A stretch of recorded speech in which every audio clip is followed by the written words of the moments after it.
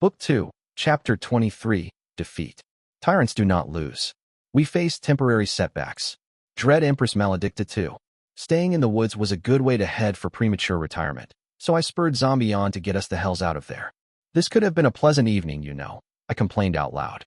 Sure, the blood-colored moon is a bit of a mood killer, but when's the last time I just went for a ride? Little girl, another hooked thing spoke from the trees. Why do you dash?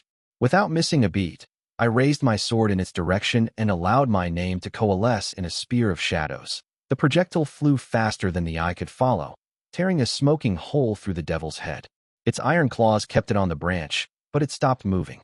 No blood, but they can still die. That's a start. My mount wove around the trunks and branches with preternatural ability, though not because of any great riding abilities on my part.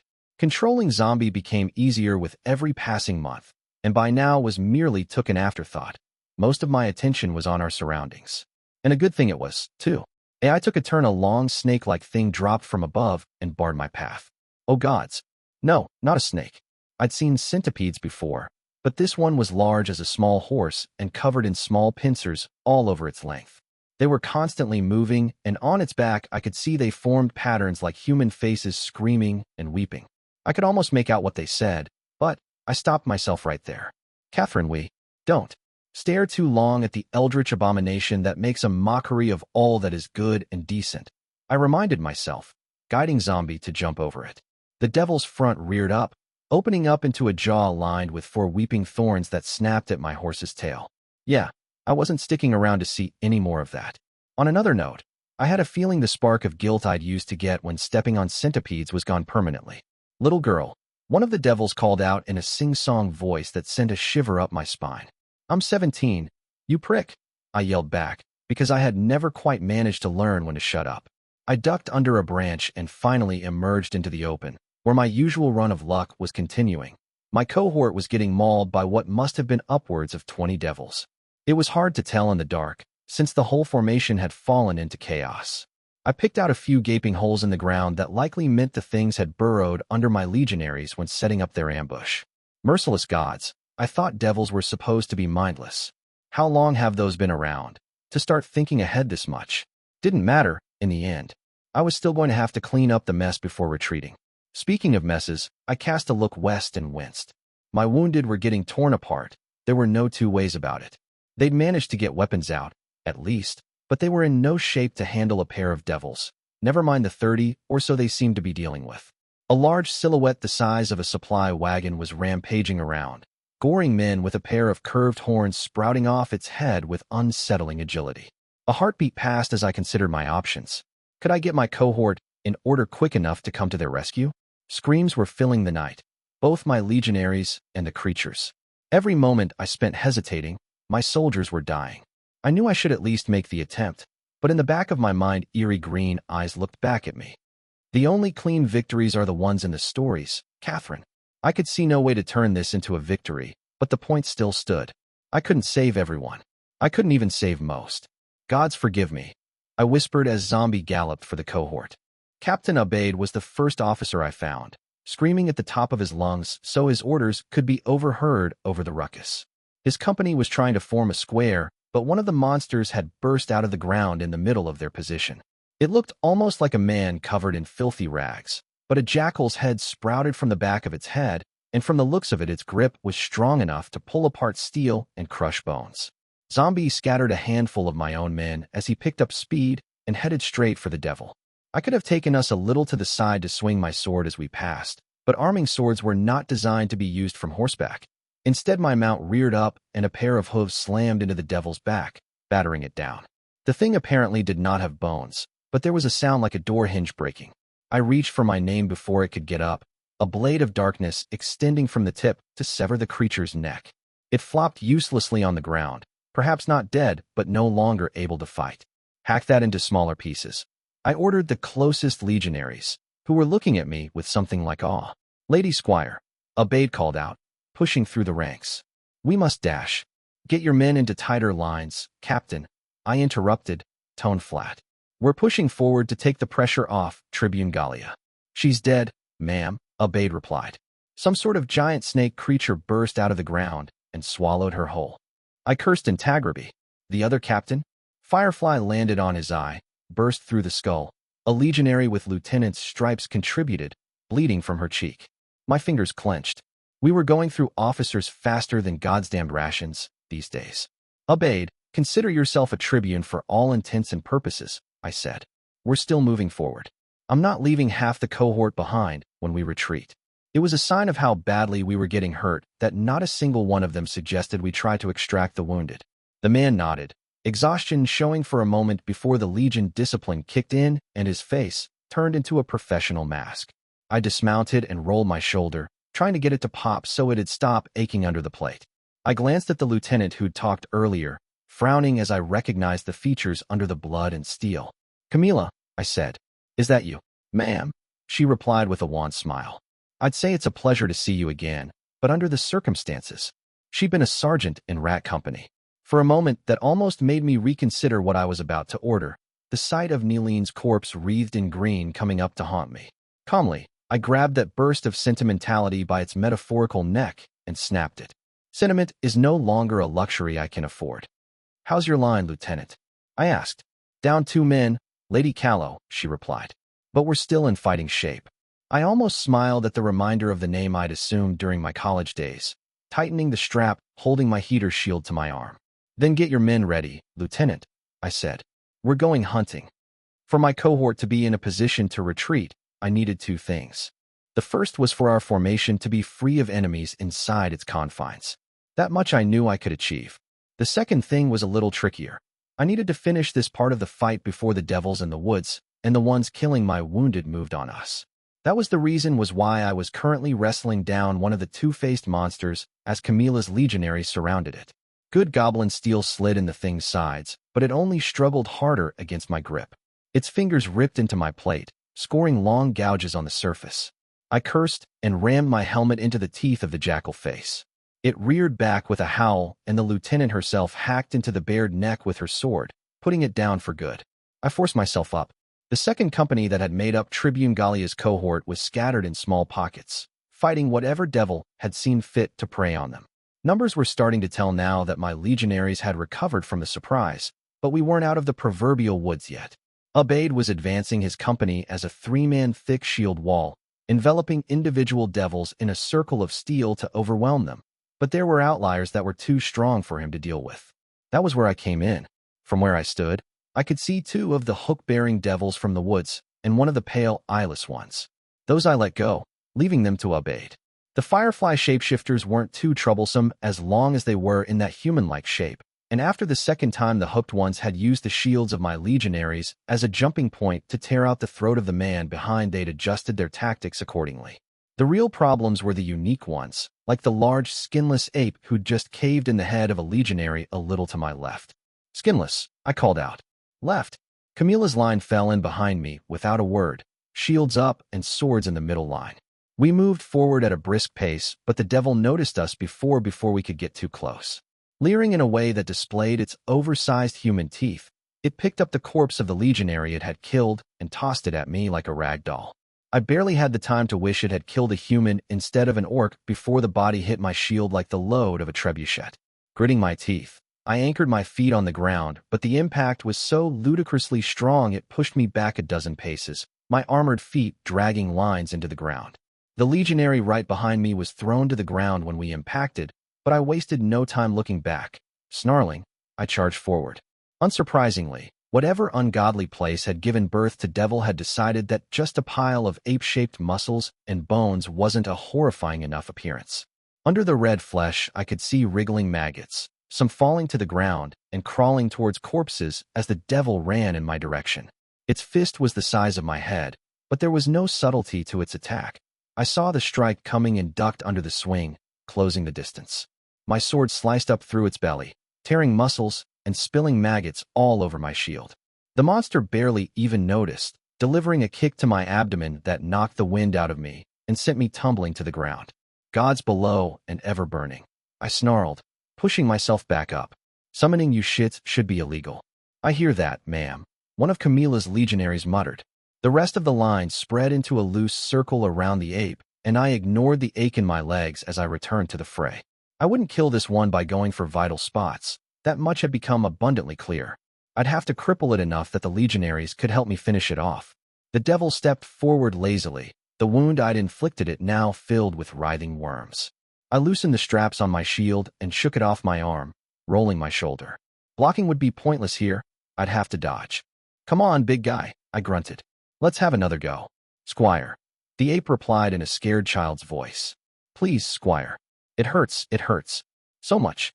I've walked the hall of screams. I spoke calmly, keeping the horror I felt off my face. Was there actually a child in there, under all the maggots? You're going to need to do better than that, if you want me to flinch.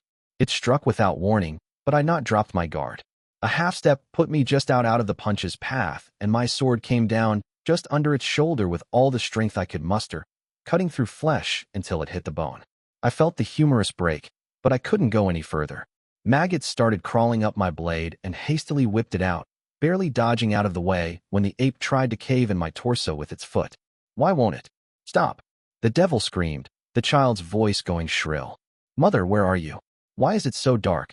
The ape reached for the wrist of its damaged arm and ripped the entire thing out of its socket, the voice of the child screaming in pain as it swung the appendage at me like a mace.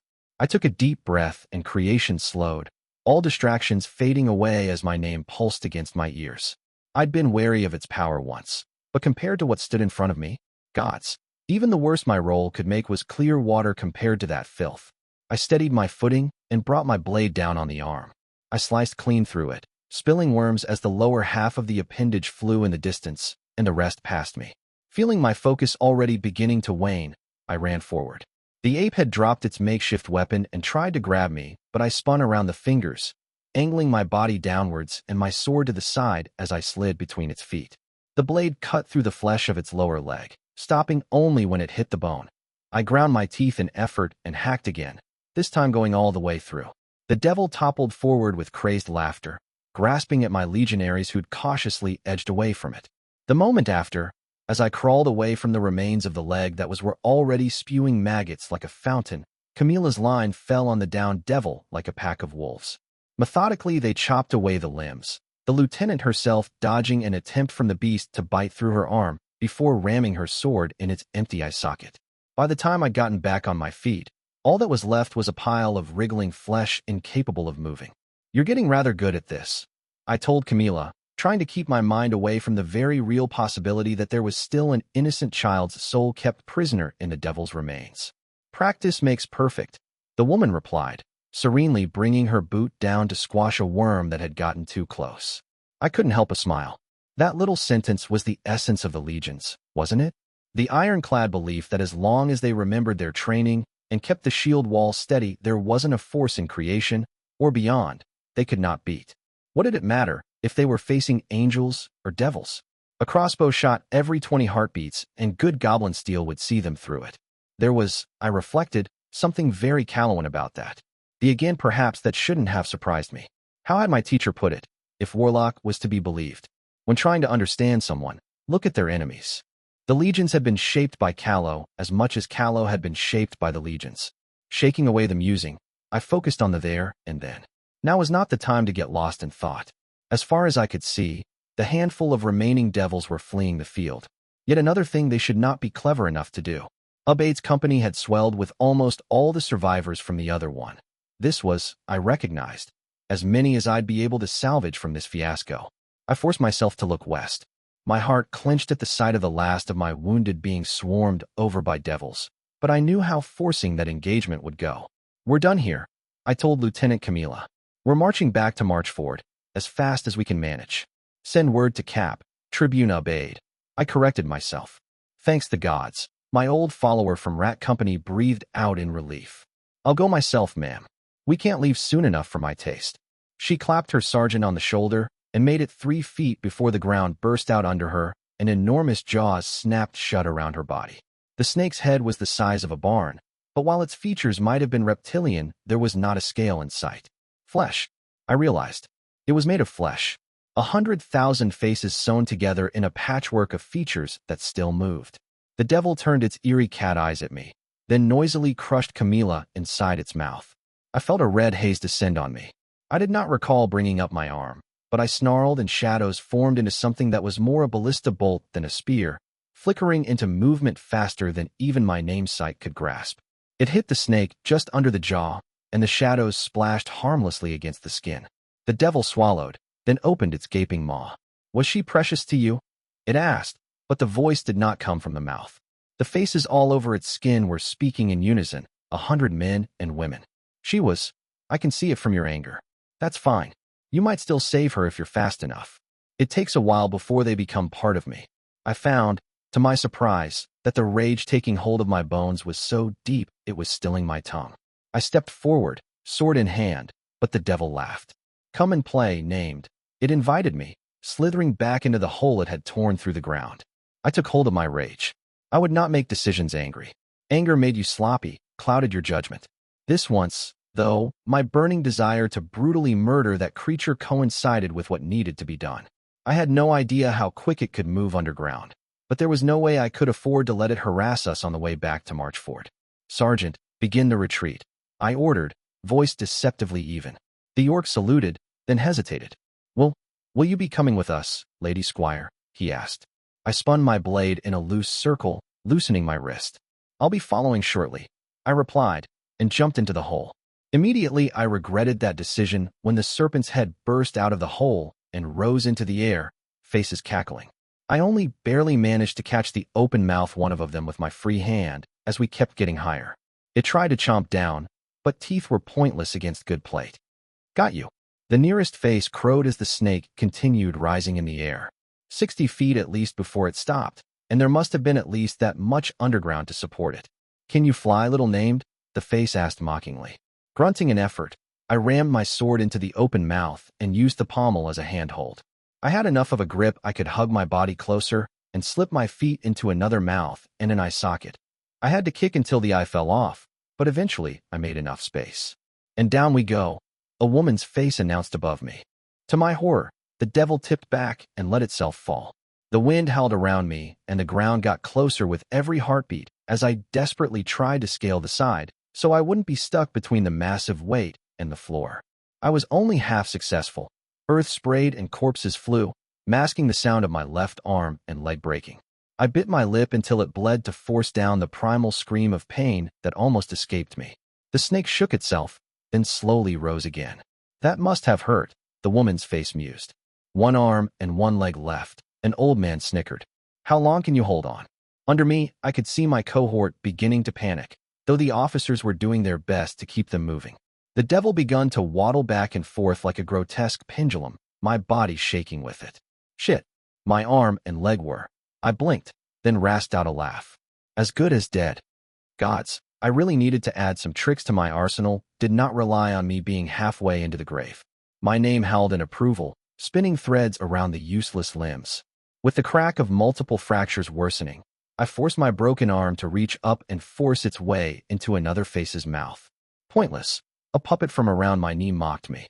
I hoisted myself up, kicking through its teeth to use its mouth as a foothold. Inch by inch, I started making my way up to the head. It tried to shake me off, shouting insults all the while, but the threads held, tightened, but did not snap. The devil screamed and let itself fall forward, counting on the momentum to flip me off its head.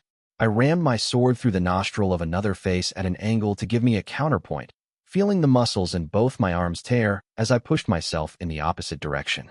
Immediately, it tried to push the other way to use it against me, but something that size could not move fast enough.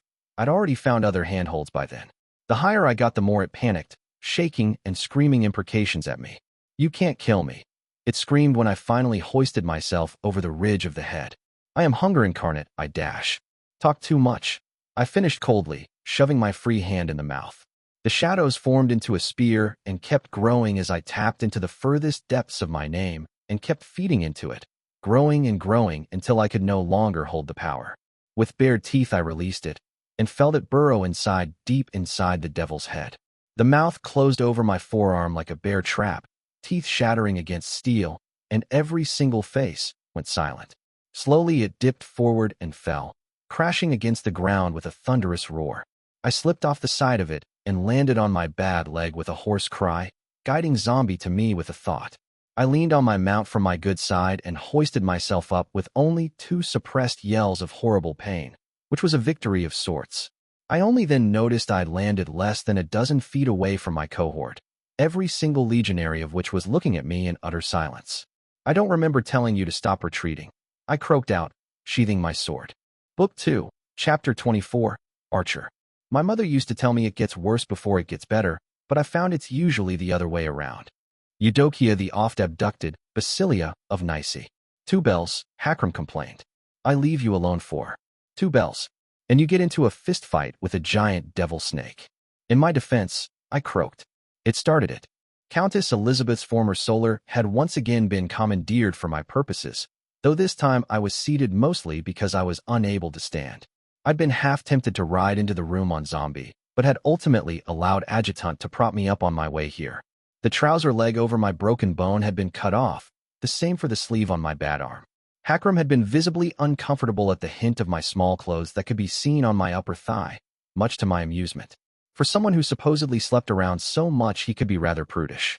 Apprentice felt up the muscles on my leg a little too hard, and I cursed him out loudly. Why do you always involve goats when you insult someone's ancestry? The Sonic mused, and I had to resist the urge to kick him in the chin. Oh, it would have hurt like a bitch, but feeling his chin given would have been so very satisfying. The mage frowned, not having noticed any of the debate raging through my mind. Catherine, did you use necromancy on yourself? He asked. I cleared my throat. I've been known to dabble. That shouldn't be possible, he noted. While broken, the limb wasn't technically dead. That does explain, however, why the inside of half your limbs is in the early stages of necrosis. That sounds bad, I said. Hakram, doesn't that sound bad? I'm still at the part of this story where you punched a snake the size of a carrot in the head and it died. Adjutant replied. It mouthed off. I defended myself. Cat, if you punch everyone who mouths off to you, will be down half our officer corps, the tall orc sighed. The surviving half would be very polite, though, Apprentice commented drily. I wasn't sure whether it was having to men I rather liked fussing over me, or because the banter was a reassuringly familiar feeling, but sitting here in relative safety, the fresh horror of the battlefield I'd barely escaped was starting to fade. Knowing Hakram, he'd probably done the latter on purpose. So what's the damage, Doc? I asked Masigo. I can fix most of this, but I'm not a priest. The mage said, a green halo wreathing his hand as he sunk his magic into my leg. Broken bones will take at least 3 days to stop being brittle. I've already begun reversing the necrosis, but if you move the limbs too much, the tissue won't heal. Not sure priestly healing would work on me at this point, I said. Took the wrong career path for that. Squire isn't a fundamentally villainous name, Apprentice replied. It's also the transitional name leading into being the White Knight. Necromancy's a bit of a hint that this isn't heading into White Knight territory, Hakram snorted. Masigo scoffed. There's nothing inherently villainous about necromancy, Adjutant, he spoke peevishly. Or any kind of magic, for that matter. Cultural taboos are just that. I've reached deep into my name, Masigo, I murmured. It's not a pleasant thing. The chubby mage smiled thinly. Spoken like someone who has never seen the aftermath of an angelic intervention. Angels are just as dangerous to mortals as devils, Catherine. Both are driven by absolutes. You only need to look at your Nemeses sword to know that. I frowned. That thing is related to angels? A shard of one, if I'm not mistaken, the dark-skinned man said.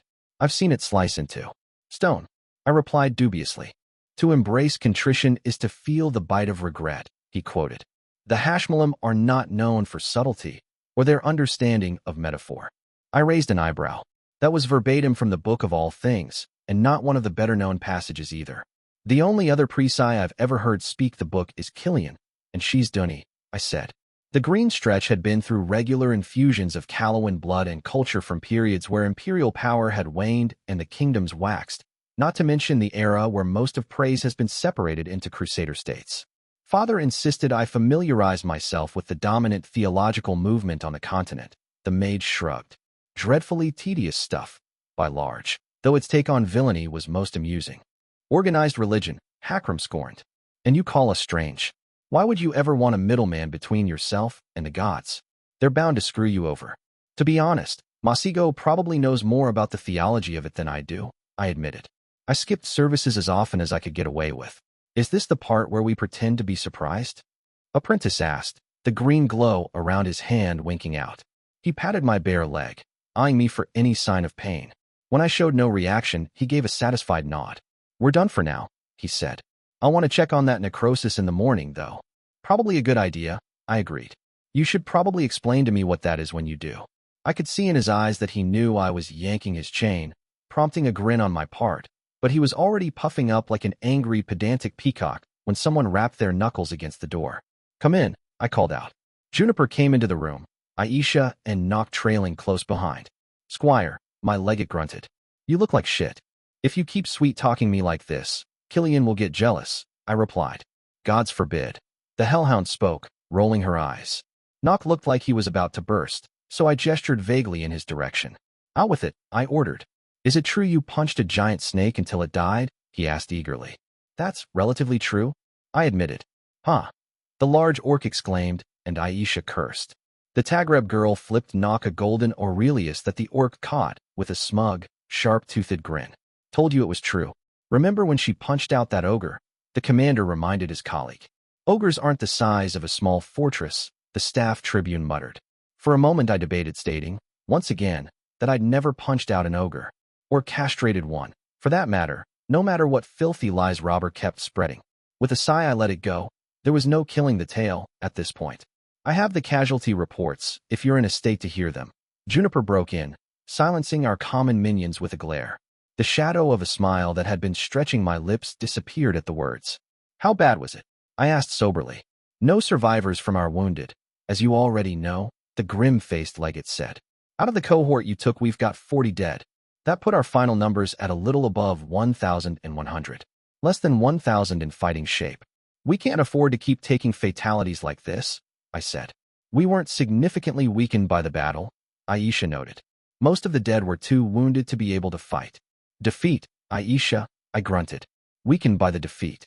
Call it what it was. She lowered her head in concession. No point in wallowing either, Squire, the hellhound said. I've had reports on the number of the devils, but I want your take. How many did you see?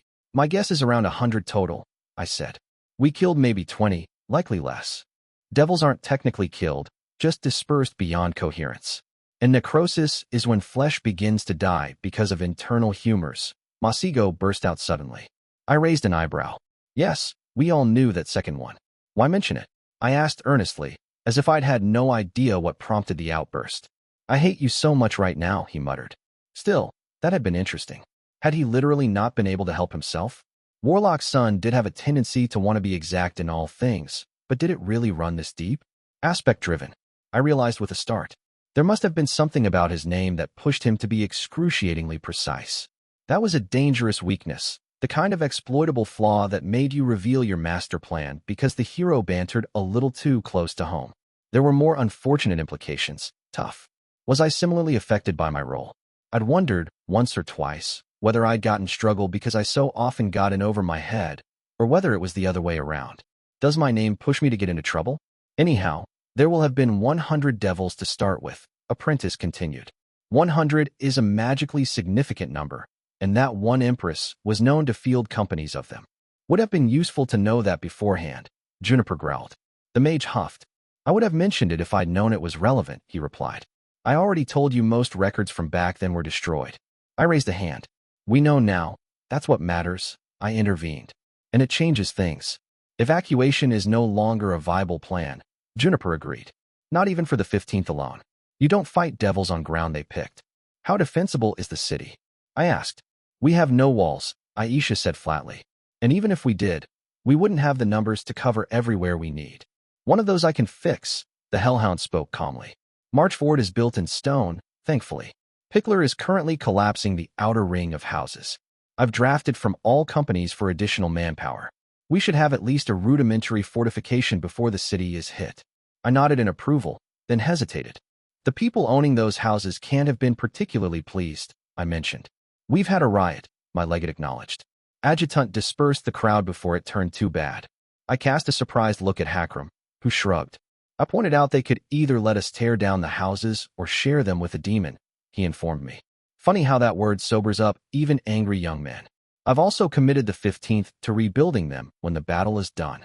That won't work twice, Deadhand. City's a pot about to boil over, Nock graveled. As soon as the light of day comes and word spreads, there'll be more rioting. Mark my words. I passed a tired hand through my hair. Bulk up our patrols, and forbid legionaries to wander off alone. I ordered. If the city rises, this is over. We can't allow that to happen. They're not making protecting their ungrateful hides very easy. Aisha spoke disdainfully. They're panicking, I retorted sharply. Civilians do that. There was a pregnant pause in the room.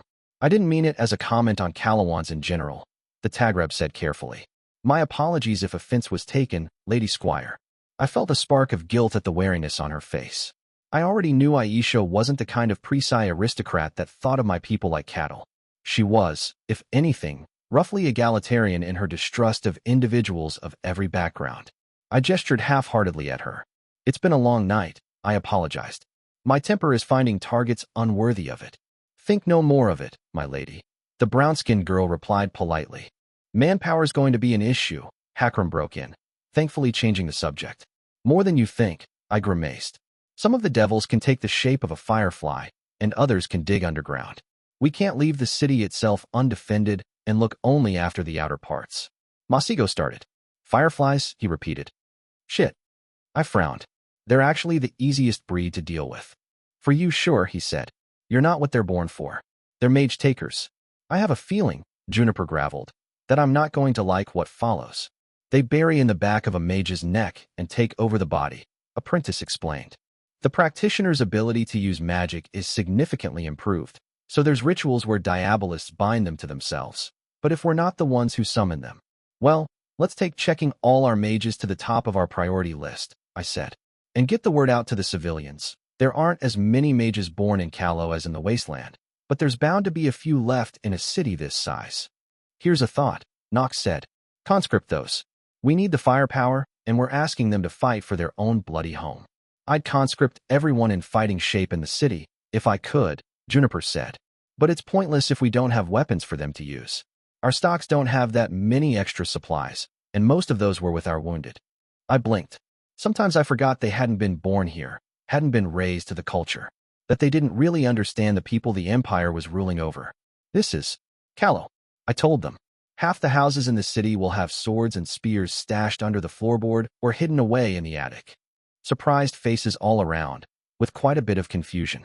The Royal Guard was never as large as the legions, even at its peak, I reminded them. Whenever Procure came through the Veil, whenever emperors marched on Summerhome, the bulk of the kingdom's host was always volunteers. Families keep arms and pass them from generation to generation. I half smiled, drawing on those nights I'd spent serving drinks in lore. So pick up your sword, boy. Here they come again. And down here in the mud, it's us who holds the line. I sang, the refrain of a song as old as the kingdom. I've heard that tune before, Hakram said. Here they come again, I told him. It was never officially banned, but imperial authorities frown on people singing it. A little too rebellious for the tower's tastes, I imagine. Having weapons is one thing, Juniper grunted. Do they know how to use them?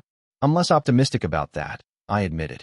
The men and women with martial training, however slight, will have been taken with the Countess when she left for Vale. Disorganized rabble can hold a choke point, given sufficient motivation, Aisha spoke flatly. I imagine not wanting their homes become a demon-infested wasteland might do the trick in that regard. Hakram cleared his throat. That's not something that can be assessed from this room, so arguing over the subject is pointless, he reminded everyone. I wouldn't discount the possibility that Countess Marchford left with most of those weapons, either. Damn, I hadn't thought of that.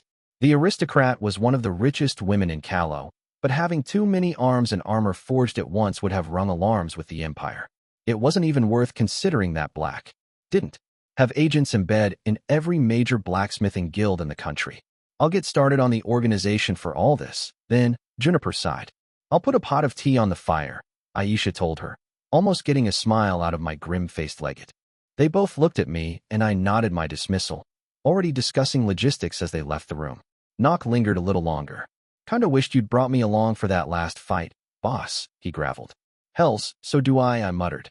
If I'd had a pair of cohorts instead of the one, we would have swept through the bastards and gotten our people out. We'll get a second round soon enough, the large orc conceded, then paused to choose his words. That was unusual enough, he got my full attention immediately. When the Silver Spears come back, after they've had a nice moonlit stroll with the demon, I'd like for my Kabili to be the one facing them. We won't know where they attack for sure, I frowned.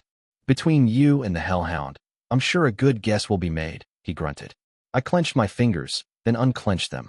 His reasons were obvious enough, though I didn't like them. A commander focused on getting payback instead of his actual tactical objectives might make mistakes.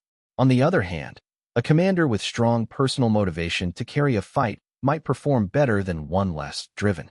Will you lose your shit if I put you in front of them? I asked bluntly. Nock's brutish face hardened, though not out of anger at me.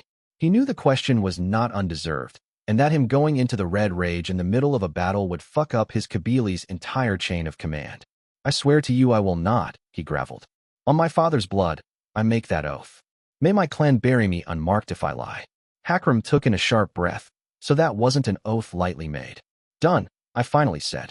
Selling that to Juniper was going to be a pain and a half, but there was a debt there to settle. He might not see it that way, but I did. The image of our friend wreathed in green flames, looking so damnably peaceful, was not one I would soon forget. I knew you'd understand, the large Greenskins said. Rest well, Callow. Tomorrow the real war starts. And with that ominous bit of talk, he left the three of us behind. Apprentice was the first to stir. I'll leave you to your sleep, then, he said. Not yet, I replied. Conscripts and bastard walls aren't going to get us through this, Masigo. All of us know that. I need alternatives. How good are you with wards? He shrugged. I could prevent anything from outside of creation from entering this room, given a bell and the right tools. I don't mean for you to ward a room, I replied. How hard would it be to cover the entire city? He began, then stopped. In saying yes, but not impossible. Didn't think you had that kind of juice in you, Hakram noted, sounding a little surprised. I don't, the mage replied. I can't think of a practitioner who would, save perhaps the dead king. But warding isn't about the power you can provide, it's about what you can accumulate. The whole point of ritualistic magic is that the impetus doesn't come from the caster's personal strength. I grimaced. This was going to end up being a blood magic thing, wasn't it? We're not bleeding people, Apprentice, I stated. We're not that desperate. He blinked, then looked offended. I'm not a hack, Catherine. I don't need sacrifices to brute force my way into higher arcana, he snapped. In her defense, Hakram intervened. When mages start talking about grand designs, someone usually ends up strapped to an altar. Inferior sorcerers, maybe, Masigo scorned, but he looked somewhat mollified. What I need is a census of the number and location of hearths in the city. All of them. I was about to ask him why when the window burst into shards of glass. I wasted a precious heartbeat in pure surprise before my training kicked in, and I reached for my sword, which, I immediately remembered, wasn't at my side. It was on the table. By the time I was on my feet, Hakram's blade was out and Apprentice was casting. My hands closed around the handle of my sword, and I unsheathed it, biting my lip so I wouldn't let out a scream and the brutal flare of pain that standing suddenly on my broken leg was causing. I'd expected to be looking at a devil, maybe one of those mage takers come from Masigo, but what I was looking at was completely different. Who I was looking at, rather.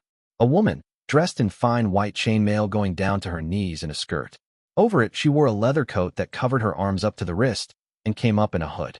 Her lower face was covered by dark linen, but I could still see her dark ochre skin betraying a bloodline from across the Tyrian Sea and delicate hazelnut eyes. On her back there was a quiver and almost absurdly large longbow strapped, but the weapon she had out was the long knife in her hand. Adjutant, true to form, did not waste time on banter. He took a swing at her without missing a beat, but she caught his wrist and twisted it, using his momentum to spin him around and have him face the spell Masigo had just let loose. The mage's eyes widened in panic and he barked something in the arcane tongue, but there was still a flash of heat, and Hakram went flying. I made to go around the table, not confident in my ability to flip it and power through. The stranger moved towards Apprentice, but with a snarl he cast another spell. Dark, squid-like flesh grew around his outstretched hand, and a flurry of tentacles spread towards the enemy at breakneck speed. The woman snorted and stepped out of the way of most of them, hand snapping out to grab a tentacle and tugging. The bespectacled mage fell forward, and she lightly jumped over him, ignoring the fact he was already halfway through another incantation. She was coming for me. There were no two ways about it. Assassin? No. The bow would be out of character, and if a calamity had been after my head, I would never have seen them coming. Who are you? I asked. She dashed forward, and I grit my teeth. Talking was apparently not an option. I made as if to take a swing at her, but instead brought up my free hand. The spear of shadows coalesced almost instantly and tore in her direction. She sidestepped it with insulting ease, ducked under my sword stroke, and socked me in the stomach. Before I was done wheezing in pain and surprise, I felt cool steel resting against my throat as she lightly put up the blade without drawing blood. "Stop casting that web of lightning, love," she spoke in perfect lower meson. "We're done here, are we?" I said calmly. "I've walked away from having my chest more or less split in half. If you think a slit throat is going to do the trick, I have a surprise for you." I was, of course, lying through my teeth. But if I'd learned anything about having a name, it was that if you said anything confidently enough, people usually took you seriously. "Is that so?" The stranger laughed. "Good to know." She took away the blade from my throat, then sheathed it with flourish. "I have to say I'm a little disappointed," she continued. "Lady Ranger always speaks very highly of the Black Knight, but if I'd wanted everyone in this room dead, you would be." I started in surprise. "You're—" The woman lowered the linen covering her face, offering me a dashing smile. "Archer," she introduced herself. "As the mandated representative of the Lady of the Lake, I've come to take custody of Hunter." Book 2, Chapter 25, Wake. Only heroes get to have the torch handed to them. Villains must take it from their predecessor's corpse. Dread Empress Militia, first of her name. Morning bell wouldn't be sounding for another hour, but I was already up and about. I'd long gotten used to 7-hour nights and the occasional shorter rest when the Legion's pace demanded it, but not even my name was enough to tamp down the horrible weariness in my bones. It had been a while since I'd taken a beating this bad. The only one I could recall that topped it was my first run-in with William. I was in no danger of ever forgetting that fight, or its aftermath. Pulled levers, and 25 Calawans died. I still felt a flash of anger at the memory, though the executions themselves did not trigger the worst of it. That role was shared between the lone swordsman for having meddled with my mind, and Black for having spoken at me. I'd grown to like my teacher more than I'd ever thought possible, but the denial of my free will was not something I would ever just get over. The previous night, I'd put off Archer's initial request for the transfer of her colleague to be done immediately, not that she'd fought me very hard on the subject. After having made her initial impression, she'd seemed pretty nonchalant about the task she'd been entrusted with. That was rather telling, though I lacked information to draw conclusions from it. The internal politics of Refuge were opaque to me, and everyone else for that matter. The one undeniable fact was that Ranger, formerly of the Calamities, ruled the city. And yet the polity was not aligned in any way with the Empire. It was considered a dwarven protectorate, if anything, though the kingdom disliked making definitive commitments to anyone on the surface. I would have thought an independent city ruled by one of elven blood would have drawn the Golden Bloom's attention, but that did not seem to be the case. Ranger herself might be a half-elf, but she'd not been spared by the elven lack of interest in anything going on outside their borders. When I found the Lady of the Lake's envoy, she was seated in a small anteroom close to where we were keeping Hunter, legs crossed as she sat in an armchair and chatted with an interested-looking apprentice. The bow from last night was nowhere in sight, and neither was the coat, leaving her in that pale mail. The dark linen that had covered her lower face had been turned into a makeshift scarf. Some of the unseelie, though they're careful about where they emerge. "There are things in the woods not even the Fae would cross lightly," Archer said, sipping at a cup. I glanced at the contents, noting she was already on hard liquor. Gods, not even the Prise like their drink this much. I'd myself broken my fast with a pot of tea and sweetened porridge I'd found already waiting when I'd emerged from my bed, because Hakram was a living treasure. "There must be several gates, then, spread across the waning woods," Masigo replied, tone enthusiastic. "Few of them have the ability to actually cross from Arcadia into creation." "Squire." The stranger of the two greeted me when I came in. "Archer," I replied. "Is that Eric in your cup?" "It's Noon and Asher," she explained easily. Masigo frowned. "No, it isn't." The ochre-skinned girl sighed. "It's an expression, love," she told him. "An inaccurate one," the mage muttered under his breath, much to my amusement. I cleared my throat. "He has this thing about being exact," I informed her. Archer cast a skeptical eye on the mage, then shrugged. "Us poor bastards raised by calamities tend to pick up quirks. I've noticed," she commented, then drained her glass. "That aside, I suppose I should get around to checking on Tinkles. Shall we proceed?" I was about to agree when I processed what she'd just said. "Tinkles," I prompted, smothering a grin. Archer gestured towards her hair. "It's all those bells he wears for some reason," she said. "Worse fashion choice than the tattoos, and that's saying something." I snorted. "There's nothing wrong with ornamenting your hair." Apprentice intervened defensively, fingering one of trinkets adorning his own dreadlocks. "They're as if you're supposed to go around quiet like," Archer retorted, rolling her eyes. Some hunter he is. He's a regular devil with the spear. I'll say that for the man, I conceded. No one who studied under the Lady of the Lake would be allowed to leave refuge if they couldn't take care of themselves, the envoy dismissed. He's still the weakest of her pupils by far. After last night's lovely interlude, I had no problem buying that. Even if I'd been a functional cripple for the duration of the scuffle, she'd still handled Hakram and Masigo like they were bumbling children.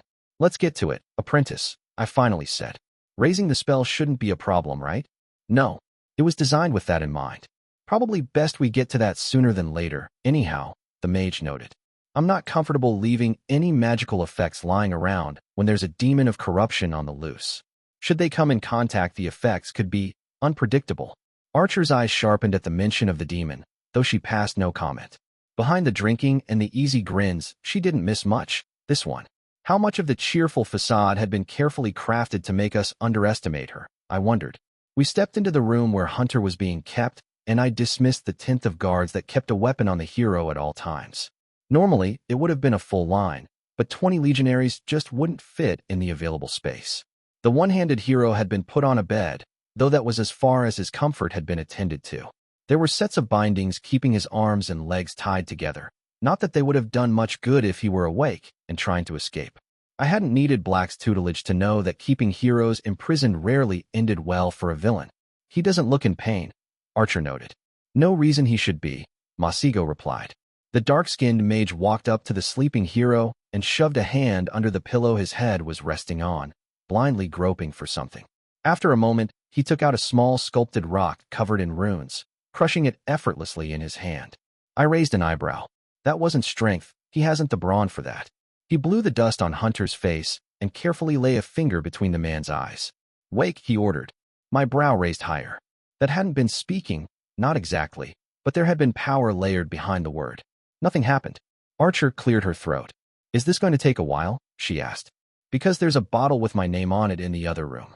Should be any moment now, Masigo replied. It took maybe another 30 heartbeats before Hunter began to stir. He yawned, and I saw his muscles tense as he went to cover his mouth, but found his arms had been bound. A moment later, his entire body moved as if to reach for a weapon that wasn't there, to the amusingly feeble result of him wiggling like a tied hog. Tinkles, Archer barked. Stop making a fool of yourself. Hunter's eyes swept the room, immediately finding his colleague, then moving on to glare at Masigo and I. Archer, he finally said. What are you doing here? Taking custody of you, she grunted, unsheathing her long knife and then reaching for his binds. I clicked my tongue against the roof of my mouth, then spent a heartbeat surprised at the typically precise gesture coming from me. When did I pick that up? He's not getting out of those before I have an oath he's not going to fight me and mine, I stated flatly. He's my responsibility now. If he does, I'll put him down myself. Archer, the hero burst out. She's a villain. She's a villain who spared your sorry arse, she spoke sharply. So watch your bloody mouth. Your entire little stun abroad has been an embarrassment to the Lady John. Refuge is going to have to pay reparations to the tower. Lady Ranger is blinded by sentimentality in this, Hunter bit back. Callow deserves to be free, even if it's run by her old friends. Funny how William's crew always talks about freedom, I spoke softly. Like it's going to feed the country when Prise burns the whole place to the ground on the way out. Like those pretty words assure you of victory instead of a field of corpses from Dormer to Vale. You are a traitor to your blood, Squire, the hunter sneered. All you deserve is dash. Archer slapped him. I don't give one damn what flag flies over Callow, John, the named said calmly. And neither should you. You know what I do care about? Following Refuge's only law. Remind me what that law is, Hunter? The hero looked mulish. I asked you a question. What is that law, Hunter? Archer repeated harshly. Whatever the lady says goes, he muttered. And what did Lady Ranger say about the Empire? She prompted. Here there be monsters, Hunter quoted. Leave it alone. But you didn't leave it alone, did you? So you lost a hand and embarrassed us publicly. A shame you can't tattoo yourself better life choices, she continued cuttingly. They're tribal, Hunter defended himself. Lots of tribes in Vale's merchant quarter, are there? Archer said, rolling her eyes. I've had tea with your parents, John. They're Drapiers, lovely old couple. The only thing they did wrong was switch you two infrequently. I was not above admitting to myself that I was finding this entire conversation delightful. A mocking grin tugged at my mouth, though I stayed out of it. For all that Archer was falling on him like a rock slide, he was still one of hers. Adding a few swings of my own might prompt retaliation. I officially surrender custody of him to you. I contributed. I suppose you'll be taking him back to refuge? Eventually, Archer agreed. He's to stand judgment before the lady. I did nothing wrong, Hunter growled. I'd plan my defense better if I were you. The woman snorted. She's already pissed. She actually has to rule the city instead of leaving it to function on its own. So your case isn't looking good. I hummed noncommittally. You'll be staying in Marchford then? Archer sighed. Anybody ever tell you you're not great at subtlety, love? Arguably that's her trademark, Masigo grinned. That, and setting things on fire. I shrugged. I'd never intended to dance around the subject. With what was coming, uncertainty about my guest was not something I could afford. We'll be under attack in a matter of days, I said. I doubt devils, or what's left of the silver spears after the demons through with them will care about your diplomatic credentials. A demon. Hunter spoke, tone aghast. Gods, Squire, what did you summon? This wasn't my doing, I retorted sharply. I'm just cleaning up the mess, and I'd rather not lose 10,000 innocents in the process. Apprentice and Adjutant can only do so much, and I'm still wounded. An additional named might make the difference. I'm not sure I could kill a demon, Archer admitted. I frowned. You're a villain? I'd assumed otherwise. Not all roles are so clear-cut, the stranger replied. Well, that explains everything, I commented drily.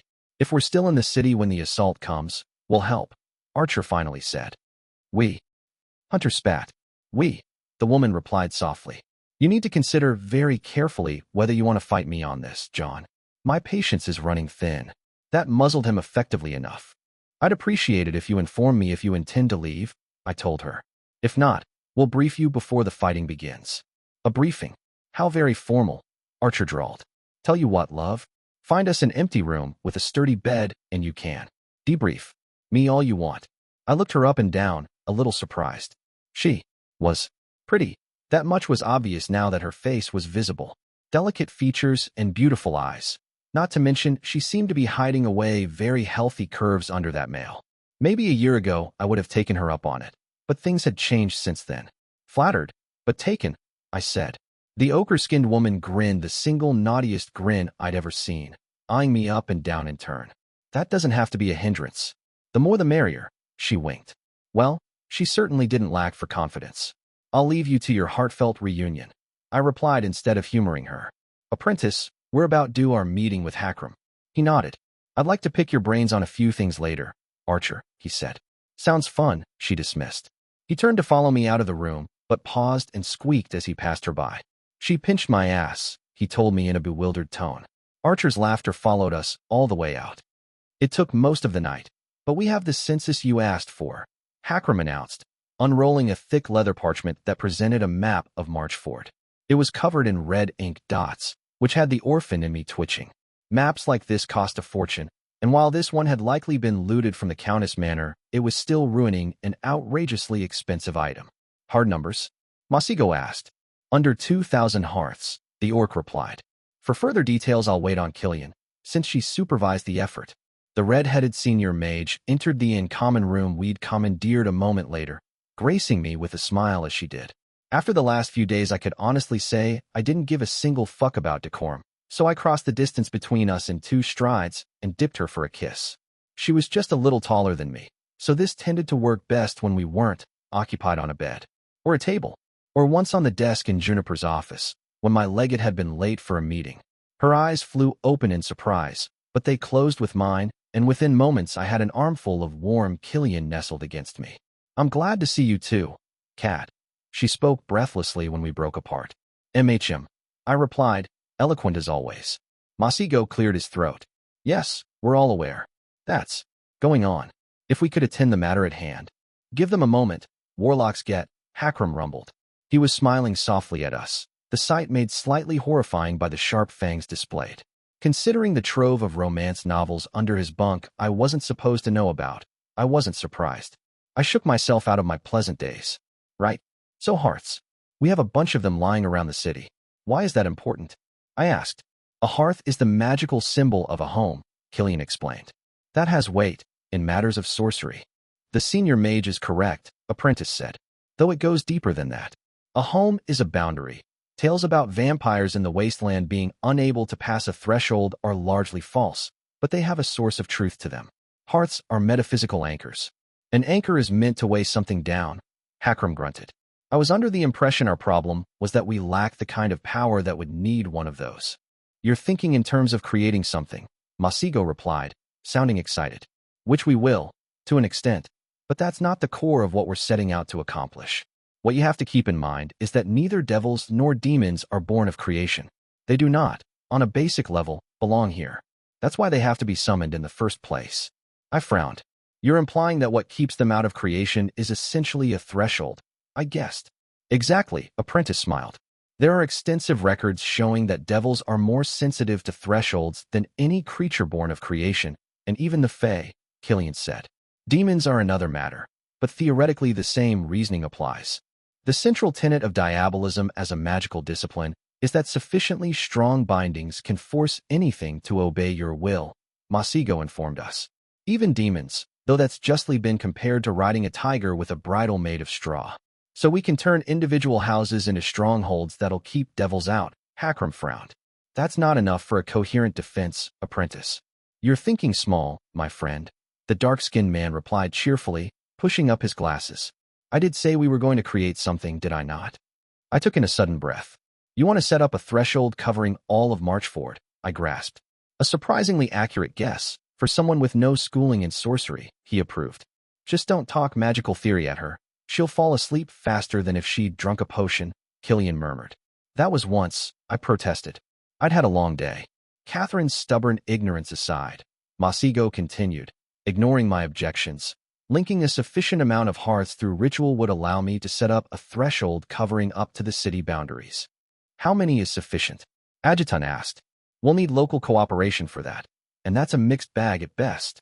24, Apprentice assessed. We could link more, but we'd be trading power for precision. I did not think it a coincidence that the 24th Helm marked the transition from demons to devils. That's a pattern, I said. What do you need to power it? For the initial phase I'll need half a dozen mages per hearth, and myself at the center to guide the working, Masigo replied. After that, we'll need to keep a fire running in every hearth. That sounds easy enough, I frowned. This is not something we can afford to mishandle, Catherine, the bespectacled mage replied. A ritual is not a permanent ward, and the fires will be the component that allows it to keep functioning. If a single hearth stops burning for even a heartbeat, the entire ritual will collapse. If it does, Hakram asked quietly, what happens to the magic that was in the ritual? Every other hearth will blow up and devour everything within 30 yards, at least, Masigo admitted. I could have made this more stable given time, but slapping together a ritual at the last moment always carries certain issues. I remained silent, clenching my fingers and unclenching them. And this threshold will keep the devils out. I asked. Yes, he agreed, meeting my eyes squarely. Then do it, I ordered. But I want you to leave one part of the city uncovered. I traced a rectangle with my finger on the city map, facing the hills where the demon dwelled. I'll need more mages to set up artificial boundaries, but it can be done, Masigo frowned. May I ask why? I half-smiled. You ever read the commentaries on the campaigns of Dread Emperor Terribilis II? Hakram let out a chuckle. Armies are like water, the tall orc quoted. They take the path of least resistance. That's our killing alley, I grunted. It's where they'll attack, and it's where we'll bleed them. Apprentice's eyes glittered with something like savage joy. I think I can do a little better than that, actually. I'll need to run the numbers first, so we can discuss it later. I nodded. There's one last matter, I said. There was no sign of surprise from anyone at the table, which got a raised eyebrow from me. You've been looking like you're sitting on something, Hakram said. Huh, I need to work on that. It was something of a liability. When you first met Hakram, you could tell he was about to come into a name, I told Masigo. My glasses have several enchantments on them, he explained. Father's work. And what do those enchantments tell you when you look at me? That you're on the edge of your third aspect, Apprentice replied. I thought as much, I grunted. But I can't afford to wait around for it. Black did this thing, in lore, that had me go into a lucid dream. That. Masigo grimaced. Yes, I could trigger the epiphany early. I would not recommend that, however. It's one thing to give a name an early start, another to force an aspect. It will be weaker than if you'd waited for it to coalesce in due time. Last time I fought the devils, I broke an arm and leg, I said. The demon will be in a whole other class. It doesn't matter if I'm weaker in the long term if I don't get to the long term. There are risks, Catherine, the the mage cautioned me. If we're already being affected by the corruption, a failure in your dream could be nothing short of disastrous. I beat odds, Masigo, I replied honestly. It's what I do. It's the talent that got me this name in the first place. The bespectacled mage stirred. That kind of talk, he spoke softly, has me worried. Our life isn't for the faint-hearted. I reminded him. Risk doesn't worry me unduly, he replied patiently.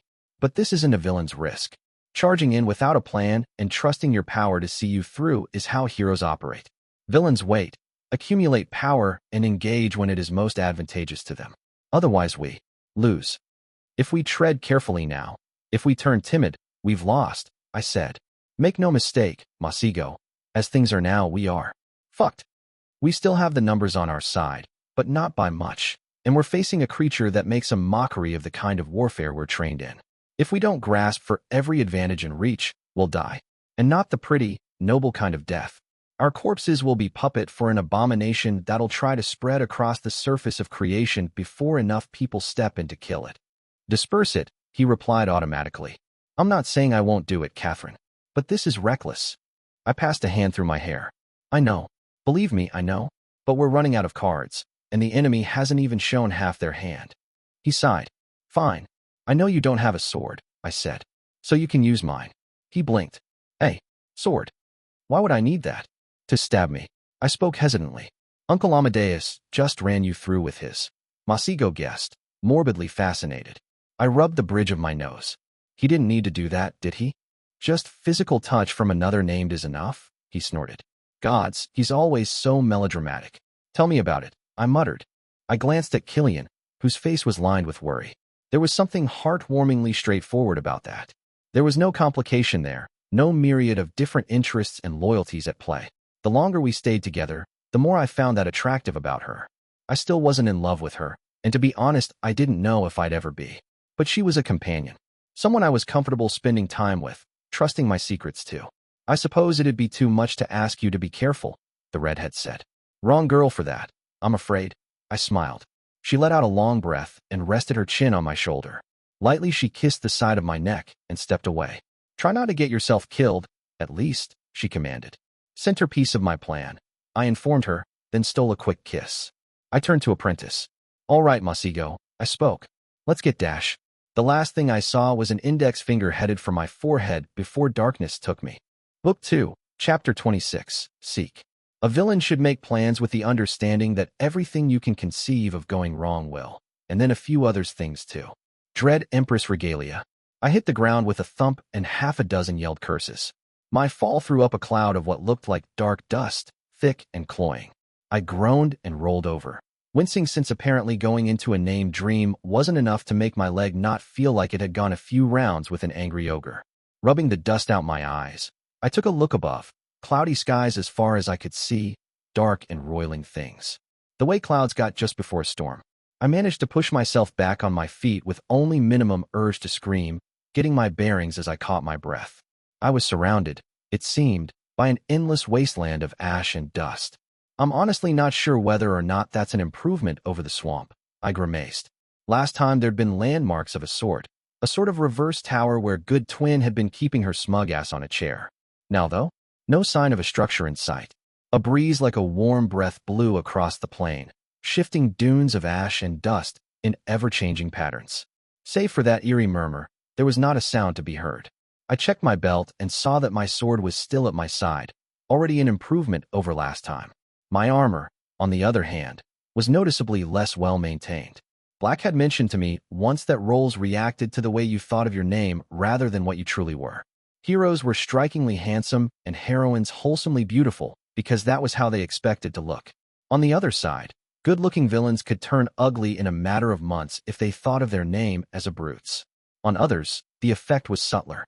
Warlock was said to have stopped aging in the prime of his life. Militia at the peak of her beauty, and my teacher hadn't changed one speck since the day he'd become the Black Knight. What I thought of myself through the lens of my name did not seem much different from the way I'd always been. It did, however, seem to include slightly unkempt armor. Maybe that'd change if I stopped allowing Hakram to arrange have it polished for me.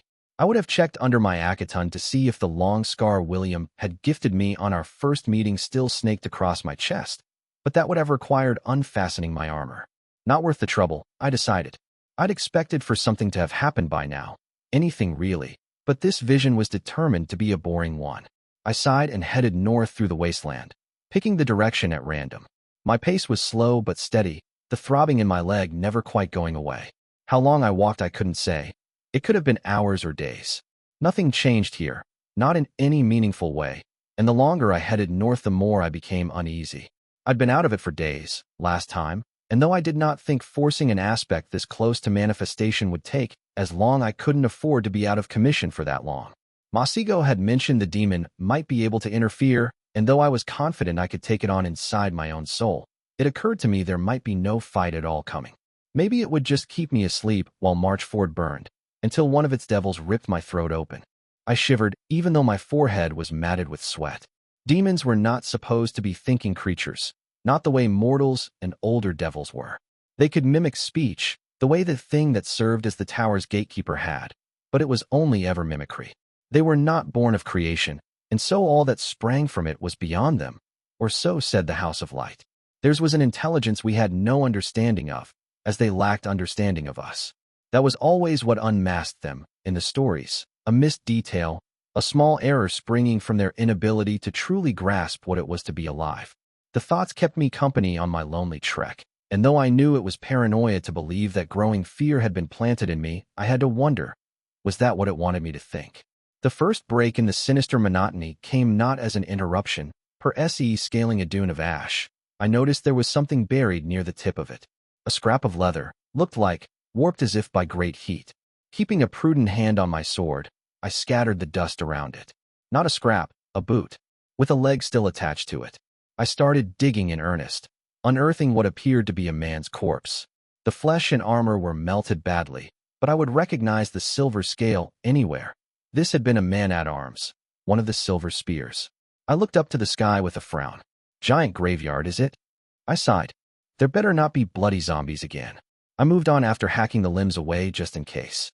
That first finding seemed to have been the droplet to tip over the vase, because I now found a dead body every few moments. Silver spears at first, men-at-arms and cataphracts forever riding their butchered mounts under the ash, but eventually I started coming across legionaries. Men and women of the 12th, who died when I'd thwarted the lone swordsman in Summerhome. By the time I stumbled on the first of mine, I'd steeled myself for it. A Sonic girl, her corpse not quite desiccated enough to hide the sword wound that had split her head in half. My fingers formed a fist, and I ground my teeth. I walked the battlefield when the blood was still fresh, I told the sky. I did not flinch then. Do you really think I'll flinch now? There was no answer, not that I'd expected one. I pressed on. It shouldn't have surprised me, but it did, when I found Neeling's corpse. No flesh remained, and the bones had been blackened as on his pyre, but the senior tribune's markings on his armor betrayed his identity.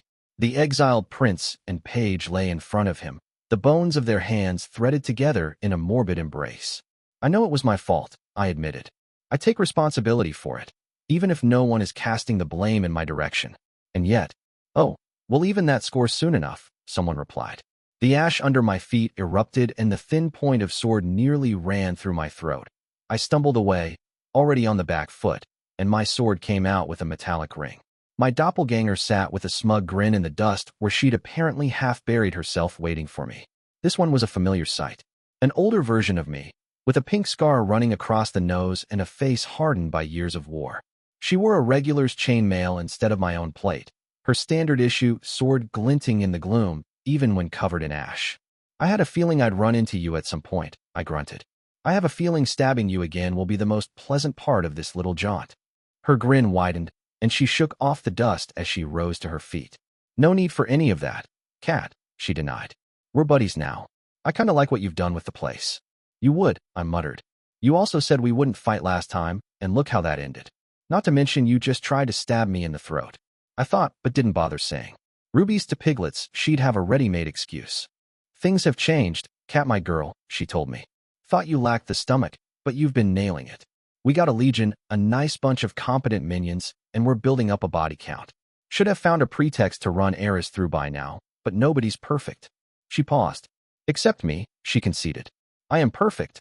I wished I'd looted a boot off a corpse, if only so I could throw it at her head. They're not my minions. I replied through gritted teeth. They're my friends. The calamities are living proof you can be both, the doppelganger dismissed, then leaned forward. But before you go all righteous on me, sweet cheeks, answer me this.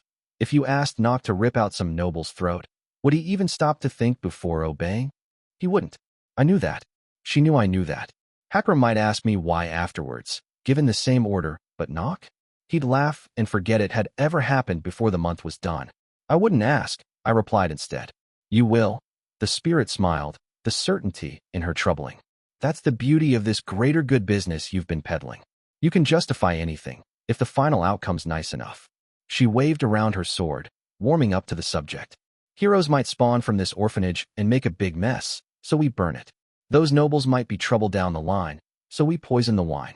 That officer will be a liability when I commit treason, so in the worst of the fight she goes. I haven't done any of those things, I retorted. You're just pushing my position to extremes and pretending that's the rules I obey. I can't help unless I'm higher up in the ranks, so I engineer a war, my twin said softly. Extremes? I'm just getting us to the logical conclusion. Don't get me wrong, Cat. I'm on board with this greater good wagon you're driving. I just want us to stop pussyfooting around and get some real changes going. It won't get to that, I snarled. I won't. Let it get to that. The doppelganger lightly rested the flat of her sword against her shoulder. See, this is the kind of thinking that's holding us back, she complained. We're not the good guys here, Cat. Let's just stop pretending, why don't we? We're the girl that sees something that needs to be done, so we do it the best we can. If that means a few thousand people die? She shrugged. Well, people die all the time, she said. Can't make an omelet without burning a few armies, sacking the villages they came from, and salting the land that spawned them. The entire point of this, I replied coldly, is to avoid putting Callow to the torch. If I didn't care about the state of the country in 20 years, I'd be with the swordsman waving a rebel flag. Callow burns, sweetheart, she laughed. That's what it does. It burned whenever the Empire came knocking its summer home. It burned whenever the first prince decided it was time to expand the borders. We're the battlefield of this continent. Hells, the only time the kingdom wasn't putting out fires was when we were starting some of our own on the other side of the border. That's why we pay taxes to the tower now, I said. The war doesn't end until someone won, and there's no real way to beat Prise for good. They tried it, after the Second Crusade, and gave birth to Dread Emperor Terribilis instead. So they win and they rule Callow. Now I just make that rule work. And we finally break the goddamned cycle. No more invasions. No more villages put to the sword so that a different flag waves over Lore. And you think the rest of Calernia is just going to take that? The twin laughed. No, we don't get off that easy. Nobody wants praise with a granary, Cat. Hiding behind the mountains and fortifying the Vallas just buys everyone a few years until the armies are mustered and the dance begins again.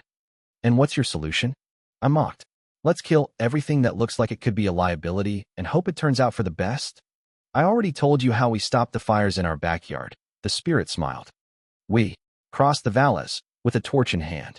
If everyone else is running from the blaze, they're not making trouble for us. This is why evil loses. I realized. By overreaching, by thinking you could put all of Calernia on the defensive and not be buried by the backlash.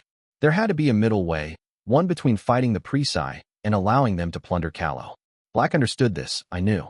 He'd marginalized the nobles of the former kingdom and gone to work on the people themselves, tried to remove any reason for rebellion rather than crush those that formed. I couldn't change Callow, I knew that deep down. I wasn't sure I should, but I could change the system that ruled over it, one victory at a time. Where's the other one? I asked. Good twin died in a tragic accident, the doppelganger informed me. Her tombstone's over there. I warily cast an eye where she was pointing, noting there was an actual tombstone. Of sorts. Someone had taken a legionary's breastplate and sunk it into the ground as a marker. My name vision worked just fine, so I could make out the inscription on the metal. I mouthed off. I read, then sighed. Did you murder her? Calumny. The doppelganger protested, deeply offended. She died of natural causes. I frowned. Is that the name of your sword? The doppelganger gave me a shit-eating grin. Allegedly. Can anything die a permanent death here? I asked. Who even knows? The twin shrugged. If you listen closely, though, you can still hear her spirit whining in the wind. I tried to listen, if only out of morbid curiosity. There was, to my surprise, a noise coming from the tombstone. The breastplate shuddered, then tipped over. A figure emerged, to the dramatic gasping of my current company. Once more an older version of me came into sight, her short hair and once pristine white robes now marred by ash and dust. A zombie, the evil doppelganger announced. Quick, kill it before it devours us. You, bitch. The newcomer gasped, glaring at the wretched spirit. You buried me alive. Are any of us here really alive, though? The other deflected, affecting a thinking pose. I rubbed the bridge of my nose. No wonder I ended up and over my head all the time. If this was what the inside of my soul was like. Your squabbles are of no interest to me, I informed them. I'm here for my third aspect. I don't suppose either of you can point me in the right direction. Ah, the evil twin grimaced. Bit of a problem there. The good doppelganger rose from her grave, dusting herself off angrily. You are reaping what you have sown, Catherine Foundling, she barked. Selling your soul to hell gods attracts their like. We have a squatter is what she means, the other contributed. Fucking hells, I cursed. Exactly, the white-robed twin agreed tartly. My fingers tightened against the grip of my sword. You're saying it's inside my soul? I asked. We were real close to that third aspect, the scarred doppelganger noted. Now it's sitting between us and it. Asking how that was possible seemed more trouble than it was worth, so I held my tongue. I was not in the mood for a lecture or another flippant answer. I cocked my head to the side. So you know what it is? Lame, is what it is, the evil twin muttered. A sign you may not yet be beyond hope, the other one countered. It is. Seek. What I heard did not come out of the white-robed girl's mouth. The word coiled through my veins, and I fell to my knees, retching drilly into the ash. Something was smiling at me, just beyond the edge of my vision. Both of the spirits had gone pale and shivering. What was that? I whispered hoarsely. You know what it was, the white-robed doppelganger murmured back, helping me up to my feet. For the life of me, I could not manage a reply. I felt soiled, like I'd been dipped in filth until it had seeped into my skin and permeated even my bones. And you just let that thing be? I croaked. Not a fight we can win, the other one admitted. It's been giving it a shot, though. Your name. My head swiveled in her direction. You mean? You're fond of that little metaphor comparing it to a beast, aren't you? The evil twin smiled grimly. Roles are bound by perception, the white-robed one said. Though the shape you have given your power is deplorable, I will not deny it has a certain martial might. The scarred doppelganger walked up to me, color slowly returning to her cheeks. She patted some dust off my shoulders, then clapped me on the back. Show that bastard the door, cat, she ordered. Then wake up and give that hot redhead a good seeing to, would you? Of all the things we've been nailing lately, she's definitely top of the list. I slapped away her hand. The day I need a pep talk from you is the day I retire, I grunted. Shit, how bad was this demon for even that backstabbing pain in my ass to be trying to be encouraging? Oh, she mocked. Are we dash? The breastplate impacted the back of her head brutally, knocking her to the ground. That, the good twin snarled, was for burying me alive. The other doppelganger did not even stir. I raised an eyebrow at her, reluctantly impressed. Go, she said tiredly. That creature plaguing us is worse than what even evil can muster. You do the work of the heavens in ridding us of it, however unwillingly. I rolled my eyes, but the memory of the way it had spoken to me was too fresh for me to make an issue of this. I had more pressing business, regardless. By the time I'd made it to top of the nearest ash dune, there was no trace of either of them. My surroundings had shifted, wiping it all away. And yet I was not alone. Something was following me, large footsteps creaking against the ash as the beast stalked me. I closed my eyes and took a deep breath. This is my name. I own it. It does not own me. Come out. I spoke. There was a mocking huff of laughter, but the beast strode out of its hiding place. I'd wondered what my role would look like, given flesh, and now I had my answer. No fur and bones for my monster. Only the shifting shadows I'd learned to craft spears out of. It must have been the size of a barn, but it moved with deceptive swiftness, coiling around me in an instant. It opened jaw larger than my head, ivory fangs clicking just in front of my nose to see if I'd flinch. Its breath was cold, like the bite of the wind in winter. I stilled the fear that set my heart beating and forced myself to meet its eyes. Darker shadows, the difference between shade and the deepest of night. I'm not afraid of you, I lied. The jaws opened again, and in a flash the teeth were closing around my neck. My fingers turned white against the grip of my sword, but I did not flinch. Satisfied, the beast drew back. It stalked away from and shook itself, heading north without another look. Silently, I followed after wiping the beads of blood where the teeth had pierced my skin. It was not long until we found it. It sat alone on a dune, looking at the sky. It looked, I thought, like a child's drawing of a person. Pink, naked, hairless flesh from its toeless feet to the crown of its head, where I shuddered at what I saw. If it had been tentacles or horns, I might have simply thought it a monster and dealt with the fear, but it was neither. Just darkly colored flesh, cut into smaller threads as a sordid parody of hair and perfectly combed. It did not turn when we approached.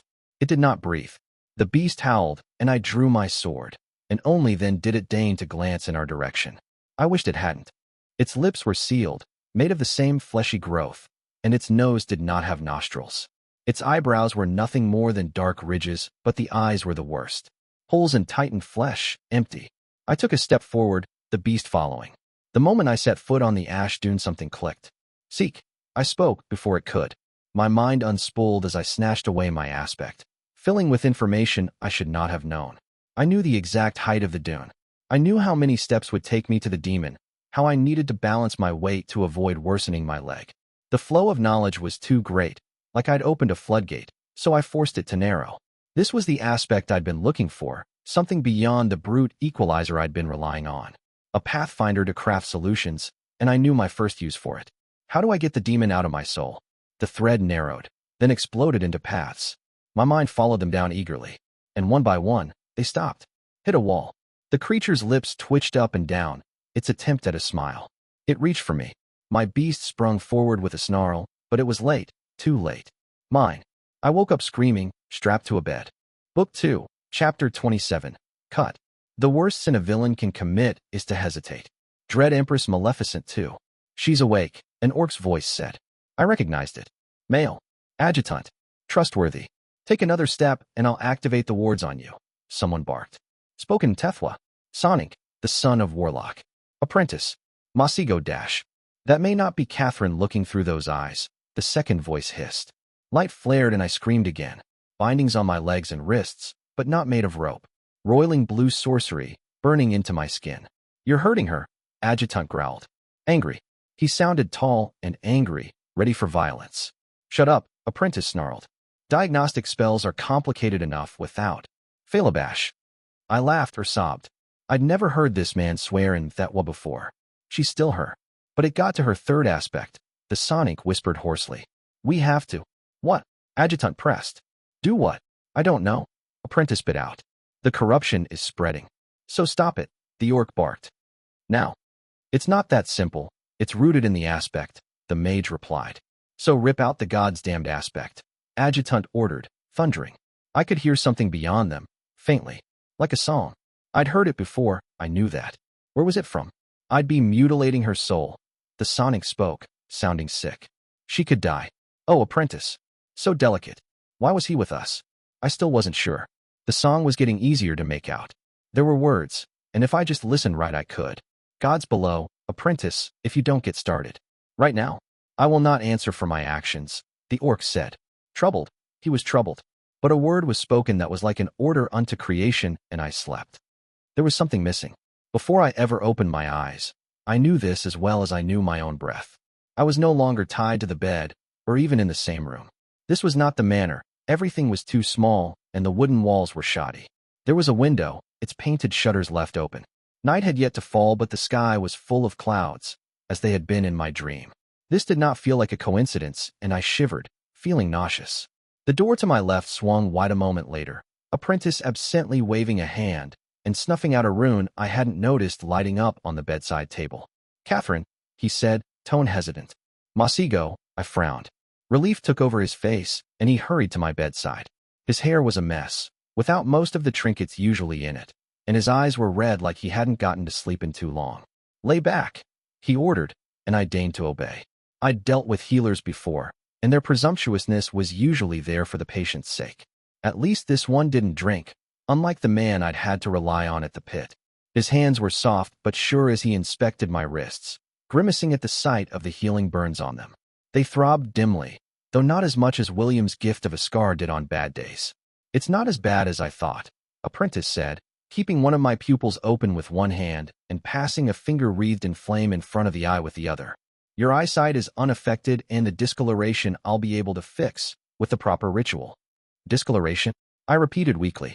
There was a strange taste in my mouth, and not the kind you got after a long sleep. Someone had fed me a potion. Everything still felt hazy. Masigo paused, smothering the flame and taking his hand out of my sight. "I'm sorry, Catherine," he said. "Burning out the contamination was harder than I thought. Some of the effects may be permanent." "I feel fine," I protested. "I know," he acknowledged.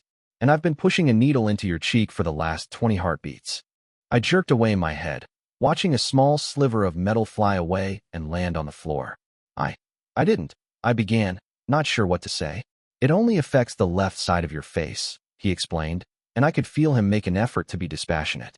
I appreciated that more than I could put into words.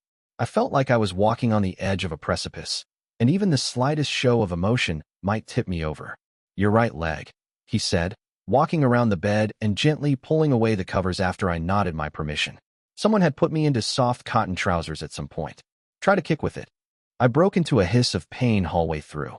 A shadow passed through Masego's eyes, gone as quickly as it had come.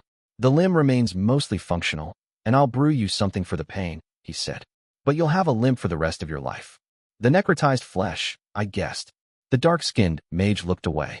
"If I'd begun to work on containment quicker, you'd still have full functionality," he admitted, ashamed. I closed my eyes. Every inch of me wanted to lash out at him right now.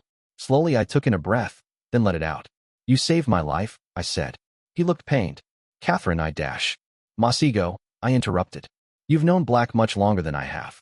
If he knew I'd been corrupted by a demon, what would he do?" The bespectacled man let his fingers ball into a fist. "He'd kill you," he said softly. "Immediately, without warning, and destroy the corpse. He would then quarantine everyone you'd come in contact with and do the same to anyone affected, however slightly. And he'd be right to do so," I whispered. I let a long moment pass, which he seemed unable or unwilling to break. Several times he opened his mouth, then closed it. I scrambled for whatever little strength I had left in me and steeled myself. "Tell me," I ordered. "Tell me why I feel like I'm missing a limb I've never had." The dark-skinned man bit his lip. "I operated on your soul," he said. "The aspect that got corrupted needed to be cut out, or it would continue to spread." I forced my hands to stop shaking. "It's gone, the entire thing?" "And some other parts of your soul," he admitted. I did not have the right tools to be entirely precise. I smiled bitterly. My body was already a mangled mess. Even if mage healing had seen to it, precious few scars showed. Now it seemed my very soul was following suit. I wondered what would happen if they buried me in consecrated grounds after my death. The thought sent a fresh shiver of fear down my spine. Tinkering with a soul in any way was blasphemy of the highest order. "No replacement will grow, will it?" I asked softly. "The name of Squire is permanently crippled," he replied just as quietly. I looked away, through the window. The clouds were roiling, just like the magic that had bound my wrists when I'd been screaming. I forced a smile on my face. "I suppose I'll have to do with two aspects then," I told him. Masego's face was unreadable, and for a long moment he remained silent. "You don't have to do that, you know," he finally said. "I was raised by a villain. I know we're not untouchable. We bleed. We cry. I can't afford either of those," I replied, keeping my tone calm. "I don't have the time for it. I don't think you can afford. Not to. Not anymore," Apprentice said. "Black Dash," I started. "Wept when he buried his parents." Masigo interrupted me gently. "Father was there, so I know." "I am not weak," I snarled, the words escaping me against my will, and my fist broke the bedside table into kindling. He did not flinch. "It's not a weakness to acknowledge when you've been hurt," the bespectacled man replied. "We all have to stop sometimes. Roles don't make us more than human, Catherine. They just give us powers and responsibilities." He was speaking from the heart, and maybe that was why I didn't ram my fist into his face. He was too genuine to be trying to hurt me, at least willfully.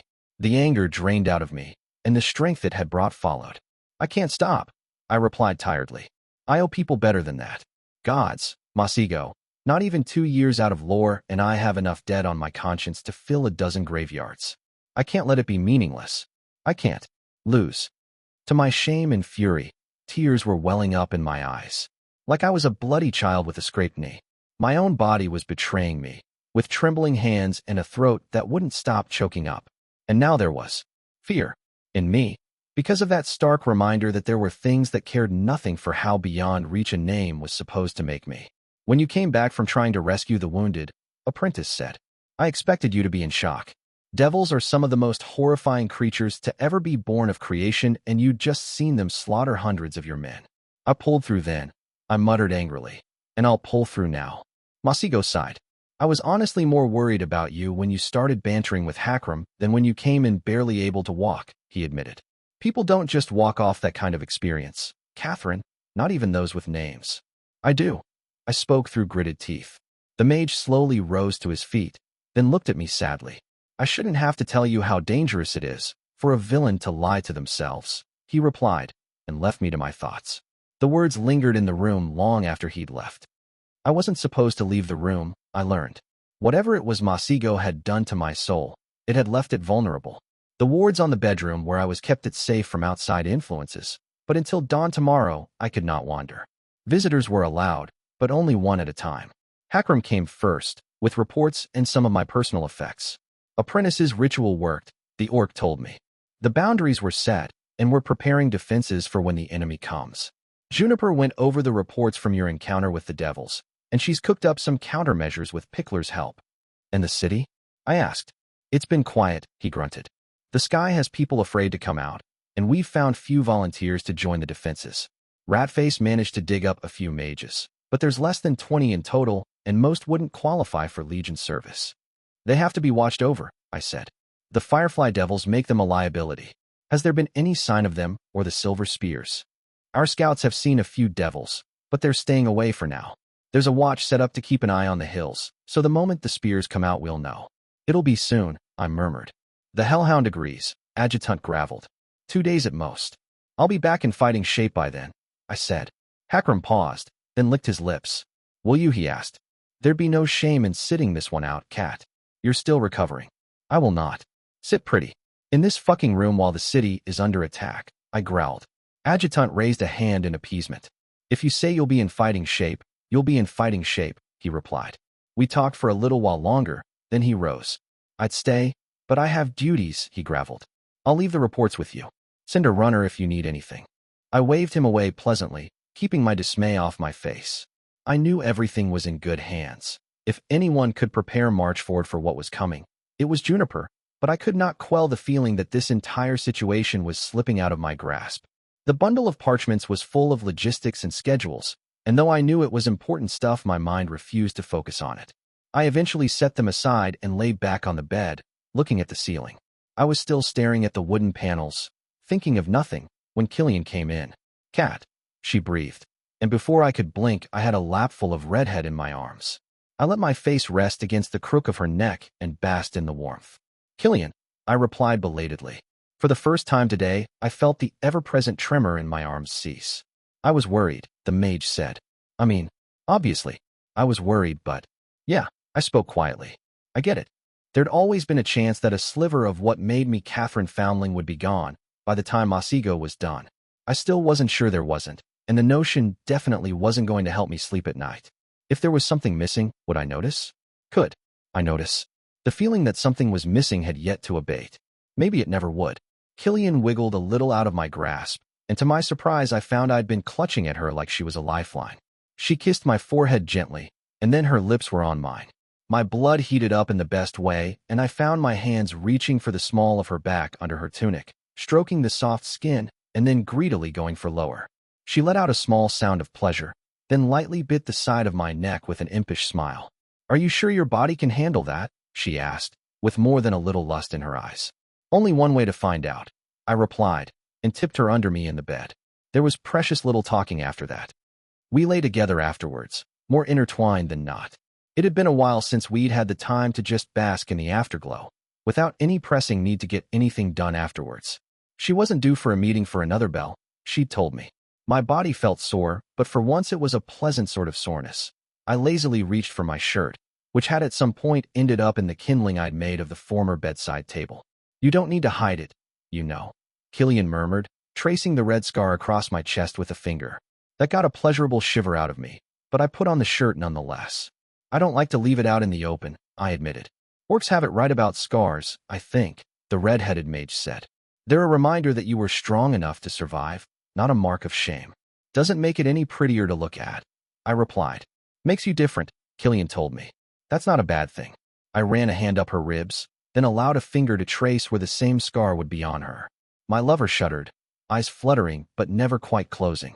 Now if she bit her lip after that, it meant we were about to go for a second round. I'd learned to recognize that sign very quickly, given the benefits picking up on it gave. Instead, she moved a little closer to me, and I was only half disappointed. Strenuous exercise was still difficult, and strenuous was the least of adjectives I'd grant to spending time in bed with Killian. "You're trembling again," she noted quietly. I moved away, but she grasped my shoulder and held me back. "It's all right," she whispered. She smiled gently. "I'm afraid," she admitted. That was the way it always went with her. She never shied away from speaking her own weaknesses, just to make me comfortable with acknowledging mine. I love that about her, even if I didn't quite love her. "We're in a bad situation," she continued. "And you've seen it up close, unlike me." I let myself come close to her again, putting an arm over her stomach and slipping another under her. "It's bad," I agreed softly. "And I don't know how we're going to get out of it." Her hand came up to stroke the side of my cheek, and though I saw it, there was no feeling from the side of my face. I felt my throat choke up. "It's that side, then," she murmured with a frown. She didn't stop, though she moved her fingers further down to my neck. "You're soothing me like I would a horse," I muttered with a snort. "You don't have to save us every time, Cat," she told me, ignoring my attempt to change the subject. "We can help too. Isn't that the point of having a legion?" "If I need you to do my dirty work for me," I replied. "Then why do I deserve to be in charge?" Killian sighed, then drew away her hand to clasp one of mine. "Juniper rants about you now and then," she informed me. "About your recklessness, about how you tend to think with your fists. But for all that, never once have I heard her question your ability to lead the 15th. Do you really think that will change because you won't have a third aspect?" I clutched her hand tighter, and I couldn't really express how much it meant to me that even when it almost became painful, she didn't try to unlace our fingers. "I fucked up," I whispered. "I thought maybe if I had the power I could get us out of this mess, but all I did was make it worse. It's coming, Killian. For us. We're preparing for the devils and the spears, but it's not them we should be afraid of. I made the wrong decision, and it might not have been the only one." I hesitated, then spoke the fear I'd been carrying in me since the night we'd decided to defend Marchford. What if I condemned all of us to worse than death, just because I wanted to be principled for once? Because I wanted to do the right thing. The words came out bitterer than I'd thought they would. "There's been squires before you," Killian whispered back. "There will be squires after you. But we're not following a name. You see, we're following Catherine Foundling. And I don't think she's out of the game yet." I didn't fight the tears that time, and the last thing I remembered was Killian smoothing away my hair as she settled the covers around me. For all that, I did not sleep well. Book 2, Chapter 28, Prelude. Look, if he didn't want to be fed to my acid-spewing crocodiles, he shouldn't have brought me bad news. Dread Emperor Malignant 2, the particularly petty. It had been a while since I'd had a proper Calawan breakfast. Eggs, sausage, and black pudding with a generous portion of buttered bread. The accompanying pot of tea was poor fare compared to the fancy brews my officers, Aisha in particular, who carried a stash imported from across the sea, even on campaign. But the taste was pleasantly familiar. Tea wasn't grown in Callow. It had to be imported from the free cities and Ashur, the cheap stuff from Nice being most popular. Mercantis was said to hitch up the price on the way north, but no less should be expected from the city of bought and sold. I'd woken before dawn and gotten out of room the very moment I could, slipping away from the personal guard that attempted to follow me without a second thought. Tired of Legion fare, I'd sought a Calawan inn and ignored the scared looks the innkeeper kept shooting me as I ordered. Service was prompt and the fare hearty, though I was starting to get irritated at the skittishness of the innkeeper and her husband. They didn't seem to recognize me, at least, which was refreshing. People had this unpleasant tendency to get deferential around me these days, but the distance here was because of my Legion armor and not my station. The only local who didn't jump at my every twitch was a young dark-haired girl who couldn't be more than 7, peeking curiously at me from behind tables. Her parents had yet to notice her, apparently. I smiled at her while sipping at my mug of tea, and she trotted up to me, sliding on the bench across the table.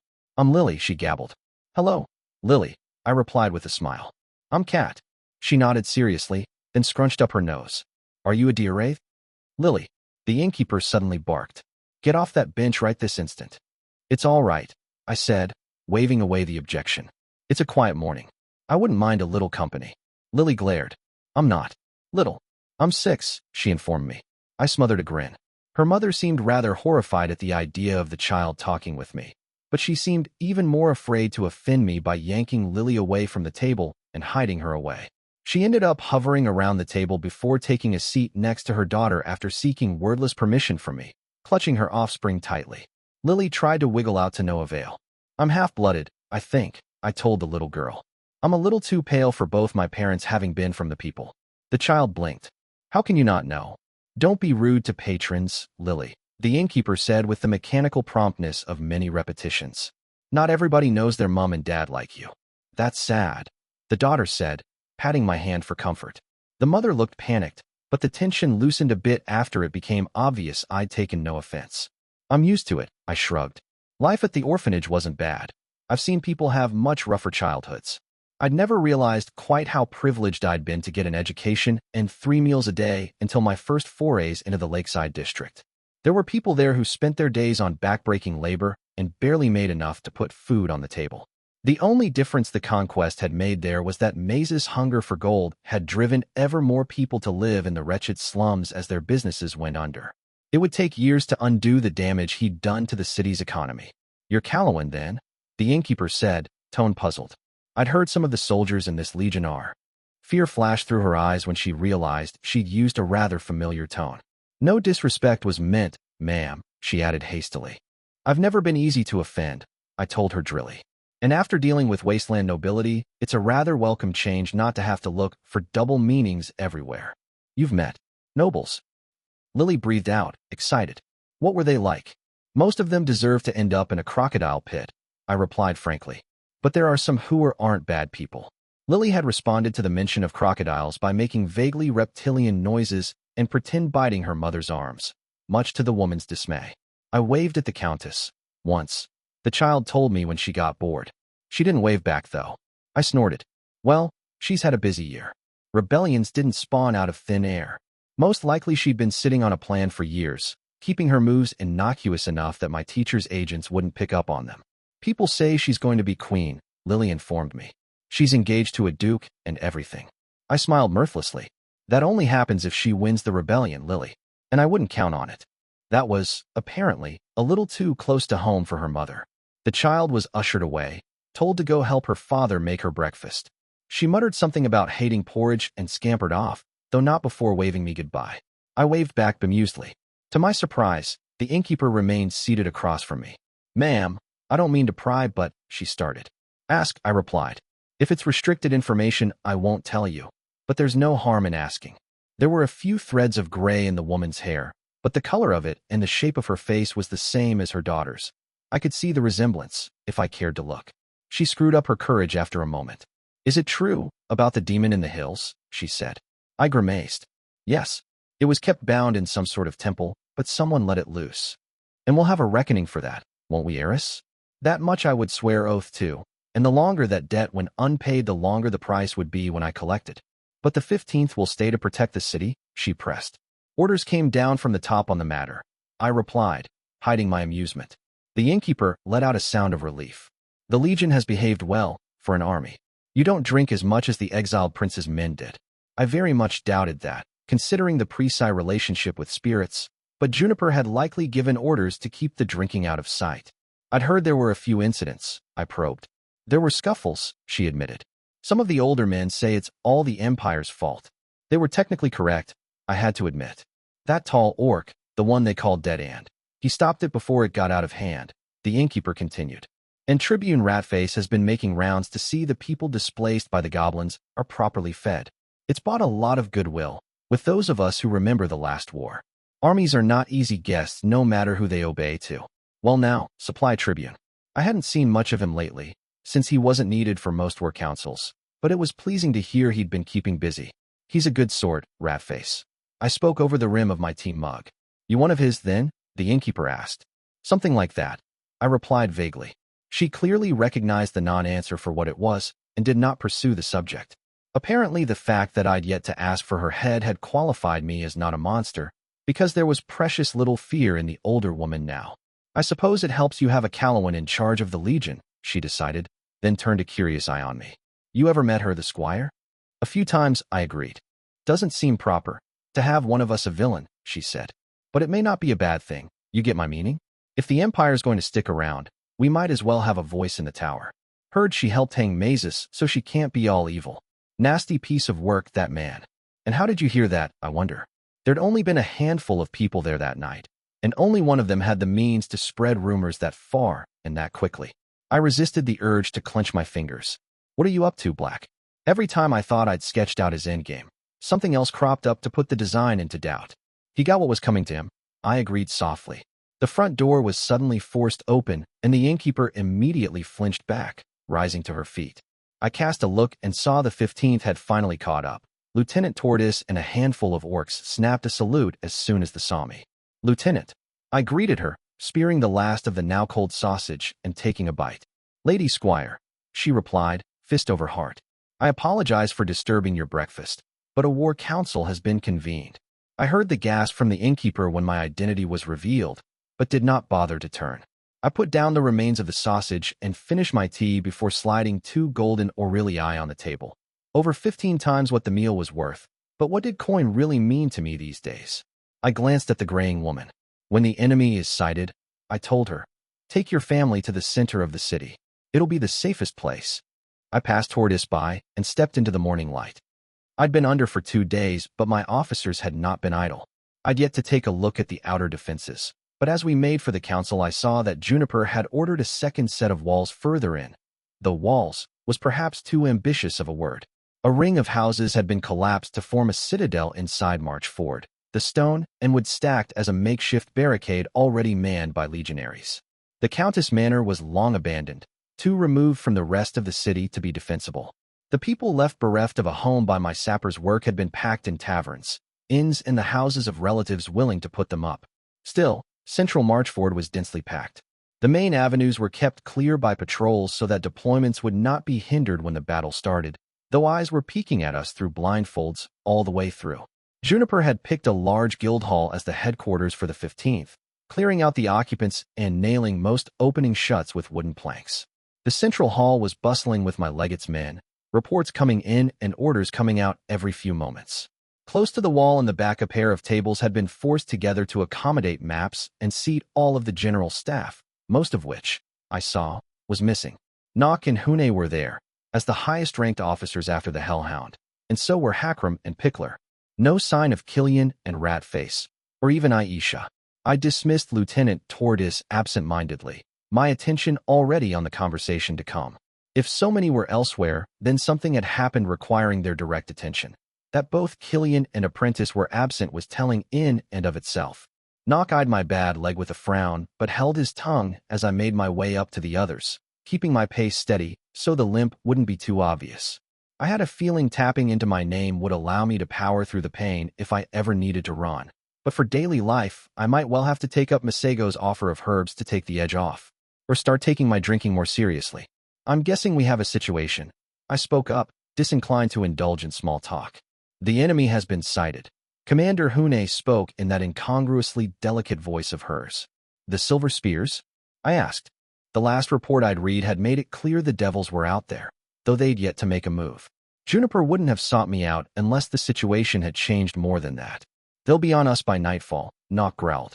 The bastards finally arrived. Nightfall, huh? I supposed it'd be too much to hope whatever corruption the mercenaries had gone through wouldn't allow them to see in the dark. When had I ever been that lucky? I glanced at the maps on the table, then frowned. There was half a dozen scrying bowls scattered in a half-circle around where Juniper stood. I tapped the rim of the one closest to me, then cast an eye on the Hellhound. I thought the demon scrambled scrying. The grim-faced orc bared her teeth. Apprentice's threshold ritual changed things. As long as the point of origin and the point of reception are under the ritual's aegis, our mages can the simplest versions of the spell. Useful that would allow my legate to react immediately to changes on the battlefield, if I grasped her intent correctly. There'd been no time to set up that sort of fanciness when we'd first taken on the Silver Spears, but defending a city was a different sort of business. Are we ready? I finally asked, because what else could I say? I've spent most of my time setting up our kill zone. Pickler smiled unpleasantly, spindly fingers tracing the rectangle I'd told Masego to leave out of his ritual. When the devils come, they will be warmly received. I nodded. And the spears? They'll go through the west, Juniper grunted. Quickest way to get to a hearth, and that's what they'll be aiming for. There's a wider avenue where their horse will be able to charge properly. I'll be waiting for them there. Nox spat, and his fists tightened hard enough the knuckles popped. We'll have to concentrate our forces on the mercenaries, Hune spoke. If the devils get loose in the city, our entire defense will collapse. Then I'll be dealing with the devils, I murmured. No sign of surprise from anyone. I suppose that had been a rather obvious fit for me. Takes a monster to kill a monster, doesn't it? Robber will be commanding the sappers assigned to that sector. Pickler informed me. You'll have his full cohort. You'll get another company to follow you when the swords come out, Juniper growled. We haven't settled on which one. Words was put out, Hakram told me. 7 different companies volunteered. I have the list, if you want to take a look. Don't need it, I replied. I'm taking the Forlorn Hope. That finally got a reaction. Is that wise, Lady Squire? Commander Hune asked, her buckler-sized palm resting on the table. Deserters are not known for their ability to hold under pressure, and that part of the battlefield will be the most brutal. She means they could put a knife in your ribs and leg it if things look bad enough. Pickler spoke more frankly. This is the very kind of situation I formed the company for, I replied. If they can't be used, they should be hanged. I'd spoken calmly, and without raising my voice, but I could see several of them repressing the urge to move back. I smiled mirthlessly. One of these days, Prise would learn to stop thinking that mercy and ruthlessness were mutually exclusive. I'd made the Forlorn Hope with the intent of deploying it in battle. If it could not be deployed, it could return to the gallows I'd snatched it from. There were only so many chances I was willing to give people. That's settled then, Adjutant said, shutting the door on the topic. We have one last issue to address. Archer has yet to take a stance on whether or not she'll participate. Said she'll only talk with you. Juniper spat, clearly disgruntled. Not much of a diplomat, that one. I didn't bother to specify which woman the statement was meant for, since it could easily go both ways. I'll handle it, I said. Nothing else. The hellhound shook her head. I almost walked out, but forced myself to stay a moment longer. Luck in battle, I told my officers. Luck is for amateurs, Juniper replied with bared teeth. I have a plan. If there was ever to be a motto for the 15th, I decided, that would be it. I have a plan. Watch how it goes south. Archer was on a rooftop, because named were inevitably afflicted with a deep thirst for melodrama. Foot on the ledge, she looked in the distance where a cloud of dust revealed the silver spears were getting closer. I hoisted myself up through the trapdoor and waited for her to acknowledge my presence, sighing when it became clear she wouldn't. Out of morbid curiosity, I cleared my throat, just to see how far she'd be willing to push the farce. Fluidly the woman turned, and a flash of silver was the only warning I got. The throwing knife had been placed expertly, spinning in a trajectory that would see it bury straight in my throat. Without missing a beat, I snatched it out of air. You can throw faster than that, I said. I can, Archer agreed, finally bothering to face me. But this is still slightly swifter than a mundane mortal could manage. She'd been checking how much my name had been affected by my latest debacle. Fair enough, even if this was an idiot way to go about it. I'm told you won't talk with my legate, I grunted. I don't speak terms with minions, she replied easily. Maybe if I'd had an easier fortnight, I would have been politer about it, but my well of patience was running pretty dry. Legate, I corrected flatly. She's my legate. Regardless, here I am. Have you made a decision? If anything, my abruptness seemed to amuse her. My irritation ratcheted up a nod in response. While your battle is not unworthy, is it not mine? She shrugged. Hunter and I will leave when enemy assaults the city. We'll kill a few on the way out of politeness. Fine, I grunted. Making my way down the trapdoor was going to be a goddamned pain, but jumping down into the street would probably be worse. I turned to leave. Not going to try to convince me? Archer asked, mildly surprised. I shot her an aggravated look. I don't have the time or the patience for this kind of game, I said. You'll fight or you won't. I get the feeling not much I'll say will tip the balance either way. Considering the corner you're in, the ochre-skinned woman spoke. Are you sure you can afford not to? I couldn't help it. I laughed, right in her face. The look of incredulity that got me was a memory that would warm me on cold nights. I'm always in a fucking corner, Archer, I told her. I don't think I've been in a fight where I wasn't horribly outclassed since I can remember. I spread my arms and turned the palms up, encompassing all of the city. And yet, I'm still here. Standing. I said softly. So scuttle off if you want to. I don't need you to make this a victory. I leaned forward and flashed her a hard smile. You think one less aspect in a limp is going to stop me? I don't win fights because I'm the squire. I win them because I'm Catherine Foundling. Watch them take a swing. See where it gets them. Book 2, Interlude, Greenskins. The Karsam word for war is derived from the one used for a full cookpot. That tells you everything you need to know about how the clans think of creation. Extract from Horrors and Wonders, famed travelogue of Annabah the Assyrian. That was a mistake, Lieutenant Balkier offered. It got worse. Captain Clipper suggested instead, flirtatiously allowing her teeth to peek through her chops. She did have superb canines, Robber was forced to admit, but she was no pickler. It was his curse to always be interested in the unattainable ones he'd found, and the senior sapper was as unattainable as it got. A rock-breaker tribe boy like him with the direct daughter of a matron line? That was the punchline to a joke about overreaching, not a plan of action. Unlike humans, the tribes didn't glorify people trying to love above their social stature. They buried them in shallow graves. And for all that the 15th was not the Grey Ares, there would always be that invisible line there. He'd long made his peace with that. You're all amateurs, he told his minions. And no, that wasn't another suggestion. Clearly, we should be going with. I can't believe that worked. There was a murmur of approval from the ranks, though some filthy, traitorous elements dissented. Fear the goats, someone called out. The one true motto of the 15th. Captain Borer. The Tribune addressed his second-in-command loudly. Write up that man for insubordination. And poor taste. Borer was one of his very favorite people in creation simply because the other goblin had no sense of humor whatsoever. Probably because he was Deep Pit tribe. That whole bunch breathed in all sorts of nasty stuff when they were young. Borer squinted at the traitor, then sighed. That's a woman, sir, the captain told him. Lieutenant Rattler. You sure? Robber asked, cocking his head to the side. That's clearly a man's nose. Rattler flipped him off. Add to the list that she was emotionally hurtful. The yellow-eyed goblin added without missing a beat, grinning at the wave of jeers that got. Running a sapper cohort wasn't like leading regulars. For one, sappers were all insane. You had to willingly choose a career path that would see you deal with notoriously volatile munitions on a daily basis. There was also the fact that they were the mostly lightly armed soldiers in the legions of terror, yet regularly saw action on the front lines. That was fine because leading crazy people, in Robber's opinion, was a lot like being in prison. If you wanted your authority unquestioned, you had to walk up to the biggest prisoner on the cell block, rip out their eyes, and make a necklace out of them. Metaphorically speaking. So far, anyway. A whistle came from further ahead, lilting and then going high. Enemy in sight. You hear that, ladies and gentlemen? The yellow-eyed Tribune called out. That's the sound fun makes when it begins. He saw more than a few sappers shiver in eager anticipation. Crazy, the lot of them. So let me hear it. Before you get to battle positions, he called out. What's the operational creed of this cohort? Kill them. Take their stuff. The call came back. Robber faked wiping a tear from the corner of his eye. Considering goblins didn't even have tear ducts, the absurdity was delightful. Go forth, my minions, he cackled. Our guests have arrived, Aisha said. Juniper could see the devils trickling in through the scrying bowl herself.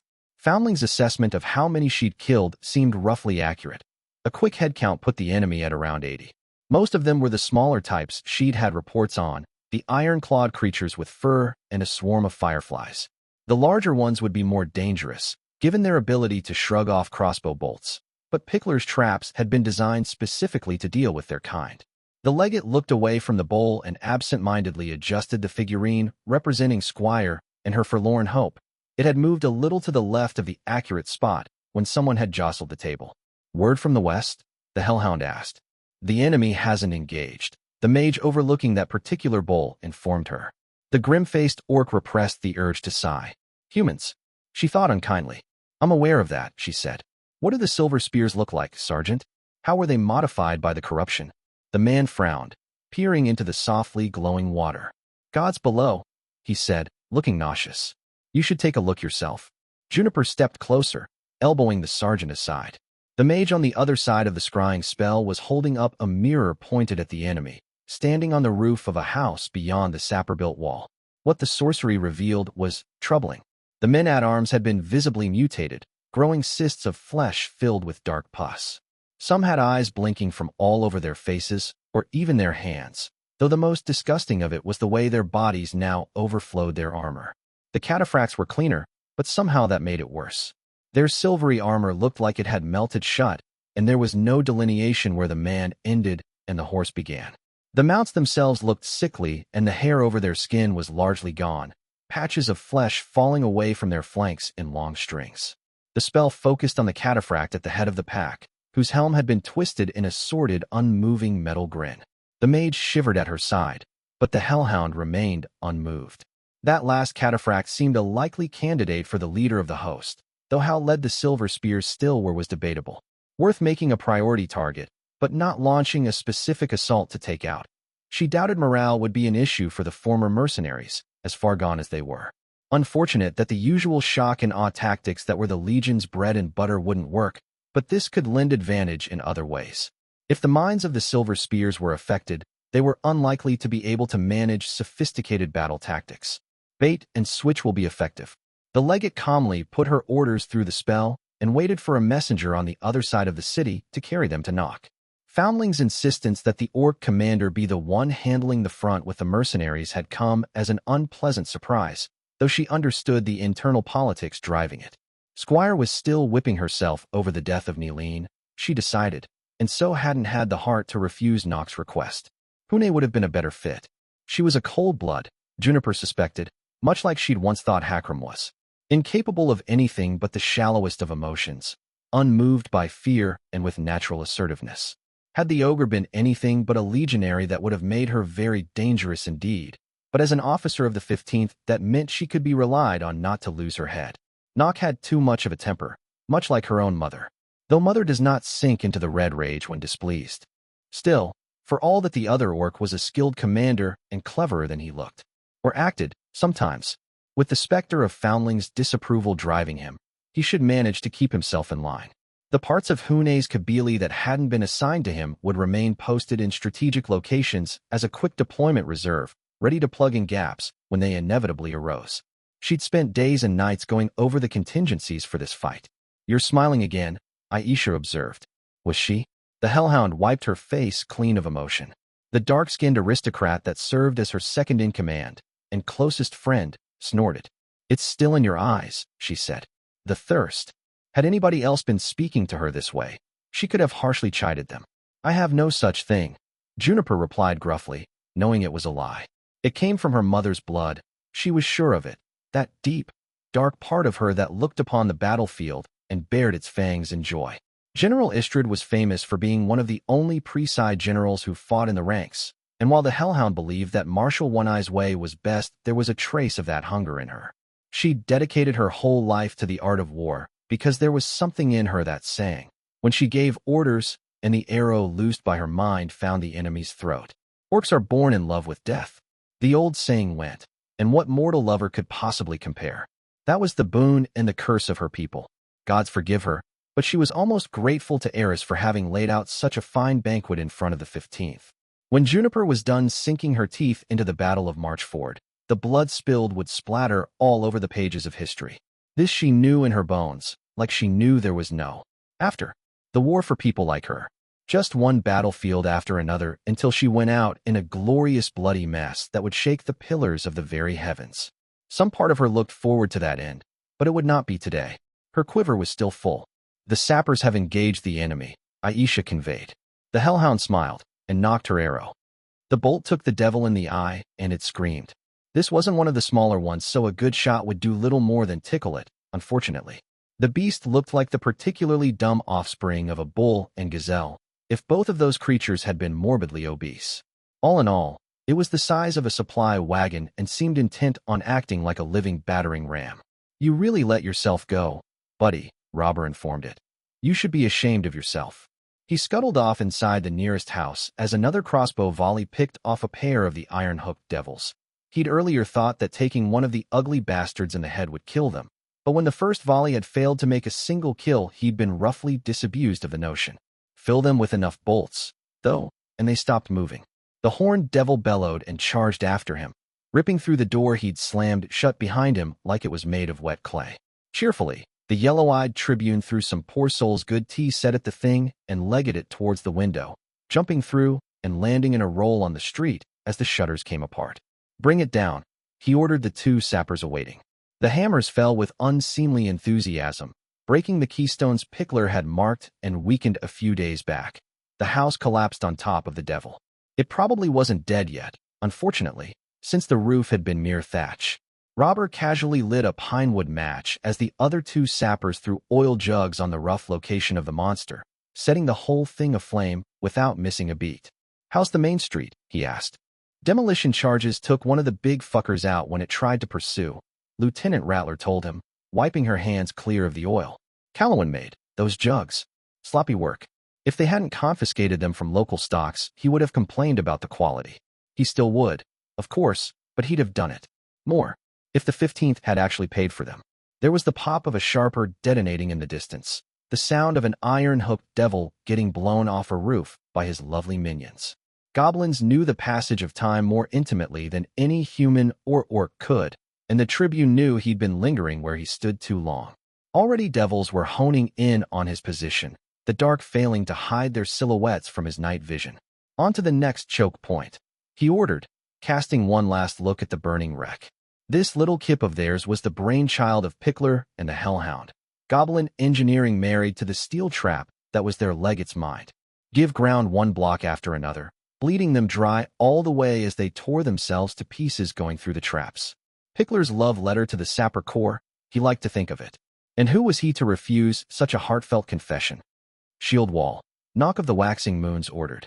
Clan names didn't mean much here, where the true clan was the number on the Legion standard they fought under. His ancestry still followed him, though, the rage always whispering in his ears and waiting for an opening to take hold of him. It had gotten stronger since his brother's death, fed on the grief and anger to become an even more ill-begotten thing. But there would no anger today. He would take his revenge the Prise way, cold and patient and utterly absolute. Knock had thought orcs ruthless once, for they took lives the way other races took breath. He'd learned better since. The tower was built on blood and hatred, a monument paved with 100,000 lives sacrificed at the altar of boundless ambition. How could a few corpses strewn across the steps ever compare? Knock of the Waxing Moons wanted to sink his teeth into the enemy's flesh and feed until his belly was full, but Commander Knock of the 15th Legion would remain where he stood and see the silver spears ripped out root and stem. Another pyre for Neeline, one whose screams would be heard all the way to the underworld. The legionaries spread across the street and knelt as they put down their scutum against the cobblestones, spears jutting out in anticipation of the charge of the damned. 3 rows of longer spears from the men behind them bolstered the wall, his legionaries calmly watching the cataphracts form in the field. The legions of terror were no match for the heavy phalanxes used by the free cities, but they had suffered the charges of Calawan knights for centuries and learned from the defeats.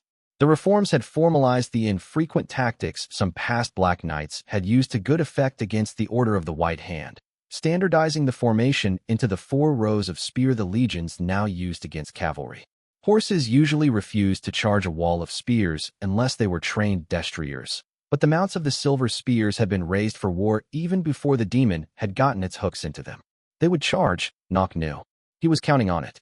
Filthy abominations, Senior Tribune Jwahir spoke with distaste. The Tagreb woman narrowed her almond-shaped eyes at the silver spears, resting a hand on the pommel of her sword. Half the reason Knock had promoted her to Senior Tribune was that she had nothing in common whatsoever with her predecessor, whether it be in gender, race, or even general disposition. Even in the light cast by the torches and bonfires covering the entire front, that much was obvious. Soon-to-be dead ones, Commander Knock growled. "They're taking too long to form up, Jwahir. Send them an invitation." The tawny-skinned officer raised a hand, and the legionary behind her hoisted a banner. There was a rustle of movement behind them as 200 goblins raised their crossbows, aimed, and let the quarrels loose. Most of the monster cataphracts were out of range, in Knock's estimation, but the tip of their formation lingered close to effective killing range. The projectiles fell in an arc and most of them ate dirt, but a handful of cavalrymen took hits. No kills. The commander assessed. Whatever demon boogery had mixed man and horseflesh had made it so that not even a headshot was enough to kill the abominations. "Tell the Hellhound we'll likely have to put down the horses to kill the horsemen," he told the mage hovering behind him. The bolts might have been mere flea bites, but they served their intended purpose. The silver spears were on the move. The damned mercenaries had placed their host as a mirror of his own, more or less. His own men were spread across the makeshift wall save for the main avenue the sappers had kept clear, where his cohort of 4 deep spearmen held the ground from one side of the open ground to the other. Behind them he'd placed his sappers, though these ones were without munitions. Fucking robbers group had gotten what remained of those to deal with the devils. The monster cataphracts faced his spears, all 300 of them, while they'd split their infantry into two groups of 250 on the sides. The men-at-arms moved first, charging forward without so much as a word. Mages, Commander Nock barked. Fire! Balls of flame bloomed all over the rampart, and the Battle of Marchford began in earnest. They're facing our spears with their horse, Juniper observed, frowning. Aisha drummed her fingers against the table. Could be the corruption scrambled their brains more than we thought, she said. Neither of the two women expected the legate to reply. The hellhound spoke aloud to focus her thoughts. Aisha's contribution was to serve as a sounding board by throwing around ideas to be adopted or dismissed. They have a surprise up their sleeves, the grim-faced orc decided. Have Hune prepare the first fallback point. The dark-skinned staff tribune drifted away to see it done. The hellhound glanced at the latest report from the southern front, which had that little wretch robber's casualties already nearing the 40s. Not a sign of incompetence, though an untrained observed might have thought as much. She'd predicted heavier casualties when projecting the numbers for the engagement. A running battle through streets and alleys against devils was going to be a butchery, one way or another. The insolent twerp did have an almost providential sense of when to push and when to fold, though, which was why she hadn't protested when the goblin had been nominated for the action in the first place. There were few officers in the 15th who'd be able to see their cohort split in half a dozen smaller forces and not lose track of most of them. Yet, aside from a line getting stuck in a dead end and slaughtered to a man, the yellow-eyed tribune had managed to keep casualties to a minimum. Good.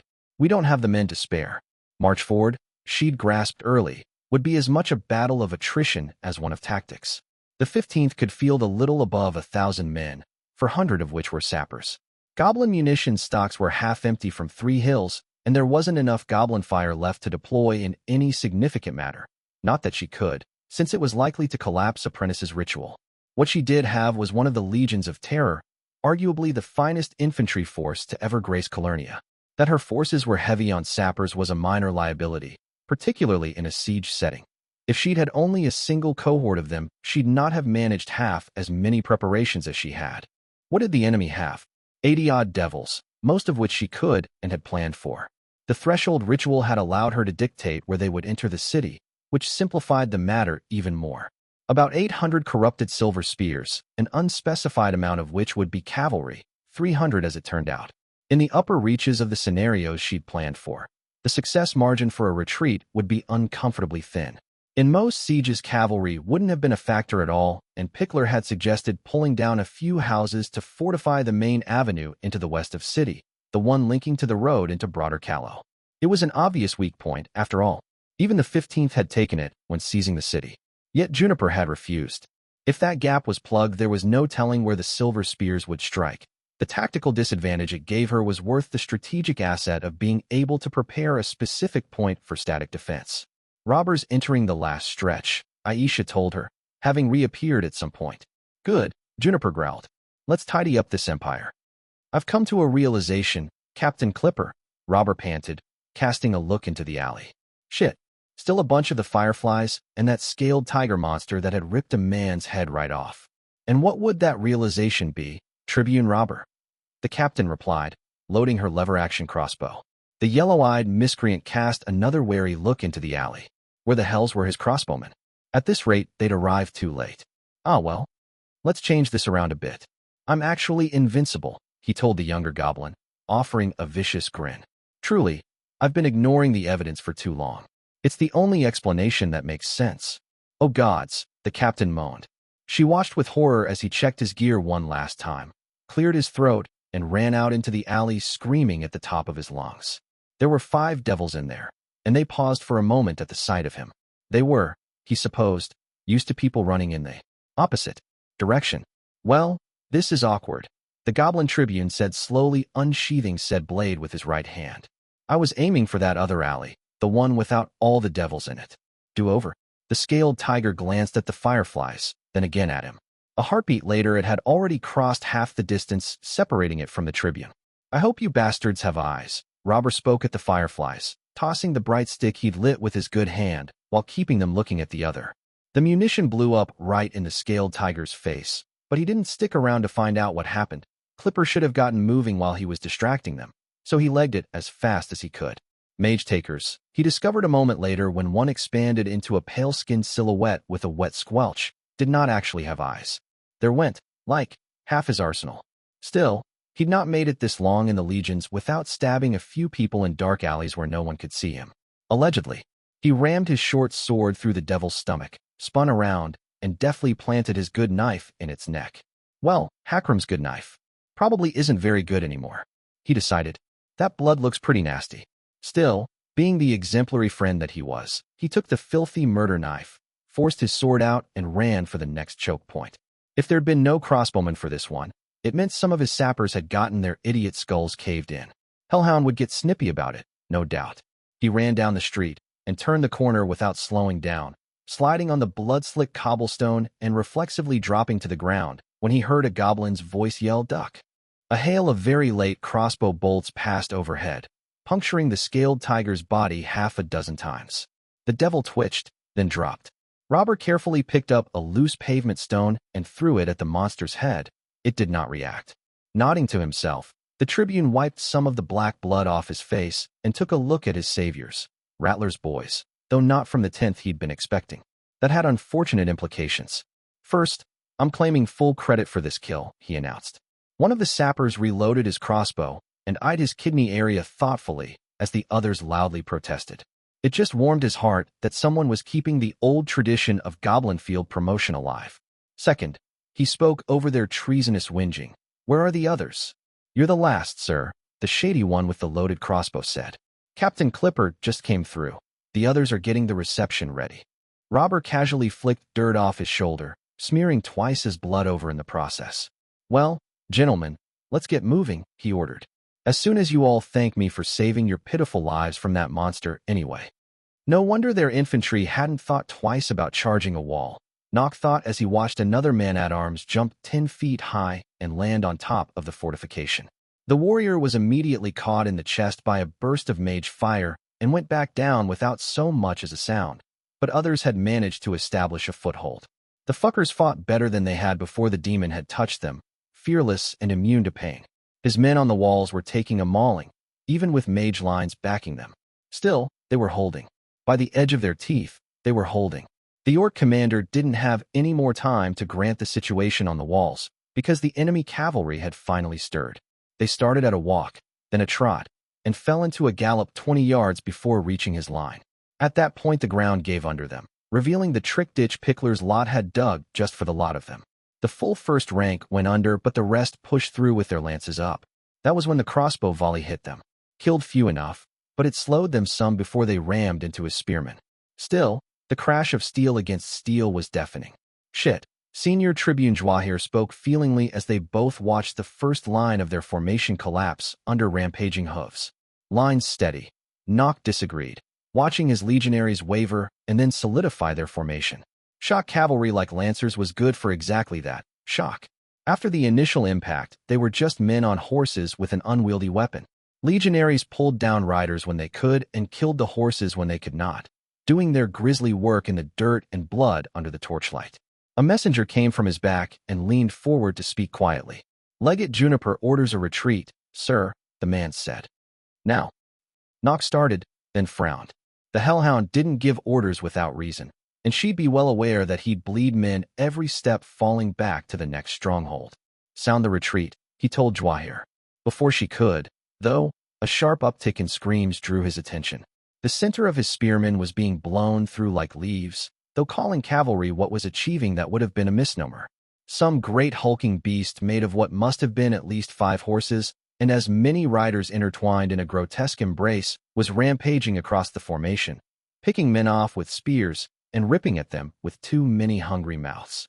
Nock unsheathed his sword, pushing down the swell of rage that ran through his veins. "Sound the fucking retreat, Jwahir," he barked. "We're pulling back." The Hellhound slowly sat down in the armchair someone had provided her when they'd taken the guild hall, but that she was only now using for the first time. She closed her eyes and allowed her fingers to clasp the admittedly poorly sculpted arms. She remained there for a long moment, feeling the weight of all her staff's eyes on her. "Nock's front is still salvageable," Aisha assessed. And Robber's casualties still aren't as high as our worst-case scenario. Juniper did not answer. She simply allowed the images she'd been glimpsing all night to come together in her mind, forming the pattern of the engagement. Forces in motion, some set by her and others by the enemy. She could see where instinct would drive her opponent, to seek that decisive blow that would knock the 15th out of this battle. And yet, she murmured, fangs glinting in the lamplight. Juniper, Aisha said, what will we do? I'm going to take a nap, Juniper replied. There was a heartbeat of silence. Should I just wake you when the battle's over, then? Her tawny-skinned friend asked sardonically. The hellhound smiled without opening her eyes. It already is. The armored boot came down and crushed the soldier's sword hand, then came down again and broke the bastard's neck. Nox spat on the abomination and wiped his blooded sword one of the still blinking grown eyes. In good order. You weak-kneed prissies, he growled. His men reacted like the sound of his voice had been a lash, tightening their line as they slowly backed away from the enemy.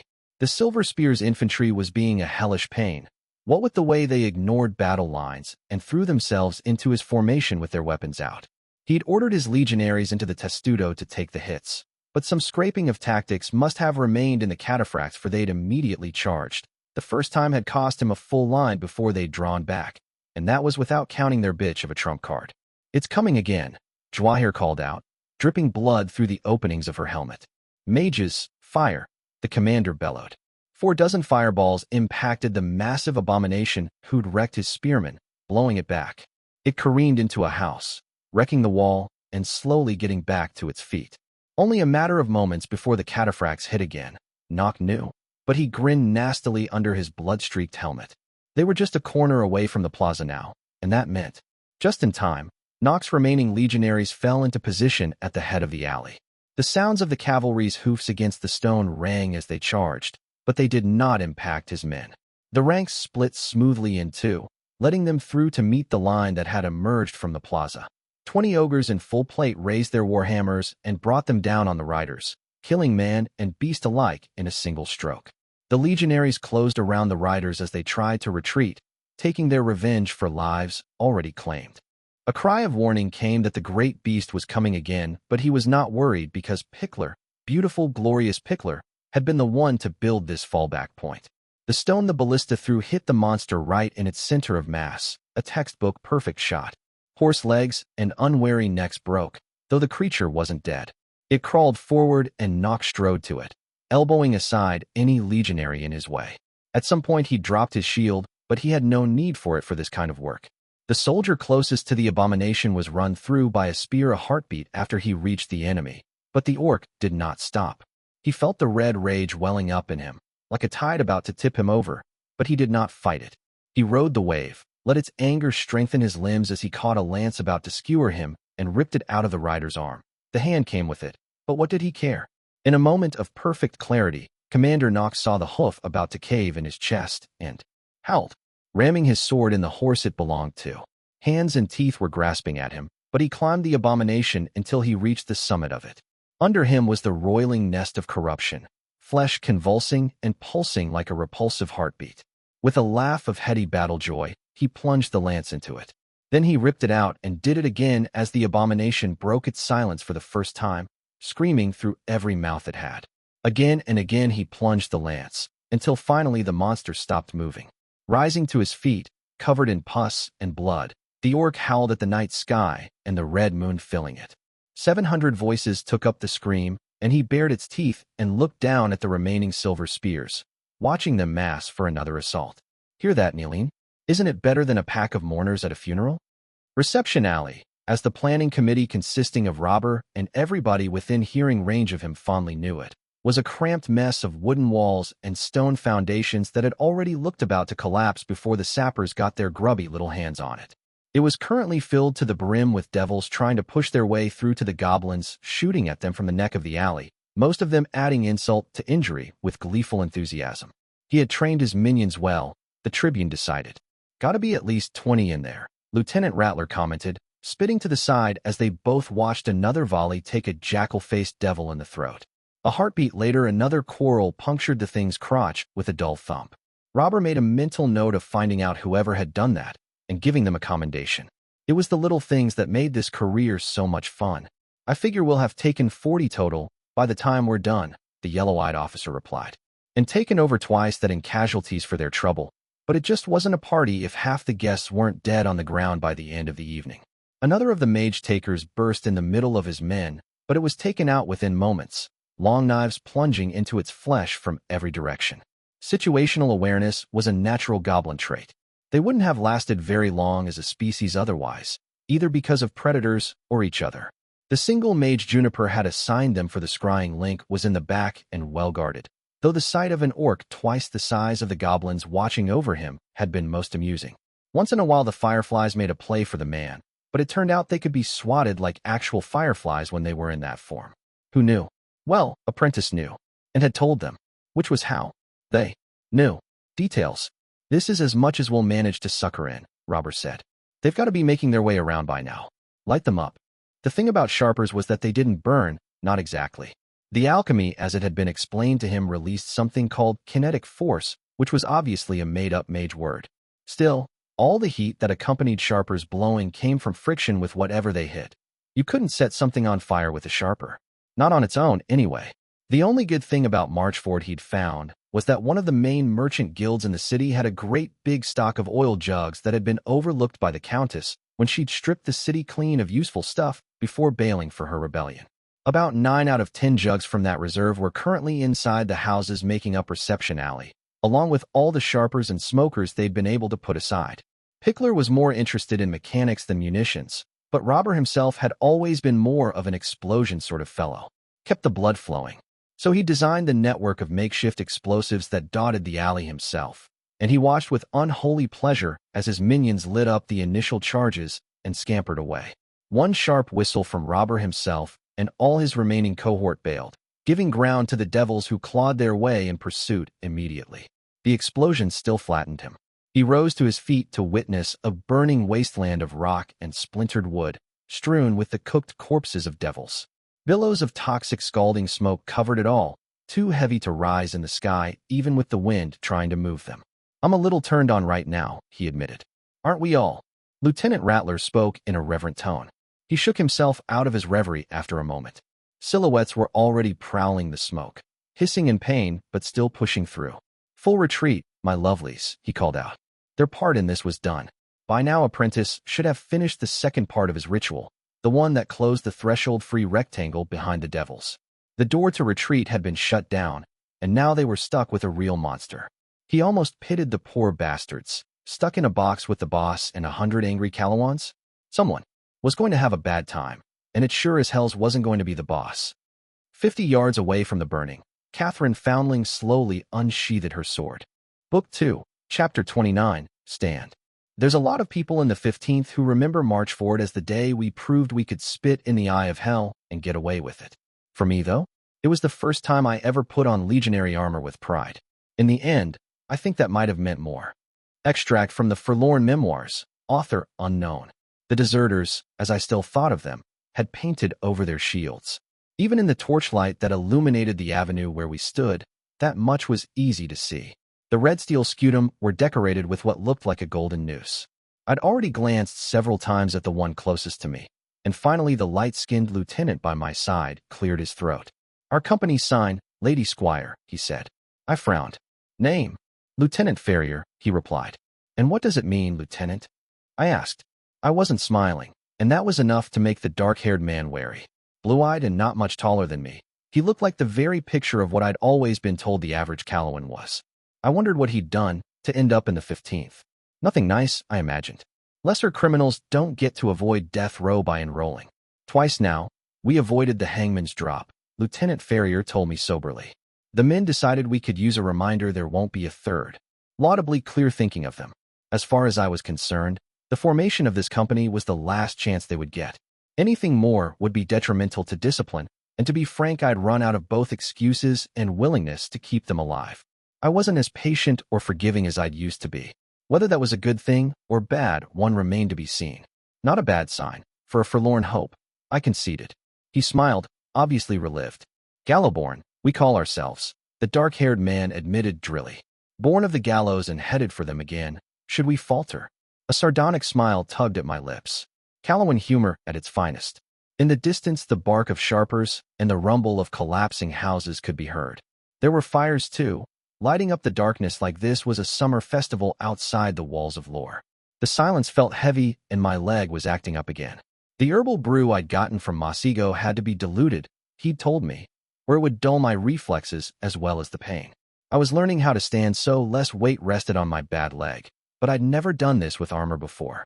I'd forgotten how heavy plate armor actually was, having become accustomed to wearing it. They're getting closer, I said, more to keep my mind on something else than from any real interest in a conversation. Lieutenant Ferrier spat to the side. I'll give this to the gobos, he said. They're nasty little pests, but they die hard and loud. Those goblins are giving their lives to save thousands of innocent civilians, I replied sharply. The blue-eyed officer chewed on that for a while. They are, aren't they? He finally said. They might do it 'cause orders came from above, but that doesn't change what they're doing. Things change, Ferrier. I spoke quietly. Greenskins aren't the enemy anymore. The Empire isn't the enemy anymore, at least not the way it used to be. The officer grimaced. Permission to speak frankly, ma'am? I didn't have to think much on that. Denying permission wouldn't end whatever opinion Ferrier held, and I'd rather have it out in the open even if I didn't like it. Dissent forced underground could only fester. Granted. Fuck the Empire, he said, spitting to the side again. Fuck the tower, and fuck the fucking Empress too. My brows rose. Certainly, he wasn't the only Calawan out there thinking that, but I had to give him a measure of respect for having the guts to actually vocalize it that bluntly. I won't pretend I'm a good man, milady, he continued. Done some things the heavens frown upon. That's the truth of it. So did most the people here. But that don't mean the Prise get to hand us a sword, order us to kill their foe, and then pretend they did us a favor. You picked enrollment over hanging, I pointed out. If I were that principled a man, he grinned mirthlessly, I wouldn't have had the choice in the first place, or tried to run afterwards. But there's something wrong with punishing a man for having done bad by sentencing him to commit more bad in the judge's name. You get me? Means the judge is crooked, and if they are, why do they get to punish me in the first place? Because praise is the law, I replied silently. Because black and malicious rule might not be just, but it is orderly and in a lot of ways better than what came before it. Because even when our rulers were heroes with the mandate of heaven behind them, there were still taxes and corruption and meaningless wars. And if I have to choose between a ruler that is virtuous and one who can balance the national finances, I already know who I'll choose. This isn't a bad fight, though, he continued, shaking me out of my thoughts. Ferrier hesitated. And I don't know about tomorrow, but tonight? I like what this stands for, he admitted, lightly tapping the 15 in Mesan numerals on his shoulder. A thunderous detonation was heard in the distance, and a cloud of smoke and fire went up in the sky. Robert's last hurrah before he went into full retreat. Slowly, I unsheathed my sword. Here they come, I said. There was a bark of laughter from someone in the ranks. Again, huh?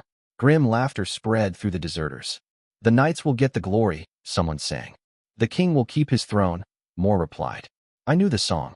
Every Calawan did, though the days where it was sung in the open were long gone. If the kingdom had ever had an anthem, this was it. We won't be in the story. Our names will not be known. I joined in. 100 voices chorused, deep and thin, and with accents from all over the land. So pick up your sword, boy. Here they come again. And down here in the mud, it's us who holds the line. Dark silhouettes appeared at the edge of the torchlight, studying us in silence. I felt at the moment Masigo finished the last part of his ritual, the one that trapped the devils in here with us. A hard smile stretched my lips. The princes take the Valis. The tyrant is at the gate. Our crops wither and fail. The enemy's host is great. Oh, this wasn't the first time devils tread Calawan soil. Our hatred for their kind was an old one, lovingly tended to over centuries of eastern armies, bringing fire and brimstone to bear on our walls. So pick up your sword, boy. Here they come again. And down here in the mud, it's us who holds the line. The voices rang out defiantly into the night, and I felt something well up in my breast, an old sentimentality I'd thought I'd left behind me. Pride in where I was from. Pride in what it meant to be Calawan, when all the surface trappings were stripped away. Man the walls, bear the steel, we sang. Hoist the banner, raise the shield.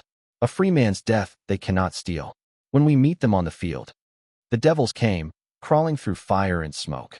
Wails and howls rose, coming from just out of our sight as they massed for their assault. The monsters had finally assembled all their strength, and with screams of twisted glee they charged. So pick up your sword, boy. Here they come again. And down here in the mud, it's US who holds the line. Like a wave of flesh and claws, the devils fell upon us as the last word of the old anthem were screamed at their ranks. Because that was the heart of Callow, wasn't it? Hard-eyed defiance even when the night was at its darkest. The shield wall behind me was forced back by the sheer brute force of the assault, but the deserters held. Jackal monsters, iron-clawed apes, and a handful of horse-sized centipedes made up the first wave. The larger ones were lurking at the back, clever enough even in their frenzy to wait for an opening. The first devil to close on me was one of the iron hooks, as my legionaries had taken to calling them. It leapt over me, trying to make it behind the shields, but my hand struck out like a viper. I snatched it by the neck and let my name flood my veins. Squeezing as hard as I could, its neck snapped like a twig, and I casually tossed its corpse in the face of a jackal-headed monster to my left, the distraction allowing a legionary to thrust her sword in the devil's belly. That was enough to earn me some attention, and one of the big ones came for me. It looked like a hyena, or perhaps the nightmarish take of a child on what a hyena would be. It ran on 4 feet, its whole veined, muscular body covered with spotted, closely cropped fur. Its front limbs were longer than the back, and turned into hardened horn that split into long claws that almost resembled fingers. But that was not the part that stilled me. Its maw made up most of the face, full of snarling caressed by a snake's tongue. Its eyes were pure white and filled with nothing but a frenzied desire for blood. The hide around its neck was massive, wrinkled, and thick. Hacking through it would be difficult, I decided as I lowered my stance and brought up my sword. I'd have to go through the eyes or the belly. Behind me, the struggle of the devils against the shield wall was a deafening clang of metal and screams, but my men were holding. There was a cold anger in the Gallowborn, the weight and old hatred taught from the cradle, and finally granted an outlet. My deserters greeted the host of hell with steel and discipline, Callowan enmity forged into a sharp blade by imperial drills. That brief thought was all the attention I could give them, for the devil was on me a heartbeat later. I took the impact, but the monster was heavier than I'd thought.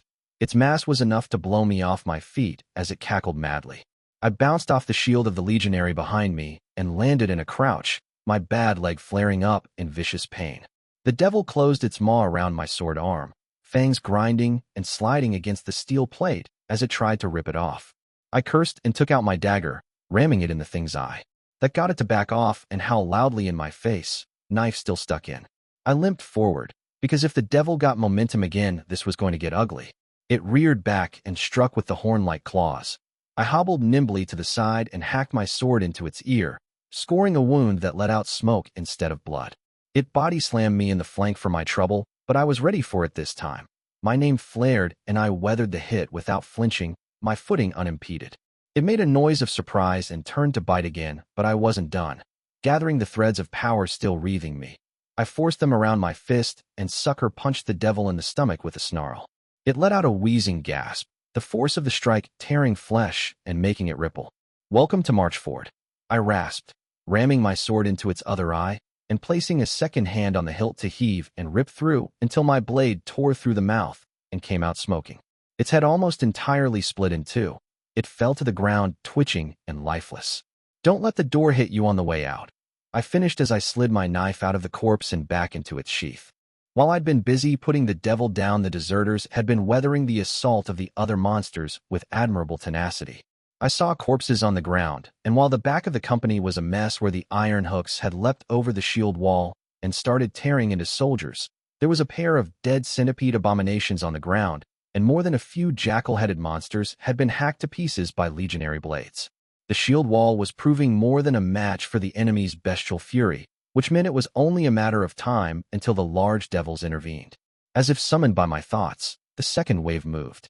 That there were so few of them left was a testament to both Pickler's talent for traps and Robber's fearless triggering of them. Aside from the hyena beast I'd put down, only 4 of the massive devils remained. 2 of them were made of the same mold as the skinless ape I'd once put down with Camilla's line during my failed attempt to rescue the 15th's wounded, and I knew full well how dangerous those could be. The other 2 I eyed disdainfully, some bull's ugly cousin and a lizard trying really hard to be a tiger. Those I'd leave to the Gallowborn, but the apes had a real chance of making the shield wall collapse if they managed to reach it. But that was why I was here, wasn't it? I limped ahead of the line of battle, ducking under a jackal swing and rising to eviscerate it in the same smooth movement. It screamed from both mouths, and I left it to cradle its guts, confident it would not trouble my soldiers. The skinless ape closest to me screamed his hatred in my general direction, but the other one was content to pass me by. That just wouldn't do. Shadows formed into a ball in front of my free hand, and the projectile shot like a bolt, hitting it in the stomach. The muscles and bones shattered, maggots flying everywhere. It's bad form to ignore a lady when she asks for a dance, I called out.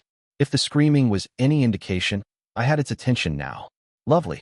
They closed on me as a pair, yet another indication that these bastards had gotten old enough to actually think ahead. Would it have been too much to ask to get purely animalistic devils? I'd have to send Eris a strongly worded letter on the subject. My repertoire of insults in both Mtethwa and Tagraby was an ever-expanding thing. The devils barreled towards me like a pair of runaway carts, and I could already hear the child voices they mimicked. Gods. Hopefully. Mimicked, calling out their pleas. I stood my ground until the last moment, slowing my breathing. I could no longer slide and run around my battlefields. I knew this. I was too slow now. Mobility was no longer my game, and in brute force I could not match either of the monsters without drawing deep into my name. Something I was warier of than ever before. The well of power felt shallower now, like it might run dry, were I careless enough. I would cope. I still remembered the first time I'd ever seen Black and Captain fight, when I'd still been fresh out lore and wet behind the ears. Captain had moved like lightning and hit like an avalanche, but my teacher had still won the spar, and he'd won never moving quicker than at a walking pace, letting his positioning and footwork carry the battle for him. I wasn't quite there yet, but that kind of fighting was not beyond me either, especially against opponents still more mindless than mindful. There was a slight gap between the two devils, for they'd come at different angles. At the last moment, I lowered my body and took a single step forward, letting the monsters pass me by and run into each other. I smiled darkly as they spun into a tangle of limbs and shrill screams, pivoting to face them again. I let them rise without contest, knowing every moment I bought was allowing the Gallowborn to clear out more of the others. Lesson the first, I informed them. The most important parts of fighting are distance and footwork. Let's try that again. When they came for me the second time, after extricating themselves, they were warier. They did not charge. One tried to catch my sword while the other tried to slip behind my back. I sidestepped the grasping limb and claimed a trickle of my name. Just enough power to cover the edge of my sword and allow it to cut clean through the devil's flesh and wrist bone when I brought it down. Without missing a beat, I caught the maggot-spilling appendage and threw it in the stride of the devil charging at my back, taking another measured step right out of its way as it tripped and collided with its brethren. Down again they went, in a tangle of limbs. Lesson the second, I said. I am not a swordswoman. Swordsmanship is the tame sport they teach noble children, or so I've been told. What I learned was to kill well and quickly, while giving as few openings as possible. My lecturing did not seem very popular with my audience. Lots of screaming all around. It troubled me how easy I was finding it to ignore weeping pleas made in a child's voice. I'm hearing a lot of whinging, boys, I said. Get your shit together, would you? Well, I thought as they charged like angry bulls the moment they got to their feet. Taunting works on devils. That's good to know. I did not move, because moving out of fear was wasteful. I did not strike, for striking without purpose was meaningless. I breathed out calmly and watched them come closer with every moment, gauging the distances. The first one's fist grazed my shoulder as my sword curved, cleanly lopping off the devil's head. I spun to let the other one pass me by, reaching for my name one last time. The shadow spear burst out and tore through its head before it took a fourth stride past me. A heartbeat passed, then the two corpses fell. I brushed a few maggots off my shoulder. Lesson the third, I spoke to the dead. Callow is under my protection. Tread its ground at your own peril. Behind me, the deserters let out a yell and advanced, encircling the last few remaining devils in circles of steel shields. They pressed forward close so that the monsters didn't even have room to move, swords thrusting into soft spots with vicious enthusiasm. I limped back to them slowly, sheathing my blade, and by the time I got there we were the only living creatures left standing. Wounded to the designated spot, I called out. The rest of you with me. We've still got one last mess to clean up. For once, the cheers felt like they had been earned. Book 2, Chapter 30, Deliver. Don't think of it so much as a fall, but rather as an opportunity to learn how to fly. Dread Emperor Venal, in the act of succeeding his predecessor. Of the original 100 I'd begun the evening with, there were barely 40 left. More wounded among the missing than dead, but it was a hard man who could fight with an eye or a few fingers missing. There was only so much I could ask of anyone without a name, and even with mine, I was starting to feel the exhaustion set in. I'd used too much power, I decided. I'd have to be careful about that in the future. Learn to use my names in ways that burned through my reserves slower than the tricks my teacher had taught me and the ones I'd taught myself from that. I kept us moving as fast as could be managed, guiding us through mostly unfamiliar streets. The night was lit up in the distance by bonfires and mage flame, as clear a beacon as I could hope for. I'd trusted Juniper's plan to see us through this battle, and so far that trust had been rewarded. Anything that would tip the scales for the Battle of Marchford from here on out would be on my head. The Hellhound could forge me a chance at victory, but I'd have to be the one to wield it. We started hearing the fighting long before we saw it. Screams, splintering wood, and steel meeting steel. There was no other clamor like it in all of creation, and there was some part of me that gloried in the sounds. Had Black seen that, when he'd chosen me? Had he stared into my eyes and glimpsed something in there, creeping under the ideals, that relished in the fight? It wasn't something I was proud of. I knew, deep down, that the sword wasn't enough to change the world. Not in any way that lasted. The real work began when the fighting was over, picking up the pieces and trying to fit them in a better way. But, God's help me, fighting's the part I'm actually good at. I put the thought away. It wasn't a problem I'd solve tonight. If I didn't survive until morning, it wouldn't be a problem at all.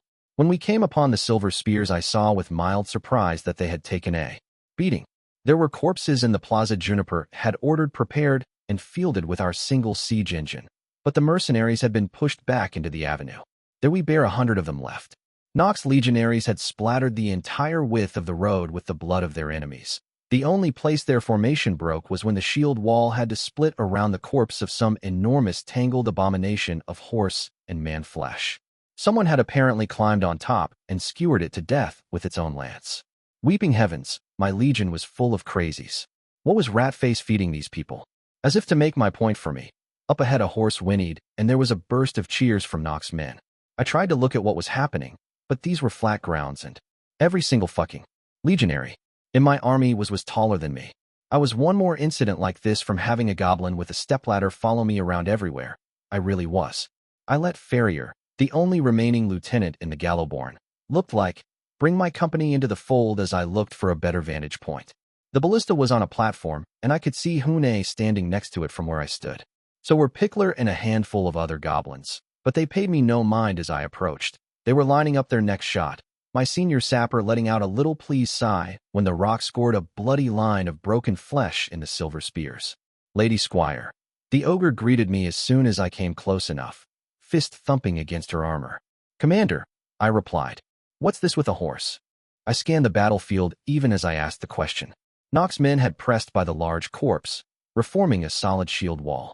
The silver spear infantry was trying and failing to push them back, only retreating in time to let what remained of the corrupted cataphracts attempt charges. My other commander had their number, though. He was keeping his mages ready for those, drowning the tip of the cavalry wedge in mage fire every time they tried. I found the horse in question just as Hune offered me an explanation. One of the mounts was improperly corrupted, the ogre told me. They've adopted as a pet. The last word was spoken with open distaste. Commander Hune had very steady notions about professionalism, which was half the reason she got on so well with Juniper. I watched as legionaries herded a horse without visible marks of corruption on it towards the enemy. It kicked their shields a few times, but eventually ran away and bowled over a few of the men-at-arms, kicking one's head in and spilling dark fluids all over the ground. A pet, I repeated, not sure whether to be amused or appalled. Some of your former Rat Company men are calling it magic goat. They seem to think this amusing, for reasons that escape me. Is it magical because it is not, in fact, a goat? Hune frowned. You use undead goats. 1. Time and nobody ever lets it go, I muttered, dodging a proper explanation. One of my legionaries tried to mount the thing when it escaped back to my forces, managing the feat for a solid 10 heartbeats before it whinnied in distress and tossed him back into the ranks. He was caught by a dozen other men, landing unharmed. Still, there was only so much time wasting I was willing to allow. Hakram and his picked line had been charged with keeping an eye on the back of the enemy to ensure none of the mercenaries split away from the mass and made a run for another hearth where they could disrupt the ritual. But if the silver spears all dispersed, it wouldn't be enough. We hadn't anticipated the men-at-arms would be able to leap like they did, and against that the barricades Pickler had built to bar the surrounding streets would be useless. Masigo had recommended we evacuate the surroundings of all the hearths involved in the ritual, and I'd signed off on that immediately. But even if there were no civilian casualties, a third of Marchford would still be put to the torch by the magic going wild. We'd already turned Marchford into half a ruin. I'd rather it wasn't a smoldering one if I could avoid it. The Silver Spears weren't giving ground at the moment, though, even with their numbers running thin. Whenever their assaults failed, they clustered around a cataphract in the back, one who never participated. It was more armor than man. The metal fused together seamlessly like a carapace, save for where the visor would have been, where it was twisted into a maddened grin instead. I sighed. I was going to have to take care of that one, wasn't I? I was already gauging the fastest path to the front of the line when Apprentice stumbled onto the scene. The dark-skinned mage was panting, and his robes were drenched in sweat, braids in disarray. A tenth of mages followed closely behind, in much better shape. Masigo, I prompted with a frown. Demon, he got out. Demons in the city. My blood ran cold. I'd thought it would remain out in the hills, slowly spreading its corruption. How did it pass the threshold? I asked. The bespectacled man rested a hand on another soldier's shoulder, pushing himself up. It's inside. One of them, he said, gesturing towards the silver spears. Oh, hells. That was why the grinning cataphract was staying in the back. Corruption spread almost instantly through touch, but given enough time, just standing close to my men would do the trick. Even if it lost the battle, all it had to do was wait. Shit. I cursed, the expletive deeply heartfelt. I closed my eyes and considered my options. The longer I let the demon work its power, the worse the situation got. How many of my legionaries were already beyond salvation? Yet the memory of my last fight with the creature remained fresh. I'd gone in unprepared and been effortlessly crushed. There was no longer anything glorious about any of the sounds of battle. Every scream was a reminder that my men were slowly being ripped away from me. Are you combat ready? I asked Masigo. He heaved drily, then wiped his sweat-dripping mouth. I'll manage, he replied. I cast a look at Commander Hune, who'd been observing the conversation with an utterly expressionless face. Get word to Hakram, I ordered. We're taking out the grinning cataphract. She nodded and strode away without comment. The direness of the situation was not lost on her, it seemed. I waited for Masigo to catch his breath another few heartbeats, then gestured sharply for him to follow. My name was already roiling, preparing itself for the coming fight, and I could feel a pulse of responding power come from Apprentice. It felt like lightning and morning dew, something clear and crisp and deceptively cruel, steel under silk. The bite of it felt only too late.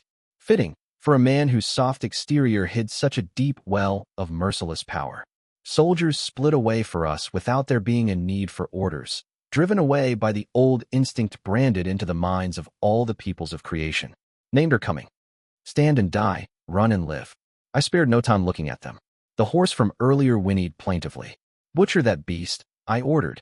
I had not spoken, but my legionaries moved as if motivated by the crack of the whip. My eyes were ahead, fixed on the enemy. There were maybe 100 mercenaries left, horsemen and men-at-arms mixed in an unruly throng. I felt Apprentice at my side, breath and pace steady as his magic crackled. The silver spears charged, and I stilled my heartbeat, letting the world slow down around me. The muscles of the deformed horse at the head of the pack rippled under my dispassionate gaze, the tip of the lance headed for my throat. I considered it with disdain, stepping around the shaft and patiently placing my blade. 2 impacts, and as AI continued advancing, the horse and the riders' heads tumbled on the ground. The wave of corrupted flesh and steel threatened to sweep us aside, but Apprentice barked a word in some arcane tongue, and a flash of fire raced along the ground in long stripes, scattering the host. Neither of us broke our stride. The grinning abomination was considering me. It came forward at a light trot, only charging when it was too close to change direction.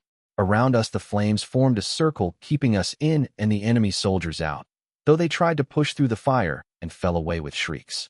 The demon host wielded a lance, but it used it like a staff, sweeping away paving stones as it swung the shaft at me. I danced around it, sword and dagger coming up to trace thin lines on the steel that bedecked horse and rider both. The corruption ran deep in this one. A lash of lightning left Apprentice's hands, coiling around the rider's head and trying to drag him down. In vain. Though the body convulsed, it seemed otherwise unaffected. The horse's hooves reared up to cave in the mage's head, but bounced off a flat field of blue magic, shattering it in panes of light. There'll be none. Of that, I snarled. My sword whipped to scythe through the horse's back leg, wreathed in shadows for the blink of an eye. It cut through steel and grinding bone effortlessly. Dark liquids burst out, and the rider fluidly leapt down from the falling horse, landing on its feet. It turned to meet me without a word, unsheathing the long sword at its hip as it held its lance with the other hand. A shrill sound resounded throughout the battlefield, an array of ugly black light pierced the horse's flank. Its flesh and steel shriveled away in a matter of heartbeats, leaving behind only an oily stain on the ground. The demon host seemed indifferent to the loss, its perfectly still metal grin still in place. Its heels rose from the ground, leaving only steel-clad toes touching it, and with swiftness I had rarely seen surpassed it struck again. My sword parried the shaft, and I ducked under the sword stroke. Not quick enough. The sword shorn straight through the top of my helmet. I limped back as fast as I could, dagger hand clumsily tugging off the straps holding the helmet together. I shook it off, and I fell to the ground. Apprentice cast a spell that rang like a thunderclap, an explosion of invisible force detonating right next to the abomination's head. It bought me a few moments, but besides forcing it to tilt back its neck, there was no mark made by the sorcery. Masigo had its attention, though. In a single heartbeat it had crossed the distance to the mage, sword shattering the restored blue field of light. Though a second one came into existence, it shattered it. It dropped the useless handle and caught Apprentice by the throat, ignoring the ring of fire that formed around its wrist and tightened instantly. A legionary's shield impacted its side, knocking it back and breaking its grip as Hakram entered the scene. The orc let out a guttural howl, shield battering the demon host down again and again in unrelenting assault. Unharmed for all that rage, it moved back as if yanked by the hand of some unseen god. Its toes were barely touching the ground, I saw, and no earthly muscles were lending it the speed it had displayed. An eldritch thing was moving it according to ways beyond that of creation. Apprentice, I called out. You were going to burn. For that abomination, the mage rasped coldly, ignoring me. The gauntlets had left a pale mark matching the fingers on Masago's throat, but aside from that he seemed unharmed. I worried anyhow, knowing corruption did not always have to be visible, but there was no time to worry about that now. Though I hunger, I am never sated, he spoke in Thethwa, tongue cadenced. The grinning demon host moved to end him, but Hakram and I knew our work. Seamlessly, I flanked the monster as Adjutant stood his ground, shield up and short sword in the middle line. The abomination did not turn to face me, but it stomped a foot on the ground. Wind howled, and stone flew, forcing me back. Hakram, though? Hakram squared his shoulder and smiled a devil's grin. Come on, you bastard. Here I stand. He laughed. The lance, edge first, struck the scutum. Corrupted steel met the work of goblins and was found wanting, for in that moment, even if all the celestial choirs had sought to move my adjutant, they would have found their strength matched. Again and again, with might that split the air and screamed havoc, the abomination tried to pierce the shield, and its strikes pattered like rain on a lake of oil. Through grass and ground I crawl, devouring all I behold. As the words left Apprentice's mouth, I felt my name howl for the first time since I had last matched my strength to the demons. It wanted vengeance, for an aspect stolen. It wanted to even a scale that could not be evened, but would settle for the harshest price that could be exacted. A single droplet of liquid shadow fell on my blade, the ripples spreading inky darkness until it had swallowed it whole. I sped through the rubble and rammed it in the abomination's back, finally finding purchase as I punched through the carapace. With a great heave I ripped out my sword, dark pus falling to the ground in a hissing rain. I stepped away just in time. My blood knows the call, my flesh the craving.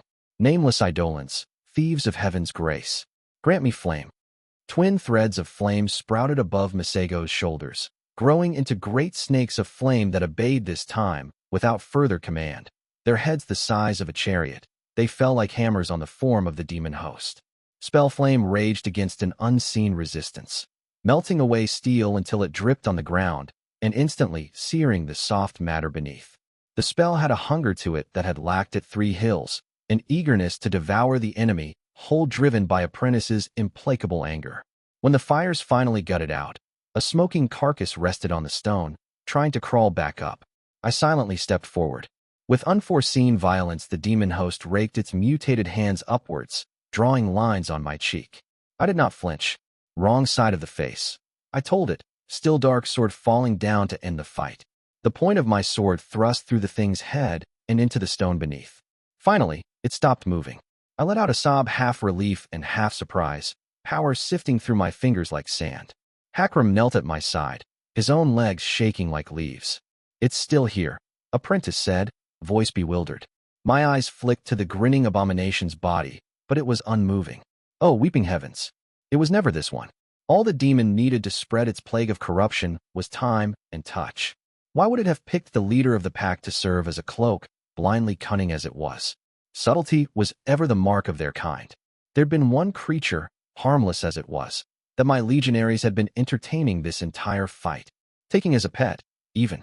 I turned and watched as the horse some poor damned soul had called the magic goat allowed its stomach to open, spilling out guts that took the shape of a misshapen child. "God save us all," I whispered as I finally realized how badly I'd been played. How many legionaries had it corrupted with a kick or a ride, I wondered. To how many others had the plague spread as they stood shoulder to shoulder in the shield wall? The demon crawled on the ground with limbs too small for its body of gore, twisting and turning against the stone. In the back of my head, I heard a laugh that turned into a mockery we all heard, though the abomination had no mouth to voice it. It felt like hot knives ripping in my mind, scattering my thoughts. A heartbeat later, an arrow nailed one of its limbs to the stone. A one-handed man wearing clothes that were more decoration than true cover landed on the ground beside it. His spear rose and shone with white light as he offered a feral grin. "Have it thee, demon," Hunter announced, as Archer knocked a second arrow. I rolled my shoulders and gestured for my own name to follow. Do or die, looked like. I was starting to hate how familiar that feeling was. Book 2, Chapter 31, Sleight. Oh, give me a bloodthirsty, fire and brimstone conquering villain any day. It's the schemers you have to watch out for. Queen Elizabeth Albin of Callow.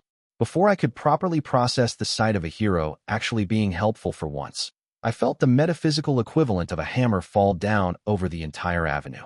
The pressure lightened after a heartbeat, but no, lightened wasn't the right word. It had been gathered into walls that sealed off the battlefield. I shot a look at Masigo, but he seemed as surprised as I was. Not his work, and neither of Lady Ranger's pupils could do magic as far as I knew. A consequence of Hakram's finally formed aspect? Oh, Juniper. Of course, she had a contingency in case the demon actually showed up. We'd been fairly certain it wouldn't, but the Hellhound wasn't one for leaving things to chance. The mages who'd helped Masigo with the ritual had been given an additional set of instructions, was my guess. Why hadn't she told me, though? Because I'd been crippled? The thought made me grind my teeth, but I dismissed it as unfair. Juniper had not treated me any differently after my failed foray into dream visions. So what was it about the nature of our opponent now that would make her willfully keep me in the dark? It was a demon, and very dangerous. Not much of a justification there, even if it was a demon of corruption.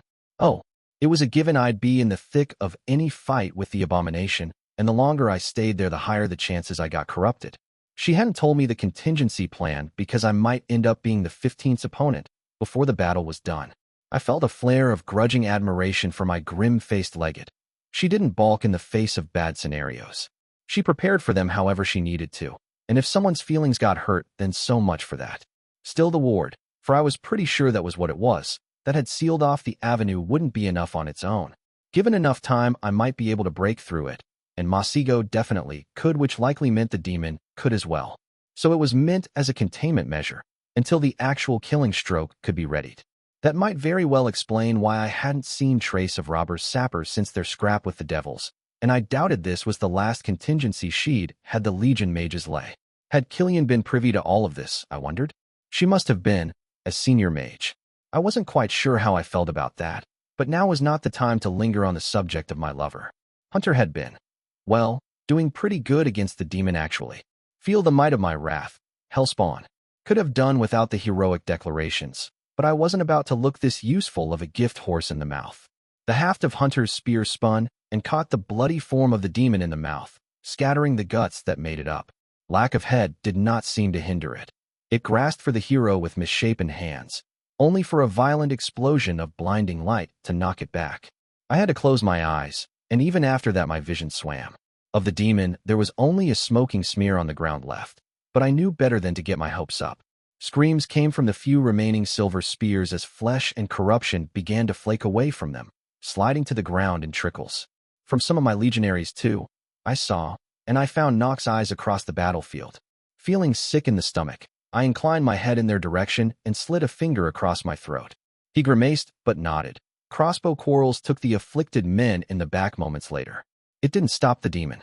The flecks of flesh slithered across the ground until they formed some sort of foul pile, then began coalescing into a larger form. "Apprentice," I called out. "We need options. Can you banish it?" The dark-skinned mage shook his head. "Not from inside the threshold," he said. "Bloody, burning hells. Had it planned that? Known that as long as we covered the city in a ritual, we couldn't trap it in a ward and force it back to the hell it had escaped? Demons weren't supposed to be sentient, but this one had proved capable of deception. Then again, so are animals. Anyhow, who knew what being bound to an imperial standard for a few hundred years could do to a creature like that? "What can you do?" I asked. Apprentice let out a long breath. "I can go all out," he said, "but you'll need to buy me time." Well, Black had never promised this would be an easy job. I glanced at Archer, who'd allowed the string of her bow to slacken as she eyed the forming body of the demon. No immediate solution from there. I found Hakram already looking at me when I turned towards him and sighed. "Fuck it," I said. "Not like running's going to help." He snorted, and we moved towards the enemy as one. Getting the child form brutalized by a hero had apparently prompted the abomination to trade up for a larger model. The coalescing shape was easily the size of a two-story house. Not as thick, though. 2 clawed legs with half a dozen articulations had already formed to support its spindly torso, but offhand I counted at least 5 arms aggregating flesh into long limbs touching the ground. That the fingers at the end of those limbs looked suspiciously human-like wasn't something I wanted to think about too much. At first I thought it wouldn't bother to make a head, but when a long, thick strand of skin formed and started dangling from the torso, I realized with disgust I'd been wrong. At the end of the strand a bubble of flesh expanded, sprouting eyes by the dozens that were set in dark purpled flesh. Muscles popped from underneath the bubble and grew large horse-like teeth, because apparently it hadn't been looking nightmarish enough. While Hakram and I moved, Hunter hadn't been wasting his time. The tip of his spear wreathed in light. He charged forward with a wince-inducing war cry. The hero scythed through one of the arm limbs effortlessly, only to back away with haste when it started crawling close to his legs. While he put some distance between them, the demon picked up the limb with another arm and casually shoved it into what was likely supposed to be its spine. With a wet squelch, the severed limb rejoined the hole. Well, that's going to be problematic. We arrived at Hunter's side just as the abomination put on the finishing touches on its form. "If we can hold it back for a while, Apprentice has something that will harm it enough for you to finish it off," I said.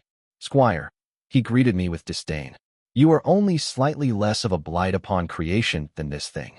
If I could cut off your hand twice, I would," I replied cheerfully. "There, we're friends now. Maybe we could attend the thing that wants to swallow all of the city." He sneered, but did not disagree. "I'll take the lead, minion of dark," he decided, and before I could argue he was charging again. "You know he has another hand, right?" Adjutant said. "So technically." I didn't have time to reply because the fight had finally started again. Hunter, either entirely fearless or magnificently stupid, had slipped under the demon's jaw and was evading its limbs with impossible swiftness while scoring wounds on its abdomen. The light on his spear had dimmed, but heroic names must have been painful to the monster. It was ignoring us and focusing on him. Even limping close to the demon was enough for me to feel the corruption wafting from it, creeping at the edge of my mind. I gritted my teeth and pushed back against the feeling, ducking under a flailing limb and hacking through the tip with my sword. The dark ichor that spilled from the wound blackened the steel, but I'd have to worry about that later. As long as it didn't touch my skin, I should be fine. I could have used a helmet right about now, though. From the corner of my eye, I saw movement headed for Hakram's back, but there was a sharp whistle and an arrow took the corrupted man-at-arms in the throat. The mercenary collapsed to the ground twitching, then suddenly burst on fire. Archer has a few tricks up her sleeves, apparently, and we could stop worrying about the last of the enemy host getting to us. Arrows kept singing as Hakram and I started methodically going for one limb after the other, one of us getting close enough to bait a strike, and the other hacking through while it was overextended. Eventually it realized that while Hunter's spear was more painful, the villains were doing more actual damage. It flexed its legs, and with a push forced itself upright on 2 hands, spinning in a whirl of limbs that forced all of us back. Hunter got slapped away by a hand, and the part of his bare chest it touched started warping, but he screamed, and another burst of violent light burned away the corruption, leaving only singed flesh. The legs wriggled back into the demon's torso with a squelch and spray of ichor, bursting back out in front as it steadied its footing. I frowned. Staying too close wasn't an option for Hakram or me, given how much more vulnerable to corruption we were. Hunter would have to handle that part. What could we do that would actually hurt it, though? 3 times we'd cut away an arm, only for it to shove it back somewhere more convenient to attack us with. I glanced at Apprentice, who 15 feet away from all this was kneeling on the ground with his eyes closed and his palms held upright. Gods below, Masigo, you could have at least gone further away. Sweat was dripping from the bespectacled mage's forehead, and even from where I stood, I could feel the weight of the power he was gathering. No incantation, though. Unusual, that. How much longer would he need? There was no way to know for sure. Wreathing my sword with my name was no longer an option, both because I was running low on power and because I didn't like the looks of what the demon blood had done to the blade. Don't think of this as a fight, Catherine. It's a puzzle. How do you solve it? To keep it contained, its mobility needed to be hindered. Simply cutting off the limbs was useless. What else did I have in my arsenal? The avenue was thick with corpses, and I could probably raise one. But given the nature of the demon, that would be more liability than asset. I didn't know what would happen if it touched a corpse with my name's power invested in it, or if it could reach through the strings I used to control my necromantic constructs. I clenched my fingers, then unclenched them. No obvious solutions, so I just have to try things. Hunter charged in again with a cry, so it was time for round 2. Adjutant moved like an extension of my body, always where I needed him to be exactly when I needed him there. Something about his name, or had we simply been through enough battlefields together?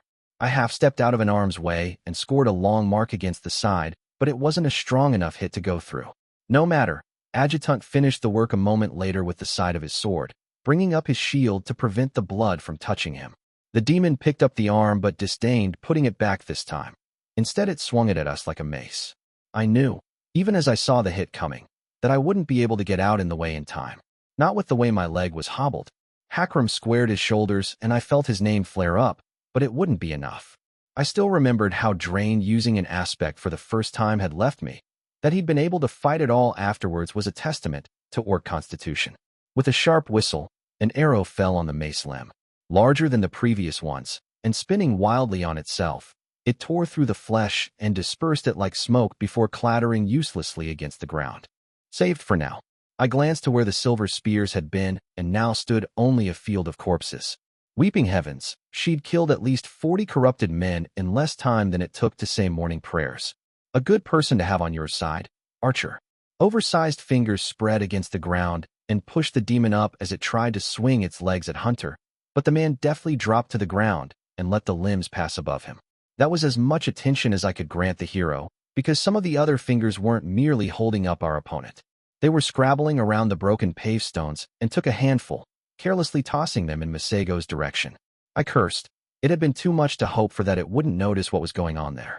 I reached for the last scrapings of my power, formed a spear of shadows and shot it without missing a beat, bursting through a pavestone and clipping another. There were 4 other rocks flying, and the same spinning arrows took out one, then a second, then a third, until the angle took the last beyond Archer's angle of fire.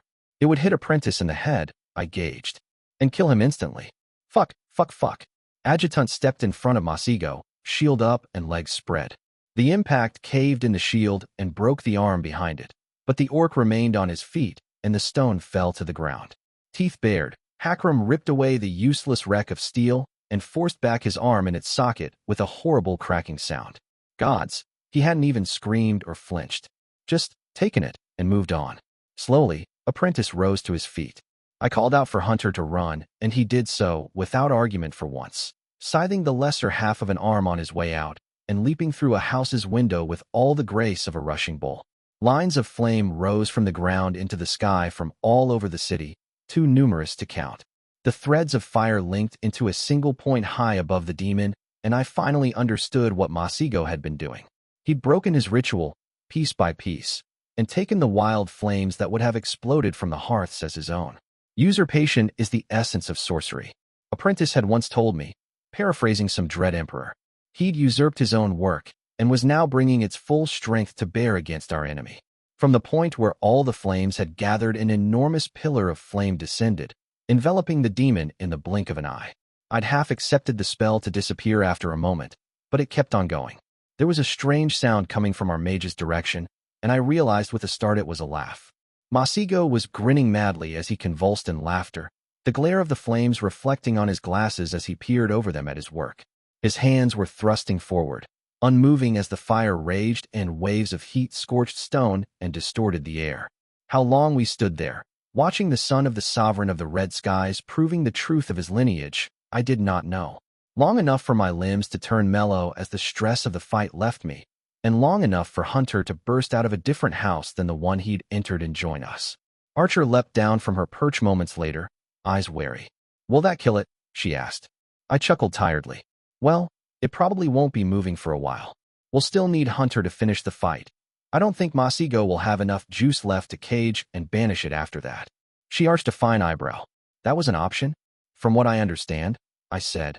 "Our chances of managing to trap it if it saw us coming were not promising. This is probably as good as the 15th can reasonably have expected this fight to have gone." Hunter himself was studiously ignoring us, and I returned him the courtesy. He'd been eager enough to attack so far. I had no doubts he'd finish the monster off when the time came. Hakram was more important to me, and I had to limp as quick as I physically could to catch the orc when he began to collapse. "I think I'm done for the night, Cat," he rasped. "You did good, Hakram," I murmured, gently setting him down against a wall. "Better than anyone had a right to expect." He started, but exhaustion caught up with him. His mouth closed, and unconsciousness finally took hold of his body. "Steady fighter, this one," Archer commented.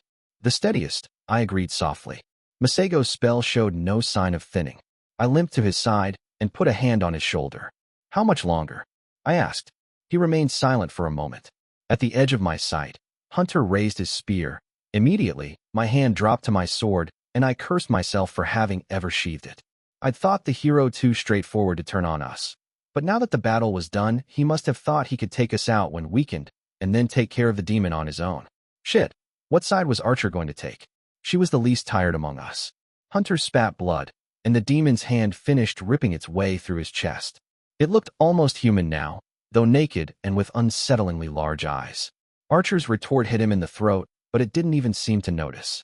It withdrew its hand from the dead hero and tossed him at Masigo, breaking the mage's concentration.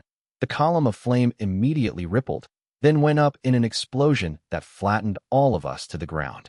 I forced down a scream of pain as my bad leg snapped at an angle, but desperately scrabbled back to my feet, just in time to see the demon go for Apprentice. The same blue panes of light that had stopped the corrupted monster earlier materialized in front of the mage when the abomination leapt at him, holding it at arm's length as it caressed the magical shield. Masigo grunted as I moved to flank the demon, the shield light bursting and throwing it back. The impact had wiggled the arrow in its throat, spraying blood in an arc as it landed fluidly on its feet. A single drop landed on Apprentice's left wrist. Immediately he brought up the other hand, the tip of a finger glowing red-orange, and with a hoarse scream, he cauterized the skin. Would that be enough? Shit, it had to be. I heard Archer unsheath her blades, and the demon lazily turned to look at me. It took a step, and then stilled. The sound of hooves against stone was heard in the distance, coming towards us from where the silver spears had once stood. The pace was unhurried, like the rider had all the time in the world. I let out a breath of relief.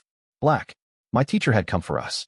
Through the smoke and dust kicked up by the breaking of Masago's spell, a single silhouette rode. A cage of bright red and green flames formed around the demon, spinning slowly at first, and then quickening until it took the shape of a whirling cone, and then burst, tearing into the sky so high the whole city must have been able to see it.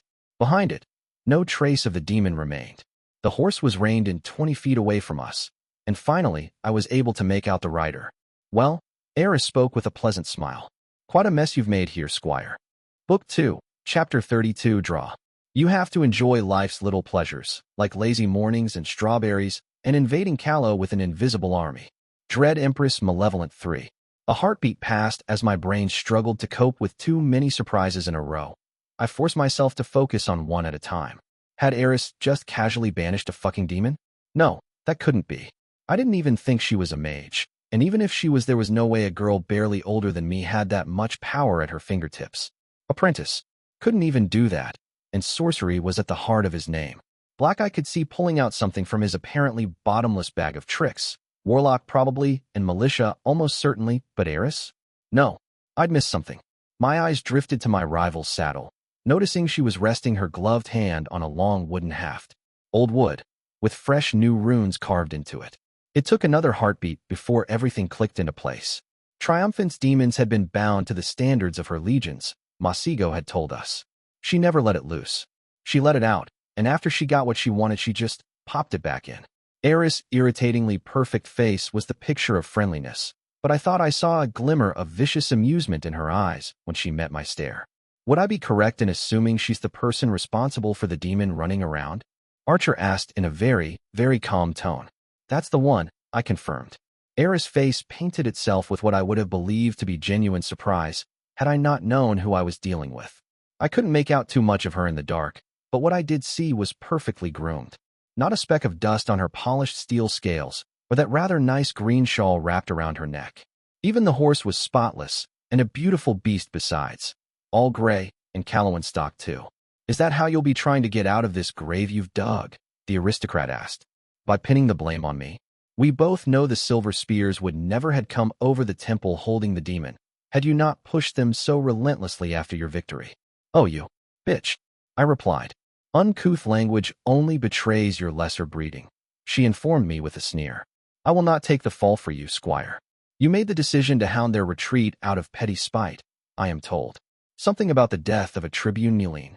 My fingers tightened around the grip of my sword until I felt them turning white. I'd thought I knew hatred, from the days where I'd lived under the thumb of Nemeses. I found now I'd been mistaken. The governor grinding his heel over the city's throat was an impersonal sort of attack, directed at a people instead of my own person. This was personal. Well, miss, Archer smiled. You and I seem to have an account to settle. Do try to struggle, it'll be that much more satisfying. My eyes remained on Eris' gloved fingers, watching them drum absent-mindedly against the haft of wood. I could see the place where metal rings had once bound the cloth part of the standard. The dark-skinned villain met my eyes again, the implied threat perfectly clear. I let it out once. If my life is in danger, I might just do it again. You be the representative from Refuge, yes? My rival said. Archer flicked her wrist, slowly spinning the long knife in her hand. Could be I'm just a concerned citizen, she replied. Eris cocked her head to the side. I'm given to understand that you were sent to smooth over a little diplomatic wrinkle with the tower. I wonder what the consequences for your mistress would be if you attempt the murder of a Prise aristocrat in broad daylight. Oh, I won't be attempting anything, Archer chuckled. Anyhow, I've got doubts anyone here will bear witness for your corpse afterwards. Why had she forced the demon back in the standard? I allowed their words to drift past me as I put all my mind to figuring that one riddle out. If she'd waited a few moments longer, it might have killed me, or corrupted me, at which point she'd have an excuse to put me down that not even the Empress could dispute. Her victory condition for this does not involve me being permanently out of the game. What was she actually after, then? Crippling the 15th? Maybe. Or she might have been trying to avoid something that would cause her to lose. If I'd been dead or corrupted, there were decent odds the defense of Marchford would have collapsed, at which point the entire population and the remnants of a legion would have ended up corrupted puppets. And Black would have killed her outright for it, because she'd have been responsible for an existential threat to the Empire. By stopping now, the only strength on the field to have been damaged was mine. The 15th was in shambles. I'd damaged my name irreparably, and she could just stroll in at the end of the fight to claim credit for the victory. It was a twisted, labyrinthine plan that had at least half a dozen possible point of failures I could name off the top of my head. The very kind of plot the Prise brand of villains love the most.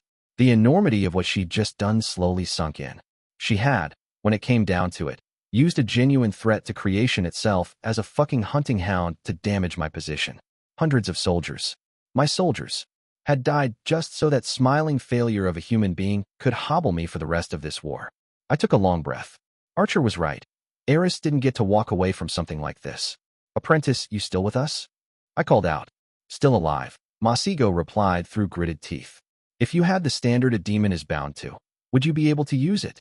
I asked, glancing at the bespectacled mage. Easiest thing in the world, he replied, baring his teeth at Eris. I'll need you to hold off the demon for a while, I told Archer. This is going to get messy. The ochre-skinned woman nodded sharply, leaning forward in anticipation. Eris cleared her throat. As to your earlier point about witnesses, envoy, she said, idly waving her hand. I would dispute that statement. The still lingering cloud of dust and ash dispersed under an unseen wind. Magic, I knew instantly. Without incantation, which was even more worrying, although not as much as the sight now revealed. Lightly armored men bearing large oval shields and spears, quietly marching down the avenue. Numbers were hard to gauge, but I could see them spreading out in the distance beyond how far I could see. At least 1,000. Behind me, I heard Nock calling for my legionaries to form up in proper ranks. Gods, I'd misunderstood her endgame. She didn't want us mauled for a long-term advantage. She wanted us as weak as possible before wiping us out with her own men, using the excuse of possible corruption as a political shield afterwards. And I'd danced to her tune the whole time, never knowing who was playing the lute. I reached for my name, finding the well still near empty. Might be able to pass over that if I tap into struggle.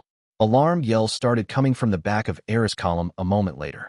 Out of principle, I refused to try to push myself up on the tip of my toes to catch a glimpse of what was happening. Instead, I looked at the aristocrat, and for the first time a flicker of doubt passed through her face.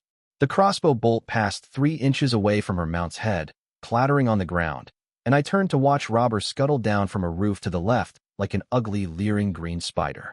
His sappers lined that entire flank, crossbows loaded and ready. "Evening, boss," he said. "Tribune," I replied, schooling my face to make it look like I knew exactly what was happening. I'd gotten a lot of experience at that since I got put in charge of a legion. "The Calawan volunteers are in place," he reported. Learning a bunch of Proceran looters were visiting their home got them motivated, good, and proper. Half of Eris' army had been made of Proceran light infantry, I remembered. Robber hadn't been at the briefing where General Sacker had told me that, but Juniper had. 3 cheers for the goddamned hellhound. May she ever keep one step ahead of our enemies. I thought, turning to face my opponent. "Looks like you called it off too early," I told Eris. "I have numbers on my side," she noted in a neutral tone. "Lady," Robber broke in with a malevolent smile. "We just fucked up a bunch of devils and most our number in mercenaries with a demon's hand shoved up their arse. Chewing up your pretty lads will be light exercise before we turn in for the night. But please, doubt me. Try us." I laughed. "You heard the goblin, Acua," I grinned. "Take out your sword. Last time we had a chance to dance, you legged it before we got to the good stuff."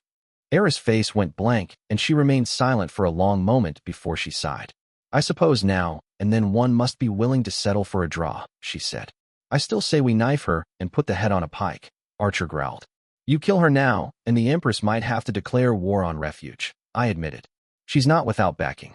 With another growl, the named shoved her long knives back in their sheaths and strode away. My rival seemed about to add a pithy comment to the situation, but before she could, someone tossed an empty bottle at her head. Or tried to, at least. It missed by a solid 3 feet. "Boo," the wandering bard yelled. "Boo, villains, boo." Of course Almirava would show up. This night just wouldn't be shitty enough with the mouthy heroine making an appearance. Evidently, the godly quota for screwing me over this month had yet to be filled in full. I bet she practiced the booing, too. There's no way it could sound this excruciatingly obnoxious otherwise. "I paid good money for this seat," she called out from the ledge where she was seated, surrounded by a line of my sappers. "Show me some blood, or at least lose some clothes." The olive-skinned heroine still wore the only outfit I'd ever seen her in, garishly colored silks that were just a little too wide for her. The sleeves were longer than her arm and larger than her wrist, flopping around as she gesticulated. I could make out a few stains on her clothes, and I'd been a waitress long enough to recognize the effect of liquor spills on nice garments. "Sloppy." "Lieutenant Rattler," Robert gasped. "What's the meaning of this? Why is that woman's kidney going unstabbed? This is against all we stand for." A female goblin, Lieutenant Rattler, I assumed, saluted sloppily. "I'm afraid she bribed me, sir," she replied. "We don't take bribes," the yellow-eyed tribune chided her. "I'll cut you in for half." Robert turned towards me. "Protocol was followed, boss." I knew from experience that actually getting the bard to leave was next to impossible, but at least my soldiers were making pocket change out of her presence.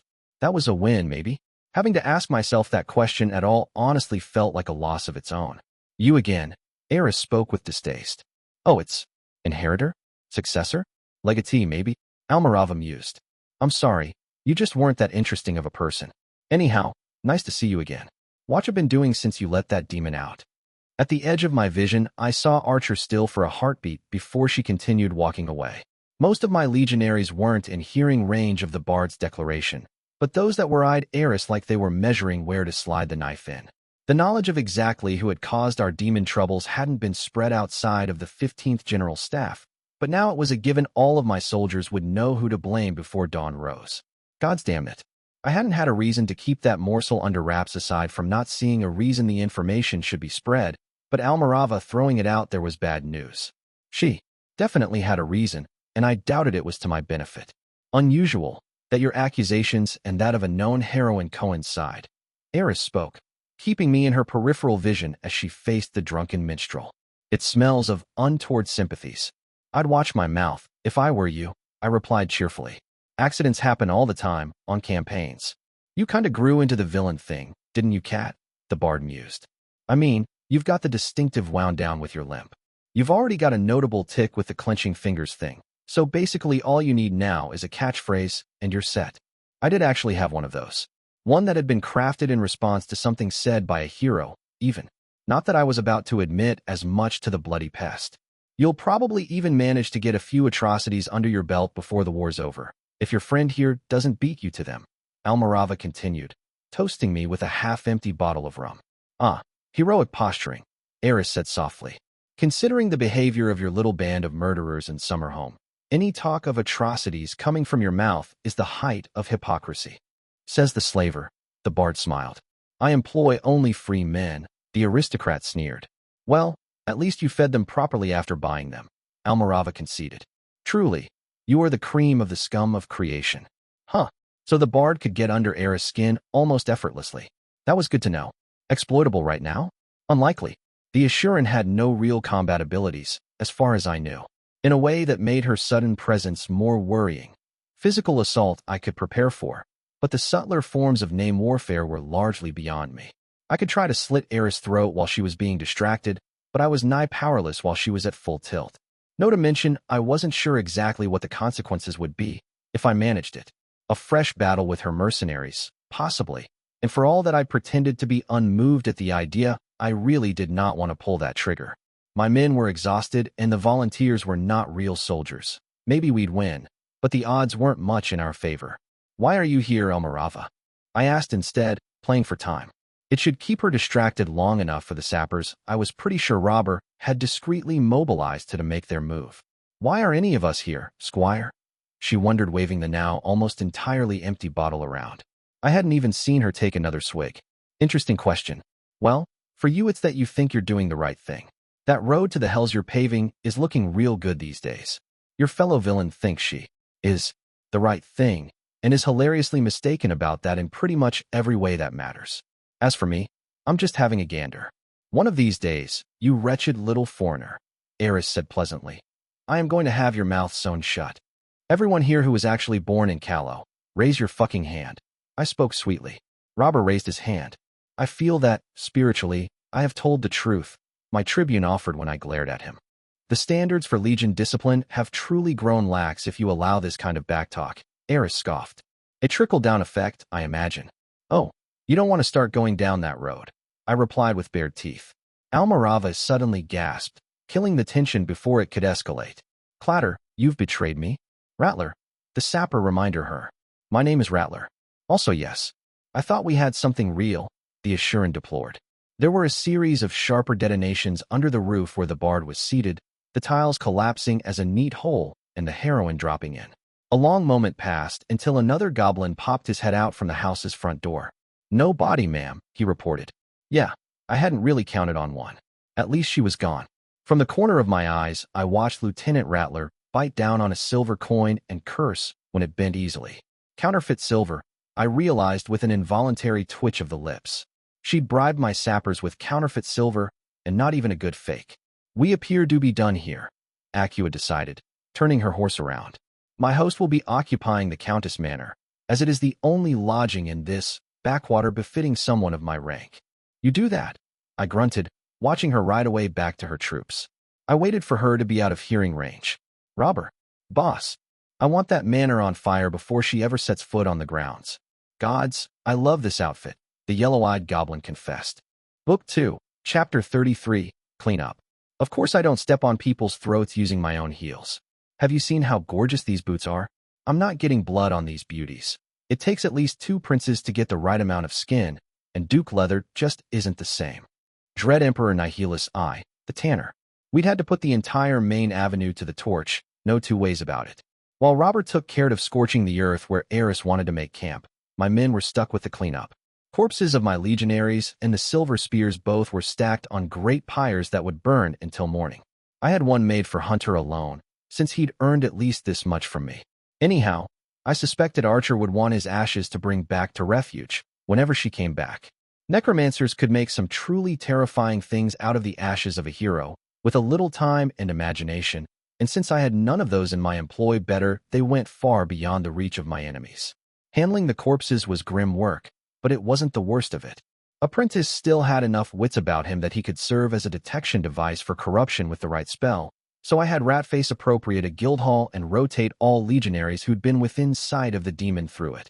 A dozen times, I patted a man or a woman who'd served me with nothing but loyalty on the back and sent them to a back room where a sword was driven through their back. I would have done it myself, felt like I needed to, but I was too goddamn tired not to screw up the job. Of all the things to have happened tonight, that one left the foulest taste in the mouth. It was Sergeant Tortoise who ended up bloodying her hands, though most of her line stepped in at some point or another. Casualties to demon fuckery were less than I'd feared. The trick it had used to make a new form seemed to have killed most of the affected. There was, of course, another problem. Apprentice himself might have been touched by corruption and could not be relied on to check himself. None of my other mages knew the spell, and Masigo was the only one who could teach it to them. I had records kept of all legionaries who'd been exposed to the demon even after the purge, just in case. I'd need to have them looked over by another mage as soon as I could manage. I could feel myself falling asleep on my feet, but there was still too much to do. Hakram wasn't waking up, so I'd had him moved to my rooms until he was back in action. My healers assured me this was a case of pure exhaustion, and for what it was worth, Apprentice cleared him of any trace of corruption.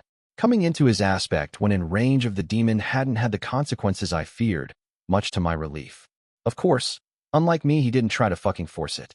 Robert came back half a bell later, as I dipped a torch and bucket of oil standing in a darkened street. "Boss."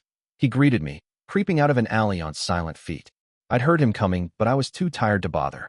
I shook off some oil onto the paving stones and grasped the haft of the torch more firmly. "Report," I ordered hoarsely.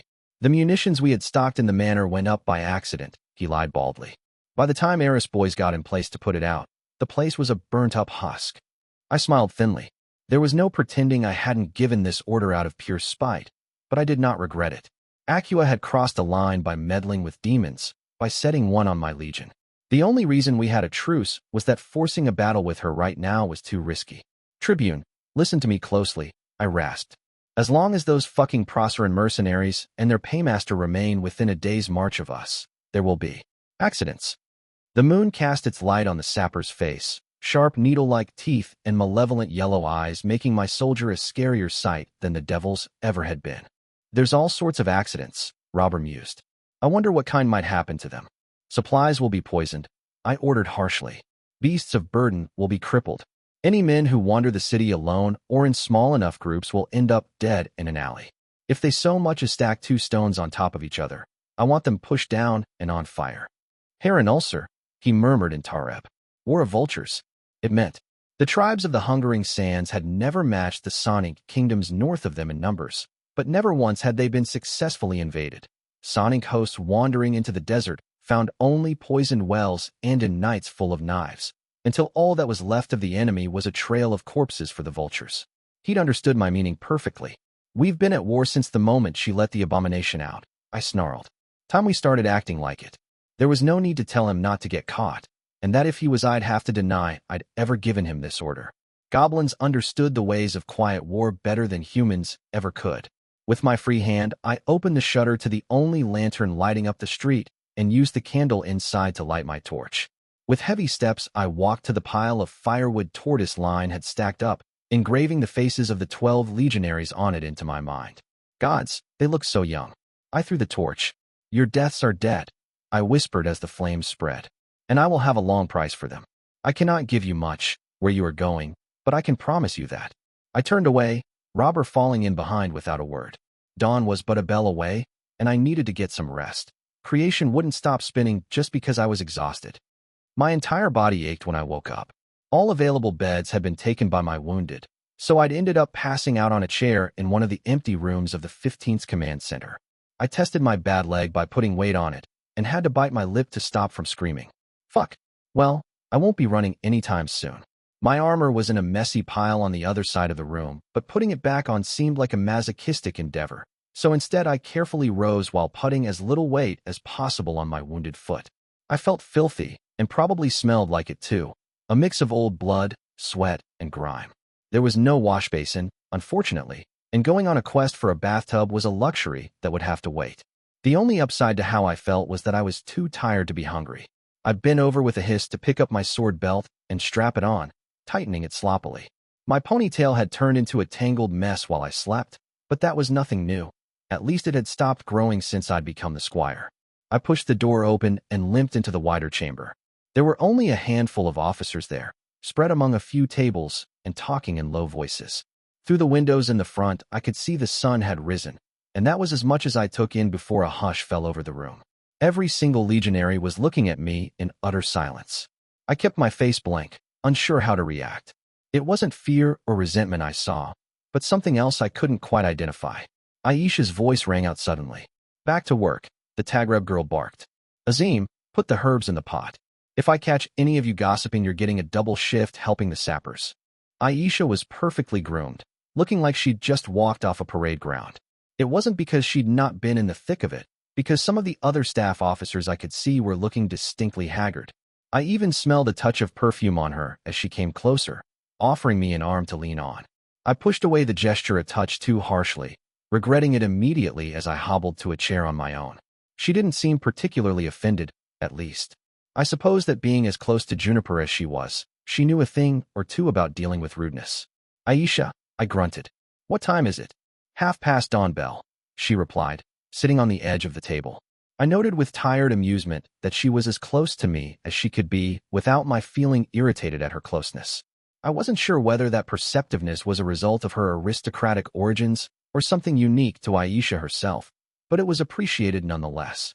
Hakram up yet? I asked. She shook her head. Apprentice said he'd be out until noon, at least. Something about drawing too deep on his name. She paused, then raised her voice. Azim, if that pot isn't on its way, I will have you. Strung up. A harried-looking Sonic officer ran towards us with a very nice porcelain pot I'd see Aisha use for tea before, nearly dropping the matching cup in his haste. The staff tribune dismissed him impatiently after he set it on the table in front of me. I raised an eyebrow in her direction. Masigo left me herbs for when you woke up, she explained. I offered her a grateful nod and poured myself a cup of a brew smelling just like the one Apprentice had made me before the battle. I noticed her twitching at the sight of my pouring my own cup, which got the ghost of a smile out of me.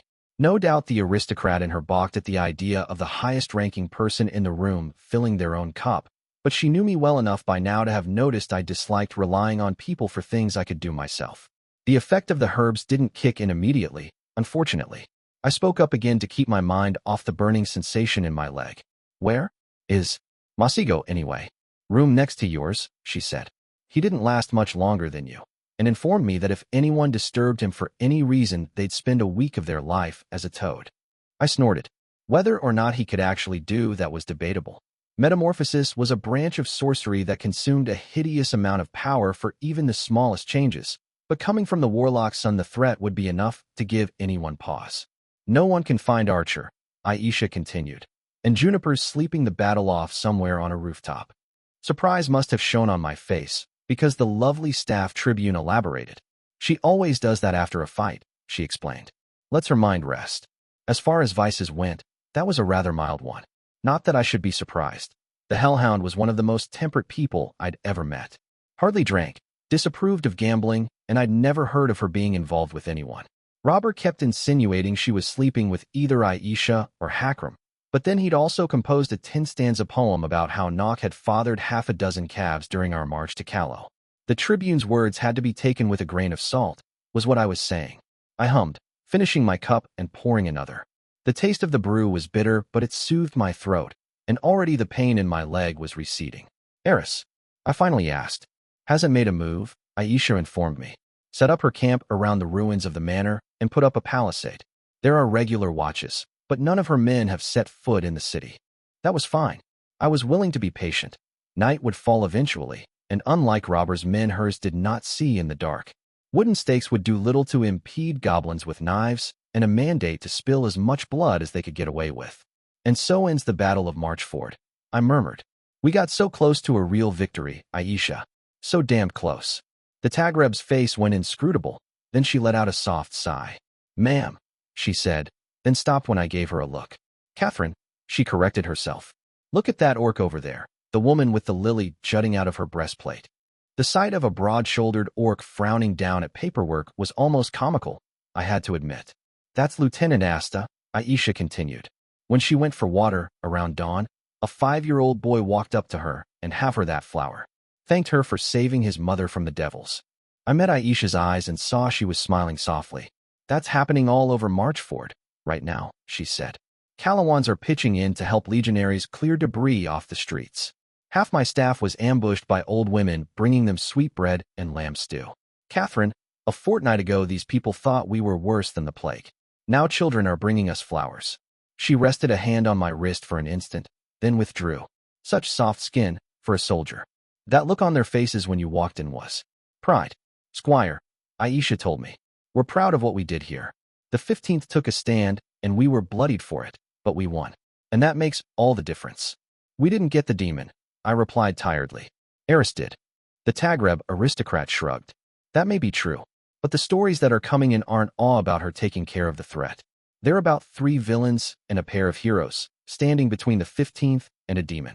They're about you and Hakram forcing back a monster the size of a guard tower with nothing but swords and shields. About Apprentice making a new sun in the sky to scour it clean. Maybe in the tower they'll care about what Eris has to say, but not those of us who were here. We know, and more importantly we'll remember. I looked away, feeling my throat choke up. How tired must I have been, for this to bring tears to my eyes. Aisha was kind enough to pretend she wasn't seeing anything, and I forced myself to finish my last cup of herbal brew. I took a few deep breaths, enjoying the last few moments of peace I'd be getting for a long while. The Battle of Marchford might be over, but I still had another war to fight. The same war that had begun the moment I'd laid eyes on Eris, and made the mistake of ignoring because I hadn't seen her since. A prickle at the edge of my senses chased that peace away in the blink of an eye. I immediately rose to my feet, much to Aisha's surprise. Lady Squire, she asked worriedly. Trouble, I hissed, as a door behind me slammed open. Masigo hopped out, robes askew and his braids an unwholesome mess. His eyes were red and bloodshot. Fucking hells, he snarled. Really? Right after the demon. Focus, Apprentice. I spoke up, forcing my voice to remain steady. What exactly is this? Something's coming from Arcadia, he replied, and I only now noticed he wasn't wearing his spectacles.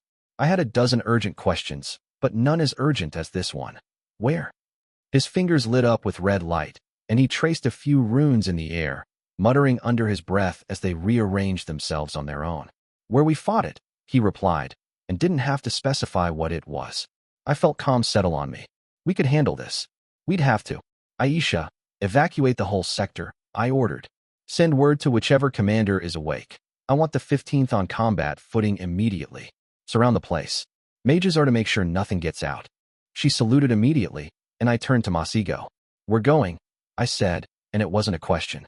I thought Fae could only come into creation through gates. You know, like the one in the Waning Woods, I said to Apprentice as we hurried through the streets.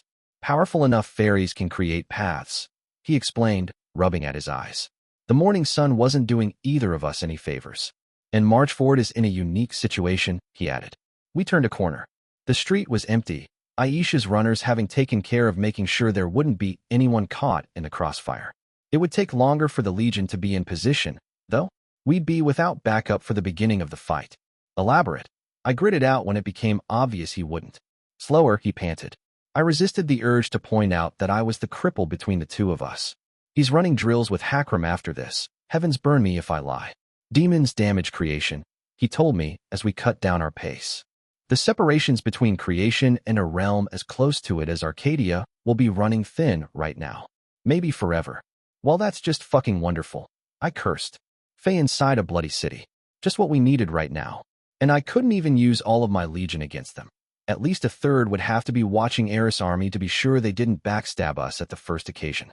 Which they damn well would, because Acua was the kind of insane megalomaniac who used existential threats as cat's paws.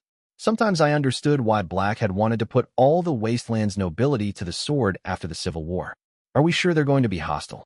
Fae aren't hostile, cat, he got out. They just like their games and don't understand the concept of mortality. They're basically souls given form. Inside Arcadia, they can't die. I paused. But in creation they can, right? Right. Apprentice cleared his throat. That's a matter of academic debate. The most popular current of thought is dash. Masigo, I barked. Sure, he replied, looking as pained by the lack of precision as he was by the act of running. Stab away, that'll work. We cut through the plaza as fast as we could and arrived at the head of the avenue, just when something tore open. Blizzard poured out of an opening I couldn't see, impossibly thick. Winds howled as frost spread across the ground. An empty, ruined avenue, turning into the eye of the storm faster than I could unsheath my sword. I grimaced. Well, that's promising, I muttered. Masigo whispered something under his breath, and a moment later I stopped feeling the cold. I shot him a grateful glance, and together we strode forward. It was hard to make anything out in the spinning snow, but as we got to the edge of the blizzard we saw a silhouette approach. A man? Maybe not. The features were too fine to tell, and the long hair could have belonged to either gender. If Fae even did gender, which I wasn't sure they did, some were supposed to be shapeshifters. Tall, with impossibly clear blue eyes and hair that looked more like flowing darkness than anything materially possible. Those eyes, I noted, were wide and showing white. The Fae looked at us and hesitated, then jerked.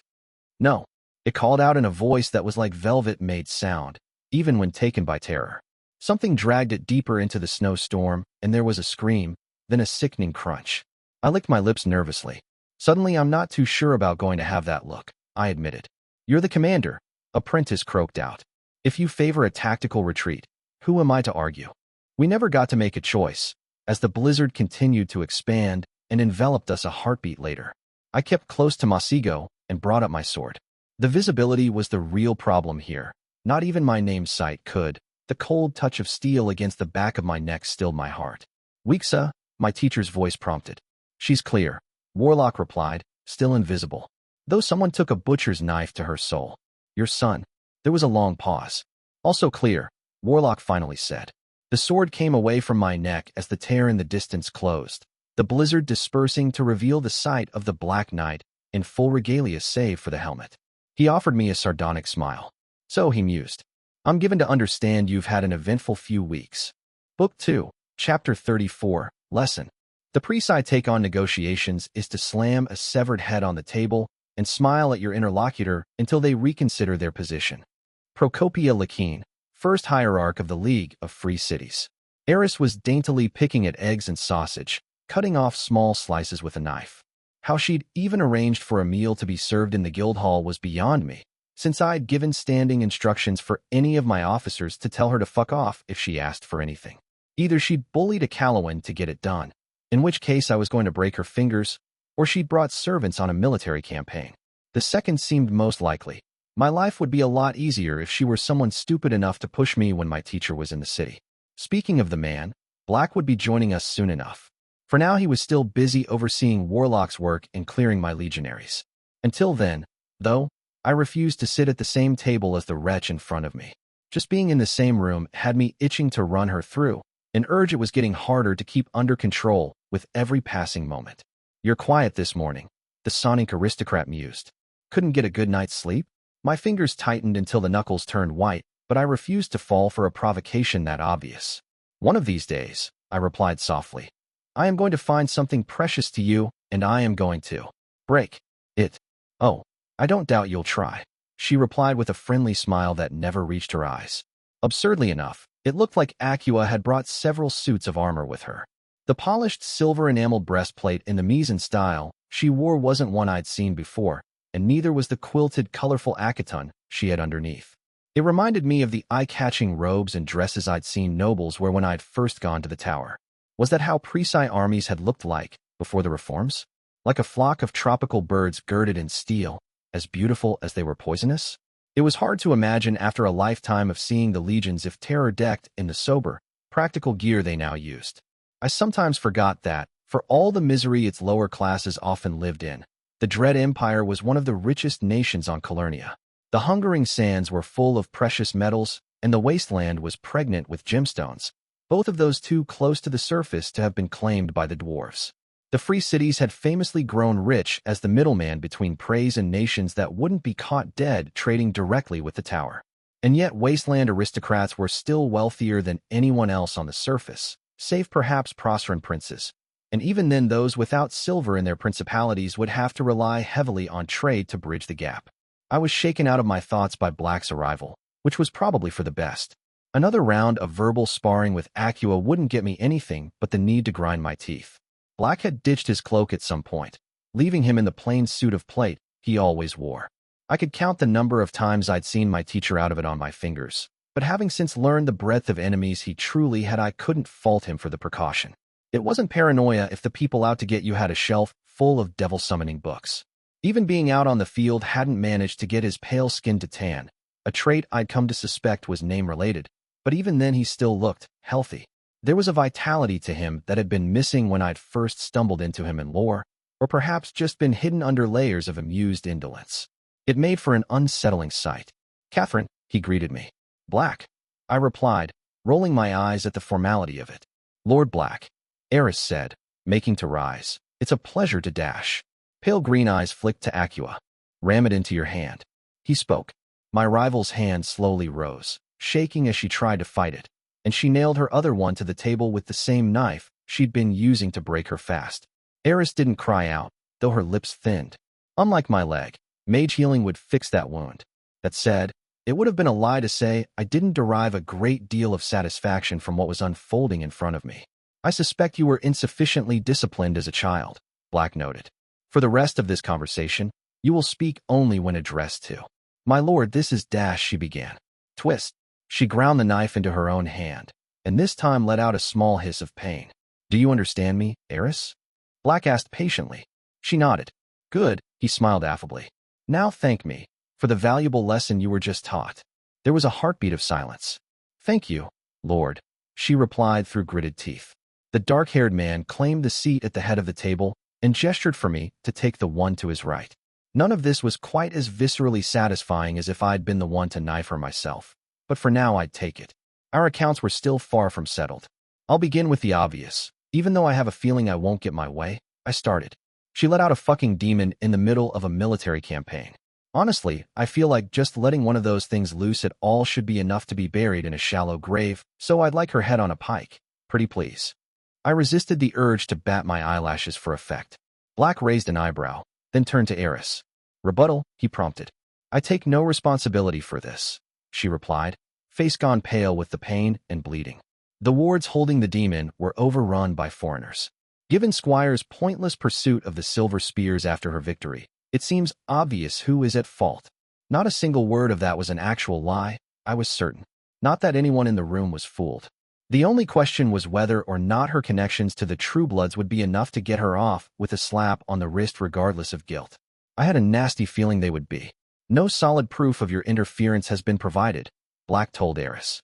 "Because of that, Her Most Dreadful Majesty has declined to give me permission to execute you." If she'd ever been worried, it had not shown on her face, and neither did relief now. The dark-skinned aristocrat inclined her head, murmuring a platitude about Militia's wisdom and foresight.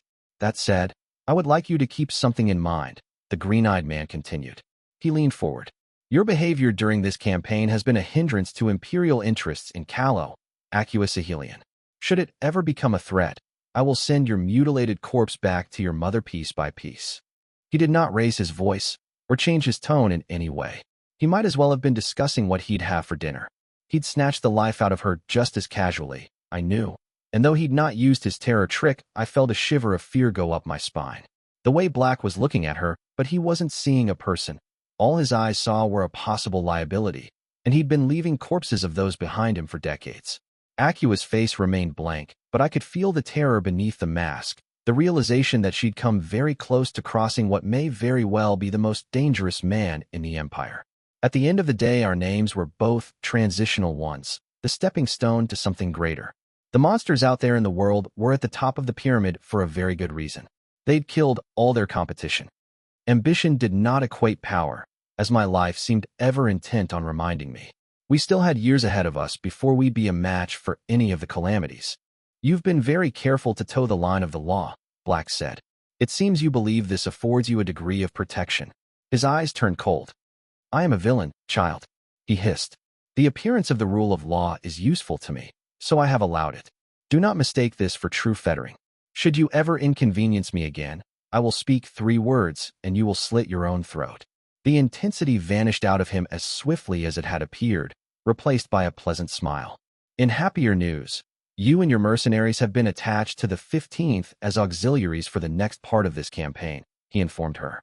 Congratulations, you've been granted the equivalent of a commander's commission. Thank you, Lord, Eris murmured. Black drummed his fingers against the table, and there was a long moment of silence. Well, he asked, what are you still doing here? Lack of understanding flickered across the aristocrat's face, immediately blanked out. A mere commander is not cleared for this kind of meeting, Black explained patiently. You are dismissed. I swallowed a snort. Oh, now that was just precious. That was probably the worst insult he'd given her today, given how self-important the other villain was.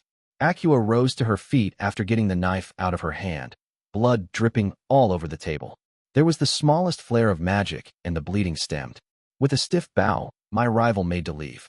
One last thing, Eris, Black said, not bothering to turn to look at her. You've made a mess all over Catherine's table. I expect you to be back with a rag and bucket to clean it up within the hour. I'd been wrong, evidently. That was definitely the harshest humiliation he'd doled out in quite some time, and I took a moment to savor it as I watched Eris close the door behind her. I leaned back in my seat, allowing myself a small break before the conversation resumed. I found Black's eyes had drifted to my bad leg, the faintest trace of a frown on his face. Masigo said it can't be fixed, I said. Inaccurate, he replied. If we amputate the leg entirely, you can be grafted a fully functional replacement. But, I prompted, if it were that simple, he wouldn't be frowning. Limb grafts made by magic can be unmade by the same, he replied. It would be a liability against any sorceress named. Pass then, I grunted. Just because the bumbling conjurer was dead didn't mean I'd never have to deal with a named mage in the future. Mundane casters could probably manage the same kind of spell work too, if in sufficient numbers. I cleared my throat.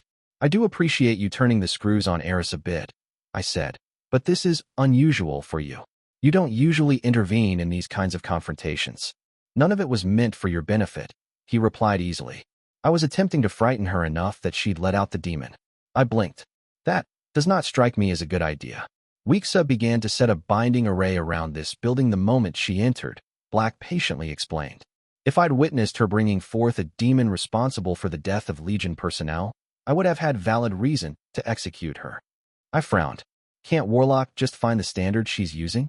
He has not been able to, Black admitted. My brows rose. She can't possibly be that good of a mage, I said. It wouldn't be her own spell work, my teacher noted.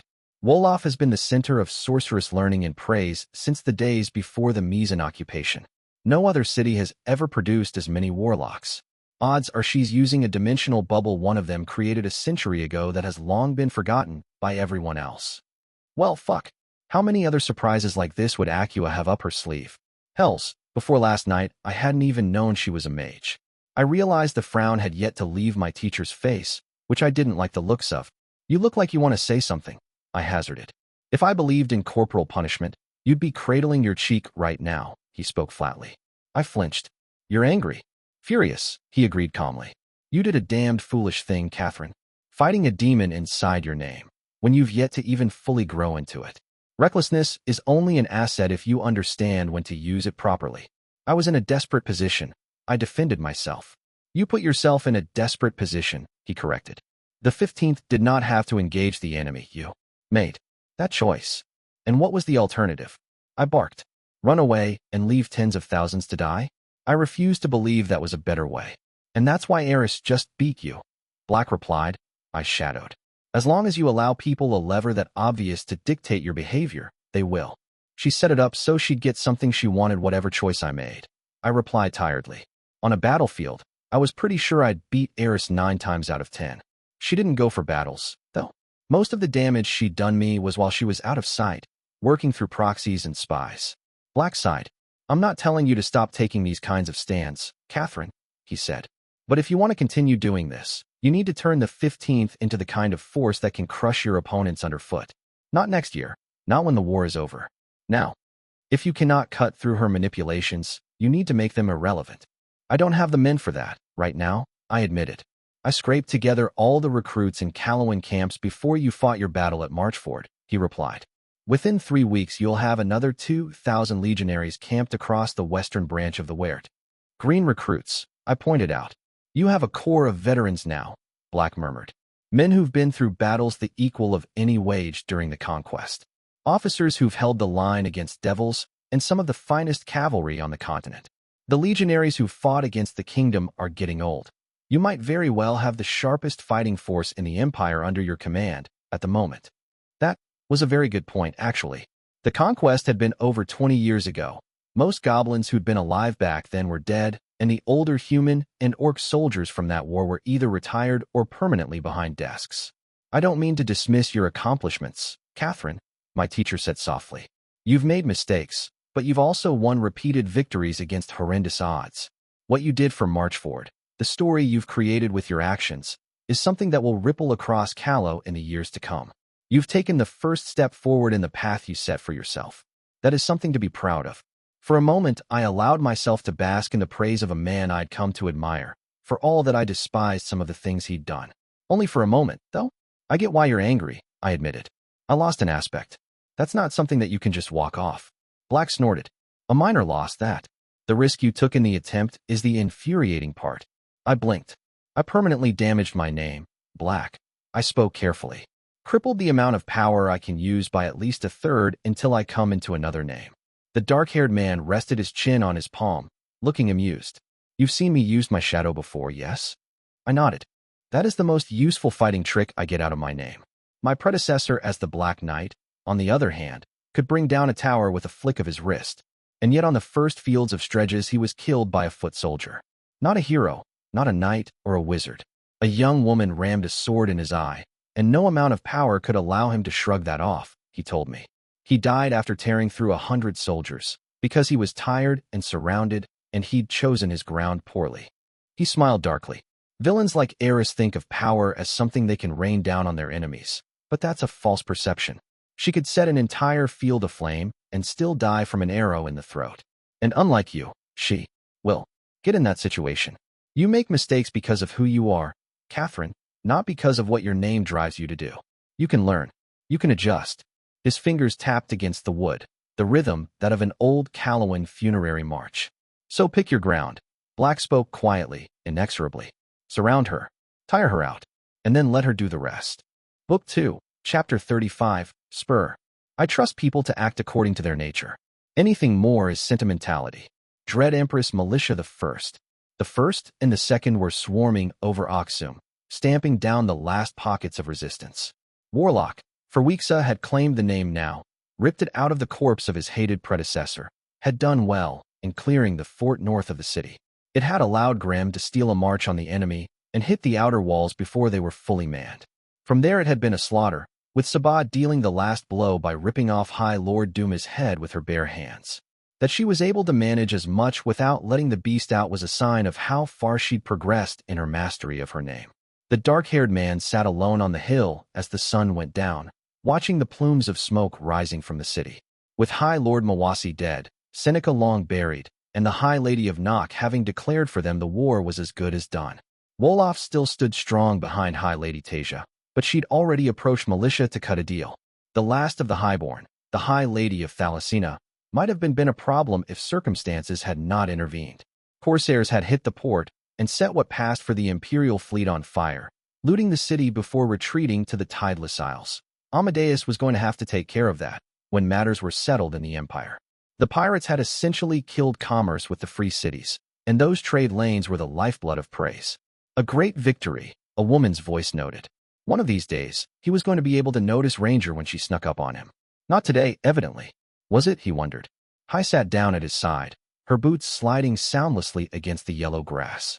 The dying sun cast her honey-colored skin in gold and red, the sight of the lazy half-smile on her sharply angled face killing the breath in his throat. She was beautiful, Always was, of course, but now and then the realization of it scattered all other thoughts away. Your enemy is dead, she told him patiently. His army's destroyed, his city made yours. If you find a way to be dissatisfied about this, I will be most displeased. Considering how often she still made a game of him when they sparred, this was not a threat Amadeus would take lightly. Mercy, Lady Ranger, he implored drily. Spare my already aching bones. Anyhow, if you damage me too much, you'll have no more use of me. They'd taken to sharing a bed on the very night Alea had crowned herself Dread Empress, and all of this was still new and wondrous to him. He'd never been interested in women before, or men for that matter.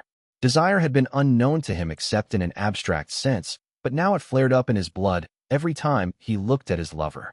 Sometimes he was puzzled such a change had come over him. He'd not started to be attracted to Hai in that manner until he'd come to trust her as much as he could trust anyone, so perhaps the root of it was there. That'd be unfortunate, the dark-eyed woman admitted shamelessly. I've finally gotten you trained up to my tastes. Carelessly she linked their fingers, and he allowed their shoulders to lean against one another as they watched the night fall. You're usually in a better mood after you win, Hai finally said.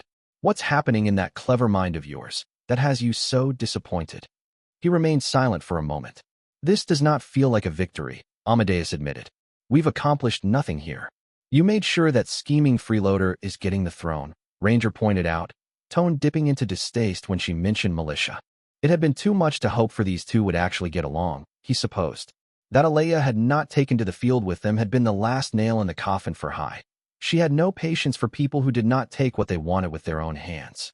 Militia being the reason they'd been able to fill their ranks with household troops from Nock had failed to move his lover on the matter, unfortunately. There was never any doubt about that, Black said frankly. That is what irks me. All this death, all this destruction, just to confirm something I knew would happen 2 years ago. We've not improved the Empire's situation in any measurable manner, Hai. All we've done is clean up the mess.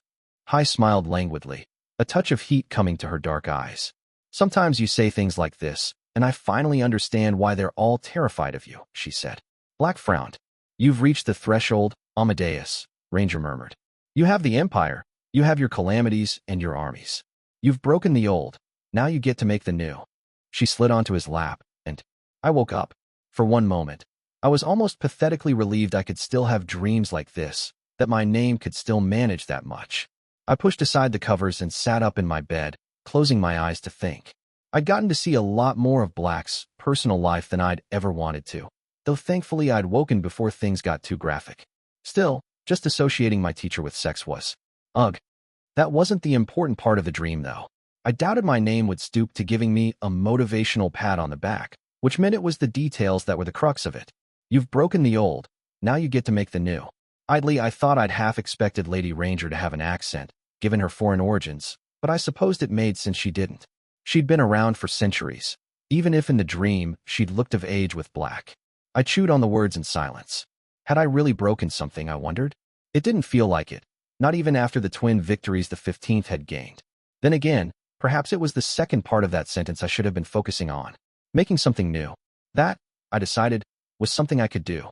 People had been on my back about choosing a personal retinue, an equivalent to my teacher's blackguards, and believed I'd found mine during the Battle of Marchford.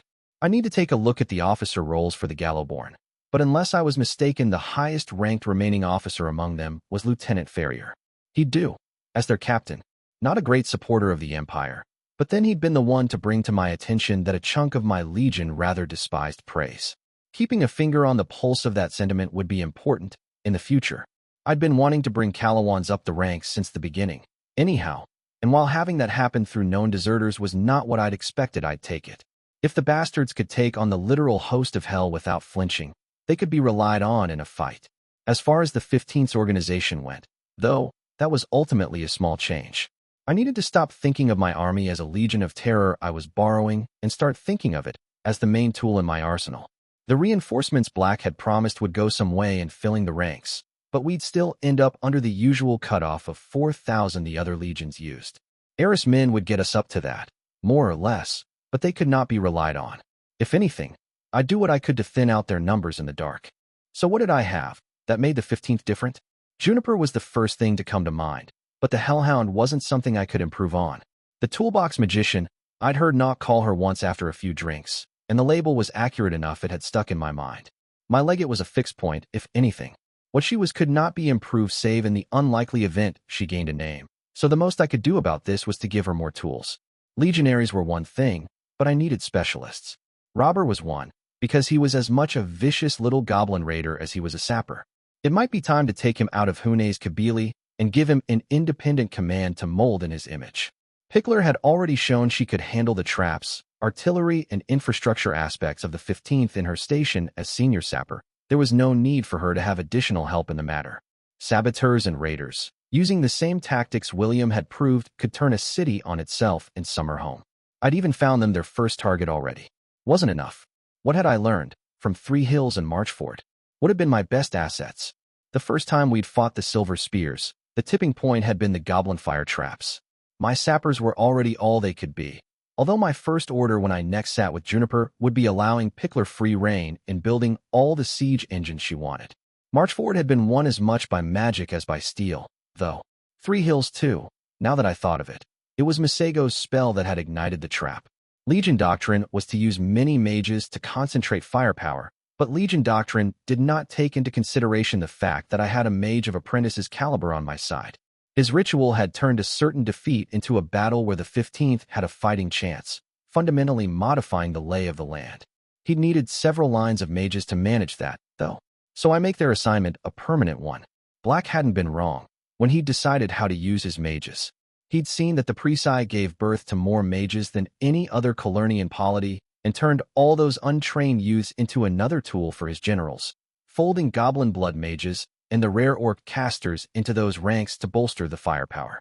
By designing a doctrine that wasn't centered around exceptional mages like Warlock, he'd created an institution that would survive the death of individuals like that and remain a contributing factor on the battlefield.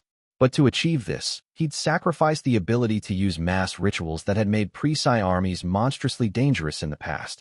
There was no need for me to follow his lead in the matter, not when I had Masego on my side. Eris seemed to be fond of using magic to solve her problems, but I had a named whose entire business was sorcery. She would not be able to match me in this, if I prepared correctly. Even putting the matter of my rival aside, magic was still more of a trump card than I'd ever expected. That trick Masego had pulled with the hearths might have failed to kill the demon, but aimed at an enemy army, it would kill hundreds and break morale. The rebel armies I was going to face didn't have a caster that was a match for Apprentice, didn't even use mages the way the legions did. Did I have it at me to deploy that kind of mass murder against my enemies, knowing they had no counter for it? Maybe a year ago the thought of such one-sided killing would have had me flinching, but I'd gotten that sort of sentiment beaten out of me.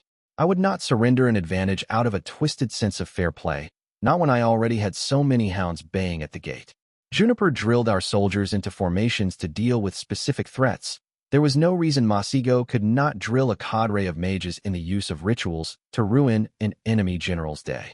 I was feeling refreshed, the nap I'd taken clearing my mind of the brutal exhaustion that had been plaguing me since morning. There was one more thing I needed to fix about the 15th, I knew. My legion didn't have a Catchera Tribune, the general staff officer that would oversee scouting and information gathering. Filling the position wasn't a real priority at the moment, but finding someone who could have that function was. Over and over I'd been outmaneuvered because my opponents knew what I was doing while I was in the dark about their movements. This was no longer acceptable, not after the number of soldiers it had cost me. In the long term, I might not always be able to rely on Black's network of spies, anyhow, so the sooner I found someone to build my own the better. I could afford it. What with the general's pay I was stacking up without ever really putting a dent in it. My instinct for that was to put Hakram on the case, but Adjutant might not be the best fit there. He already had so many other responsibilities, including being at my side when I took the field. He did have contacts with officers in other legions, which would be useful, but it wasn't enough by a long shot. I'll table that for now then, I thought with a grimace. Not for long, though. I was running out of time. Getting to my feet, I tested my bad leg and found with pleasure that the brew from earlier was still taking the edge off. The room had no windows, so I had no idea what the time was, but odds were I'd slept through most of the day. My body had certainly needed as much. Picking up the trousers I'd lazily dropped on the floor, I slipped into them and picked up the cloth roll for my breast bindings. There might not have been much to bind, but the additional layer prevented chafing from the Akaton. On the only table in the room a pair of journals were laid down, the same ones Black had given me. The one he'd said I needed to understand before he could answer my question. My teacher had made no attempt to continue the conversation we'd started the night before we last parted ways, content to let me approach him in my own time.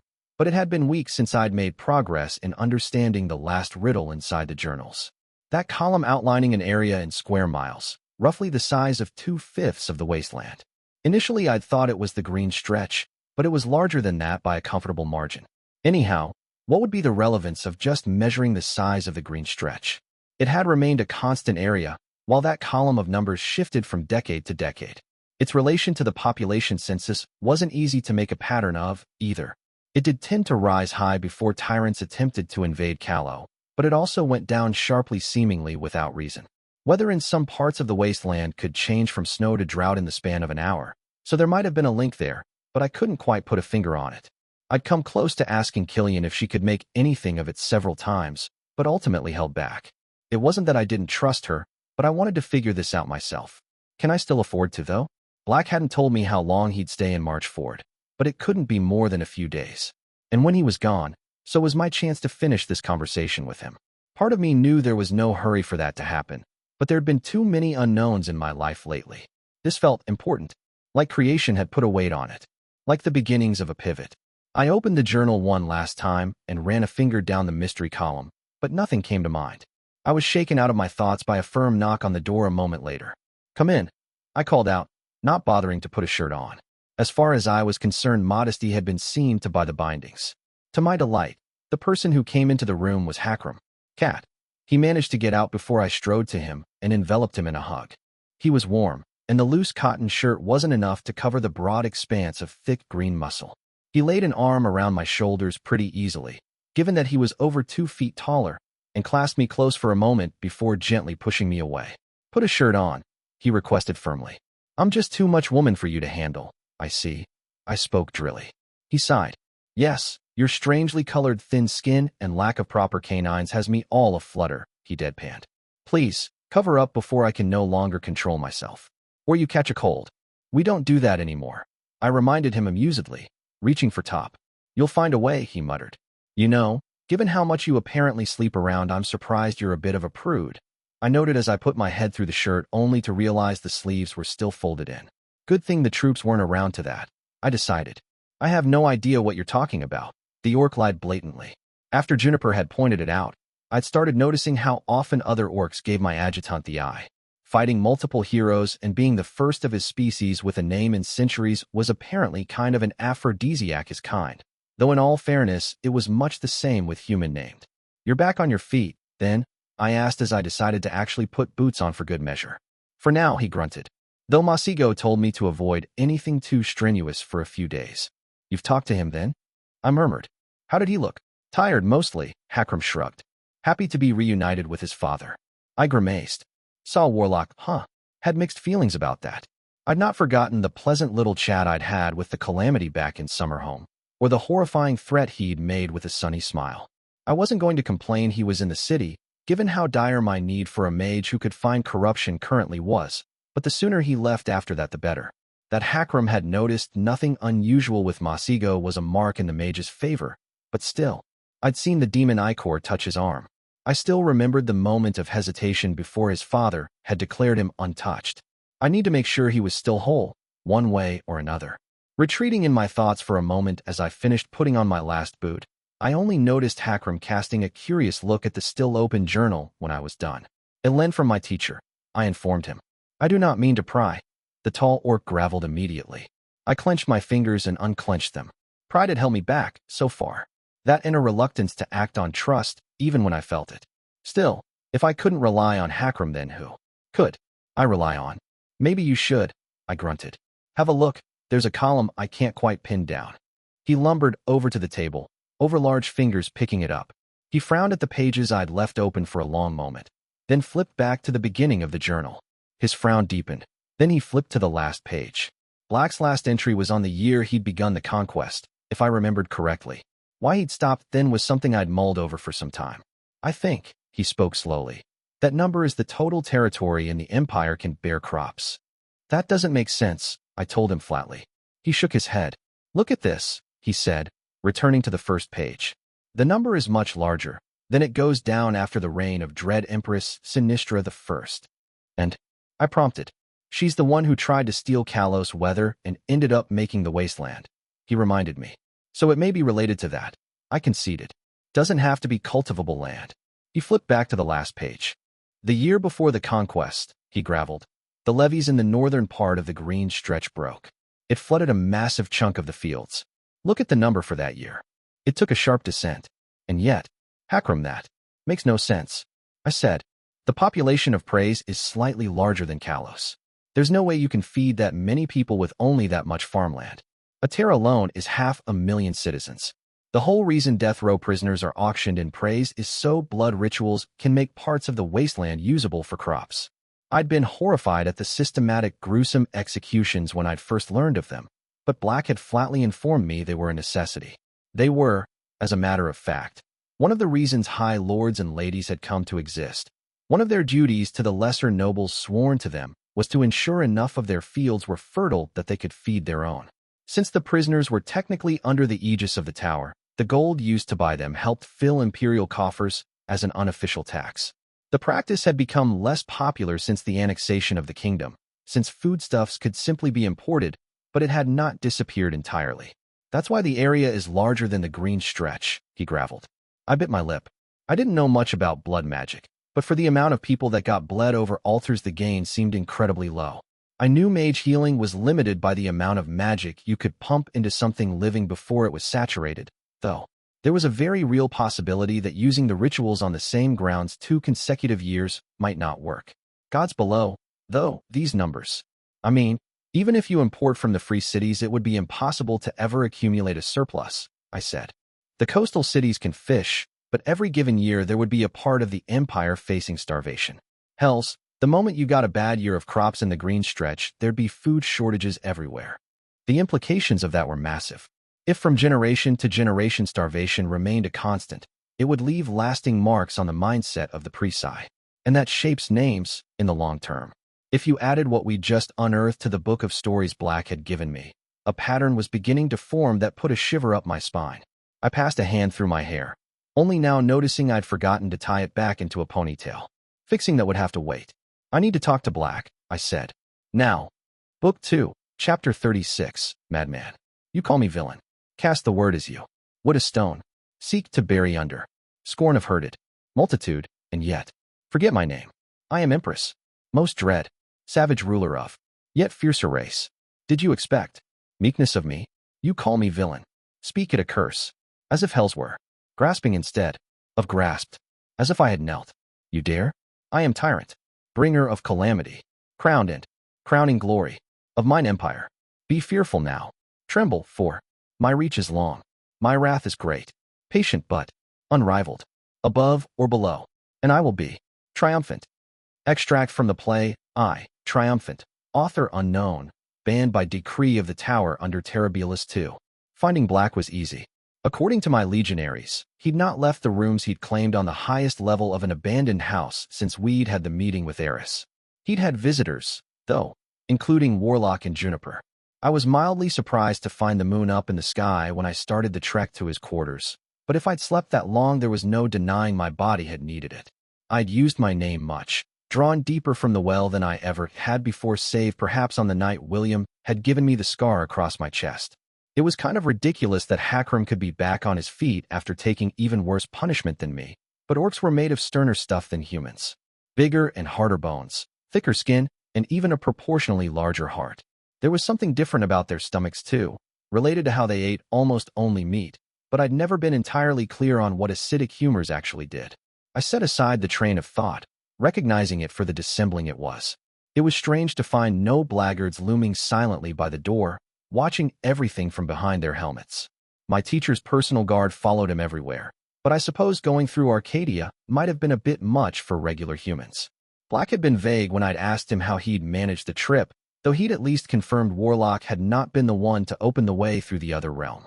Likely they'd summoned and coerced one of the Fae, which I'd had no idea was actually possible until now.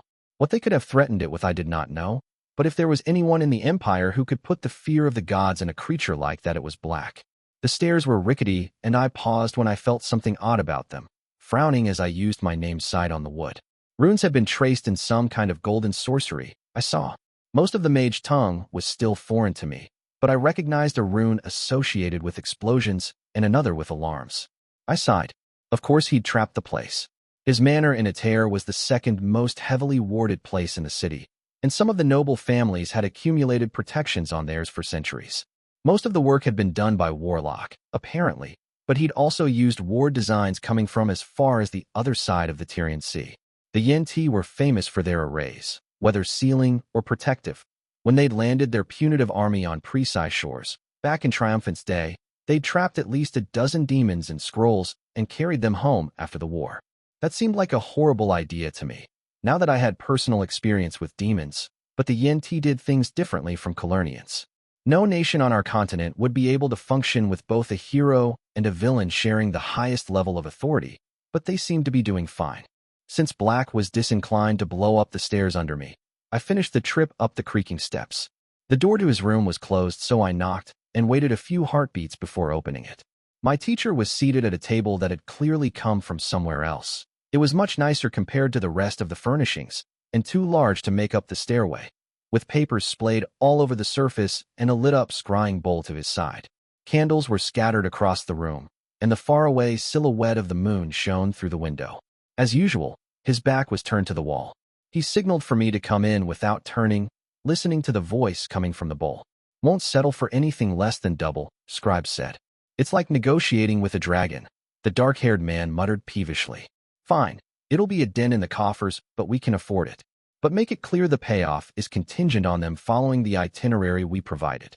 "Your will be done," Scribe replied, a tad drilly. Without either of them bothering with goodbyes, the scrying light winked out. There was a sad excuse for a chair placed across the table, so I claimed it without a word as I snuck a look at the papers in front of him. The handwriting in most of them was familiar. Juniper's calligraphy was as exemplary as ever, a far cry from my own hasty scribbles. How she managed that with fingers twice as thick as mine remained a mystery. After-action reports for 3 Hills and Marchford, if I had to guess. "Bribing someone?" I asked curiously. "In a manner of speaking. He said Scribe is tying up some loose ends for me." I hummed. "Where did you find her, anyway?" "The stories don't say." The plain-faced woman was barely in them at all. That almost amused me, considering how important she was to my teacher's administration of Callow. I suspected Scribe was the reason why he'd never had to set up shop in a single city while stabilizing the country after the conquest. The implication of that was that she single-handedly served as both the head of his spy network and a one-woman bureaucracy for a territory about the same size of the empire. Scribe was not someone to underestimate just because she didn't go around swinging a sword. I'd known that even before IME had warned me never to attract her ire. "The free cities," he said. It was an interesting encounter in many ways. I bet.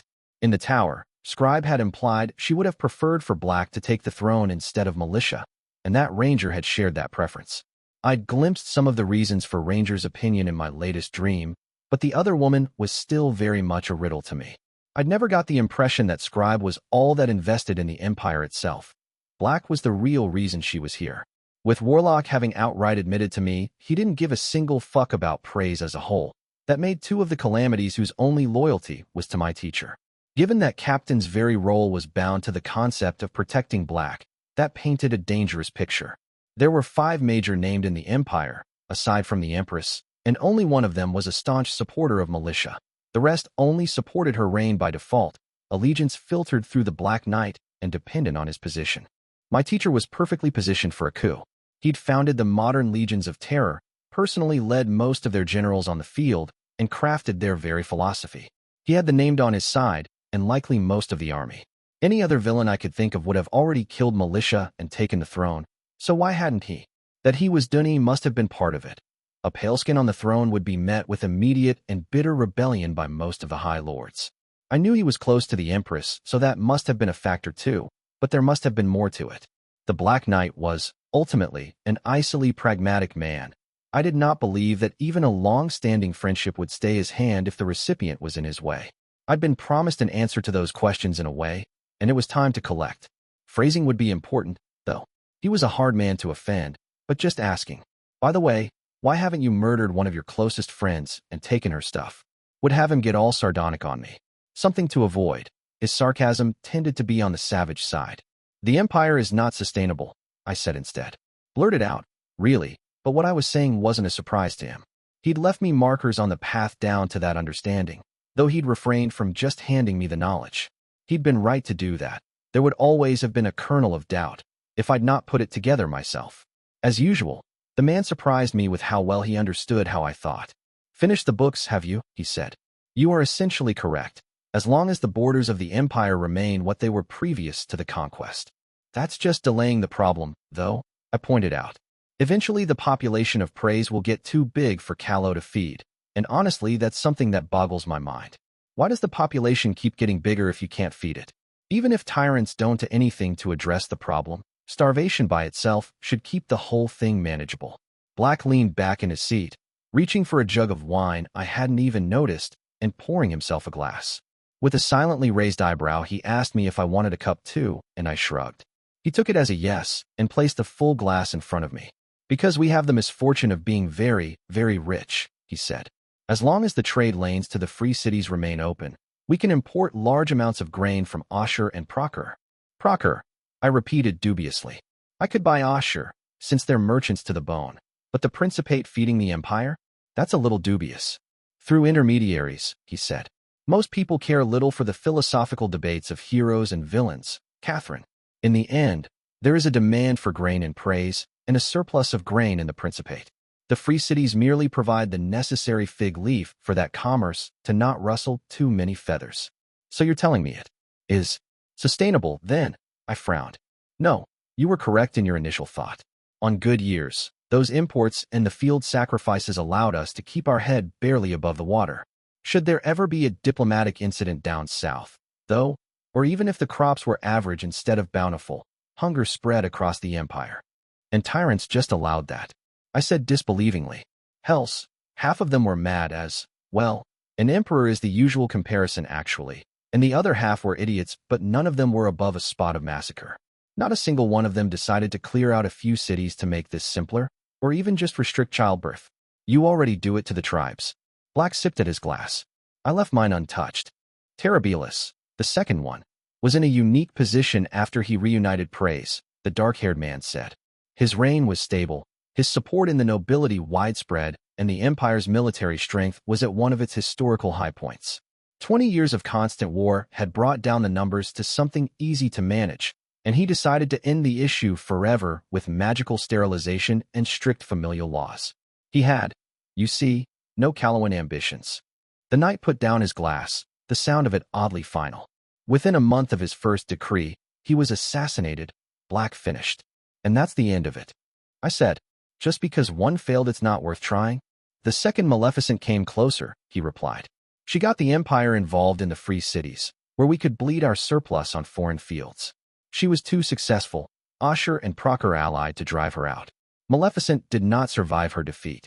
Dread Emperor Vile tried it with a magical plague that would kill 2 in 10, only to trigger the war of 13 tyrants in one. Sanguinara, not to be confused with the Sanguinius, made any and all law-breaking a capital offense. Overthrown within the year, Bilious the Beast attempted the dead king's gambit of turning all Prise into undead, poisoned by his chancellor, before heroes even arrived on the scene. What are you saying exactly? Every single tyrant who tried to dam Prise population growth was rebelled against, disgraced, or assassinated. He spoke calmly. And militia still reigned. The implications of that were horrifying. So Prise has been swelling with 20 years of easy food imports. God save us all, I whispered. Less than you would think, Black replied. We had 2 major wars before the annexation, which killed a significant portion of people of childbearing age. Legionaries cannot have children while in service, even in logistical posts, unless a permit is granted. Militia instituted a similar policy for the imperial bureaucracy, which also had the effect of limiting aristocratic influence in the ranks. And the peasantry only gets fringe benefits from our access to Callowan fields. But it will swell, eventually, I said. In 10 years or 50, it makes no difference. And when it does, the empire will need another war. And Calernia would bleed. And Callow would bleed as the land closest to Procur, for there was no doubt the Principate would intervene, even if they weren't the target. Procerans fancied themselves the nation that kept evil at bay, And though they had a nasty tendency to annex their neighbors, there was no denying it was them keeping the chain of hunger and the kingdom of the dead bottled up. It will, if it remains the same empire it currently is, Black agreed softly. I closed my eyes, parsing out what he'd meant by that. The problem was twofold as I saw it. Not enough product and too much demand.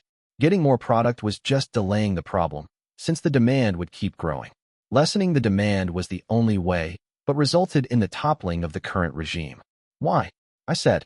Why has every single tyrant who tried to control population been overthrown? Many could be a bad string of coincidences, but every single one. That's bigger. Pride flickered in the man's eyes. Yes, he said. The right question. Why? For years I wondered. Was evil, by nature, inherently self-destructive? The House of Light argues as much. But the House of Light is a Kalernian institution, shaped by Kalernian struggles. Its perspective is limited. Creation, Catherine, is a thing of patterns and balance. The pattern for praise is fucking up pretty bad, I pointed out. The pattern for praise is to grasp, he corrected. The pattern for Callow is to be grasped. And just like that it clicked. For every aspect of conquer, there was an aspect of protect. For every hero there was a villain. Balance, enforced by a pattern. Praise got hungry, and so it invaded Callow. That was their pattern. The empire failed, but the failure was so catastrophic its population problem was solved for a few decades. Then they got hungry again, and the pattern started over.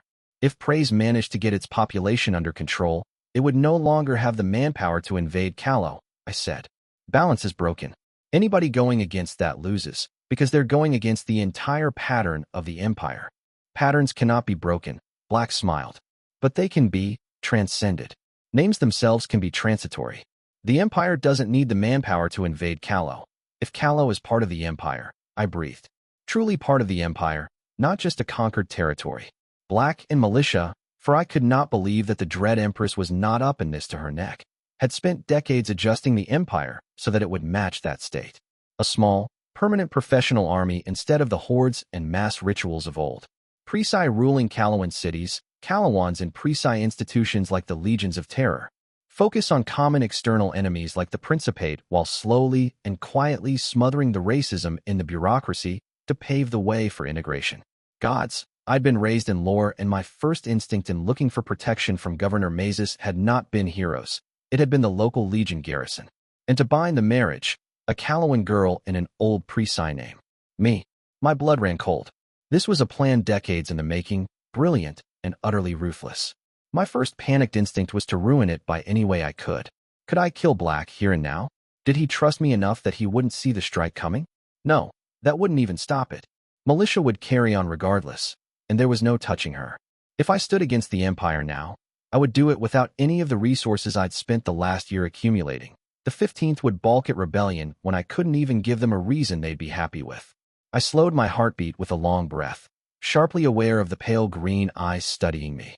If this worked, what would be the end result? What would happen to Callow? The imperial governorship system made permanent, most likely, and spread even further by the lands that would be confiscated as soon as the current rebellion was over. Too many nobles were participating. There'd be only a handful of baronies left west of the Duchy of Daoin. And the duchy itself, I supposed, but that barely counted as Callow. Even under the kingdom, it had been an independent nation in all but name. On the other hand, the cycle would be done. Over with. No more invasions, no more fire and brimstone coming from the east to lay waste to Callow. The thought of that was horribly, horribly tempting. But none of it came at the cost of killing everything that made Callow what it was. They need me for this. I realized. I was more than a possible replacement for Black. Should he die or be put aside? I was, in truth, the keystone to what they were trying to build. The proof of concept it was possible at all. And that meant I had leverage. I rested against the back of the ramshackle chair, feeling my leg twinge in pain. Forcing my hands to stop shaking, I met Black's eyes unflinchingly. Hadn't this been my plan from the beginning? Enter the ranks, and influence the institution from the inside. Praise was seeking to change Callow, but Callow could change Praise as well. Already my mind was spinning with half a dozen ways to steer this the way I wanted it to go. The way I needed it to go. I won't just let the Empire swallow Callow whole, I told Black, ignoring the voice in the back of my head that told me that sentence preceded my head rolling on the floor. Then don't, he shrugged. Preserve what you believe should be preserved. Change what you believe needs to be changed. If you judge it necessary to end the governorship system, do so. If you think tributary status for duchies like with Daoin will be the most stable option, do so. As long as the right banner flies, as long as we look at the same enemies, I have no objections. And he really didn't, I knew. He could have been lying, but there was a weight in my bones that put pay to that notion. This was a pivot, or something close to it. As long as what Black considered his victory condition was met, he genuinely did not care what the state of Calla was. I don't understand you, I half cursed, half admitted. This isn't about being a patriot. You don't really think Prise are better than anyone else. Hells, most of the time you act like you'd set half the people in the wasteland on fire given a good pretext. You do these things, like the reforms, or keeping fuckers like Nemeses in check, that look like they're good, but they're not really. Tools, you call them, but tools are used to make something. What do you want? Black. Languidly, the green-eyed man finished the last of his wine. Do you know what the most common symbol for the struggle between good and evil is? On Calernia, that is, he specified. A child could have answered that. A shatranj board, I said. The so-called game of the gods. I've always hated that image, he spoke mildly. It implies equality. That equivalent forces are arrayed on both sides of the board. Aren't there? I frowned. Balance, you've said it yourself. And yet, he murmured, good always wins. As if he could feel me about to object, he raised his hand. We don't get real victories, Catherine. Oh, we usurp a throne for a few years. Or win a handful of battles. Once in a while, we even win a war and stay on top long enough for people to believe we are unbeatable. His eyes turned hard. Then the heroes come. I'd seen many sides to this man, since I had first met him. I'd seen him cold and vicious, on the night he'd made a game of mazes for my edification. I'd seen his face turn into an emotionless clay mask and humanity slide off his face like droplets, on the day he'd spoken to me. Once I'd even seen him shaken, when the tower had received a red letter. But the look he had on his face now I had only glimpsed once before, when I'd quoted the book of all things on the subject of fate. There was an old, implacable anger to his frame. For the first time in my life, I understood why people called becoming angry getting mad. There was a madness in him now, nearly visible to the eye. That should have scared me, but perhaps there was some of it in me too. Some orphan slip of a girl who believed she could snatch a nation from the jaws of wolves and make it her own. It doesn't matter how flawless the scheme was, how impregnable the fortress or powerful the magical weapon, he said. It always ends with a band of adolescents shouting utter platitudes as they tear it all down. The game is rigged so that we lose every single time. He smiled at me, a dark sardonic thing. Half the world turned into a prop for the glory of the other half. The worst of it, I thought, was that I intimately understood where he was coming from. I still had the image burned into my eyelids of the lone swordsman effortlessly cutting his way through a full line of my men on his way to me, making a mockery of every skill I'd earned with his and battering down the strength of my name with the superior might of his own. It had stung when I'd realized how easy that had all been for him, that if Warlock hadn't stepped in I'd be dead and all my friends with me. It had felt like he'd been chosen to win before the fight had ever started. Even Hunter, who'd failed to be my equal but had simply refused to go down. All the things that had made heroes heroic when I was a child had become infuriating now. You've had a taste of it yourself, he murmured. How much worse it must be, coming from a culture that still teaches you can win. We don't even have that, Catherine. The hope of the happy ending. We get to cackle on the way down the cliff, or maybe curse our killer with our last breath. You've read the stories, and stories are the lifeblood of names. Villains aren't powerless, I said. He laughed. Oh, if the heroes deserve their victories against us, I would make my peace with it. But they don't, do they? Your sullen little Nemesis gets to swing an angel's feather, while you make do with steel and wiles. That's always the way of it. At the last moment they're taught a secret spell by a dead man, or your mortal weakness is revealed to them, or they somehow manage to master a power in a day that would take a villain 20 years to own. Gods. I've even heard of choirs stepping in to settle a losing fight. The sheer fucking arrogance of it. The second time I'd ever heard him swear, and it surprised me as much as the last. Teeth bared, he leaned forward. None of it is earned. It is handed to them, and this offends me. And when a villain disliked an aspect of creation, they broke it. As simple as that. Of all the things that being a villain entailed, I had grasped this one the easiest. What that said about me, I preferred not to think about. You asked me what I want, Black said. This once, just this once, I want us to win. The smile across his face was a cutting, vicious thing. To spit in the eyes of the Hashmalim. To trample the pride of all those glorious, righteous princes. To scatter their wizards and make their oracles liars. Just to prove that it can be done. There was something his eyes burning like coals and embers. So that 500 years from now, a band of heroes shiver in the dark of night.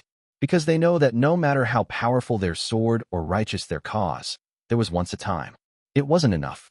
That even victories ordained by the heavens can be broken by the will of men. A heartbeat passed, and then he sagged into his seat, as if the words had drained something.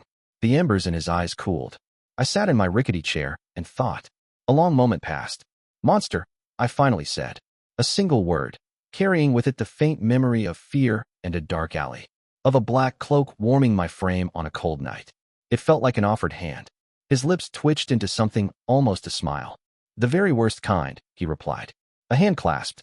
I closed my eyes and wondered whether I'd just saved my homeland or sold it. I did not get much sleep that night.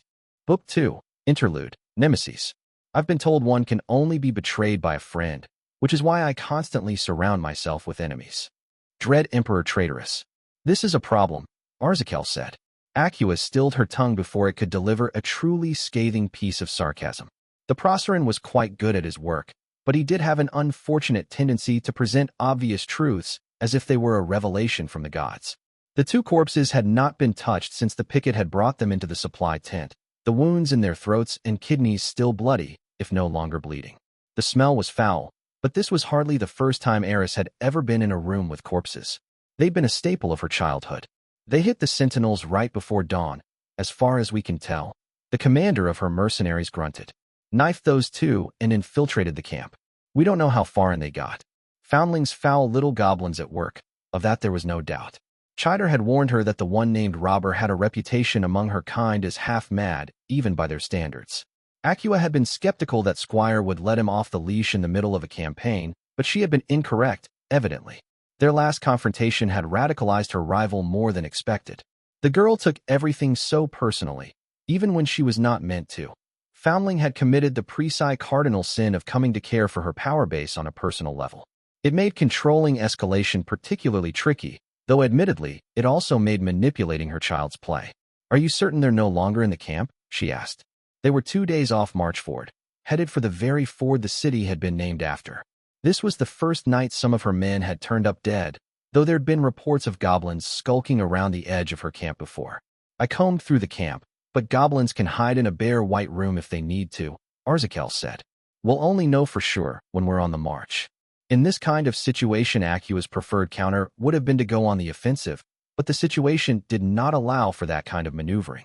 By officially designating her as an auxiliary, the Black Knight had ensured she was bound by the regulations of the Legions of Terror. Any incident between her men and the 15th would end up arbitrated by either a military tribunal, whose members would be chosen by Foundling, or directly by the Squire herself, who'd been granted absolute discretionary authority over the Legion by Lord Black. That path ended only with gallows being raised. Even her own personal safety was at stake at the moment, though she already knew how she'd slip out of that particular noose when the time came. No, until they reached her own objective, she'd have to stay on the defensive. Not the optimal stance, but it could have its uses. Allowing Squire to build up her confidence with minor indirect victories would make it easier to blindside her later. Acua could not under any circumstances allow herself to be baited into a direct confrontation. It would be throwing away the last year of work entirely, and it was incredibly unlikely she'd manage to pull wool over the eyes of Lord Black twice in a row. The dark-skinned aristocrat consciously refrained from touching the unmarred skin on her hand where she'd rammed her own knife a few days ago. She suspected the man had been trying to bait her into something unwise, but she'd known better. He did not have enough to kill her, and anything short of that could be healed in time. The fear she still felt at the way he'd smiled at her would go away in time. No one had ever spoken at her before, and while Lord Black was not in the same league as the Empress, there was a reason any agent who'd been in the same room as militia had to be disposed of immediately.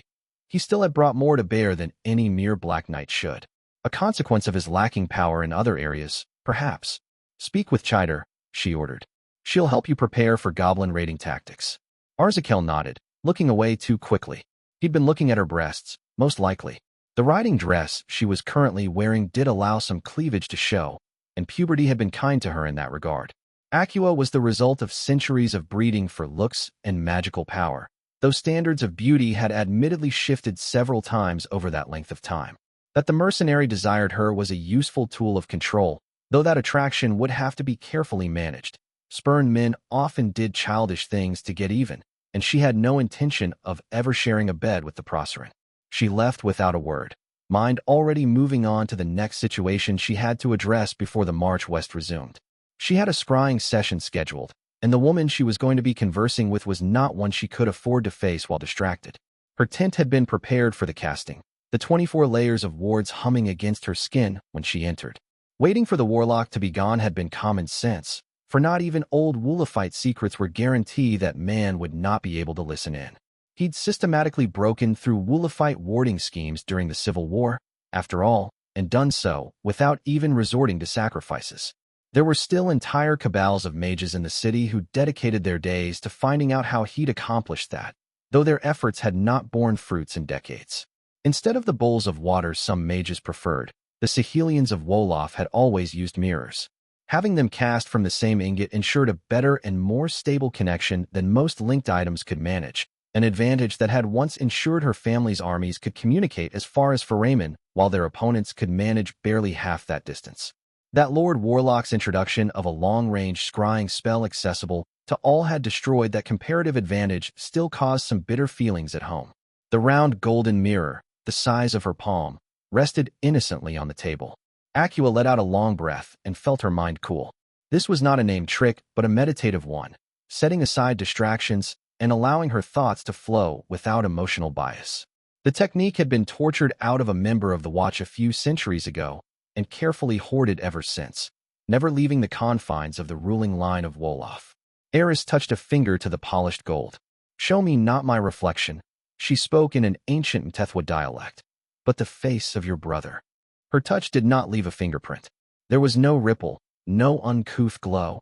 The eyes of her mother simply met hers a heartbeat later. High Lady Tasia Sahelian was nearly 60 years old, though she looked barely half of that. It was no glamour.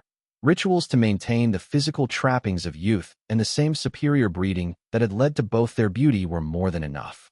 High cheekbones and perfect eyebrows, lovely dark golden eyes and full lips. It was no mystery why the High Lady still had so many admirers even at her age. "Mother," Acqua said.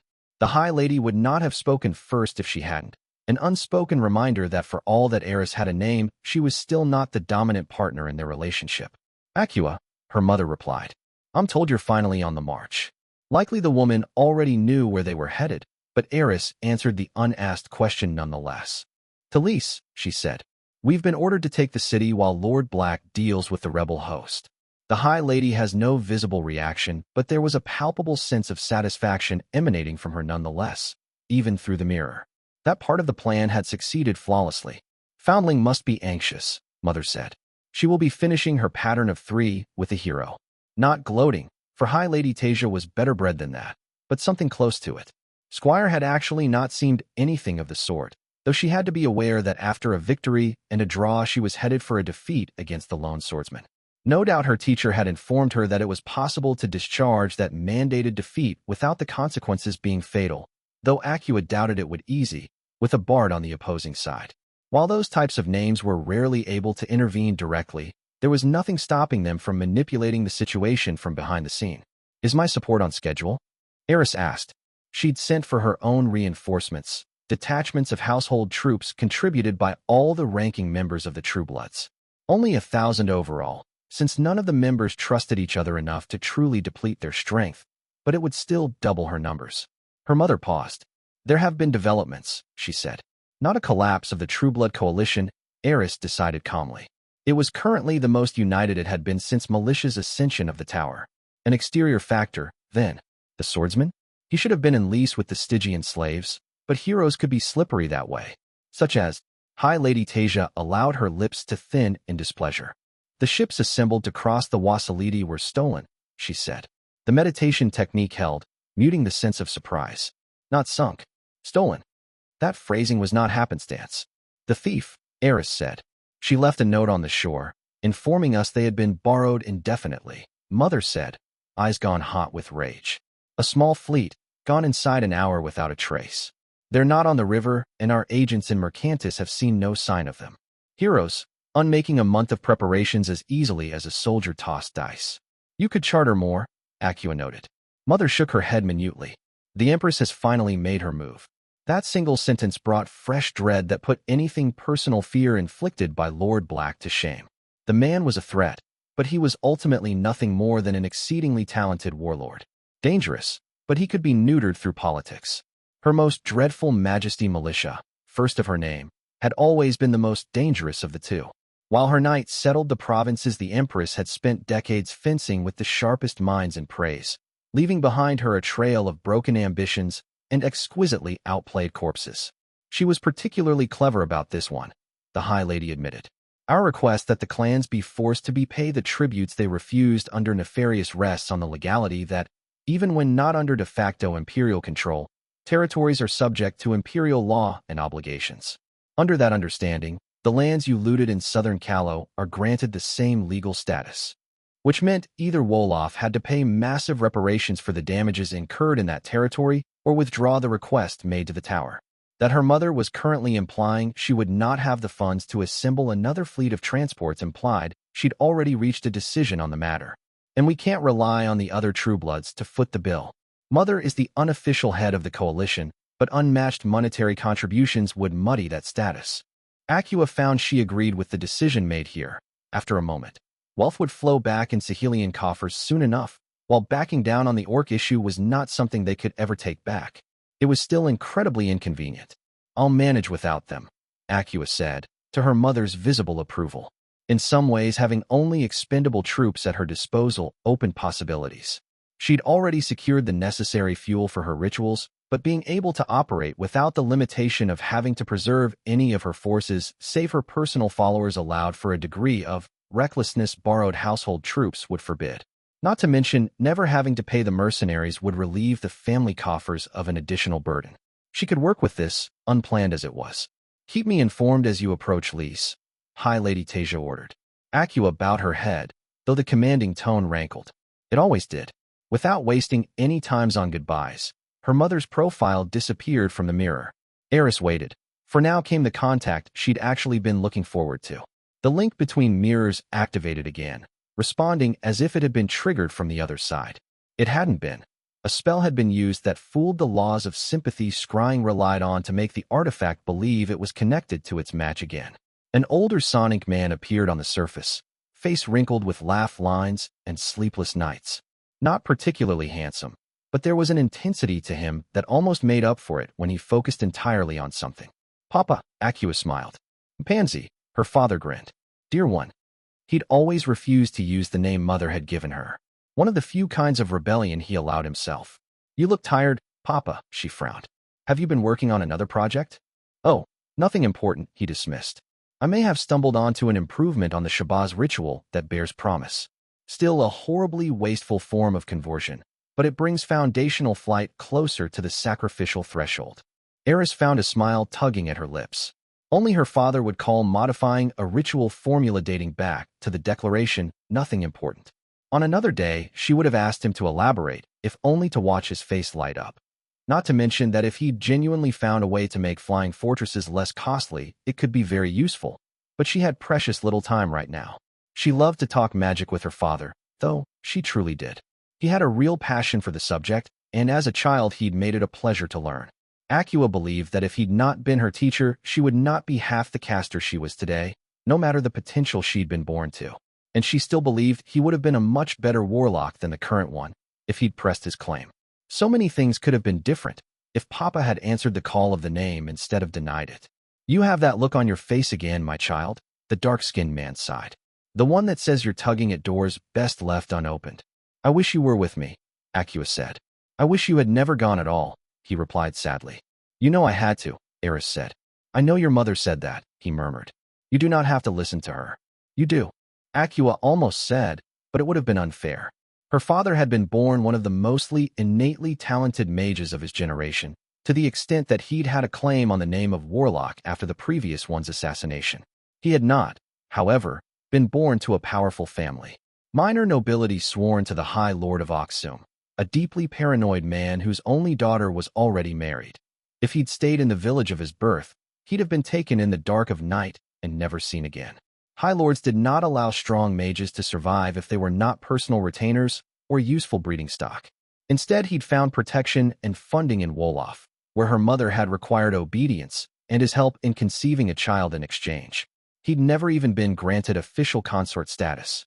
Their only contact when she'd been a child had been her tutelage in sorcery, all other interactions strictly forbidden. Not that Papa hadn't found a way regardless, running circles around High Lady Tasia's best mages and turning it into a game for his infant daughter.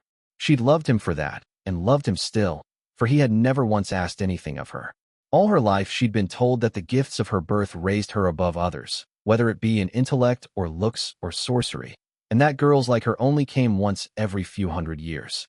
It had been a heady thing, until she'd realized that those gifts came at a price. She was a product of the oldest blood of Prise, and her loyalty to that blood was expected to be absolute. Aqua was to return the banner of evil, real evil, to its rightful place at the summit of the tower. Anything less was unacceptable, and the truth was, she believed in this. She did not know whether or not that was because she had been raised to believe it, but ultimately it didn't matter. No matter the source, the conviction had become her own. Pouring out the soul of the Empire for a few victories the way Militia had was repulsive to her. The Emperor's path was one that looked back on all of what Prise had ever been and dismissed it as the flailing of children. Every villain who'd ever spit in the eye of the heavens swept under the carpet like a shameful blemish. 1,000 years of tears and blood denied. Aqua looked back on the tyrants of old and felt only pride, for the monsters and the fools both, for even the fools had shaken the world in their own way. Their legacy was not wrong, it was just incomplete. It had taken years to realize that for all that her mother preached this gospel, the reality of intentions was different. High Lady Tasia planned for her daughter to be the next Dread Empress, and for herself to be the power behind the throne. Whether or not she ended up being Chancellor was irrelevant, so long as Aqua enthroned was utterly dependent on Wolofite resources to maintain her reign. What Eris had thought to be fate was just another, larger cage. You should not have taught me as well as you have, Mother, if you wanted to succeed.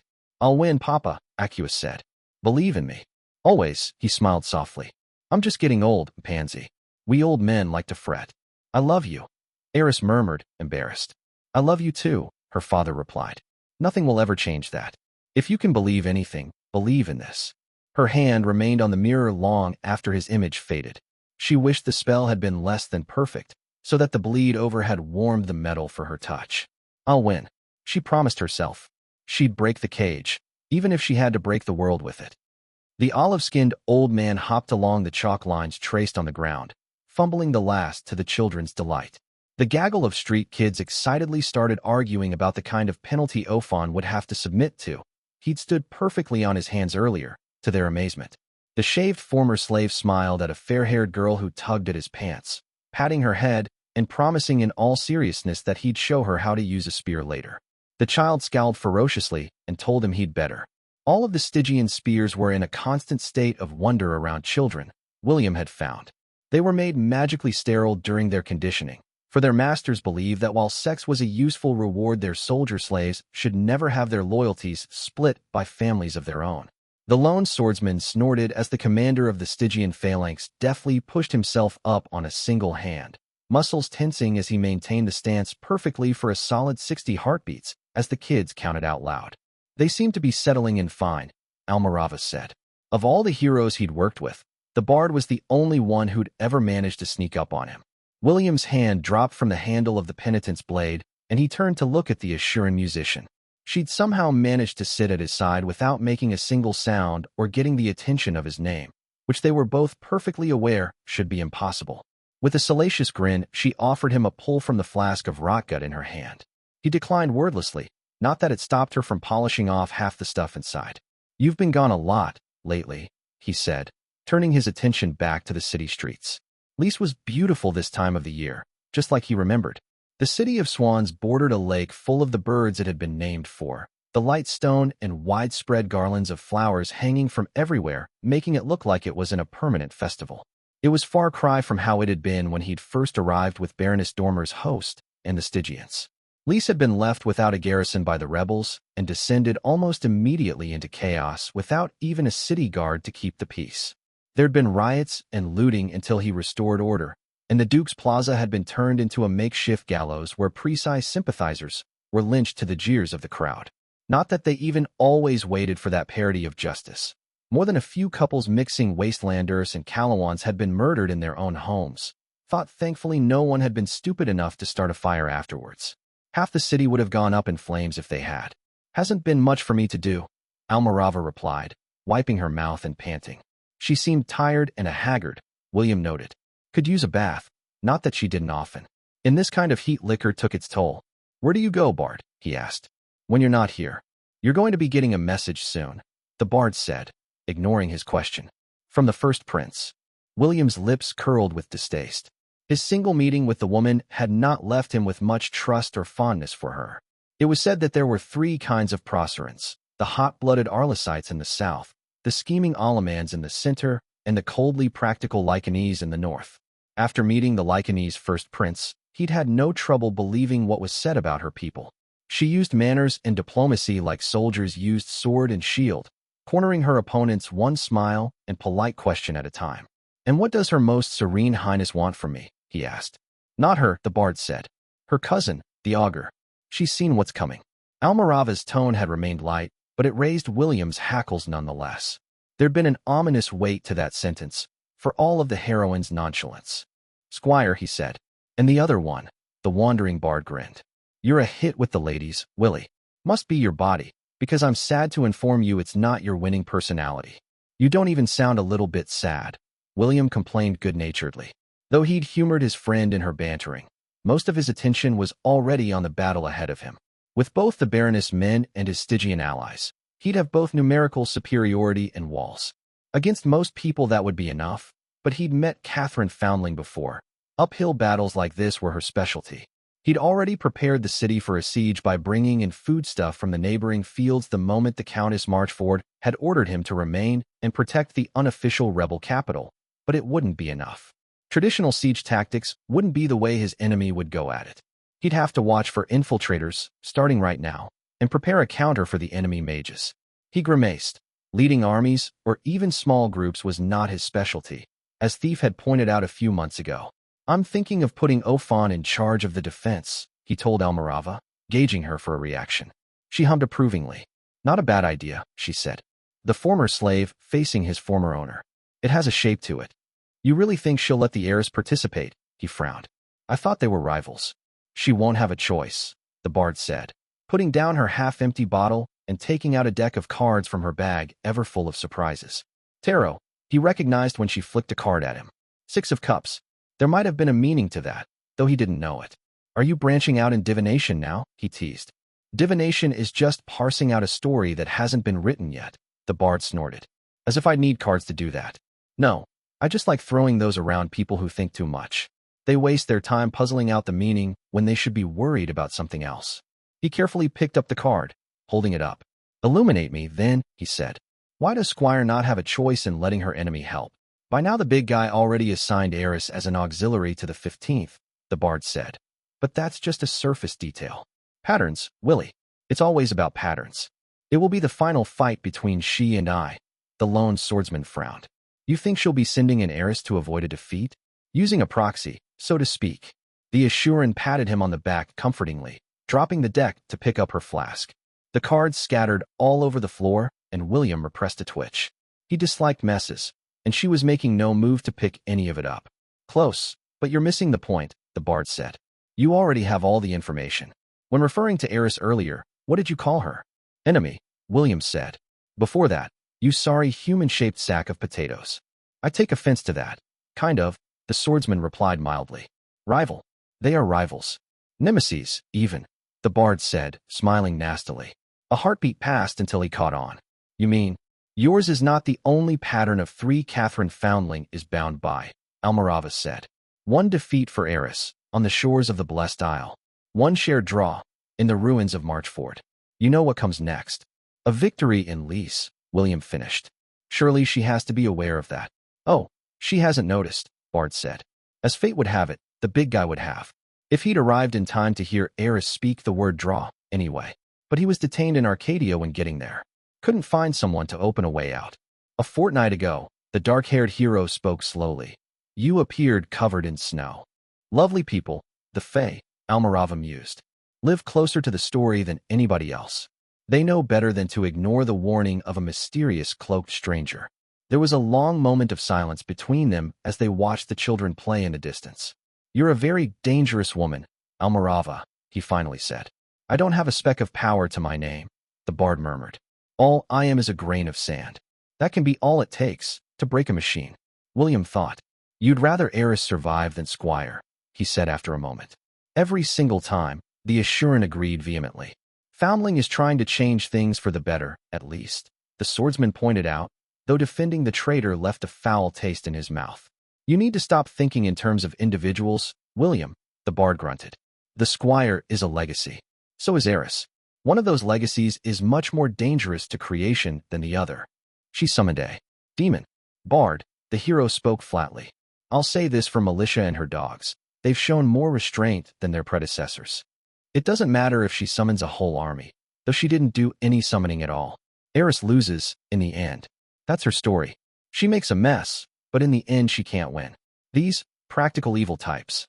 They can win, if we let them. It wouldn't be the first time evil wins, the hero said grimly. Nor will it be the last, if we should be defeated. They don't win like this, William, Almirava said quietly. This monstrosity of a plan the Madman and the Tyrant have cooked up, it changes things. Opens a door that can't be closed ever again. They think they're different, but they're not really. Not enough that it matters. Patterns don't discriminate between shades, you see. They only see black and white. You've lost me, the green-eyed man admitted. Don't worry about it, the bard sighed. Just prepare. That plan you've been thinking of, do it. He didn't bother to ask her how she knew about that. The lone swordsman allowed the wandering bard to rest against his shoulder for a while. They stayed like that until the sun began to set, the silence strangely comfortable. Nowhere, William, she whispered, bringing the bottle up to her lips. I go nowhere. Book 2, Chapter 37, Apprentice. I don't trust wizards. Every time I levy taxes on them, they try to get my political opponents to pull swords from stones. Attributed to Louis Meravins, 7th, 1st Prince of Procure. She's going to betray us, I stated. I'd kept it to only my senior officers tonight, but the circle was still larger than I liked. Juniper was lounging in her seat, face grim as Aisha stood a step behind her with her hands behind her back. Nock and Hune occupied half the tent by themselves, the broad-shouldered orc looking like a child next to the hulking shape of my ogre commander. Pickler and Killian shared a bench, which I noted with amusement was high enough off the ground neither of their feet touched the ground. Probably built with orcs in mind. Hakram stood behind me as a mirror of Aisha for Juniper, though a named one. Apprentice had taken the seat next to me without a word, and barely seemed to be paying attention. The last person in the room was Ratface, who raised a sardonic eyebrow before speaking. Really, he drawled. Because Eris always struck me as so trustworthy. There were a few smiles at that, though no laughs. The mood was serious, as was our problem. Most of you already know our mandate, I said. The 15th, now bolstered with reinforcements from Calawan recruitment camps and a fresh set of auxiliaries, has been assigned to take the city of Lys. The head of the snake, Nock gravelled with a pleased note to his stone. The heart maybe, Aisha disagreed. The head is Countess Marchford, and she's with the rebel host. Off subject, Hune said. There has been warning of betrayal, an immediate danger. More important than semantics. From the corner of my eye, I saw Masigo visibly restrain himself from responding to that. I hurried on before the situation could devolve. Our auxiliary corps, which we may have to suppress before this is over, is made of a little above 1,000 Proceran light infantry. All mercenaries hired through Mercantis. Juniper, the hellhound, stirred in her seat, dark eyes sweeping across the room. Proceran infantry can broadly be divided in 3 categories, she said. The first is peasant levies, which usually make up most of the Principate's armies. Little to no training, basic equipment. Vulnerable to shock tactics, which are usually how Proceran win battles. The second is Principality troops. Cataphracts like the ones fielded by the Silver Spears and what would qualify as heavy infantry under our classification sheets. She leaned forward for the last part. The third is the type Eris has bought. In times of war inside the Principate, fields are burned and villages sacked. Men and women who no longer have a trade take up war as a full-time occupation, though without the benefit of princely funding for their arms. Leather and mail for armor, wooden shields, and long swords for armament. Almost every single one of them will be carrying javelins, and they're more lethal a volley at close range than anything we carry. The Hellhound let out a grunt. If you've been wondering why I covered the other two categories of soldiers, it's to give you comparison points when planning. We are not talking about better-armed peasants. These are soldiers who fought in the Proserpine Civil War and took on infantry that's in the same league as our heavies. They won't be used to sappers or field artillery, but they'll have fought mages before, and some of the same tactics apply. Move fast and disperse. Use terrain as cover when possible. They're faster than we are, and they'll avoid a collision of shield walls. There was a pause as everyone allowed that to sink in. Nock was frowning. Hune looked like she'd learned nothing new, and Apprentice might as well have been napping for how aware he'd been of what was going on. I cast a look at Ratface, and he cleared his throat. I've been given access to all the records kept by Eris in my function as quartermaster, he announced. I imagine some of them are falsified, and she's already tried to bury me in irrelevant documents. But some things can't be hidden. They won't have enough javelins for more than 3 volleys. I'm almost certain of that. And before our advance to Lys is over, they'll be relying on us for food and water. Their forced march to Marchford burned through most of their supplies, and they lost some before when they got whipped by the lone swordsman. News of that defeat, when it had finally trickled to the 15th, had evoked mixed feeling in me. Eris getting so spectacularly beaten, even if she hadn't been there at the time, was a win in my book. She'd had 4,000 men when she'd started the night, then lost half to defection and half again to a fighting retreat.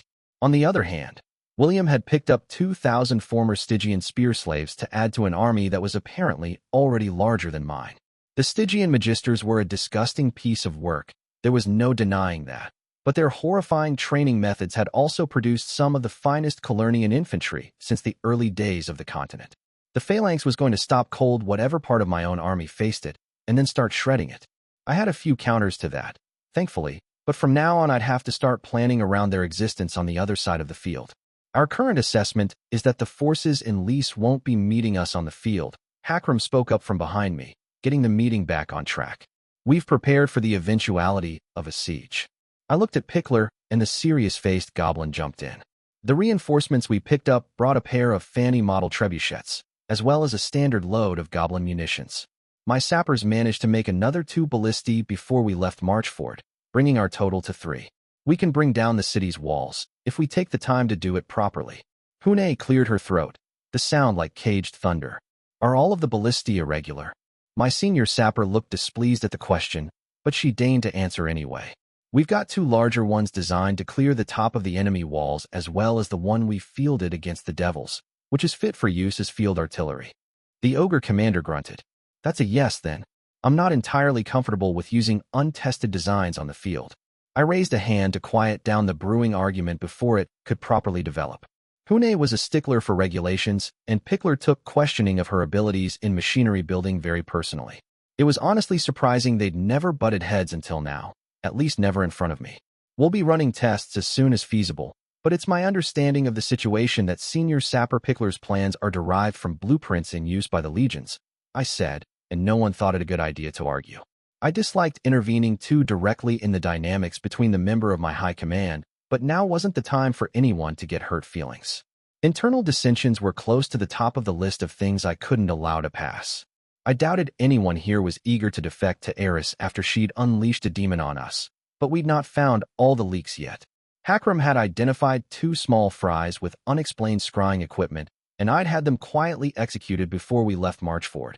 But the kind of information Eris kept getting her hands on had to be coming from someone higher up in the 15th food chain, or at least someone who had access to someone cleared to know that kind of information. She's going to betray us, I reiterated, and we need to be ready for it. When it comes to troops, we have them outclassed in every way, but there's another aspect to this fight. Killian, my lover offered me a discreet smile before she started speaking, prompting a swell of guilt in me. I hadn't had much time for her lately, and the grace with which she'd taken that only made it worse in my eyes. We've been coordinating with Lord Apprentice to set up a few surprises for the enemy, the redhead announced. Masigo seemed awake, finally. The current suspicion is that Eris has possession of a standard which holds the binding of a relatively minor demon from the 13th hell. The bespectacled man spoke, still slumped in his seat. I've retooled a ritual that will allow us to forbid its manifestation, essentially keeping it stuck inside the standard. Unfortunately, The ritual requires very precise timing. Killian explained when it became clear he wouldn't keep talking.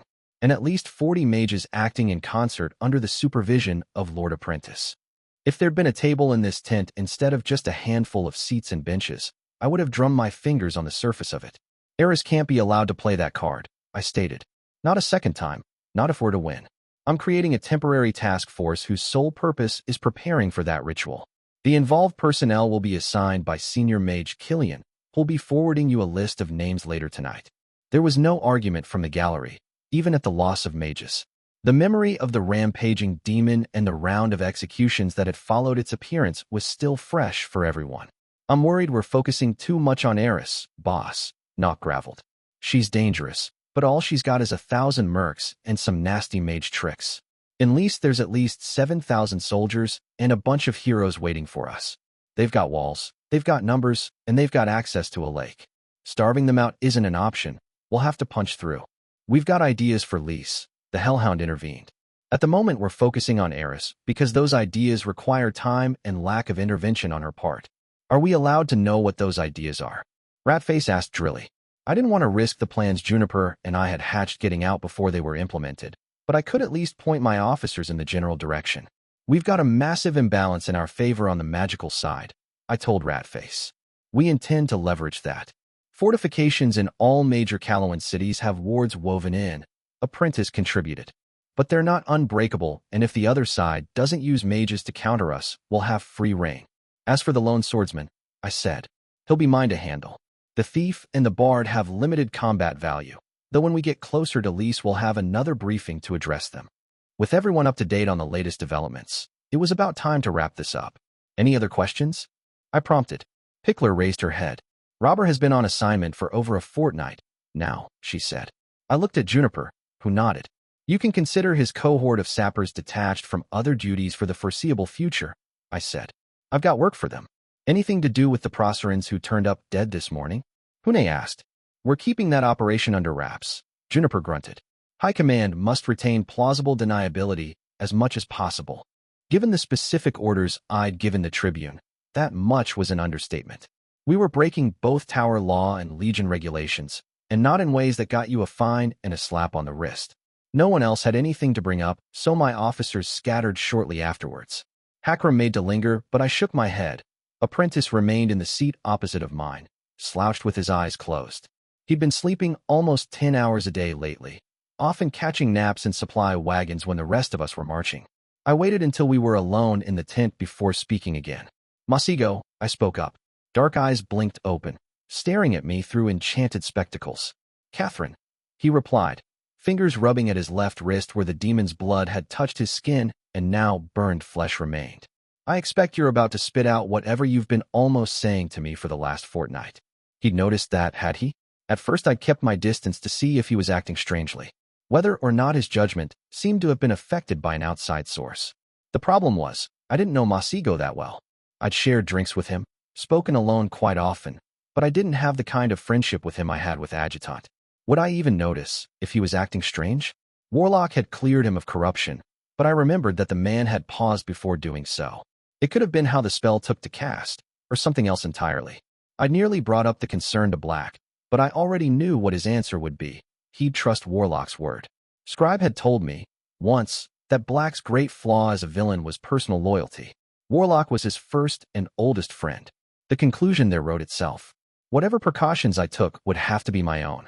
I'm sorry, I said, and I was, though not for the reasons he'd think. He looked baffled. Whatever for? I tapped my own left wrist, and he flinched.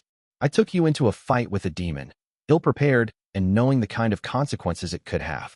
Masigo sighed, the trinkets in his dreadlocks tinkling gently as he shook his head. Is that really what you've been chewing on all this time? I would have gone with or without you, Catherine. I kept my surprise off my face as well as I could. You never struck me as the kind of man who took stands to defend strangers, I said, cautiously. I did not mean to give offense, though I did believe what I just said. Masigo didn't really care about people in a broader sense. A few individuals he liked, perhaps, but even then sacrifice was not in the cards for Apprentice. It just wasn't the way he thought. The dark-skinned man snorted. Thank the gods I'm not, he said. Look at all the trouble that keeps getting you into. No, this wasn't about the people. It was about the demon. I raised an eyebrow. Is this a warlock thing? You think you have a duty to keep demons contained? That could be useful, though it would be coming out of nowhere. I'd never gotten the impression that diabolism and demonology were anything but passing interests of his. He'd known ways to handle the demon, sure, but it hadn't felt like a personal specialty. I don't owe anyone a damned thing, Masigo said, displaying white teeth in a hard smile. The demon itself was besides the point. It was the effect their kind has on creation that was worth witnessing firsthand. You went into battle against a monster like that for a scholarly pursuit. I repeated disbelievingly. His face turned from amused to serious in a heartbeat. It may be that to you, he conceded. It isn't to me. Then help me understand, I asked, because this makes no sense to me. A pudgy hand pushed back an errant braid, ignoring the silver mirror shard woven into it. I don't remember my life from before my fathers adopted me, he admitted. My first memories are of playing in a sprawling garden under a warm sun, tripping in a pile of daffodils. I didn't interrupt, though the image had my lips twitching in amusement. I grew up there in that garden, sleeping outside more often than inside the tower where father ran his experiments. Dada used to bury me in blankets and tell me stories until the moon came out. Never once did it become winter. Weather control? That was an almost absurdly costly branch of sorcery, and rarely behaved as it was supposed to. Besides, I'd have heard of it if some part of the empire had resisted the passing of seasons for several years in a row. It was the kind of thing that drew attention. Masigo smiled at the curiosity on my face. It was a spell of a sort. When I turned 9 years old, father decided I was old enough for us to return to Ater. So he unmoored the chunk of land he'd stolen from Arcadia and allowed it to crumble. My eyes widened. You weren't in creation? Between it and Arcadia, he replied. Did you know the full name for that place is Arcadia Resplendent? There's a reason for that. Beautiful doesn't even begin to cover it. He laughed, but there was no joy in it. 9 years old and I saw the world end, he said. I don't think father realized what he was teaching me. Creation is aptly named, Catherine. It was created by the gods, above and below, to settle some kind of moral pissing match, apparently, but I've no interest in that. He raised his palm up and whispered a word in the mage tongue. A globe of light appeared over his hand, small sprites of energy spinning inside of it. All we are is a spell, and spells, he closed his hand over the globe, and it winked out, can be dismissed. At any time. For any reason. All that's required is will. There's more to it than that, I said. Is there? He smiled. I'd like to believe so. Am I just an insect on a speck of cosmic mud? Or does my immortal soul make me something greater? That is the question that has been hounding me all my life.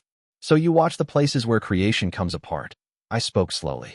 To understand what makes it tick. Masego's eyes behind his spectacles were smoldering with real passion for the first time since I'd met him. There is a law in sorcery called the sapience limit, he told me. A mage cannot create something of a higher order of sentience than themselves. For millennia, sorcerers and wizards alike have tried to discover whether it is a creational law or an original one, without success. An original law applies to the gods themselves, Catherine. Consider the implications of that. I was starting to think I needed to pay more attention to Killian when she talked magic after we got done with the fun parts. You're saying that the only difference between us and the gods is power, I said. He shook his head. Power is a consequence, a happenstance enforced by laws that were artificially set in place. Knowledge is the heart of this. And should a man know as much as a god? He shrugged. Would there even be a difference? I took a long moment to process that, silence heavy in the tent. Weeping heavens, and I'd thought my teacher was ambitious. This is more than a little blasphemous, I finally said. Fuck the gods, he said calmly. Every single one of them. I can respect what you and Uncle Amadeus are trying to accomplish, I really can. But you're looking at the other prisoners, when you should be looking at the bars. I need a drink. I thought. The philosophy he'd just described could have been taken straight out of one of those old Prise fairy tales I had a book full of. The madman with great power trying to grasp something beyond his understanding, wrecking the world in his hubris. Fuck.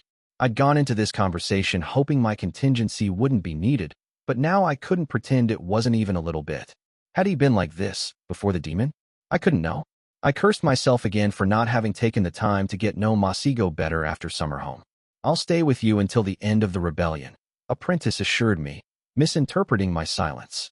I made a commitment, and seeing heroes in action again might yield some additional understandings. When the campaign is over, I'll return to Marchford to study the thinning there between creation and Arcadia. I cleared my throat. That's all I can ask of you, Masigo, I said.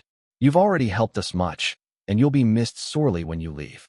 Flatterer, he replied, but he pushed up his spectacles to hide his embarrassed pleasure. I know you're not part of the 15th in any official fashion, I continued, but I've considered you one of us since summer home. The men agree, so I made you this. I fished out a small brooch from inside my doublet. Bone, roughly shaped as two snakes swallowing each other's tails around a circle stamped with the 15th's meson numbers. You made this? He asked in surprise. Can't carve for the life of me, I admitted. But I killed an oxen and raised it. I can kind of shape the bones when my power is in it. That explains the traces of your name in it, he smiled. Help me put it on. I rose easily and stood behind him, picking a braid on the back of his neck and carefully threading it inside the hair. I adjusted a last time and stepped back around, only to be greeted with a warm smile. Thank you, he said, touching my arm. It means more than you think. He excused himself afterwards, and I felt dirty as I watched him part the folds of the tent. There was just a bit of my power left in the brooch, just like he'd said. Enough to activate a small mechanism Robber had created inside before treating and filling the whole bone with goblin munitions. During the war games last year, I'd gotten to observe that the alchemy reacted violently to name power. If it was ever activated, it would blow his neck clean off. Contingencies, I murmured to myself. I want to look for a fucking drink. Conspiracy eye. In its infancy, the 15th was in the awkward position of being within spitting distance of the heart of the Empire without being part of it. Legate Juniper, ever brutally sardonic, pointed out that given how tall their manners stood, they had a better chance of landing the spit on us than us on them. History wasted no time in proving her correct. Extract from the personal memoirs of Lady Aisha Bishara. Hakram had learned the move from the battlemaster for the Howling Wolves when he was 9 years old. Catch the enemy's wrist with your hand, leveraging greater muscles, and on the other side slap your open palm on the human's ear. The Wheat Eaters were known to be delicate in the head by the standards of the clans. There was a pop as the dark-skinned man's eardrums burst. The pain stopped him for a moment. The adjutant snarled, lunging forward and sinking his teeth in the exposed throat. Long fangs buried in soft flesh, ripping through veins and arteries as he shook his head out. The stranger twitched, blood spraying everywhere and coating Hakram's face with pleasant warmth, then dropped. Eyes perfectly calm, he looked for the other man who'd tried to accost them, but found Aisha had already taken care of it. She'd buried a knife to hilt through the Sonic's eye. With measured elegance, she slid out the knife, flicking away some kind of transparent fluid. Robber popped out of the side alley a moment later, shaking his head. There were only two, the yellow-eyed tribune said, face unusually serious. It seemed even Robber took attempts to kill them seriously, on occasion. Swallowing the last of the meat, Hakram cleared his chops of the gore with a rough tone. Good thing no other orc was around. It was considered a pretty suggestive movement where he was from. But then the Howling Wolves kept to many of the traditions from the Lesser Steppes, for all that they lived in the heart of the Northern ones. An unbroken line of shamans and blood witches going back to the Golden Age had done much to keep the old ways alive. You were the target, Aisha decided, addressing him nonchalantly as she riffled through her corpse's clothes. Mine spent half the fight trying to get at you. Hakram almost chuckled. Aisha might call that little rumble a fight, but what he'd seen of her part of it had looked more like a cold-blooded execution. The Hellhound's second had not hesitated so much as heartbeat before putting down her opponent. Not that this surprised him. Tagreb were not a merciful people, and their nobility had only gotten where it was by being terrifyingly nastier than all other comers. Not even the orcs had ventured in the hungering sands, back in the days of their power. The only people to have mastered the desert tribes were the Mesons, and hadn't they mastered the whole world? Can't blame them. My boy Hakram is a handsome bastard, Robber added thoughtfully. More bastard than handsome, in truth, but he only has so much to work with. Your moral support humbles me, the adjutant replied mildly, then returned his attention to the olive-skinned aristocrat. If they had a target, this wasn't two locals trying to shake up soldiers after payday. Aisha raised a condescending eyebrow at him. She'd yet to manage to shake herself of that habit. Not that Juniper had done anything to help. The Hellhound apparently found the sight of humans sneering at other humans amusing. This was an assassination attempt, Hakram, the aristocrat said. There's no use trying to pretend otherwise. The tall orc had arrived at the same conclusion. Actually, he disliked hurrying to judgment. In a city like Aether, acting too quickly was a dangerous thing. The 15th was camped half a day away from the scheming heart of the Empire, and this was far from the first time they'd been probed by unknown forces. Had Lord Black not still been in the capital, he imagined it would have been much worse. The Emperor's right hand cast a long shadow, and few were willing to risk the man's ire by attacking his pupil directly. Until today, it seemed. Hakram would not delude himself into thinking he'd achieved enough as an individual to rank an assassination attempt. It was his function in the 15th Legion that merited killing. The boss is going to be in a mood when she hears about this, Robert said delightedly. Aisha frowned at the comment, then rose to her feet. No personal effects, she said. He does have a tattoo between his shoulder blades, though. The staff tribune had thoughtfully flipped the corpse over for them to look at. Hakram knelt by the dead human and peered at the inked skin. Some kind of bird picking at a corpse. He cast a look at Aisha, silently asking for information. A buzzard, I think, she said. Associated with Aksum and Sonic heraldry, but I've never seen this symbol before. That didn't mean much. The Dread Empire wasn't as bad as Callow or Proker, where everybody and their goat had a sigil, but the wasteland bred ancient conspiracies the way the West whelped chivalric orders, and every single one of them had some sort of meaningful secret sign.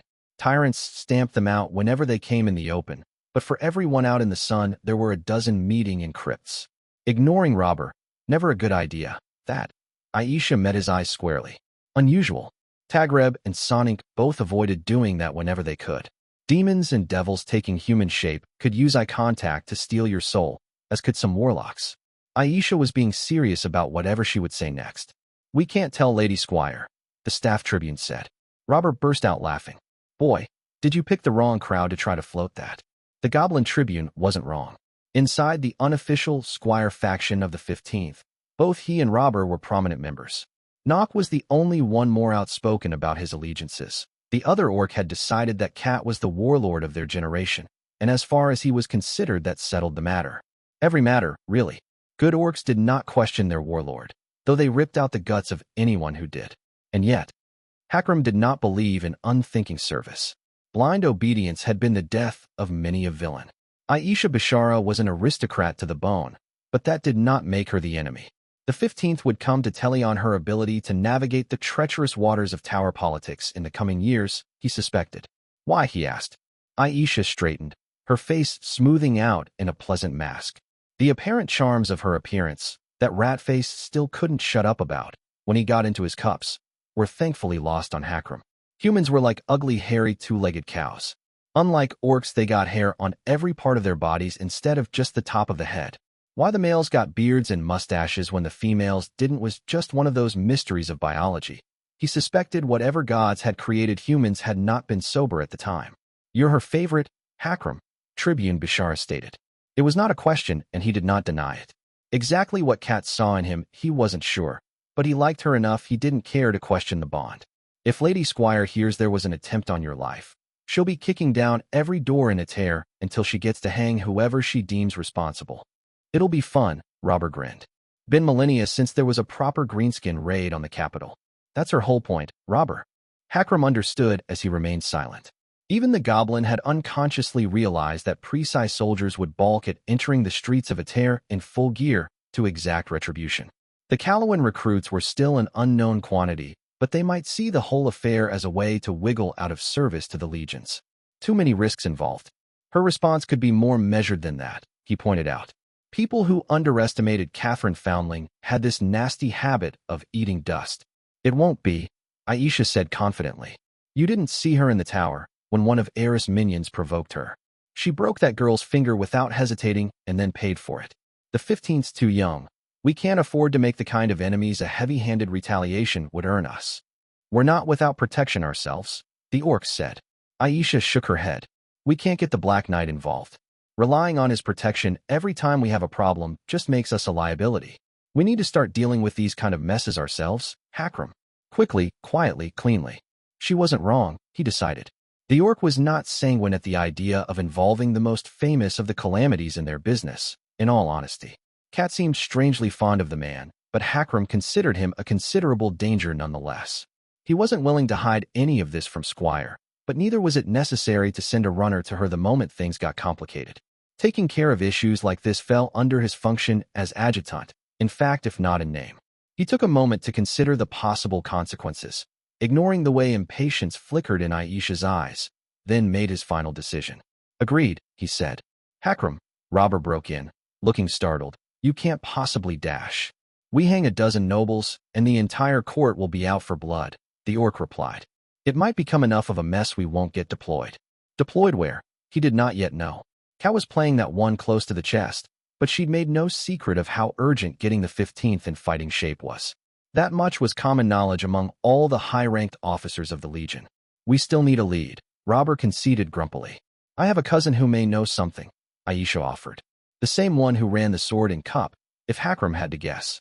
Clever of the Staff Tribune to turn a family-owned property into the unofficial watering hole of her Legion, but Hakram misliked the idea of getting too many unknowns involved. We're keeping this in-house. We already have a man. If we need a guide in the underbelly of a tear, he said. Aisha grimaced, and Robber cackled. Let's go visit Ratface. Then, the goblin grinned. Hakram waited until they'd left the alley ahead of him to lean over the closest corpse and pluck out the eyeballs, popping one into his mouth. No use wasting good meat, and it looked like he wouldn't be getting dinner. Aisha knew where Hassan, Ratface, as the others still called him, was. He'd already been a regular at the Burnished Swan when she'd first become involved with him, long before other cadets had taken to drinking. It had been part of what had made him attractive at the time, the way he seemed to have lived, straight outside the confines of cadet routine and the War College. She should have known that no one took up frequenting dives like this unless there was already something wrong in their life, and the list of Hassan's issues would cover several small books. Their parting had been amicable, though apparently surprising to him. But having been the one to distance herself, she disliked the idea of asking for his help now. She'd let Hakram do the talking, if she could. Owing the other Tagreb a favor was not something she desired to happen anytime soon. Robber, the irritating pest, seemed to smell her discomfort. A romantic reunion, he leered. Careful not to swoon too hard. The floors look dirty. Weakness is a goblin's meal. The saying went. Give this one an inch, and soon he'd be chewing your bones. I will have you drowned in a latrine pit, she replied in Tagrabi, smiling invitingly at him. Hakram snorted. The goblin was, at least, correct about the floors. The Burnished Swan was in dire need of a mop, and a handful of stray dogs were digging at scraps the patrons occasionally threw them. The parlor was full of bang smoke and the heavy smell of poppy pipes from the back where hard men and women gambled with dice and bones over narrow tables. She ignored the few leers she got from older men and headed straight for the stairs, taking the lead. There were a handful of private rooms there, and the one furthest back had been set aside for Hassan permanently. How exactly he'd managed that she was not sure, but she suspected that more than money had changed hands. She rapped her knuckles thrice against the door before pushing it open, Hakram and Robber trailing in behind. Much like the last time she'd been here, Hassan was seated on a pile of cushions with piles of parchment and a cheap set of scales at his side. 2 empty jugs of wine were to his left, and a full one was currently employed in pouring himself a cup. The Supply Tribune's handsome features twisted in surprise, an unseemly display of bare emotion. He must have been rather drunk. The other Tagreb despised everything their culture stood for, but he'd not left behind the concept of losing face even in private. Well, Hassan spoke up, the slur in his voice barely noticeable. This is a surprise. Oh gods, he's drunk, Robber said, sounding thrilled. Quick, Ratty, how many fingers am I holding up? Hassan replied to the goblins, flipping off in kind, his eyes passing over her and finally coming to rest on Hakram. I have a feeling I'm not going to enjoy the coming conversation, he said. We left 2 corpses in an alley. Robber contributed cheerfully. One of these days, Aisha was going to strangle him.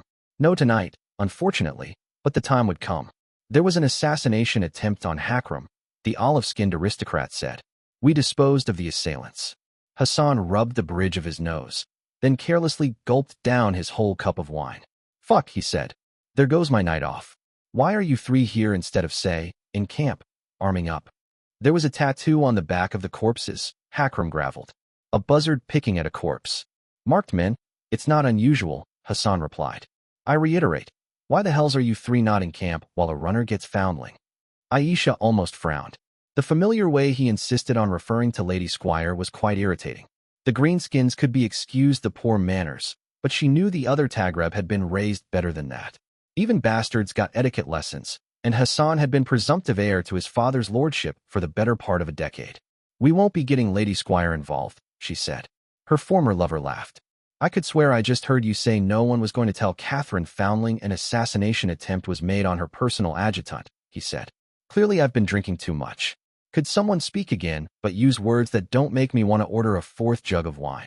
Hakram cleared his throat, and Aisha cast the situation an interested look. Technically speaking, Hassan was of higher rank than the orc, so was she, as a tribune-ranked member of the general staff. The hierarchy at play was muddled by the fact that technically Hakram answered directly to the Lady Squire and was deepest in her confidence. The adjutant might yield little authority in theory, but at the moment he could end a career or string a noose with a single whisper. That he'd shown remarkable restraint in the use of his influence had cemented Aisha's respect for the orc, who she'd always considered one of the most competent members of Rat Company. Concerns have been raised that she may retaliate in a way that burns a lot of bridges, Hakram said. Robber mimed getting hanged to help getting the point across. Almost useful of him. Maybe she'd have him drowned in scum water instead. Hassan smiled thinly. I bet she will, the supply tribune agreed. She'll take fire and sword to the city until she owns the hide of whoever's responsible. He poured himself a glass, hand surprisingly steady. Perhaps not so drunk, after all, or just so used to drinking he's developed a talent for this. She thought less flatteringly.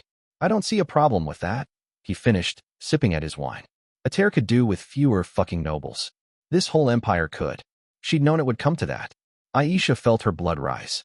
For someone talented in so many clever ways, Hassan was so horribly dim. In others, he couldn't see past his grudge against his father and had extended that hatred to every aristocrat in Prise, which was punishingly narrow-minded if he wanted to pursue a career in the legions. 100 times she'd told him that he'd never be more than a career tribune if he was openly hostile to anyone with influence in the tower. Gods below, half the students at the War College were nobly born. Aisha smoothed out her temper, which had thankfully escaped anyone's notice. Reasoning would be of no use here. For all that, her quiver was not yet empty. Softening her face, she knelt next to the supply tribune. Please, Hassan, she asked softly, lightly touching his bare wrist. For me, just this once. His hard-eyed defiance deflated almost instantly. Her met her eyes with his for half a heartbeat, just long enough not to break custom, then looked away. Aisha almost felt guilty for exploiting the fact that he was quite obviously still in love with her when she did not feel the same. But guilt weighed little on the scales compared to the consequences of failure here. Bish, he murmured. Don't be like that. I'm following protocol here. I'm not asking you to follow the rules. I'm asking you to do what's best for the 15th. She replied just as quietly. And that was what tipped the vase over, in his mind. Hassan loved the legions with an almost childlike purity. He'd found the family there that his blood had denied him, and all his allegiances were founded on that bedrock. He would do much for her, but even more for the 15th. Fine, he finally grimaced. I don't recognize the mark, but I know someone who will. He rose to his feet a little unsteadily, only to be settled by the touch of her hand on his chest. Thank you, she said. Don't do that, he muttered. I know what you're doing. I'm just fool enough to fall for it anyway. He left them in the room, heading down the stairs. There was a moment of silence, then Robber whistled. That was the coldest thing I've seen all day, and Hakram just ate a guy, the goblin said. Part of one. The orc corrected mildly. Aisha glared at the wretch. He'd just slid back to latrine drowning. So Juniper's handmaiden had just worked the harshest of wiles on poor innocent Ratface, which boded ill for the guy's love life. Robber sympathized, inasmuch as he could sympathize with anything or anyone. It wouldn't stop him from mercilessly mocking the man later, but he liked to think of that as a labor of love. The quartermaster came back with the shadiest woman Robber had ever seen, and he was a goblin.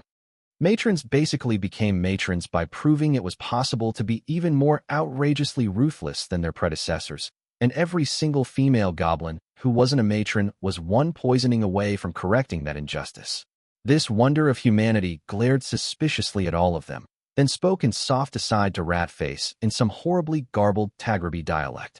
I trust them, the quartermaster said, with laudably poor judgment. You've killed marked men, the woman said, then spat to the side. What was the mark? A buzzard tearing into a corpse, Hakram said. The stranger looked at the adjutant like he was something a dog had thrown up on her carpet. Ah, one of those. Ater wasn't as bad as some of the northern cities of the empire, but there were still quite a few people there who thought Greenskins shouldn't be allowed to step foot out of their lands until they were called for. Apparently Nock had lost his shit over something like that in Thalassina, yet another proof that the thick-headed bastard was unfit to be with Pickler in any way. Catacomb children, the woman said. Old gang, from Oxum. Used to do contract killings for the Truebloods, until Assassin had a talk with them. By which she likely meant that they'd all been found in a warehouse dead of a string of unlikely, yet simultaneous mortal accidents. Robber had always approved of the sense of humor the Calamity was rumored to have. If you couldn't make murdering your enemies hilarious, what was even the point? Well, fun. And getting paid. But that wasn't the particular point he'd been referring to, so his argument still stood flawless and unbroken. And where do those naughty kids hole up, my blatantly criminal friend? Robber asked. Muzzle your pet. The woman told Ratface and Tagraby. That man is Tribune Robber of the 15th Legion. Aisha replied sharply in the same. Watch your tongue, if you intend to keep it. Ah, good ol' Aisha. Might despise him, but anybody insulting a legionary was in for a rough time if she was around. Almost endearing how easy it was to wind her up. The other woman spat again, but she didn't care to get into a pissing match with someone who might as well have highborn stamped on her forehead. Decorum Quarter, she said. Near the buried sewer in trance. Robber almost whistled again. Taking a contract on a legionary was proof those boys hadn't been great thinkers, but this was spectacular confirmation. Only raging imbeciles set up shop near a tear's sewers. The whole place was crawling with giant spiders. At least 500,000, by the last estimate, and they got bigger the deeper you went. They said dread Emperor Tenebris himself, well, herself now, was the one spawning them, having gone from thinking he was a giant spider in human skin to actually being one. Oh, those wacky humans. Second-year tactics class spent a whole fortnight going over the logistics of clearing out the sewer system and the tunnels running under it, an exercise to demonstrate the concept of a victory too costly for the results achieved. Mages sworn to the tower shad put wards over all the exits, but now and then one got out and nabbed some poor fool out in the streets at night.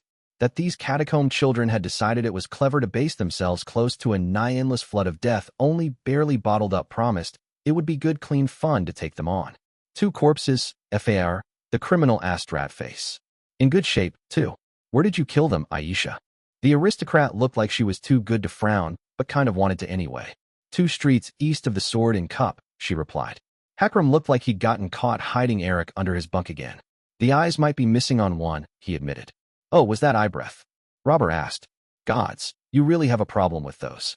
Nobody sells them fresh around here, the adjutant replied defensively. The sketchy woman, who'd been about to hand Ratface 7 denarii, took 2 back from the quartermaster's palm. She left without bothering with goodbyes, ignoring Robber's cheerful wave. Hassan, Aisha said. What does that woman trade in? Don't ask questions you don't want to know the answer to, Ratface grunted, pocketing the silver. Robber rubbed his palms together. So this is the part where I talk to a few of my people, and we have a nice chat with these funeral adults? We all know you're getting that wrong on purpose, Hakram noted. Lies, the Goblin Tribune exclaimed. Calumny. Possibly even a setup. He leaned closer to Aisha. You can never trust a greenskin, Bashara, he confided. They're a shifty lot. The noble looked like she was about to say something scathing when Ratface broke in, because he was the enemy of all forms of joy and laughter. You can't bring a goblin raiding party in the city, Robber, he said. This is a tear, not foramen. Everyone important in the city will know they're here within the hour, and our targets disappear into the crowd. The Tribune scowled. He'd been looking forward to giving his boys and girls some exercise.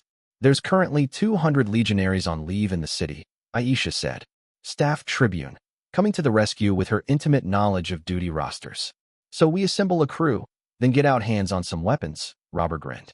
And then we clean up this mess, Hakram said, baring his fangs. Book 2, Chapter 38, Juncture. Ha ha ha. Huh. You can't beat me now. This is the first part of my plan. Dread Emperor Iritanai, the oddly successful. Some days I wondered how I'd ended up where I was.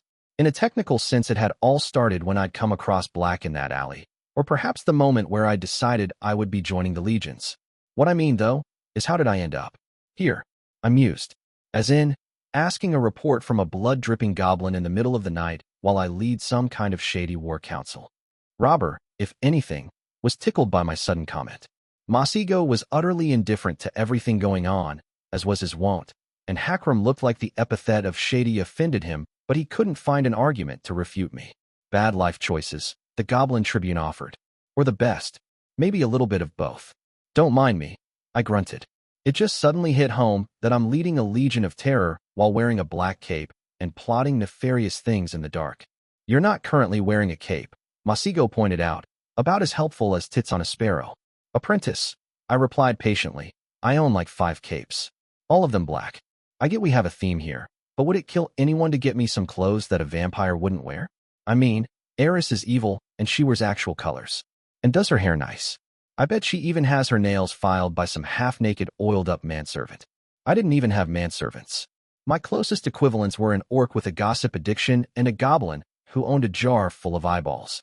The House of Light had always told me evil was decadent. Where were all my creature comforts? My sheets weren't even silk. The only opulence around was the way I never seemed to run out of wine, and that was purely Ratface's doing. The ponytail looks good, Hakram said loyally. Hakram, I love you like a brother. But the day I take grooming advice from you is the day I jump into the Tyrian Sea, I replied. I poured myself a glass of Vale summer wine, ignoring the look from Hakram indicating he wouldn't mind one. The crate Ratface had somehow gotten his hands on before we left to tear was mostly empty now, and I wasn't wasting my favorite drink on someone who'd guzzle it down like water. I sighed and got comfortable in my wooden camp chair. Well, I suppose I'll have to ask at some point. Whose blood is this, robber? It could be mine, he grinned. Goblins bleed black, I grunted. Try again. Not always true, Apprentice said. Dread Emperor Sorceress exsanguinated a matron and filled in human dash. He trailed off when everyone stared at him, then cleared his throat. Perhaps not the best time, he conceded. Still, it's not an absolute. I let him retreat with a modicum of dignity while he still could and pushed down the morbid curiosity that almost made me ask why Sorceress had done that. He'd been the one to make the sentient tiger army, if I recalled correctly. The one that had defected the moment it got out of the tower and was the reason tigers in the wastelands were still so intelligent. They still found half-chewed corpses by the road every year, a testament to the way the cleverness of tyrants could continue to backfire for centuries after their death. Robber, I prompted. So some of the boys and I went to have a look in Eris camp, he said. Might have slit a few throats on the way in. I'd gathered as much, I replied.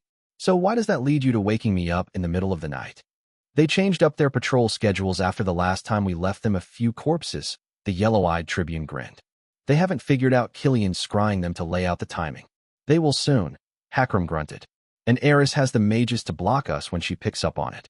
If she uses standard wards, I can teach your paramour to slip past them, Masigo noted. I let the word pass by without a comment, since it was more or less accurate. Though given who Akua's father is, I would not bet on it. I raised an eyebrow. Some other Prise noble? I thought you could run circles around any of those. Neuro of Oxum, most talented practitioner to come out of that part of the wasteland in at least half a century, Apprentice said. Father says he was good enough to have a claim on the name of Warlock after the old one died, though he never pressed it. I'd never heard the name before, which was somewhat intriguing. I'd have to ask Aisha about it at some point, since none of the men in this tent followed Prise politics in the least. Anyhow, Robert said, we planned around their schedules and routes so we could get deeper in the camp than we've ever been. Found out 2 interesting tidbits I thought you should know about now instead of the morning. Amaze me, I said. First, she's got a goblin in there, the Tribune said. Huh. I hadn't seen that coming. I'd give Robert that much. Eris wasn't as consistently racist as some of the other Prise nobility I'd come across, but she did have certain leanings. Though I'd never heard her lay on greenskins, now that I thought about it. Was she in league with one of the goblin tribes? That could get messy as all hells. Recognize them? Hakram asked. So just because I'm a goblin, I know all the others, is that it? Robert asked, his face the very picture of outrage. You've claimed as much repeatedly, Adjutant replied amusedly. The goblin Tribune shrugged, the pretense of affront discarded in a heartbeat. Couldn't get a good look, he said. Was going to, but a scroll sheath fell over and woke them up. Nasty customer, whoever they are. Pretty sure they had burn wounds, and not the small discreet kind. I don't suppose there's a famous goblin with that as their signature? I sighed. Wouldn't know, Robert said. Didn't get out much before I joined the college. Pickler might know something I don't. She was much higher up the food chain in her own tribe. Another question for the pile, though I doubted it would be as easy as that. And the other thing? Hakram asked. They're making some kind of ritual array, Robert said. Apprentice's back straightened in his seat. The reason my Tribune had asked for him to be there finally clear. Not on the ground. Masigo immediately guessed. The runes, on wood. Stone or metal? 25 metal pegs with small square stones between them, the goblin informed us. The stone's granite, if that makes a difference. Robber's tribe was one of the mining ones deep in the gray areas, I remembered. Apparently, he still remembered some of what he'd learned there. It does, Apprentice muttered. Ocean-dredged granite like the one found off Thalassina has properties linking it to the classical elements of earth and water. That, he said. I'm almost sure. Masigo traced another one. 2 squiggly lines with a small dot between them. Are you sure it wasn't this one?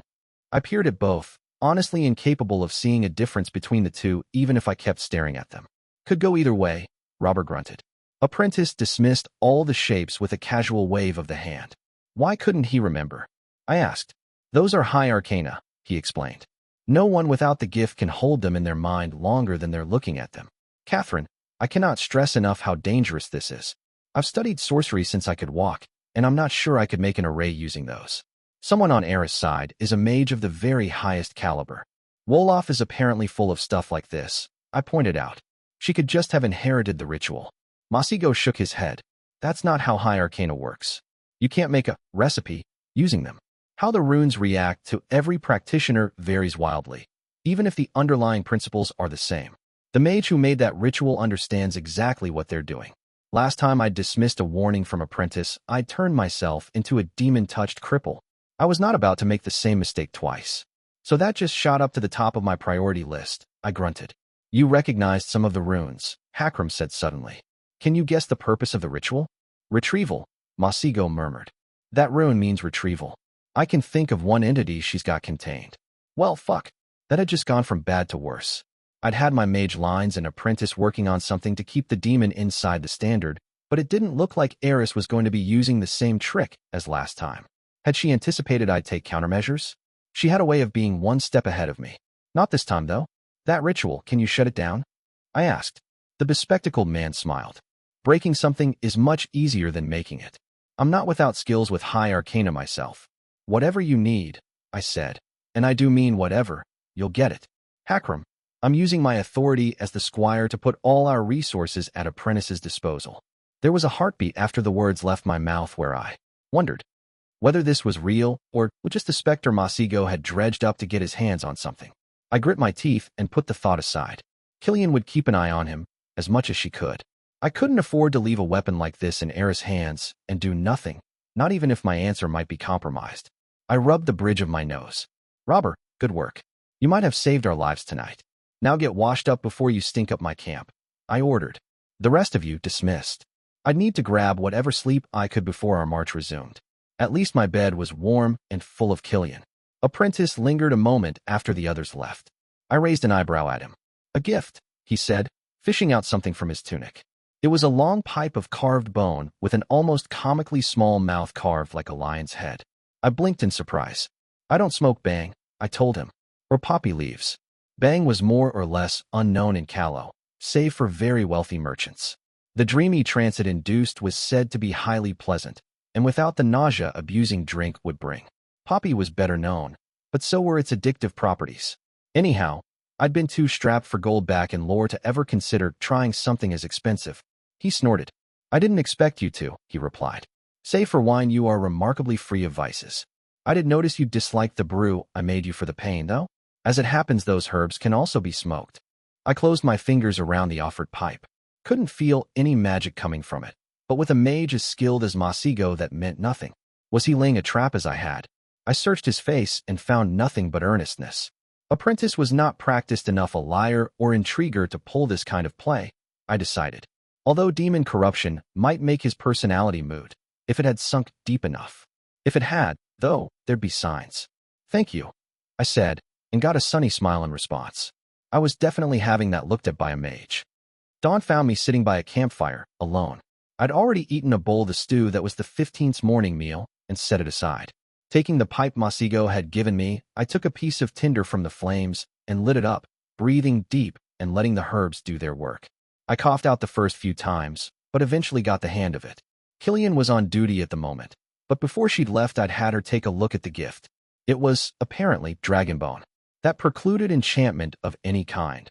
The bones and scales of dragons could not be touched by sorcery.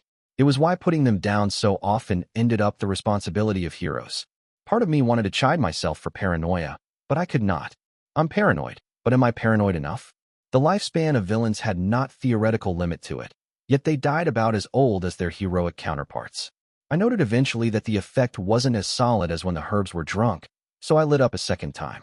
The medicine was common enough I was in no danger of running out, and as long as I kept myself below a certain dosage ingested per day, there was no danger of side effects. Aisha arrived just as I spewed out a stream of white smoke. She eyed me strangely, then shook her head. I raised an eyebrow. My mother does the same, she said. Joint pains. I snorted. Sit down, Aisha, I ordered. She folded her legs and plopped down at my side, somehow managing to make the gesture fluid and graceful. We haven't talked much, you and I said. There has been no reason to, Lady Squire, she said cautiously. Drop that, I said. I'm an orphan of no consequence, Aisha. Titles always sound mocking to me. With all due respect, Lady Squire, the lovely aristocrat replied, you were an orphan of no consequence. Now you are, arguably, third in rank under the Empress and the Calamities. I understand you're trying to foster a certain attitude in your closest collaborators, but I would shame my family if I referred to you so casually.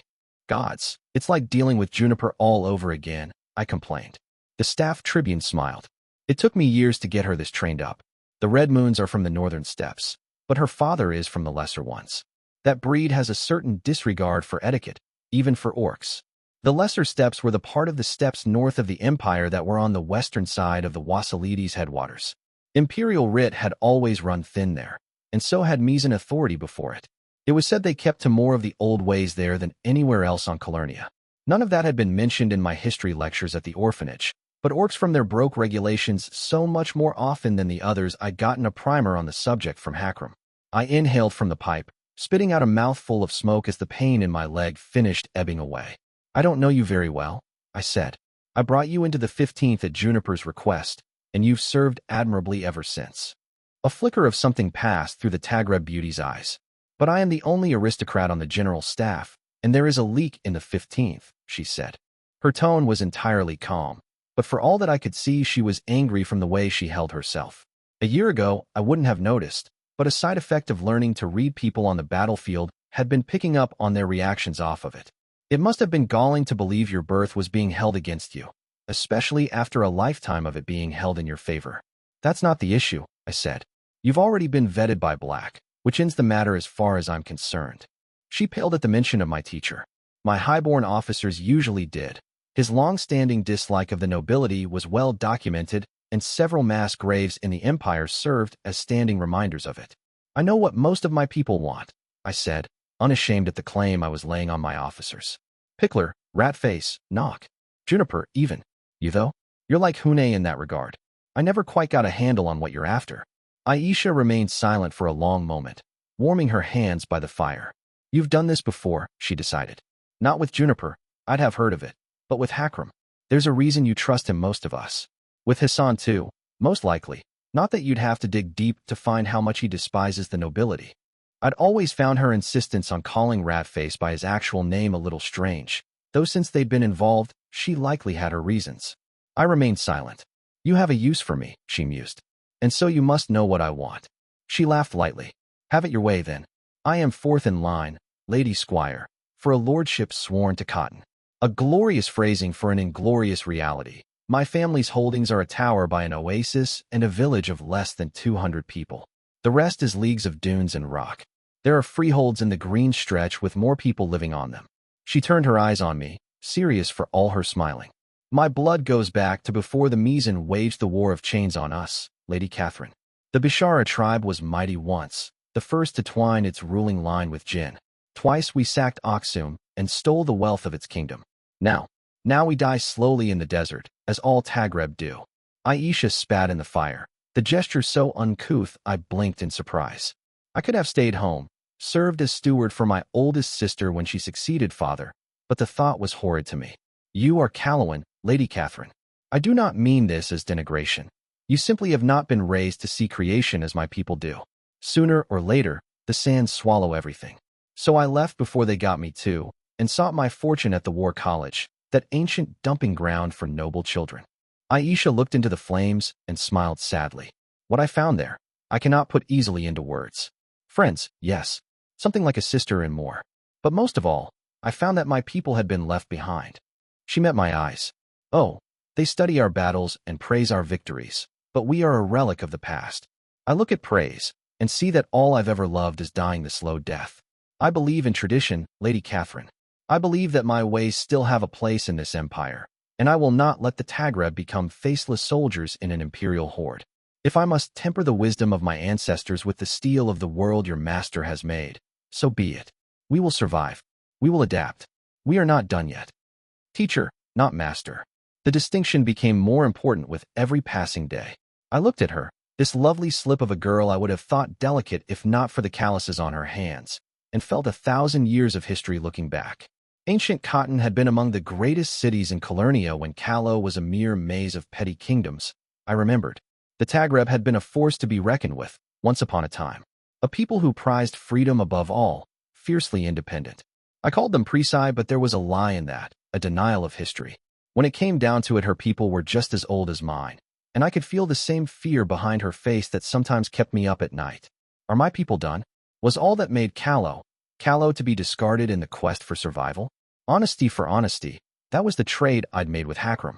I would offer Aisha Bashara no less on this misty morning. I will rule Callow, I said. Someday?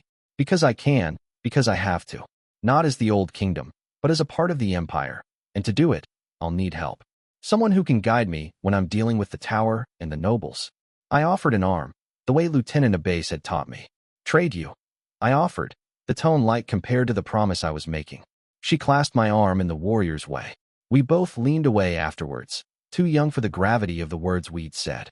Most of the herbs in my pipe had burned during our conversation, but I pulled at the last of them and breathed out the smoke. So tell me, I said, who do I need on my side to establish a ruling council over Callow? Book 2, Villainous Interlude, Impresario. The victor in a war is usually decided before the first battle's been fought. Prince Louis of Brabant, later 8th, 1st Prince of Proker, traipsing through Arcadia like some sort of murderous errand boy, had been oddly nostalgic, black-mused, especially with Wixa at his side. It had been the both of them in the beginning, before they'd ever met Sabah or Alea.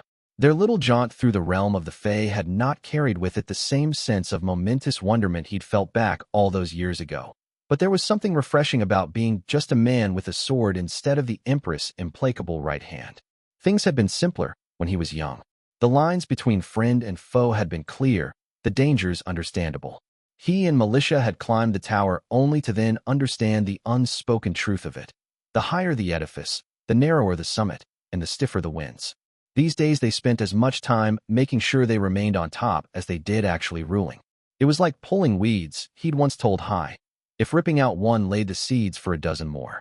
He'd put aside the thoughts by the time they arrived at the fortified camp Istrid and Sacker had established southwest of Vale. The city itself had been taken without contest before he'd left for Marchford, abandoned by the rebels.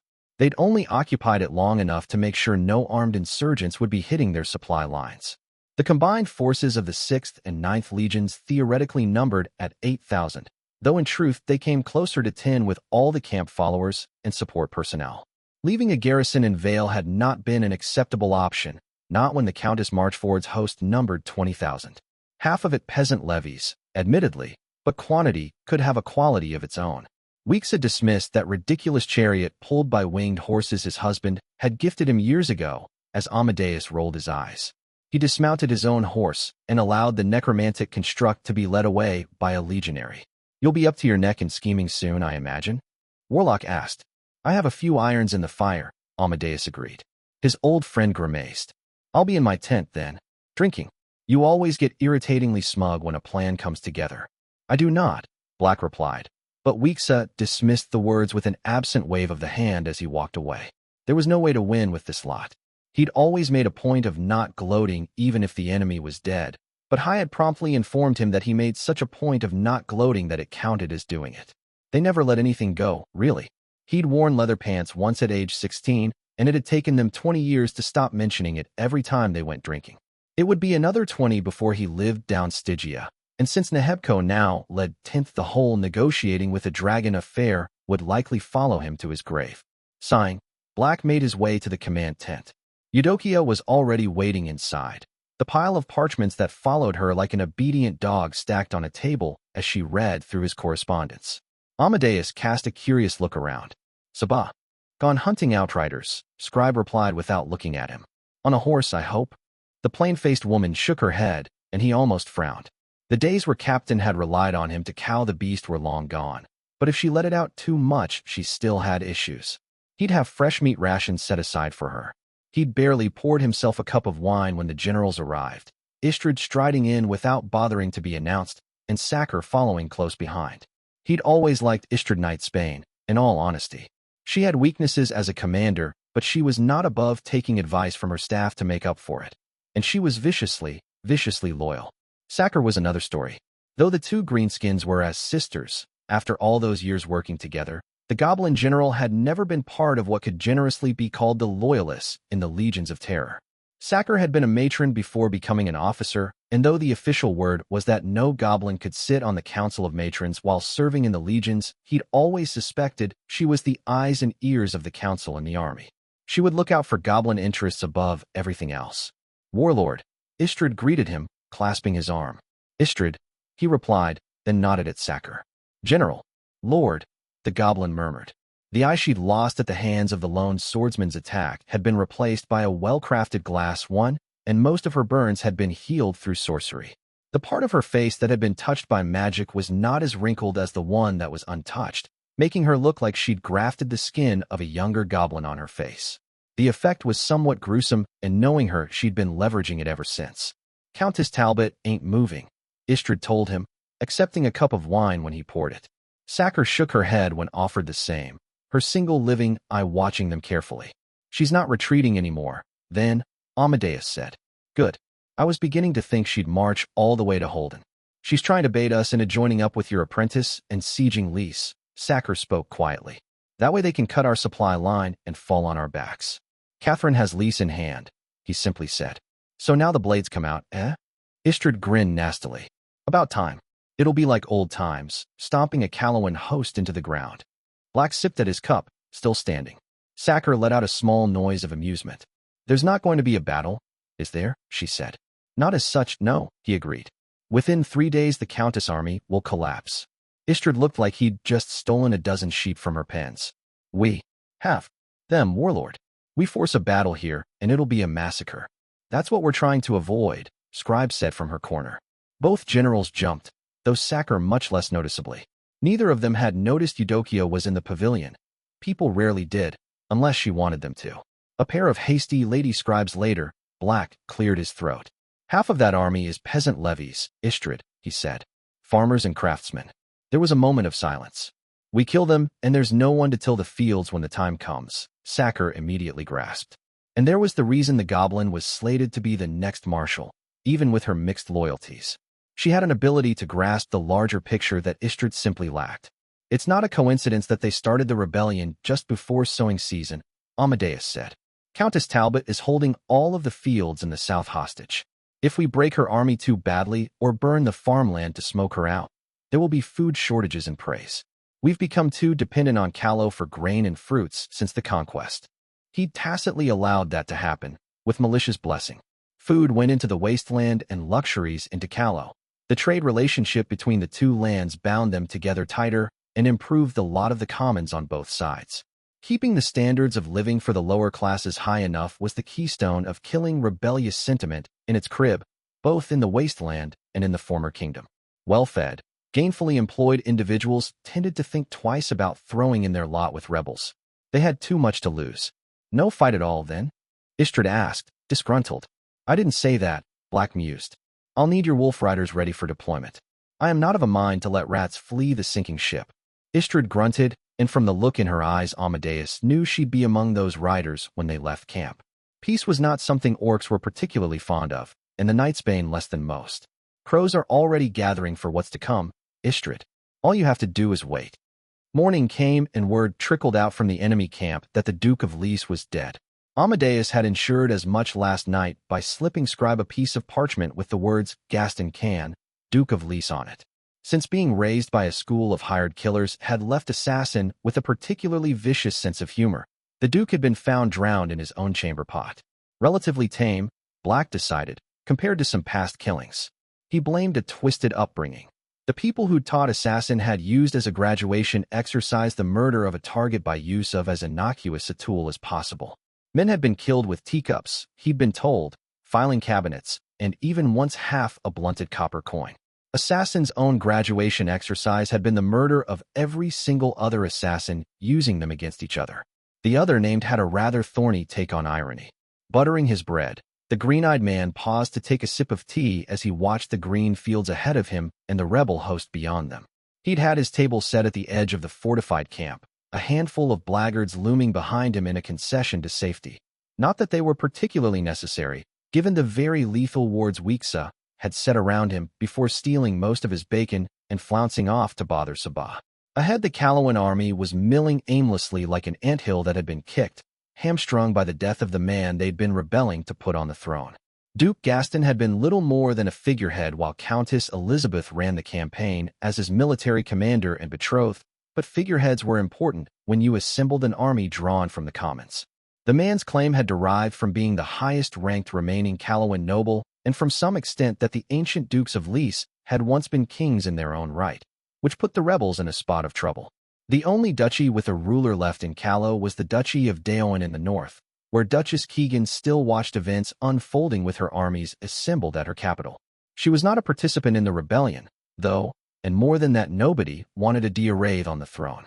They might have been a people admired by other Calawans, but they were not liked. Scribe dipped a wheat biscuit in her own teacup, a truly horrible habit. He frowned at her, not that she cared. Why only the Duke? She asked. Black had been about to reply when he felt a flicker at the edge of his awareness. The pest had arrived. The wandering bard sat on the edge of the table with a grin, though it disappeared rather quickly when he casually palmed a throwing knife and flicked it at her head. The blade would have buried to the hilt between her eyes had the Assuran not come out of existence as smoothly as she'd appeared. Amadeus raised an eyebrow. As he'd suspected, that was not teleportation, and it did not appear to be controlled. Another flicker, and the bard reappeared in front of the table, frowning. You know that's Dash. Black's shadow extended behind him, casually adjusting the aim of a mounted crossbow towards the heroine and pulling the trigger. She flickered out of existence before the bolt could tear through her lungs. The next time the pest reappeared, she was standing 30 feet ahead of him. A tendril of shadow snuck across the grass as she glared. Gotta say, you're being kind of a D-dash. The tendril punctured the ground, setting off the demolition charges buried under the heroine. Black took a bite of his bread and chewed thoughtfully. The wandering bard did not reappear. Thrice beaten, and she stayed gone. Then, he'd thought that would do the trick. Names like bards lived closer to patterns and were able to use them, but they were also more closely affected by them. None of the times where she'd been gone had been willingly triggered, he assessed. Odds were she did not control where and when she went. More than that, if the ability had not been teleportation, the implications were interesting. How could you be somewhere and then somewhere else, if not teleportation? Simply by being there, he thought, although that brought other questions with it. The appearances were not instantaneous. Where did the bard go when she was not in creation? Possibly a pocket dimension. More likely, nowhere. Power did not come without costs, certainly not power of that magnitude. No wonder she drank. What were you asking again? He asked Scribe after a moment. Why you had only the Duke killed, she reminded him. An apt question. Because the rebels are no more a monolith than we are, he said. As we speak, Countess Elizabeth is likely trying to put herself forward as the candidate for the throne, and she does have the most troops under her command. She is, however, widely disliked by the other nobles. Gaston picking her as a bride was a slight to the Marchioness Vale, whose rank is higher even if she is not as wealthy or militarily capable. The Countess also despises, and is despised in turn, by the Baroness Dormer. Something about being rivals over the hand of the Shining Prince in their youth. The Baroness is currently in Lys, but she is extremely popular with the men she's sent here. That leaves the Baron Holden, Scribe noted. The Countess' cousin once removed. He'll support her. He would, Black agreed. Had I not told you to send that letter to Grem last month? By now he'll have received a messenger informing him that Nekhob is torching the odd barn in his holdings and that a cohort of undead is driving his landholders into the city. Not any real damage, you understand, and deaths will be avoided, but to scared civilians it will make no difference. He'll want to return to protect his lands. It's an ingrained instinct in Calawan aristocrats. You're dividing them, scribes said, setting them against each other. Under the cover of dark, if I am not mistaken, the men from Dormer and Holden will desert, Black shrugged. Those from Dormer heading towards Lys, the others towards home. That cuts down on their professional troops by a third. It didn't, if you counted the mercenaries. 4,000 dwarven veterans, the heaviest of infantries. But since he'd had Eudokia deal with that matter already, there was no need to belabor the explanation. As for the Baron Holden, if he followed his men in desertion, and Black was fairly certain he would, Istrid's wolf riders would be taking him. Only when he was out of sight, though. It would not do to discourage desertion. Amadeus took another sip of tea. It was a beautiful day. Weeksah was hogging the wine, as he always did. Sabah was tearing into a barely cooked side of lamb, looking vaguely guilty as she did. She avoided that kind of behavior around her husband, who'd never so much as glimpsed the beast, but she did not need to be so delicate around other calamities. They'd all seen her in the fullness of her wrath, tearing off heads effortlessly and bathing her fur in blood. Black poured himself a cup of Oxum Red before Warlock could finish it. Slapping away the retrieval spell, the smug-looking sovereign of the Red Skies tried to hook around the jug. The army looks smaller than it did yesterday, Weeksah said, trying to distract him as he pilfered some couscous from his plate. Black refrained from rolling his eyes. Warlock only descended in petty thievery like this when he missed his husband too much, though when they'd been younger he'd also done it purely to spite the others. Until High had nailed his hand to a table, anyway. His lover did not brook threats to her morning tea. She'd apparently picked that up from her father, who'd been an admiral among the Teotul until a defeat at Yen Ti Han's had forced his exile. How he'd managed to cross the Tyrian Sea was a story in its own right, as was the way he'd romanced one of the few elves to ever leave the Golden Bloom. Amadeus patiently bid his shadow to form teeth and began sawing through the back leg of Weeks's chair, but he deigned to reply. The soldiers from 2 baronies deserted during the night, he told them. His prediction had been mostly accurate, though he'd somewhat underestimated the impact of the Duke's death. At least 1,000 men from the levies had melted away under the cover of darkness, smelling a losing fight. Istrid had gone to follow the unfortunate Baron Dormer with all of her wolf riders before dawn came. They had standing orders to retreat if a hero showed up, but otherwise the outcome of that fight was settled. They still have most of their knights, Sabah said, clearing her throat and setting aside the clean bones of her meal. They do, Black conceded. And though we've proven we can deal with them now, they'll cost us unnecessary casualties if they fight. Unlike the levies, they won't desert easily. They badly want the return of chivalric orders, and only a restoration of the kingdom can accomplish that. I still have that plague for horses you had me cook before the conquest laying around somewhere, Warlock offered. That kind of weapon is hard to put back in the box when it's come out, Black declined. Anyhow, the matter is handled. Can't be too handled. The horses are still there, Sabah pointed out. Amadeus reached for his wine and found the cup empty. There was a very suspicious magical siphon at the bottom of it, and Weeksah hadn't refilled his own cup in some time. The Black Knight glared at the other man, who grinned mockingly. He set the teeth to saw faster. Contrary to what many treatises preach, Black said, I don't believe that morale shocks off the battlefield are better off delivered all at once. Several consecutive blows bring the expectation of more to come. That perception comes in more useful than one instance of great panic. He's still hiding more tricks up his sleeve, Sabah translated for the benefit of absolutely no one. I haven't been around for too long, Warlock said. He's gotten too dash. The back leg broke and the sovereign of the Red Skies sprawled on the grass in a messy heap. Amadeus stole his cup of wine, pointedly not smug to such an extent it looped back around to smugness. The third morning showed another chunk of the rebel host missing. The dwarven infantry had disappeared during the night, though not before quietly butchering most of the knights in their sleep. Their contract, though paid with Proceran silver, had technically been held by the Duke of Lys. The fig leaf had been a necessary fiction for first Prince Cordelia, who could not be seen to be too directly involved in the rebellion if she wanted popular support. Black had simply hired the dwarves in advance for when their contract with Lys expired and had the man killed. After that, their orders were to stay for a single day, wipe out the enemy cavalry in the night, and march back to the Wassalidi, where barges would take them down to Mercantis. It had been a hideously expensive measure to take, and he'd had to designate a route for the mercenaries to follow that wouldn't allow them to loot most of southern Callow on their way out. But the results spoke for themselves. The rebel army was falling apart at the seams, fights breaking out between supporters of the Marchioness and the Countess. The levies were staying mostly out of that, leaving the squabbles to the retinues of nobles. But seeing their only remaining real soldiers take blades to each other was the final nail in the coffin of their willingness to wage this war.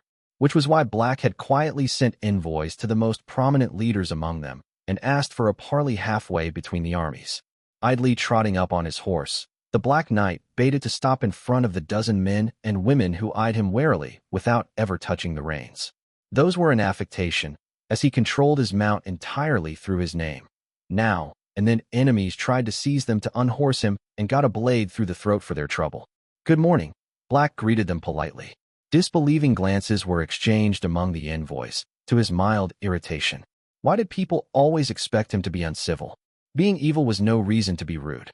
Even when it was necessary to execute someone, there was no need to be unpleasant about it. And he had no intention of killing any of these people if they did not force him to.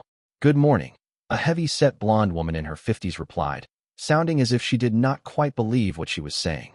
One of the men, dark-haired and scarred by what he absent-mindedly decided to be a legionary's blade, spat to the side. "Ain't come to exchange pleasantries," the man said.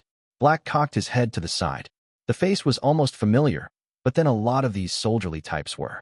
"I've met you before," he said. "Summer home." If it had been on the fields of Stretches, the man would not be here to stand. The soldier blinked, then shook his head. "Lore," he replied, "was in command at the Muddy Gate. Your men held for half a bell." Amadeus remembered idly. Rancor thought you would be the first to fold, but she always did underestimate the royal guard. You were next to last. Good soldiers. All of them, the man glared. Most of them dead now. Yes, Black spoke softly. They fought well. They fought bravely. And they died. He had not raised his voice or used his name to inflict fear, but a shiver went through them nonetheless. Alea could weave lies so beautiful you wanted to believe them, and Weeksa could turn a man mad with 3 words, but Black had always preferred to use truth. Nothing cut quite so deep as an unpleasant truth. "You here to threaten us, then?" A young woman spoke belligerently. "Do I need to?" he asked. "You know who I am. You know what I can do. Worst of all, you already know how this ends. It's the reason you're standing here in the first place. We still got numbers on you." Another man grunted. "I could carpet this plain with the dead," Amadeus said frankly. "Make this a victory so brutal the fields of Stretches would pale in comparison, and they were bloodier than most. But I don't want to, you see." "Yeah, you're a real bleeding heart," the young woman from earlier said. Black smiled. "What's your name, young lady?" She paled, but after so much bravado, she was too proud to back down in front of the others. "Amelia," she replied, chewing her lip as she did. It seemed the rumors he could steal someone's soul just by knowing their name had not quite died out in these parts of Callow. "I'm a very bad man, Amelia," he said. "What I am not is a wasteful one. I could slaughter the heart of Southern Callow's people today, but all that would accomplish is the making of corpses. Corpses don't grow crops. Corpses don't pay taxes. Neither do rebels," the old soldier grunted. "So cease being rebels," Black shrugged. "Just like that?" the woman who'd returned his greeting asked. "We just walk away?" "Go home," Amadeus offered. "Go to your families. No sanctions will be imposed, no additional taxes levied or property confiscated. And the next time a lord comes to you with coffers full of Proserpine silver talking of freedom, remember today. Remember that mercy once is an investment, but twice is a mistake. And I do not make mistakes," went the unspoken sentence. "There is a price, of course," he said, and they stiffened. Some smiled with triumph, confirmed in their private belief that evil could never negotiate in good faith. Callow was a land of old grudges, lovingly tended to. "The nobles," he said, "the ones who took the silver. Give them to me." He leaned back in his saddle, then smiled at them. "You have until nightfall to think it over." His horse wheeled away without a word as hushed whispers erupted among the envoys. Before the 2 bells had passed, fighting erupted in the rebel camp, but it was all a foregone conclusion. Marchioness Victoria Lernus of Vale and Countess Elizabeth Talbot of Marchford were dropped off bound and gagged at the edge of his camp by men who wouldn't meet his eyes as the army started dispersing into the countryside. Some of the retinues had not fought and still lived. They would be an issue later on, he knew. He'd have to assign a legion to the area to prevent the rise of banditry. The nobles were brought to his personal pavilion, where under guard they were allowed to wash up and compose themselves. Amadeus only entered afterwards and calmly invited them to sit. "Marchioness Victoria," he greeted them. Countess Elizabeth. They were both in their 40s, though even he did not look it, he was older than both of them. The Countess of Marchford was fair-haired and still roughly handsome, though too sharply boned to have ever been a great beauty. The Marchioness had dark hair braided and showing thin streaks of gray, her blue eyes watery but unblinking. Neither of them showed the fear he knew they felt. The carrion lord himself, the Marchioness said. Should I be honored? Come now, Victoria, the Countess mused. Anything less would have been a slight. Though mere hours before they had been at each other's throats, in the presence of the enemy, they closed ranks without hesitation. Of all the qualities of the people of Callow, he had always admired that one best. Prise never ceased sharpening their knives, even when the enemy was knocking at the gate. I would receive your official surrender, if you would care to give it to me, Black said. Oh, I don't think so, the Marchioness chuckled. The Countess smiled. Your offer, though kind, is declined. As the commander of the armies of the Kingdom of Callow, I must inform you that our official reply is, go fuck yourself. Give me 100 officers with that kind of backbone, and I'd conquer all of creation. Black thought. I expected as much, Amadeus said. Countess Marchford, the offer I made you after the conquest still stands. A position as general at the head of a legion, as well as amnesty. You don't really get it, do you? The Marchioness laughed. I wouldn't flip Elizabeth a copper if I saw her on the street starving, but I would never, not for a moment, think she'd make a truce with the enemy. We were born free, Prise. That's not something you forget. The Marchioness of Vale is correct, Elizabeth Talbot said calmly. We both know how this ends. Hound of militia. The noose, the chopping block, or whatever else your butchers in the East can think up. She leaned forward, meeting his eyes. I would do it again, Carrion Lord, she spoke hoarsely. Even knowing how it ends, I would do it again. There were a few heartbeats of silence. Then he sighed. What an utter waste, Black murmured. But the gears were turning, and didn't that say everything that needed to be said? He rose to his feet. Crucifixion, he said. Returning to Triumphant's favorite, I see. The Marchioness replied, though she paled. A legionary will be along soon, with a pitcher of wine, Black said. It will be poisoned. A painless one. You'd fall asleep and never wake. Whether or not you drink is up to you. Nailing your dead body to the cross will have the same effect as if you were alive. Villains must be graceful in victory, he believed. They knew defeat a lot more intimately than the other side. With a respectful nod, he left the two aristocrats to their last moments. The rebel army had died without the kind of battle that would make a pivot in the story unfolding across Callow. Lys would be the closing of the rebellion, Lys and Catherine. Looking up to the darkening sky, Black hummed an old song his mother had taught him. It had been a beautiful day, but he'd always loved the night best. Book 2, Interlude, Rats. 3 can keep a secret if 2 are dead. Unless you're a necromancer. Anyway, then the world is your blasphemous, undead oyster. Dread Emperor Sorceress. About the only thing Ratface missed about the War College was the easy availability of good writing tables. Out on campaign, he had to make do with a movable scribe's desk, which did not contain nearly as much paperwork as he actually needed it to. Juniper's insistence that everything be done by the book meant that reports like bread like vermin, and he'd only barely managed to remain ahead of the curve censitaire by prioritizing what was immediately necessary. The backlog kept growing, and even what passed for his staff, 3 unassigned literate legionaries he'd nabbed before someone could draft them into a higher priority chore, wasn't enough to cut down the mass properly. Eris, may she be devoured by 100 different tigers, had dropped off what must be every single scrap of parchment her people had ever written on, all mixed together. The Tagreb could almost admire the elegance of following an order to the letter in a way that defeated the purpose it had been given for, but as it happened, he was the one stuck holding the sharper with a lit fuse. Still, he'd gotten some things out of the mess. For one, Eris had meticulously kept track of how much she fed her former slave soldiers, and had apparently obtained those supplies by paying out of her own treasury. The rations had been nothing spectacular, but they'd been nutritious and systematically on time. Slaver she might have been, he thought, but at least she had taken care of her slaves well. There was something to be said for that, though it did not make the act of buying men any less despicable. In the days before the Mesens, both the Sonic and the Tagreb had practiced slavery themselves, but after being on the other side of the whip for a few centuries, that concept had been forcefully excised out of their cultures. Oh, some of the High Lords treated their subjects little better than slaves, but though they might lay claim to the days of their followers, they never claimed ownership. There was a difference there. one that had been taught to visiting free cities slavers through gruesome executions and at least one magical plague. The records on the Proceran mercenaries were much vaguer, and Ratface was fairly certain this Arzakel character was skimming off the top in both loot and pay. Likely Eris tacitly allowed as much to keep him in her debt, ready to out his indiscretions to his own men if he ever misbehaved.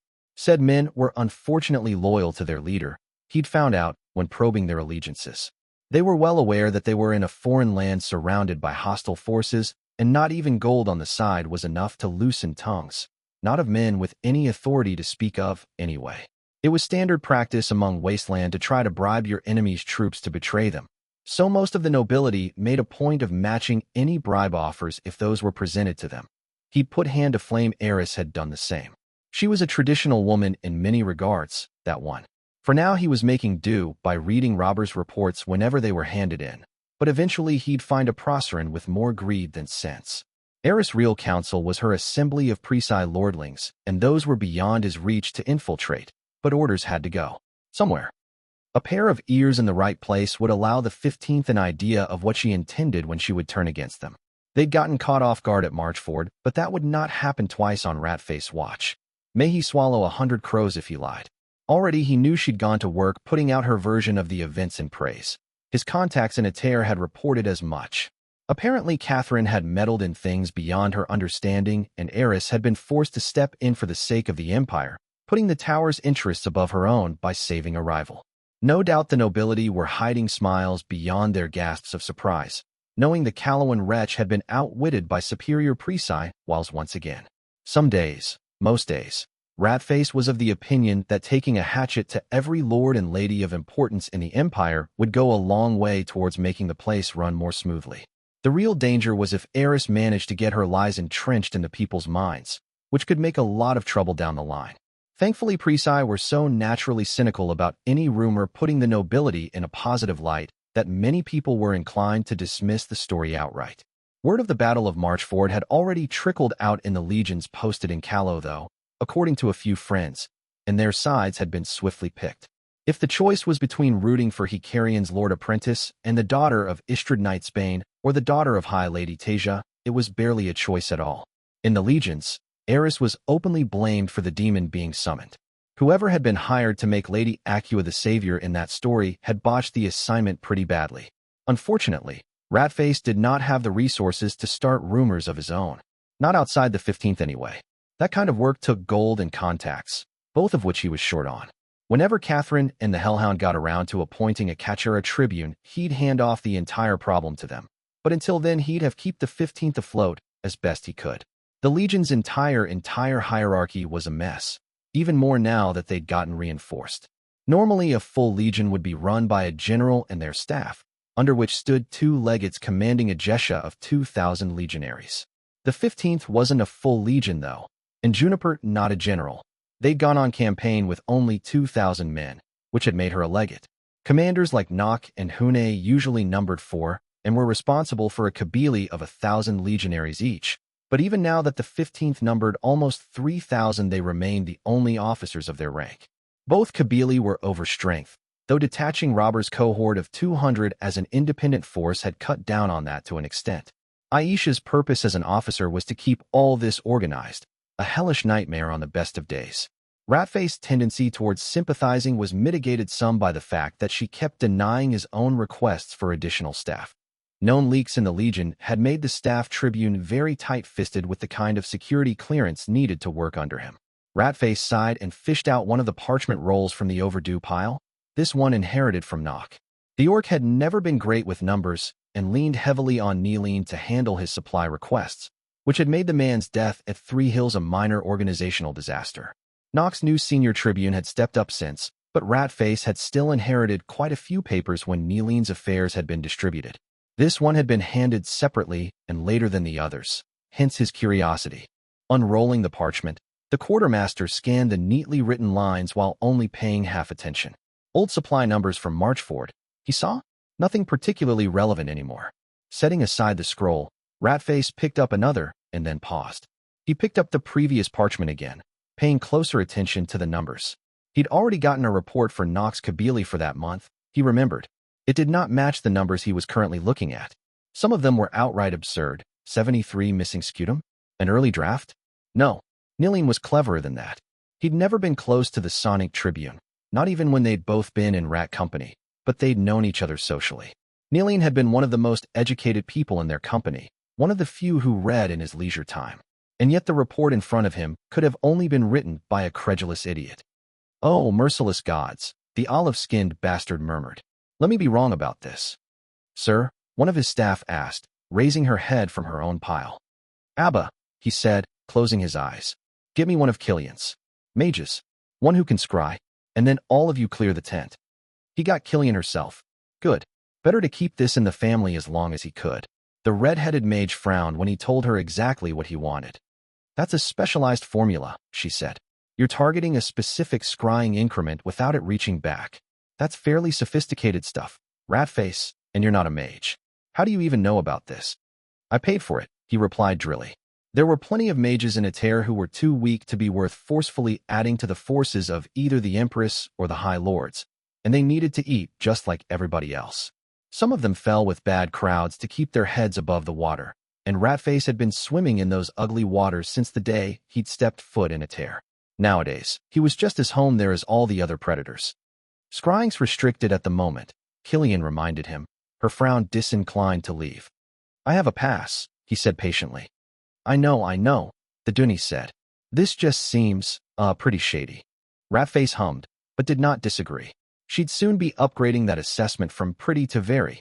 The fey-blooded woman spoke the formula he'd provided, carefully enunciating every syllable in the mage tongue.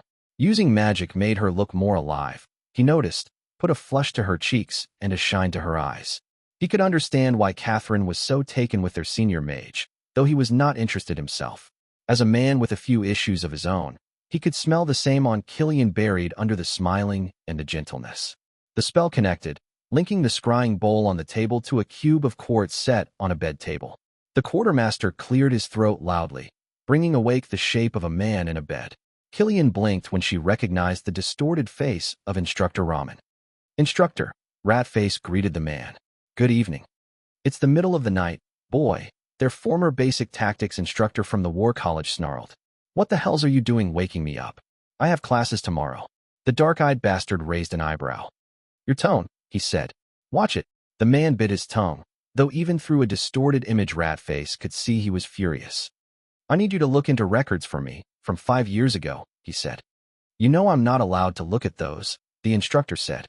"I know you have a key to the room," Ratface replied. "The same one you used to get back into the facilities after nights of whoring and gambling." "Don't say that," Raman whispered furiously. "Someone might be listening in." "You're going to look into the admittance record of a former student called Nilene of Dula," the quartermaster said calmly. Killian jumped in surprise, though her control over the spell did not waver. "I remember him," the instructor said. "Boy on the Imperial ticket, from your company." "I want to know who sponsored him," Ratface said. The other man remained silent for a few heartbeats. "That's tower business, boy," he said. "I'm not getting mixed up in it." "It appears you've come to a misapprehension as to the nature of this relationship," the tag rep said.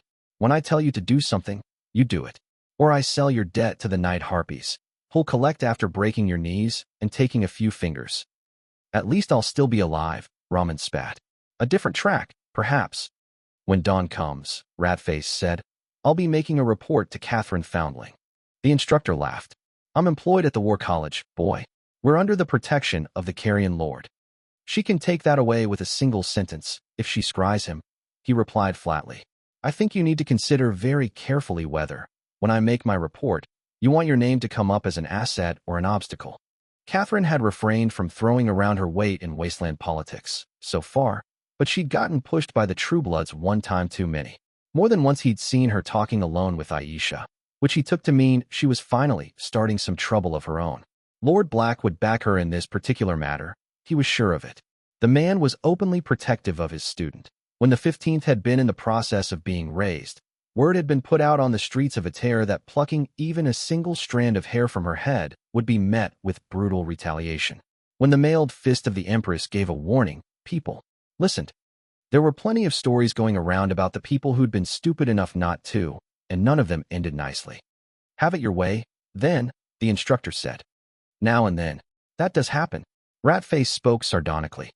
Niline had been sponsored into the war college by a minor official called Cadden Lombo. Not, Ratface noted, the headmistress of the local imperial school. That could be significant. Most students on the ticket were picked by the person running their school, though in all fairness meddling bureaucrats were commonplace in Prise.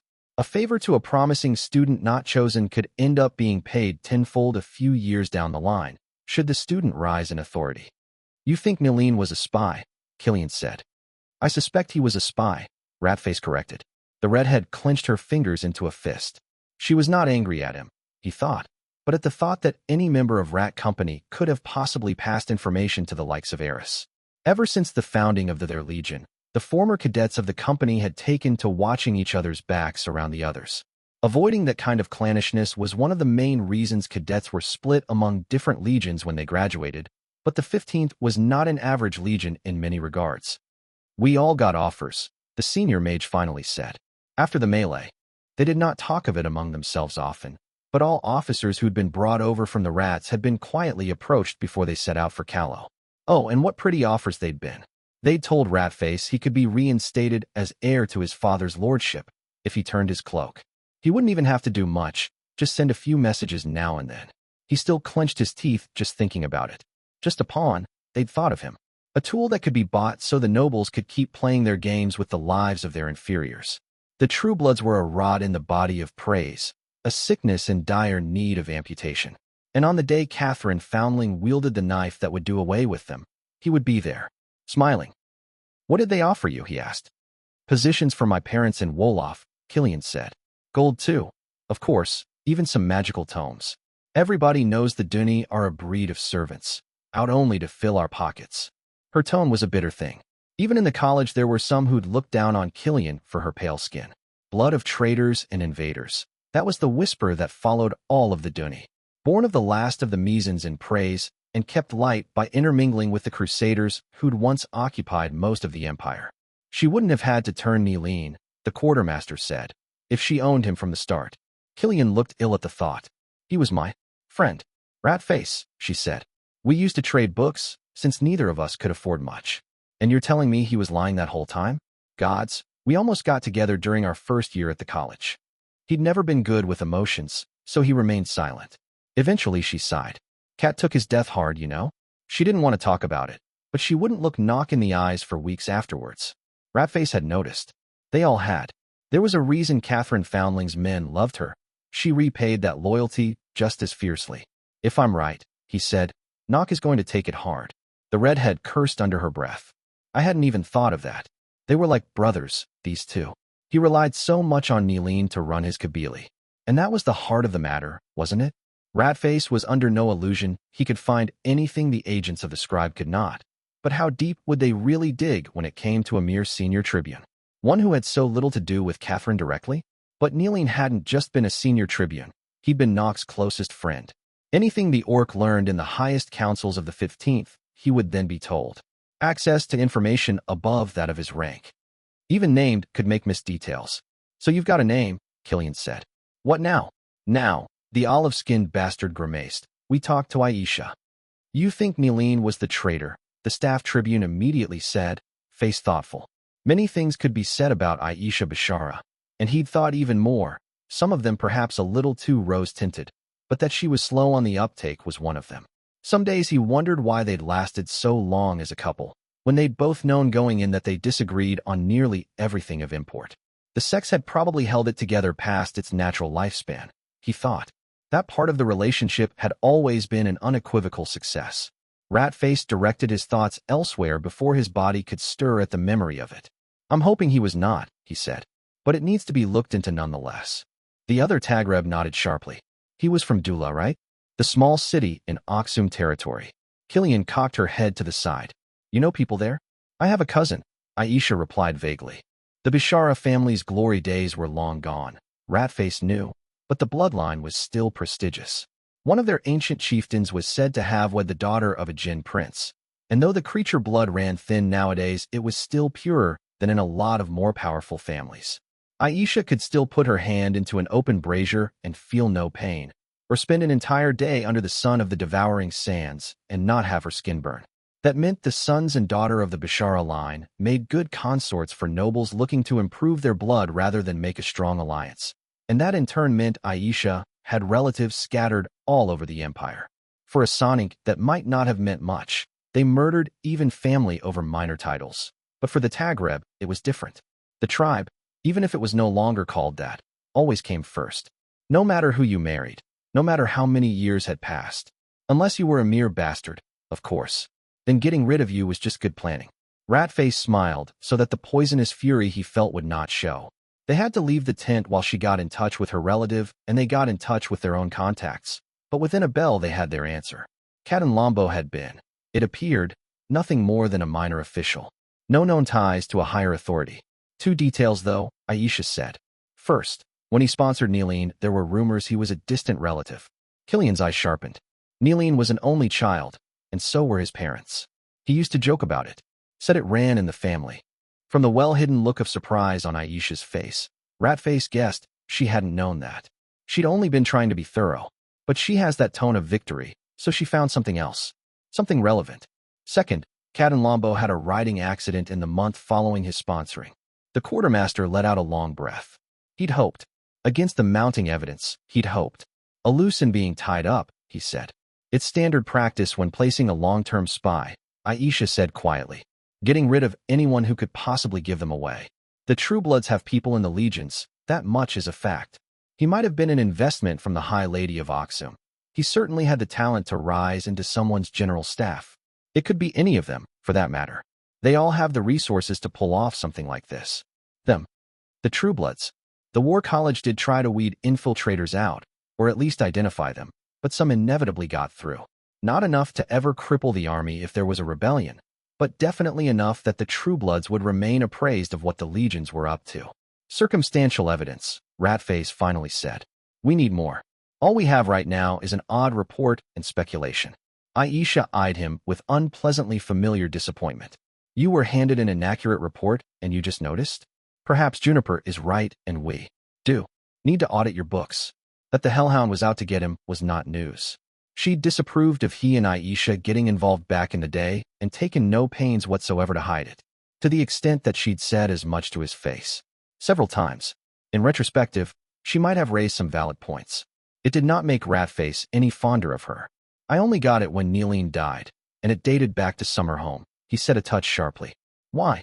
Killian interrupted before Aisha could respond. Why only then? Ratface paused. I don't actually know. Hakram was the one to give the scroll to me, after Neeline died. Catherine told him to handle the whole thing since Nock was too upset to get it done. Aisha shrugged, somehow managing to make the mundane gesture elegant. He really wished she wasn't as good as that, or it being beautiful in general. Let's ask Deadhand for answers. Hakram was not sleeping. Ratface was not convinced Adjutant ever slept. He certainly got an amount of work done that implied he was beyond such mortal foibles. The Orc was paying Shatranj with Apprentice and apparently beating the Warlock's son handily.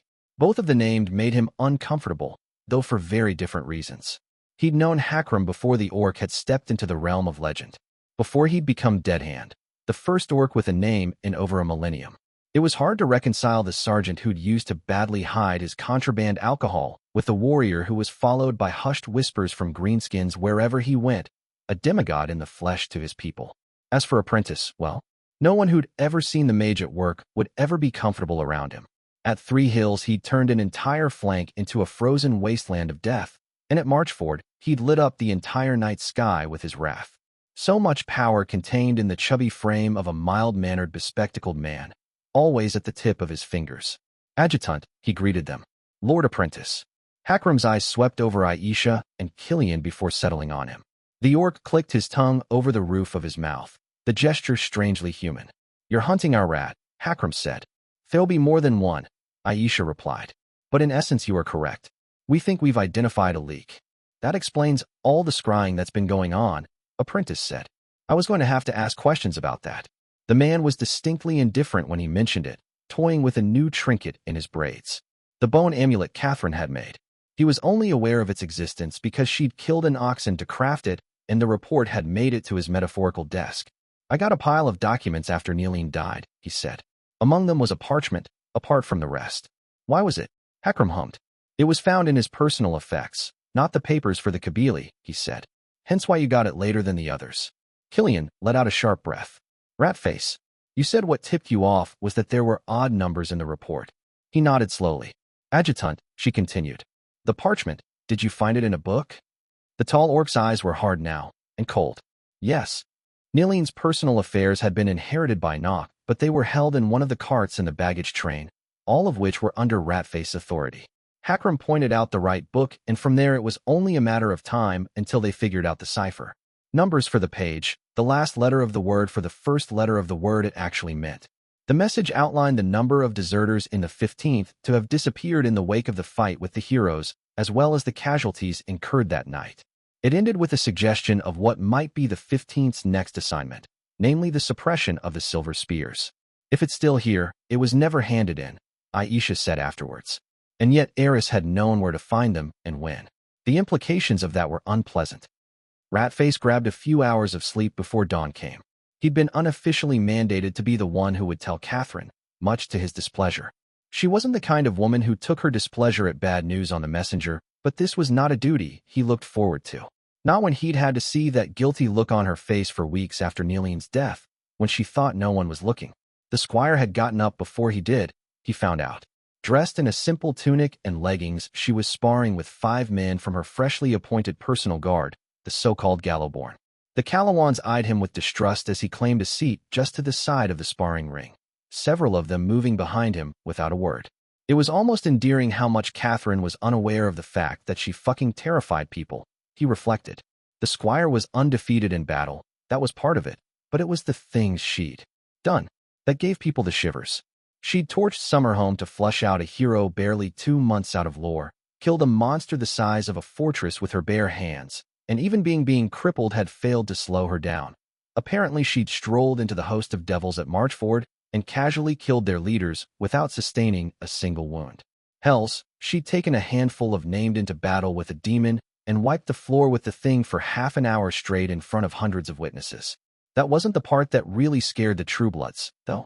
It was the way she seemed to gather talent around her effortlessly. She'd brought the most promising student in the history of the War College into the fold with a single conversation. She'd picked a nobody as her liaison, and in a matter of months he'd become the adjutant. The son of the sovereign of the Red Skies took orders from her.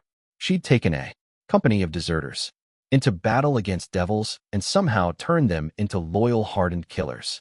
Men of the Gallowborn had been on report twice since Marchford for beating a man bloody for disparaging Catherine.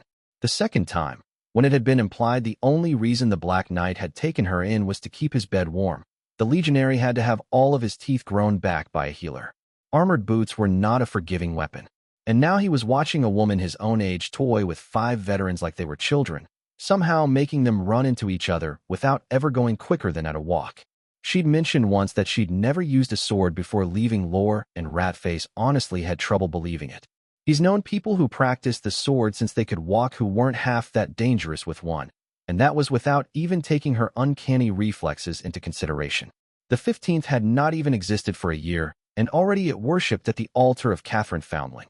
You only needed to hear the song already written about 3 hills to know that. Squire stopped before her men were too bruised to walk, clapping them on the shoulder amicably before dismissing them. Ratface idly wondered how many of them were already in love with her. Her relationship with Killian was not common knowledge. He'd made sure of that, and named always attracted admirers the way carrion attracted flies. She wiped her face with a wet cloth, though she didn't look particularly sweaty, and then finally noticed him. Catherine Foundling was not a strikingly beautiful woman, he decided.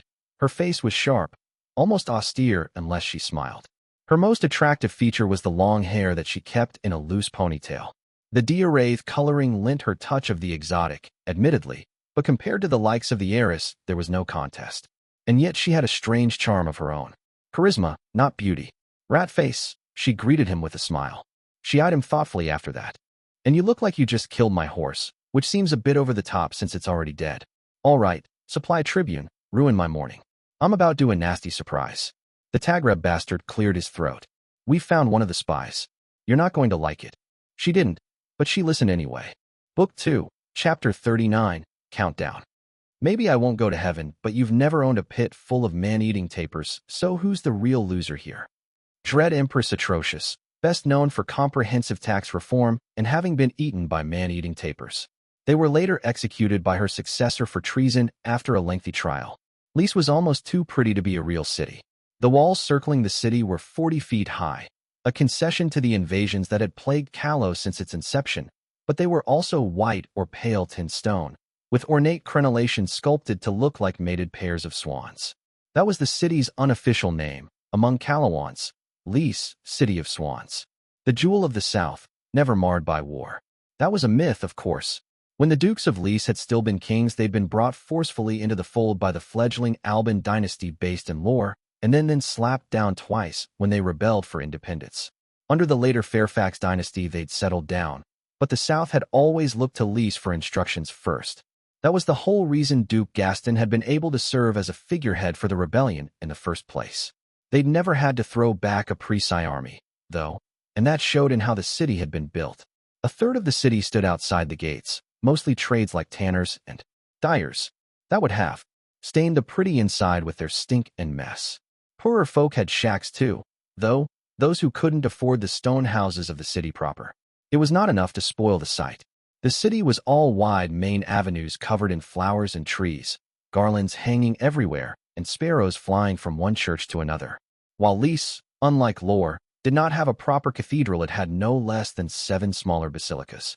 The House of Light had a strong presence in the south, where it had grown in strength unchecked, while its northern chapters were struggling to strike a balance with royal authority.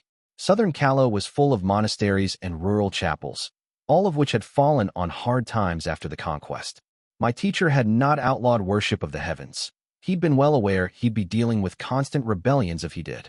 Instead, he'd repealed all the exemptions the House of Light had been granted under the kingdom and made them just as subject as property taxes as everybody else. The brothers and sisters didn't work for coin, or keep it, though it was a religious obligation for them. So they had to rely on donations from Callowans, who grew to resent having to pay for the upkeep of grand cathedrals and sprawling churches from their own pockets.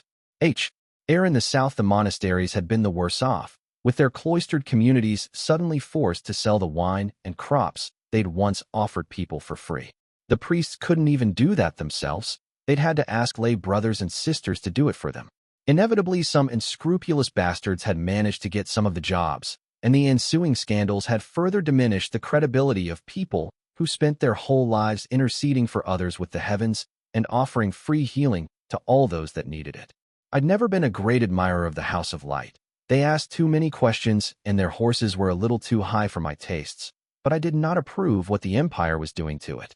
Priests saved lives all over my homeland every day, and forcing them to focus on worldly matters was of no help to anyone but the imperial coffers. I understood the political necessity of damaging their credibility with Callowans, since they'd be a hotbed for rebellion otherwise, but pushing them towards uselessness was not the answer. I'd rather they be legally mandated to provide healing away from their own churches for a set amount of months a year, where they might make a positive impact, but not become entrenched in the community. The heavens weren't going anywhere. I'd have to make my accommodations with them. Pondering an assault, Pickler probed, coming to stand beside me. I'd called for my senior sapper earlier.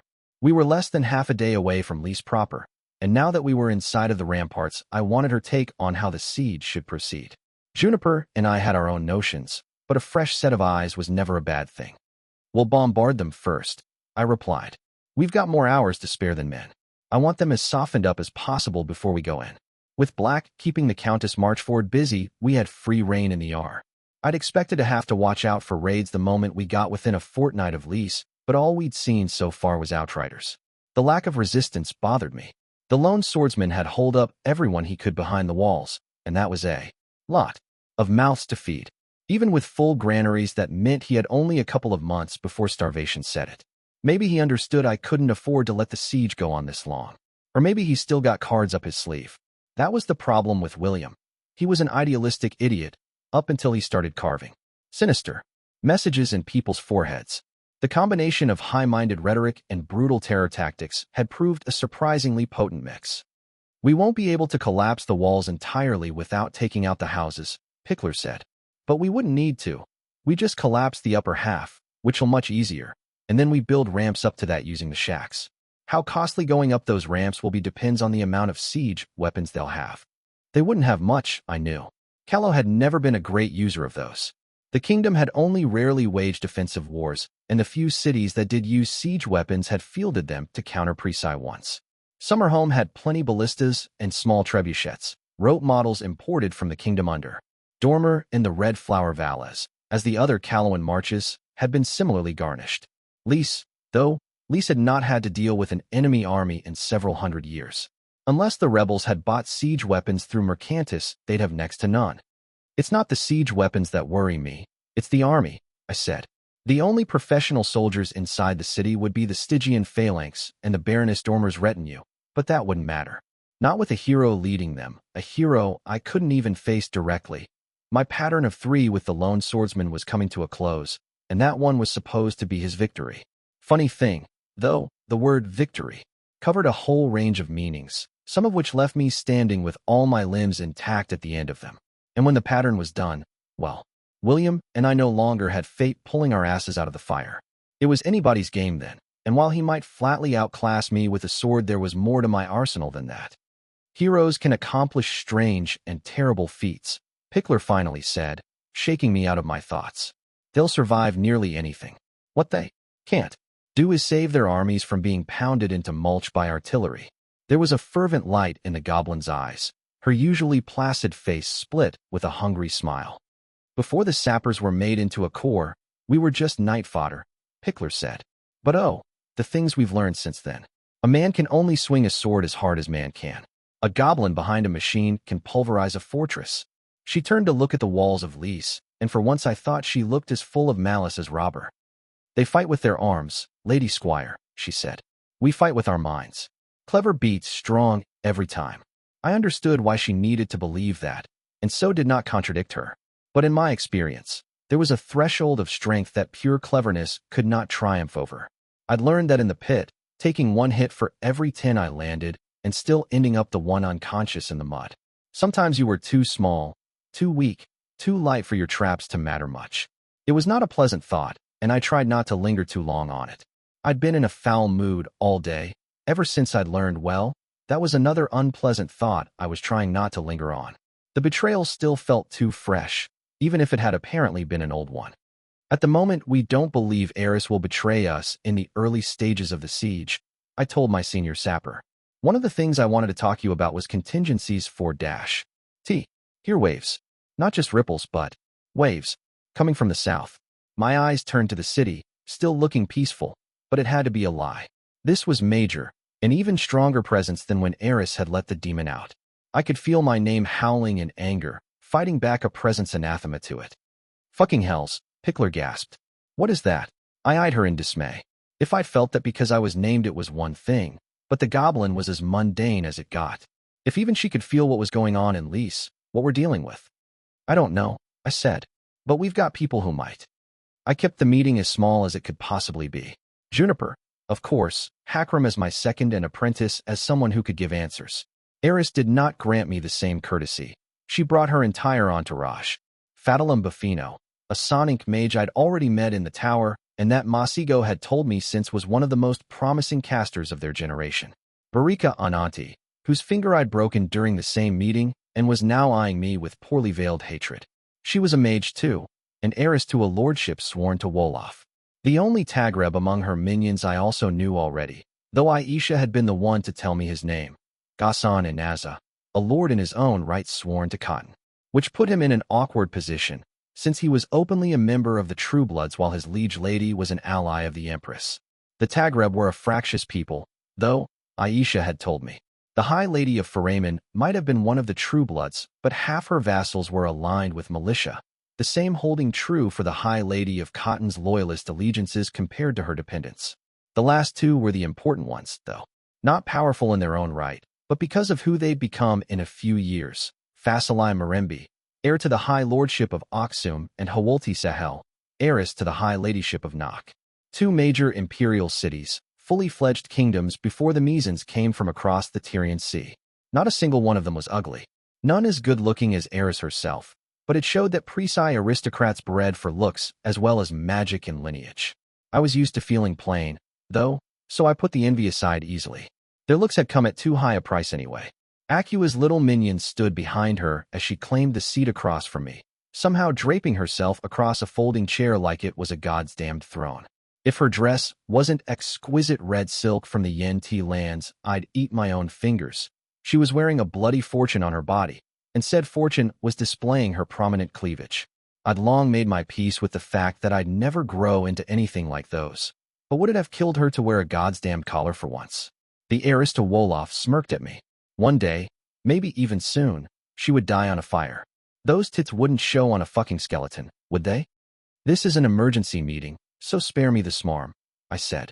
I will, of course, give you exactly the respect you are due, Eris said.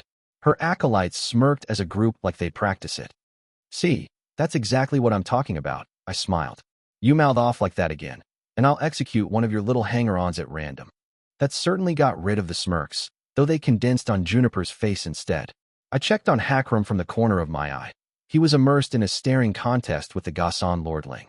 He'd been the commander of Eris' host when she'd still had a host, I remembered.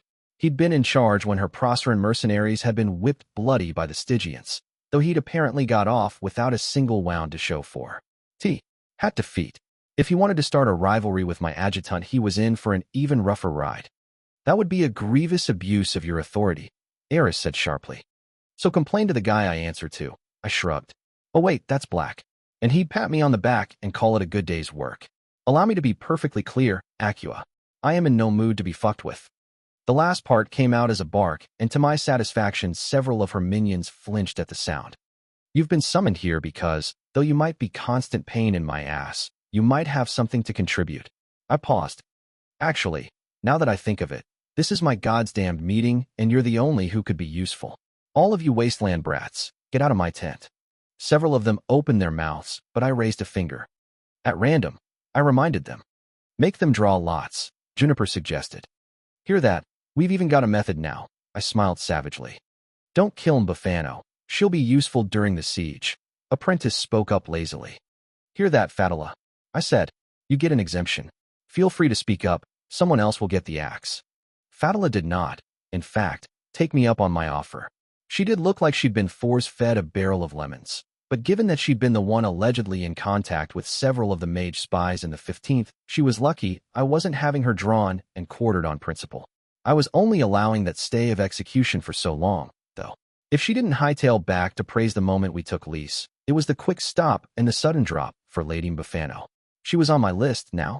After checking in with Eris, who gave them a curt nod, the lordlings filed out of the tent in a huff and puff of offended noble privilege. Hakram was showing the barest edge of his teeth in what was either a display of amusement or hunger. The line between those two was my thing with orcs. Have you finished throwing your tantrum? Eris asked flatly. I don't know, I said. Have you finished bringing in your fucking posse at important staff meetings? I'm trying to work with you, Akua, but if you want to turn this into a pissing contest, don't get snippy when I put you in your place. You're just a commander here, lesser than even Nock and Hune, because they have more troops and they've never summoned a demon in the middle of a city full of civilians. Yeah, I wasn't going to let that go anytime soon. Maybe when she was dead, and even then I'd probably deface her tombstone with the words a demon. Really? I tire of you saddling me with the responsibility with your blunders, Eris sighed. I would have believed her had I, not summoned a demon. That kind of damaged her credibility. Still, it was a testament to how skilled a liar she was that I almost wanted to trust her version of things. That conversation's not going anywhere, so let's put it aside, I said. We've got a bigger problem now. Masigo. That ripple in creation came straight from Lise, Apprentice said, pushing himself up in his seat. It was angelic in nature. Juniper barked out a laugh. We whipped the get of hells already, she said. I suppose we were due a fight with the other side of the field. You are overly simplifying matters, Eris said, and to my surprise this was not wrapped in a coating of insinuation. She was actually contributing. Would you look at that? Anytime soon we'd be buddies, except that apparently she'd owned Neeling body and soul since the beginning, and I'd thought he was my friend. And I stopped when I heard the table splintering, every eye on the room on me. I took my hand off the wood, sweeping away the shards. Continue, I ordered. The hells and the heavens are equivalent only in terms of absolute might, not numbers, Eris said warily.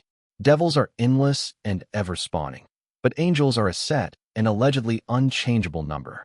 Divided in choirs, they can never be more or less than they have always been and always will be. So we won't have to deal with a swarm of comically naked cherubim, I said. The House of Light taught these were among the most powerful of angels, associated with the choirs of compassion and fortitude. A few hundred years back, though a Proserpine mosaic artist had displayed those mighty angels as chubby, naked, sexless flying sprites. Like all Proserpine fancies that one had spread across the continent, to the mild amusement of many a priest.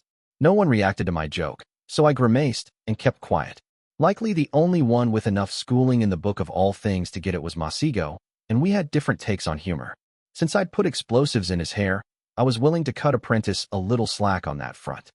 If it were a cherub we were dealing with, we'd be in a great deal more trouble, Eris said. She's right, Masigo said. I don't know exactly what we're dealing with, but it's not that high up in the choirs. You both speak, Juniper said slowly, as if we'd personally have to deal with this angel. Masigo eyed Eris, who smiled charmingly at him. He ignored it. I reflected, rather lucky that Apprentice was a great deal more interested in dissections than women. Or men, for that matter. Warlock's son seemed to regard all of those matters with a certain intellectual disdain, as if he couldn't possibly fathom why anyone would do anything so unhygienic. I thought it was obvious to everyone, Apprentice said. Someone is trying to bring an angel into creation. Seventh choir, Eris added. The Hashmalim, appointed rulers of the choir of contrition. Masigo seemed surprised. You're certain? I have tools you don't, she replied flatly.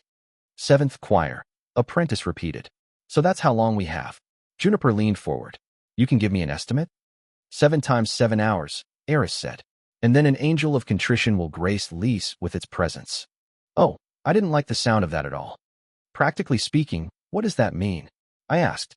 It won't be there for long, Masigo said. But anyone within 49 miles will be made contrite. What he means, Eris said, is that anyone without a name in that range will be confronted with all their sins until they're broken to the will of the heavens. The last time a Hashmalim touched the world, 300,000 people picked up a sword and fought until they reached the capital of the kingdom of the dead. If that angel comes into creation, Apprentice said quietly, every soul in Lys, and the 15th with them, will form the tip of the spear for the 10th crusade. Conspiracy 2. They call a tear the city of gates, and then forget to mention how often those are shut on people's fingers. Dread Empress Regalia 2. Hakram picked up the axe. Such a simple thing, really. A blade linked to a ring of steel at the top of a long shaft of wood. It was light, and when he tested the edge he found it was wickedly sharp. Military-grade steel, which was restricted. Either a noble had been ignoring the Empress interdicts or a weaponsmith in Foramen was making some coin on the side. That wouldn't last long. Either the goblins or the High Lady's men would catch them if they continued. That grade of weaponry was only allowed to be made in the imperial forges, even if not all the stock went to the legions. Their clever empress now made gold out of the high lords equipping their household troops and could gauge their numbers from the orders lodged. Would these catacomb children be armed just as well?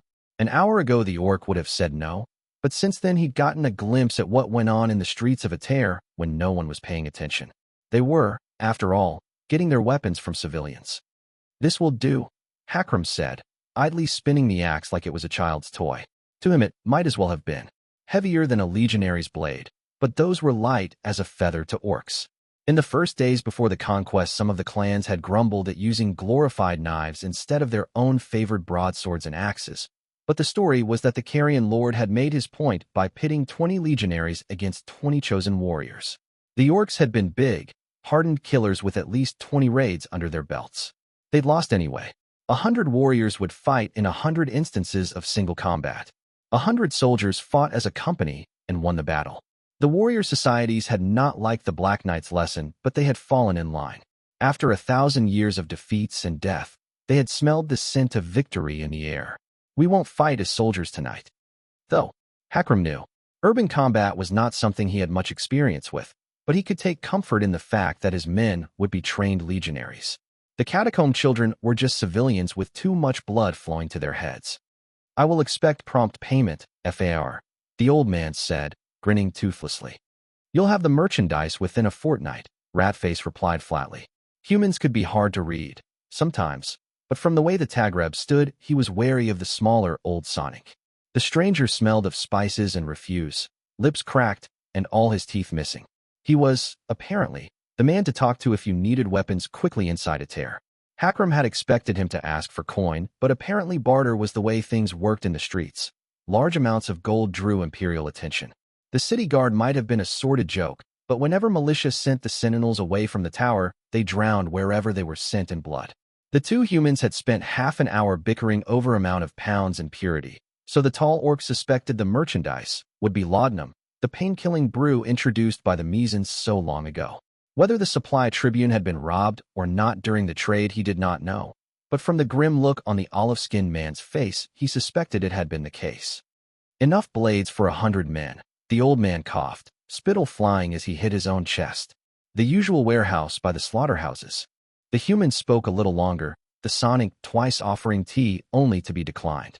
He did not offer a third time, but Hakram got the impression he hadn't been supposed to. Another of those unspoken hospitality rules, he guessed. It was irksome that people expected Greenskins to follow those even though nobody ever bothered to explain them. He'd picked up on a few through talking to Tagreb cadets in the college, since the desert people had been the ones to make them in the first place, but every year, he unearthed fresh ones. The two officers of the 15th left the spice shop through the same back door they'd used to enter it, coming out into a filth-laden alley where he could see fat rats gorging on scraps. The orc pressed his hand to his forehead at the sight of them, giving honor to the tower. Everybody knew the Empress could use carrion things as spies if she so wished. His companion smiled in amusement. Ratface, he said. Those were not iron or bronze. These were goblin steel. How many weapons like this are floating around the city that you can get 100 in an hour? The Tagreb spit to the side, scattering some of the rats. More than you'd think, he said. One of the quickest ways to get rich in this city is bringing in weapons, even bad ones. The gates are manned by the sentinels, Hakram said. Those can't be bought, and they look at all the carts coming in or out.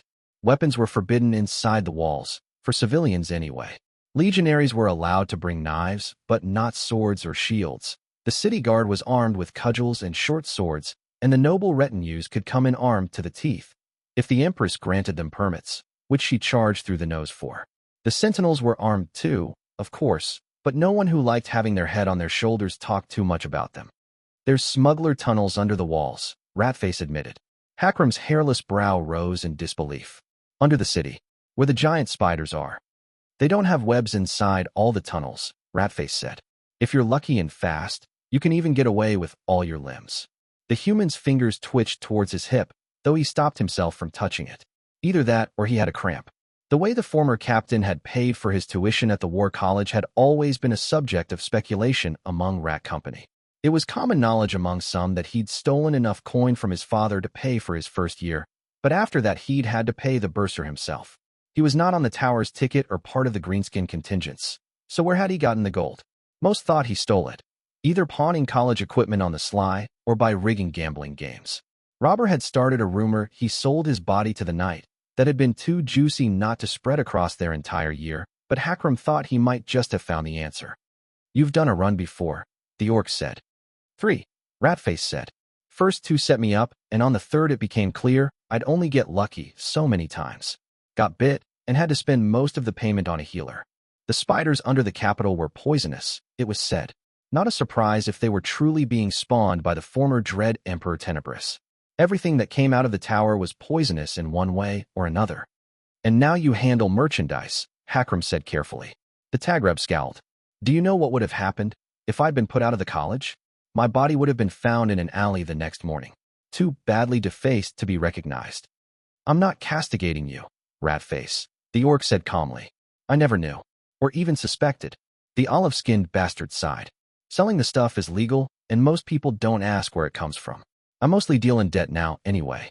Hakram refrained from pointing out how much of a stereotype that was. Sitting on most of the gold and silver deposits inside the empire, the Tagreb were old hands at usury. Ruling nobles did not dirty their hands with matters like lending, but that just meant lesser relatives handled the matters. The orc gently bumped his fist against the human's shoulder, careful not to tip him over. Scruples do not feed wolves, He spoke in Karsam, quoting the old orc proverb. Let's join up with the others. Aisha should have found us men. Hopefully, Robber hadn't already baited her into stabbing him. Aisha had never stepped foot into a brothel before.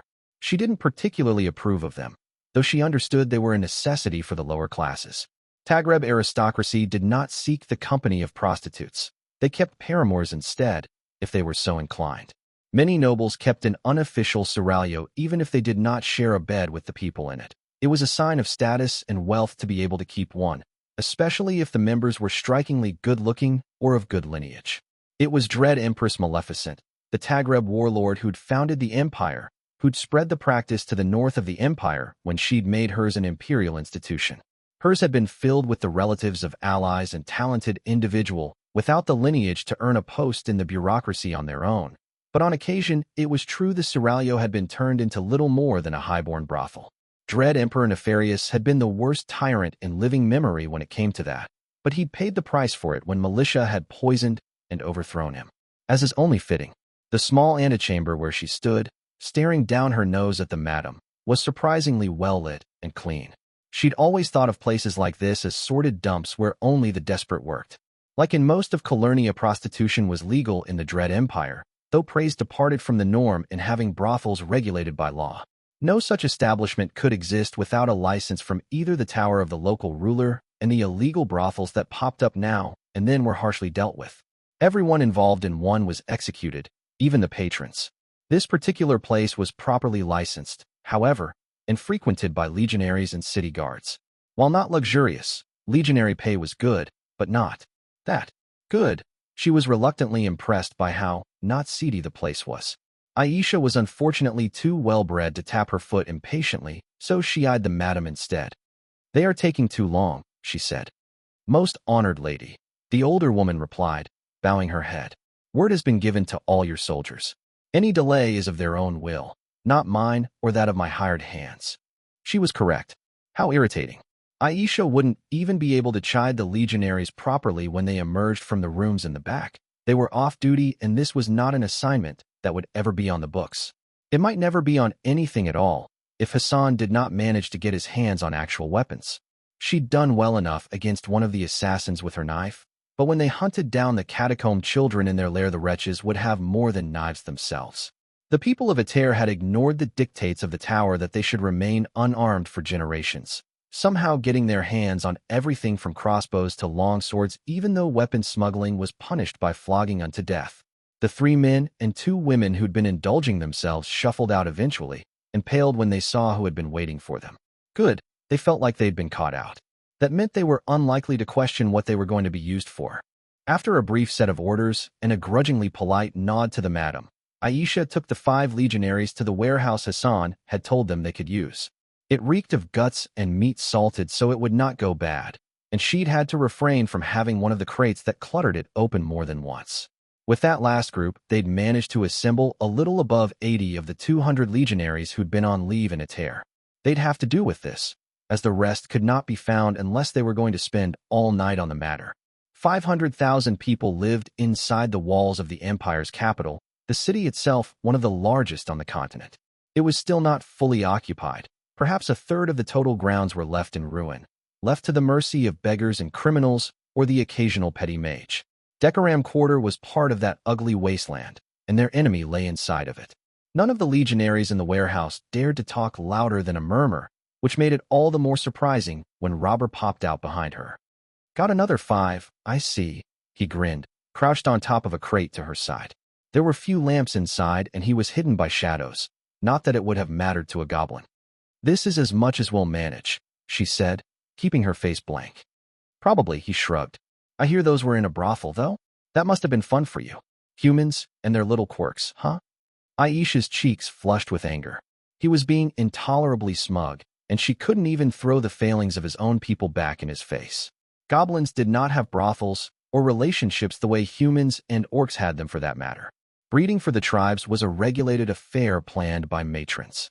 Their kind did not have an equivalent of marriage. The only bloodline that mattered was the mothers, and males were chosen for breeding either for their own physical traits or because of their relation to another female. For goblins, sex had little to do with romance. and a woman could birth the children of half a dozen males while considered to be involved with one she'd never shared a bed with. While goblins as a whole were hard to land a blow on, Robber, little bastard that he was, did have his weaknesses. We do have our foibles, I must admit. Speaking of those, how is Senior Sapper Pickler? She smiled sweetly, smoothing away the flush from her face.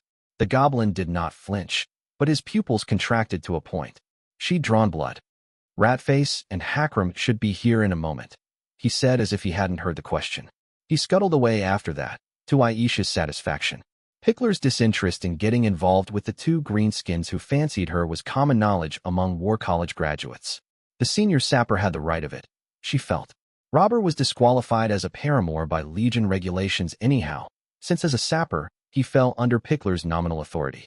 Legionaries could not become involved with anyone in their direct chain of command, and even for those who managed that there were fairly restrictive rules. Pregnancies while in a term of service were forbidden unless a special permission was obtained, and those were exceedingly rare. Legionaries who got another legionary pregnant or became pregnant themselves were unceremoniously drummed out of the army. Should a legionary be made pregnant by a civilian, that civilian's property would be confiscated in equivalent value for the pay the legionary would have incurred in their total term of service. Herbs were provided by company healers to avoid all of this, of course, making both men and women temporarily infertile. But those were not foolproof methods, and it was a rare legion who did not have its little scandals. Aisha took the time to mingle with the legionaries before she picked out her own weapon from the stacks that had been provided. Curiosity and restlessness were running high. Humans made up perhaps a third of the force, and she concentrated on those, politely stressing that this entire affair was to be kept under wraps even after it was done. As staff tribune, she was responsible for all personnel assignment, which lent her just enough clout to get away with it. The greenskins she would leave to Robber and Hackram. They were respected enough by their people that the soldiers would fall in line without any trouble. She would have preferred to have more humans involved, but the list of people who could be both reached and trusted to keep their mouths shut was fairly limited. Greenskins were not less intriguing in nature, goblins in particular, but their own alternative loyalties would rarely see them band with enemies of the 15th. Eventually, she found a scimitar in the stack and gracefully slid it into her belt. Their forces had been gathered, she thought. Now all that was left was the killing. As her people said, creation was begot of blood, and to blood it inevitably returns. Robber had never been part of a raiding party before. The tribes had cut down on those since the conquest, and he'd been from a mining tribe anyway. Those were too important to be bothered too much. The Rock Breakers had been feuding on and off with the Dawnstones for 17 generations, but there was no real heat to it. Mostly their matrons fucked each other over at every opportunity. Most males from the underground tribes lived and died without ever seeing the surface, toiling in the tunnels that ran through the upper reaches of the Grey Ares. There were better veins deeper, sure, but there was also the risk of running into dwarvish mines down there. The idea of crawling in darkness until he died of fumes or a ceiling collapse had been what drove him to leave his tribe, claiming one of the seats in the college they'd been due that year. He hadn't been the only young goblin trying to get an out. 3 seats were available, but there had been 4 dozen males trying to claim a place. His grandmother had been third daughter to a matron's daughter, which had seen him put directly into the 10 seriously being considered. After that, he'd had to get his hands bloody. The first boy he'd drawn into an honor duel and opened his head with a loose stone. The others had been too wary of him after that for a repeat performance to occur. Most of them had better blood than him anyhow. Matron lineages were larger and hardier than other goblins. The second boy he'd pushed down a mine shaft when no one was looking, and that was when the rest started seeing him as a real threat. He'd almost died when the candidate just above him dropped a venomous snake in his bedding, but he'd replied by throwing a sack full of badgers into the alcove where he lived. The ensuing chaos had seen the entire family shamed in the eyes of their matron, and their too clever son immediately disqualified. All the while the older women of the tribe, the matron attendants, had watched his struggles and grinned. Fearless, they said, and patted him on the back. Fearless and vicious as a male should be, and headed for an early death. They did not say. He heard it anyway. Before that, it had never occurred to him that he might be a thing, a petty bauble toyed with for the amusement of his betters. That was why instead of continuing to slaughter the opposition, he'd called for them to sit together and talk it out. The others were wary, but he'd earned enough respect through his ruthlessness that they were willing to listen. None would surrender their claim. So in the end, they settled the matter by playing knuckle bones. Naturally, Every single one of them had tried to cheat. Robber had not won the first round, but he'd come in second after slipping in a heavier bone so that a better player would misjudge the throw. The losers withdrew their claims, but he'd almost not gone to the college anyway. The matron attendants had wanted blood to thin out the weakness in the tribe, and to have been denied this saw them displeased. So Robber sat in front of 9 and 9 old crones, the lessers and the highers, and for the first time in his life he'd grinned back.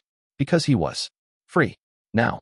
Because the moment he'd realized that there was no difference between a death in the dark tunnels 2 decades from now or a death at their wrinkled hands just now, they had lost their leash. It was the matron who decided it. She walked into the cave, took one look at him and spat.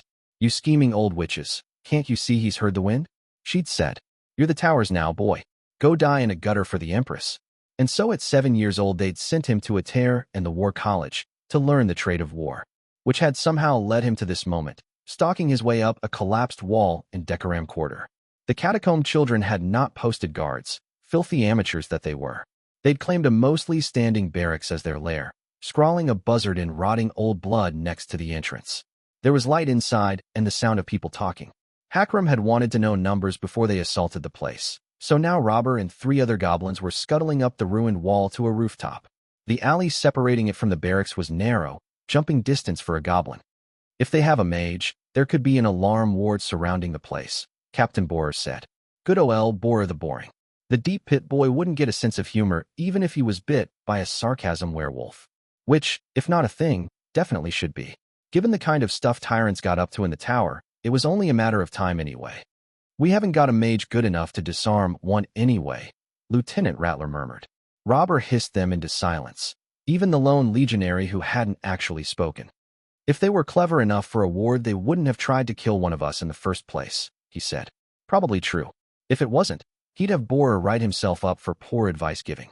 Having Aisha deal with those little discipline reports, which always ended up on her desk, he made sure of that, was one of his small pleasures in life. Rising into a crouch, the yellow-eyed tribune broke into a run and leapt over the alley, landing in a roll on top of the barracks. He paused for a moment, waiting for an alarm to ring or the gang members to cotton on to his presence. Nothing. He gestured for the others to follow as he crossed to the other side of the roof.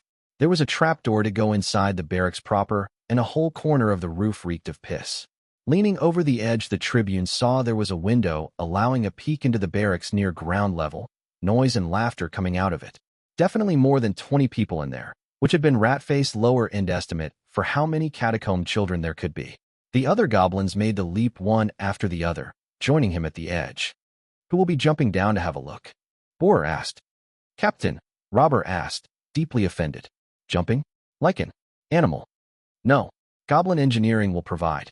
Minions, undertake the great ladder formation." There was a heartbeat. Then the only goblin, not an officer, leaned closer to Rattler. "I told you he's crazy, ma'am," the sapper whispered. "I heard he keeps a jar full of eyeballs." Rattler cocked her head to the side, ignoring him. "Ladder as in?" Robber grinned. Borer looked like someone had stepped on his foot, but he was too polite to complain about it. Moments later, the tribune was hanging upside down with his head peeking out the window, his feet in the hands of Rattler, who herself was being held up by the other 2. Stroking his chin thoughtfully, Robert took a look through the ratty wooden shutters and counted at least 3 dozen Sonics sitting around what had once been a common room, drinking and playing cards. There was a door leading to another room with light and sound also coming out of it. Tapping Rattler's arm quietly, he signaled for the others to hoist him back up. Hakram needed his report, and Robber needed to stab something pretty badly. It had been, like, weeks. There was no door, just an ugly red curtain. It reeked. This whole place did. Not that it would for long. Blood was pungent enough a smell, it would cover the worst of it. Hakram strode in at a swift but steady pace, the 20 or so orcs they'd assembled following him in as the tip of the spear. It took a good 5 heartbeats before anyone even noticed he was inside, and cries of alarm rang out in Tethwa. Too late for the pretty young man standing with his back to the orc. The adjutant buried the axe blade in the human's neck, cutting through the bones and spraying blood everywhere. Casually, he ripped it out. "Prisoners," he reminded his warriors. "Anyone who looks important." He got howls in answer as the orcs barreled into the room, falling onto the children still scrambling for weapons. An older man came for him, this one scarred ritually across the face and with a golden ring in his nose. The tall orc huffed out a laugh, catching the man's wrist with his hand and crushing the bones. The human screamed in pain and dropped the notched blade he'd been grasping. A kick sent him sprawling to the ground, and the axe opened his throat with a measuring swing. Like slaughtering cattle. A lot of cattle, however. More catacomb children were pouring into the room from a corridor. His orcs had cleared a space, though, and now humans and goblins were reinforcing them. Hakram could see the other Greenskins were enjoying themselves, sinking into the battle joy, and he howled a warning to keep them focused on the there and now. They needed answers, and corpses would not give those. His own head was clear. It always weighs when the blades came out. Oh, he knew anger now. Catherine had granted him that gift, to know burning in his veins and the all-consuming desire to crush his enemies and see them driven before him. But these poor fools were just tools, and there was no glory in putting them down. It was just work, like raising a palisade or marching a drill. Aisha caught up to him, her scimitar bloodied, and took his left. A moment later Ratface fell onto his right, his ironically chosen bastard sword still unmarred. Hakram bared his fangs, and the officers of the 15th strode into the thickest knot of enemies. The catacomb children were untrained but not inexperienced. If anything, they were probably better at this kind of close-quarters fighting than his own lot. They died anyway. Hakram slapped a big man on the side of the neck, sending him sprawling to the right where Ratface ran him through. Aisha ducked under another man's swing and cut through his tendons, allowing the orc to step on his neck to end that struggle with a sharp crack. On all fronts the gangers were being pushed back, and with only a handful of casualties on their side so far. The first real challenge of the night came when a middle-aged Sonic, even taller than Hakram and morbidly fat, stepped up, barbed wire wrapped around his gauntlet hands. Fat means he's important, the orc thought. So did the golden teeth in the man's mouth replacing the ones he'd lost. Mine, he told his comrades and strode forward, idly dropping his axe. The catacomb children moved back like a tide, the fighting ebbing away as all eyes turned on the two of them. Single combat, then. How traditional of them. I am the great buzzard, the Sonic thundered. Fight me and die. Your meat, Hakram replied. And this ends with you kneeling. Shouts from both sides drowned out the room as space was cleared in a rough circle for them. The buzzard's eyes turned black and spat out a mouthful of dark smoke before dashing forward at a speed that put lie to his size. The orc calmly stepped to the side, letting him pass and pivoting to continue facing his opponent. The Sonic snarled and took a swing. Hakram, harking back to his old lessons, slapped away the wrist with his open palm. It wasn't enough. The barbed wires drew blood on his cheek, barely missing his eye. Whatever magery the man was using, it was making him faster and stronger than was natural. You're headed for the catacombs, Fanger, the buzzard sneered. Creation belongs to the true blood. He charged again, and Hakram was done with probing. Squaring his stance, he lowered his shoulder to the height of the man's chest as he avoided a barbed jab, taking the impact with a grunt. His feet were driven back a few inches, but he remained standing. Letting out a howl, the orc flexed his muscles and flipped the fat man on his back. Through tall grass, come winter sun, he recited in Karsam. The buzzard screamed, veins popping out and darkening, and vaulted to his feet. His swings were wild now, though almost blindingly fast. Hakram gave ground carefully, then took a single step forward. His closed fist smashed the Sonic's jaw, sending golden teeth flying. Stand in our bones, coated in frost, he said. Another scream, this one more animal than man. The buzzard's eyes looked more like obsidian than flesh now. The beat of the old hymn was apace, an exercise children of the howling wolves were taught. The warrior poets of olden days had gone into battle weaving verses as skillfully as they wove death, though the practice was long lost. Now all that remained was a handful of hymns, the remnant of remnant. The obese Sonic spat a mouthful of steaming black goo, but Hakram kept circling around him, ducking under the blow that followed and burrowing his fist in the man's belly. Where we were kings, by war undone, he sang. Behind him orcs stamped their feet with the meter, like a thunderclap following the ancient words. The buzzard's fist took him in the shoulder, shredding through his tunic and the flesh beneath, but Hakram ignored the flaring pain and lunged forward, fangs sinking into the man's shoulder and ripping out a chunk of flesh. The Sonic let out a demented laughing scream, tearing him off and throwing him away. The orc landed in a half-crouch, spitting out the flesh. If killing had been his objective, he could have ended the fight there by going for the jugular. To behold the world that we have lost, he said. 80 feet struck the ground in his wake, even goblins and humans joining in now. The catacomb children looked uneasy, perhaps thinking the hymn was a curse of some kind spoken in a foreign tongue. Not so foreign, Hakram thought. The clans knew these lands. Once, when warlords led us south in great war bands and creation flinched at the sight of us. It was time to finish this. He'd taken the measure of his opponent and knew his movements. After that, everything else was just acting out his mind's intent. For the first time, the orc went on the offensive. The barbed fist came for his shoulder again, but he wove around and caught the elbow. Steadying his stance, he broke it with a sharp twist. Warmth fades, glory cannot linger, he said. This time, there was only silence. His leg swept the buzzards, and the man toppled to his knees. The Sonic opened his mouth, but Hakram was done indulging the madman. He took the man's hair in his fist and rammed his own knee into the face repeatedly. It took 3 times until the Sonic fell into unconsciousness, and his face wasted no time in swelling as he dropped fully to the ground. All that we have left is the hunger. The orc finished in Karsam, feeling his blood cool. He changed back to Mtethwa, gaze sweeping the still frozen criminals. Kneel, catacomb children, or be served the sword. They knelt. A moment later, Robber popped out of the corridor, idly pocketing what looked like a handful of eyeballs. Behind him, a few goblins were carrying the unconscious body of a half-naked man whose torso was covered in runic tattoos. Good show, everyone, the yellow-eyed tribune said. That said, we may have a problem. He pointed towards where the red curtain had once hung, now trampled, and Hakram's eyes followed. Out in the streets, a full contingent of the city guard was surrounding the building. Weapons on the ground, a woman's voice called out. Come out one by one. All of you are under arrest for murder, conspiracy, and illegal weapon possession. There was a pause. If you resist, you will be put down. Aisha had just watched a man she thought she knew unleash the single most brutal put-down she'd ever seen, and she shivered at the sight of it. Hakram was nice, mild-mannered, and a bit of a gossip, and he'd methodically taken apart a giant of man with ritual enhancements while reciting some sort of Orcish poetry, like he was plucking out a bad weed. The Tagreb aristocrat was used to seeing strength and fury from Greenskins, but this had been calculated savagery. The other orcs were looking at him with worship in their eyes. Gods below, she would never be able to look at him the same again. They had other problems on their hands now, though. The city guard was out in force, and Aisha forced her tired mind to unfold the matter. They shouldn't be here, that much was a fact. The guards did not patrol or police the ruined part of Ater. This whole sector was considered a pressure valve for the poor and the destitute, allowed to exist without supervision until it caused noticeable trouble, at which point the sentinels cleared it out with blades and sorcery. And yet they were here.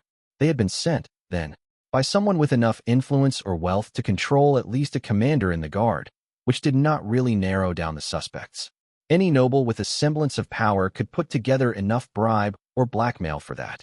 No, the important part was what these guards were being used for. Aisha put the events in sequence, as her mother had taught her. First, a shoddy assassination attempt was made on Hakram. Then select officers of the 15th, understanding the necessity of taking care of the issue without Lady Squire being involved, assembled a force that could be trusted to keep quiet.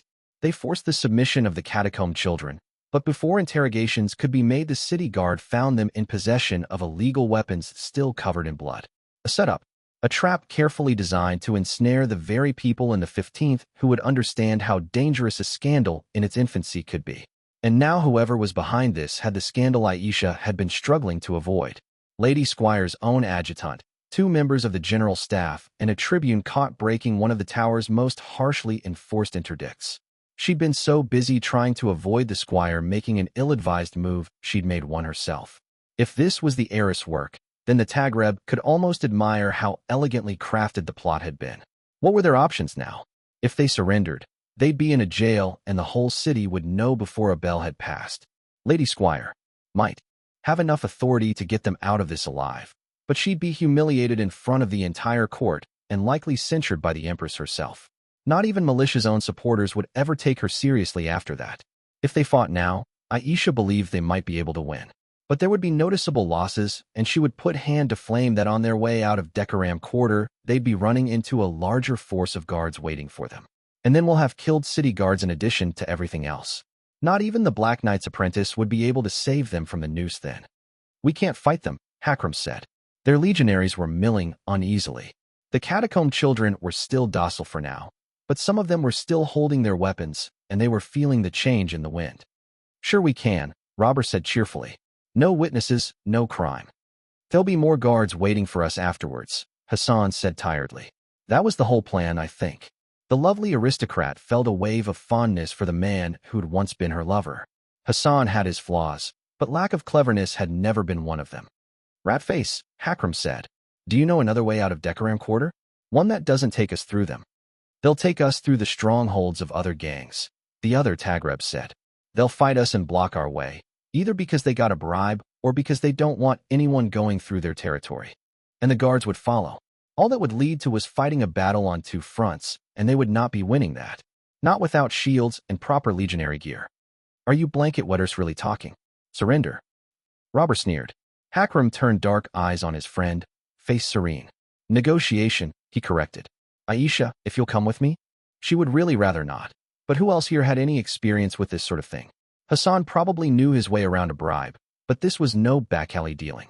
The commander of those guards was used to rubbing elbows with the nobles they were under the thumb of. Aisha handed her scimitar to the closest legionary and got her hair in order, adjusting her clothes.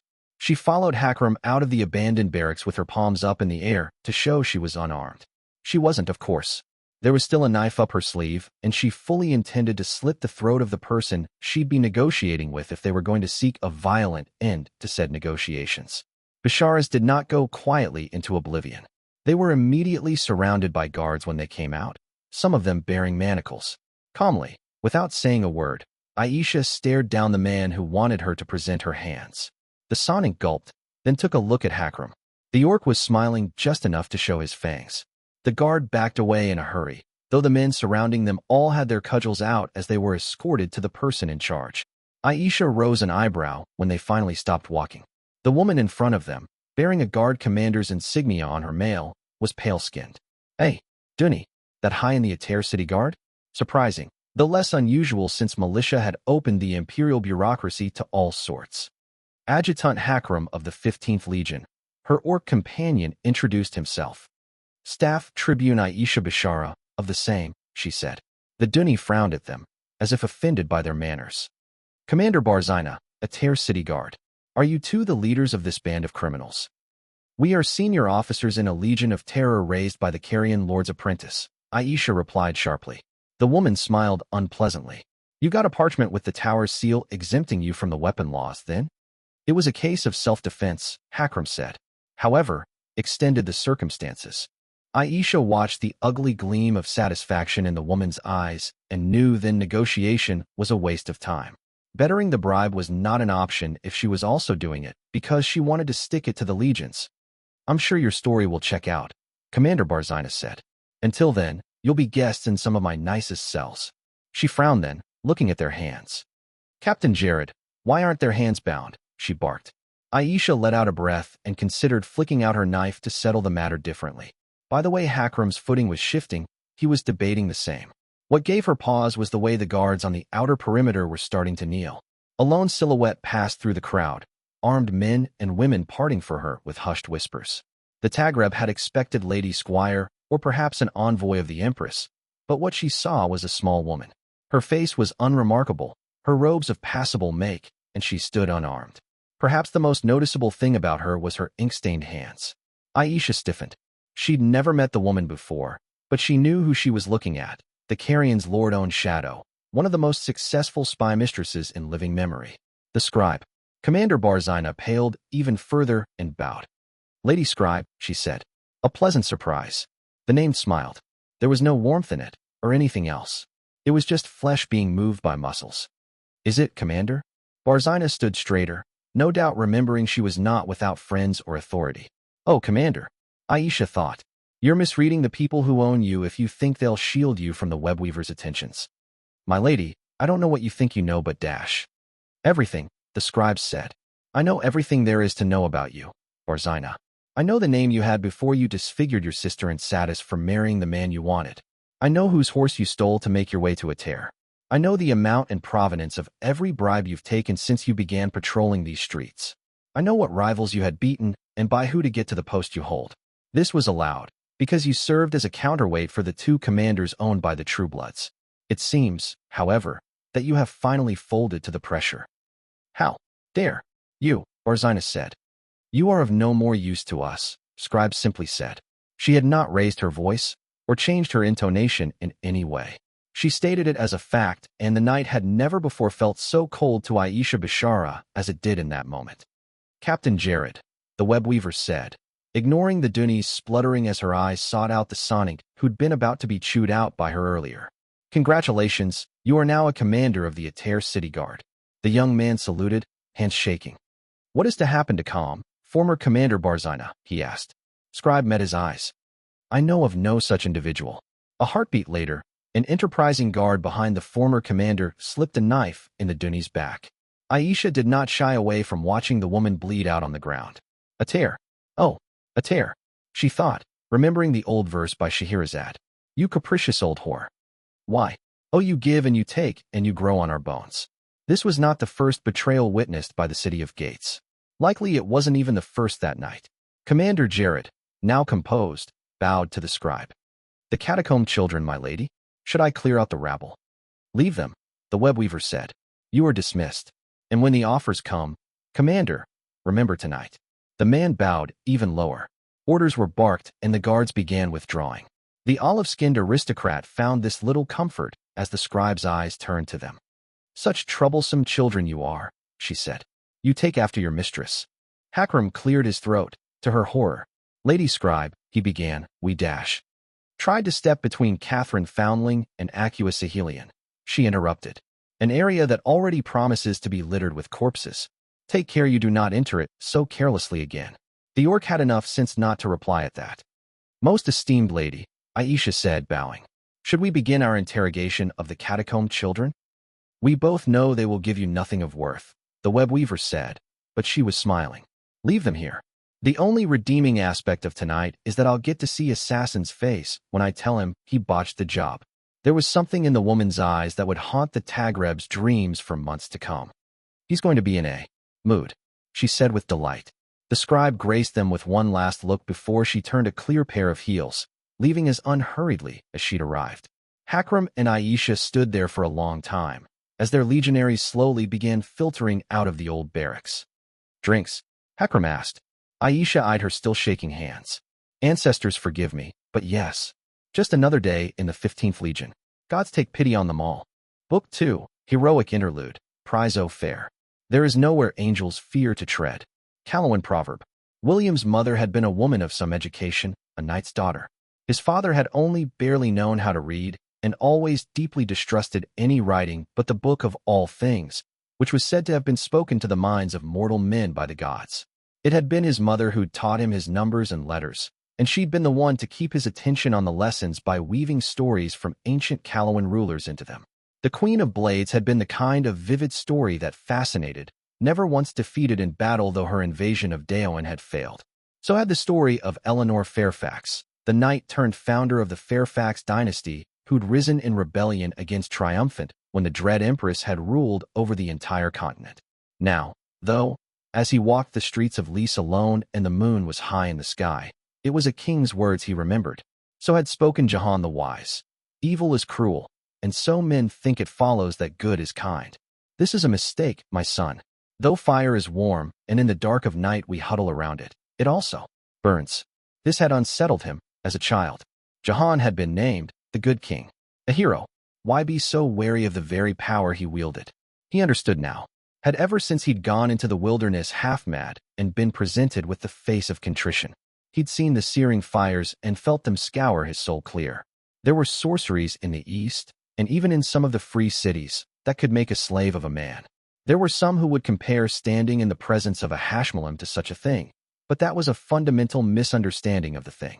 William had seen his life through their eyes. Every sin, every wrong, every petty, unthinking cruelty.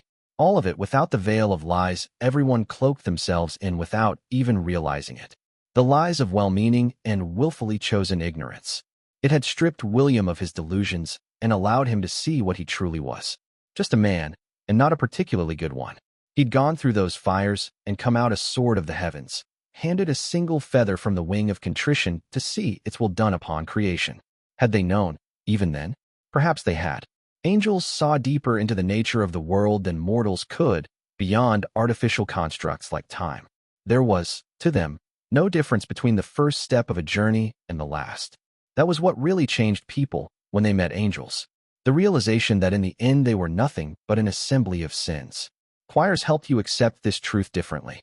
Those touched by compassion never took another life again, not even those of the worst monsters in creation.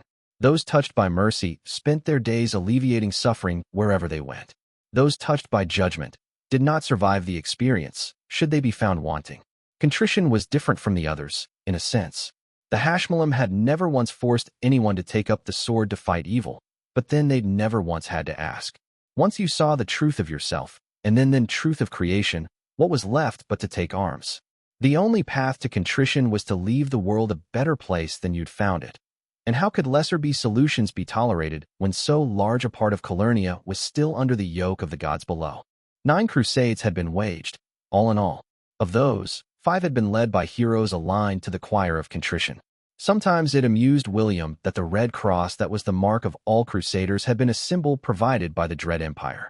Triumphant, in all her cruel madness, had been fond of having children crucify their own parents as a sign of obeisance. She'd paid for it eventually, when a Duchess of Daoin who'd consigned her own father to the cross met with an idealistic young knight named Eleanor Fairfax. Eleanor had been touched by contrition, and when she rose in rebellion, all of the continent gathered behind her banner and carried it all the way to the foot of the tower. In the beginning, only the Duchess soldiers had worn the cross, but symbols spread. By the time Triumphant's empire was pulled down on her head, every man and woman in that army had a scrap of red cloth sewn on their clothes, or branded into their skin. And so the first crusade came to an end. The second came when the Prise rose in revolt against the Crusader kingdoms their realm had been divided into, and they were crushed into dust. When the Wastelanders rose the second time, though, they were led by the man who would become Dread Emperor Terribilis II. The third crusade ended in disaster and the end of the Crusader nations. To further compound the disgrace, a weakened Callow was occupied by Procure in its wake. The fourth crusade, a last-ditch attempt to reclaim Prise, was drowned in such a sea of blood by Terribilis that never again was a crusade to turn east. After that, the 4 crusades that followed were led by the hand of contrition. Failures, all of them, for they were fighting the dead king and his realm of horrors, a monster who called even devils to heel. Of those, it was the 7th crusade that William found important, for as far as he knew, it was the only time in the history of Calernia a Hashmalim had come into creation. Contrition had touched Salia, the capital of the Principate of Procure, and every soul inside had taken the cross, including the first prince of the time. The rest of the continent had gathered behind that holy host, and for a time it seemed the endless hordes of the dead would finally run out. Siege was laid to Keter, the seat of the dead king and ancient capital of his derelict kingdom. They'd lost, in the end. The dead king has poisoned the land and called forth infernal hosts until there was nothing left standing in front of him but bones. But they'd come. Close. Lys was smaller than Salia. Only 100,000 people lived within the walls, but it was not the kingdom of the dead it would fight. Militia was no great warlord, not the way Terribilis had been, and her greatest general was getting old. Sooner or later, a hero would finally manage to slay the Black Knight. The first prince of Procure was plotting a 10th crusade, holed up in her capital, and William would give it to her. But it would not be a Proceran enterprise, and it would not end with Callow as her protectorate.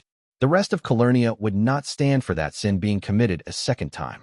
The lone swordsman came upon the shores of the Hengist Lake and looked up at the stars, breathing out slowly. There were small docks with fishing boats further down the waterside, but that would not take him where he was headed. Every Callowan child knew there was a holy place somewhere in the waters, an island said to be untouched by war and the depredations of time alike. An island, it was said, but none could be seen from the city. Boots in the sand, William watched the shining waters and waited. The white ship came, a small thing rowboat without any trace of an oar. It did not float so much as glide, the swan-shaped prow and stern almost lifelike. It beached in front of him, and without a word William climbed on board, sitting on the only seat.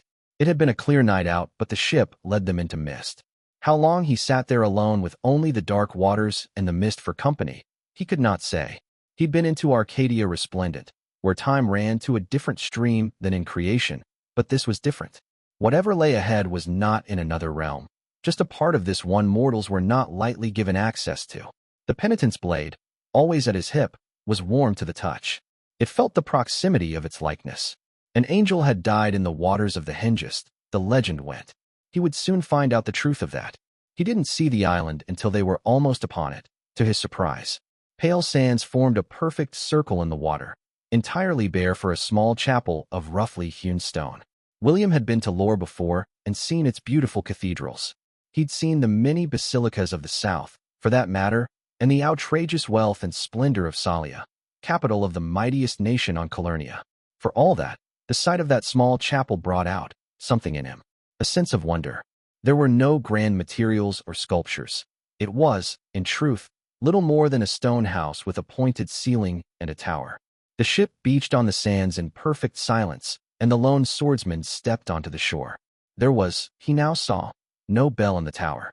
Yet there was an empty space for one, a bar of ancient wood to hang it from.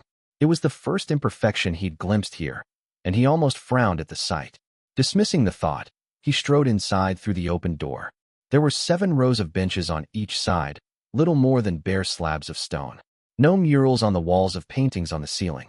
Even the window in the back was without stained glass, revealing only endless waters blanked by swirling mists. For all that, he felt a little awed. The chapel felt unearthly, more than even Arcadia had. It was too real. The stone was the very essence of stone, the air the very essence of air. The only intruder here was him, a living imperfection in an otherwise flawless scene. Beyond the benches lay a small altar of pale stone, with a single mark on it. A sigil. It was a sinuous, complicated thing, but his mind could not help but perceive it as the number 3 in Mesan numerals. The penitent's blade was so warm it almost burned his fingers when he touched the handle. You know what happens next, don't you? Almirava's voice was soft, almost kind. He was not surprised she turned up, though he glanced in her direction nonetheless. She was seated to his right, for once without a bottle in hand.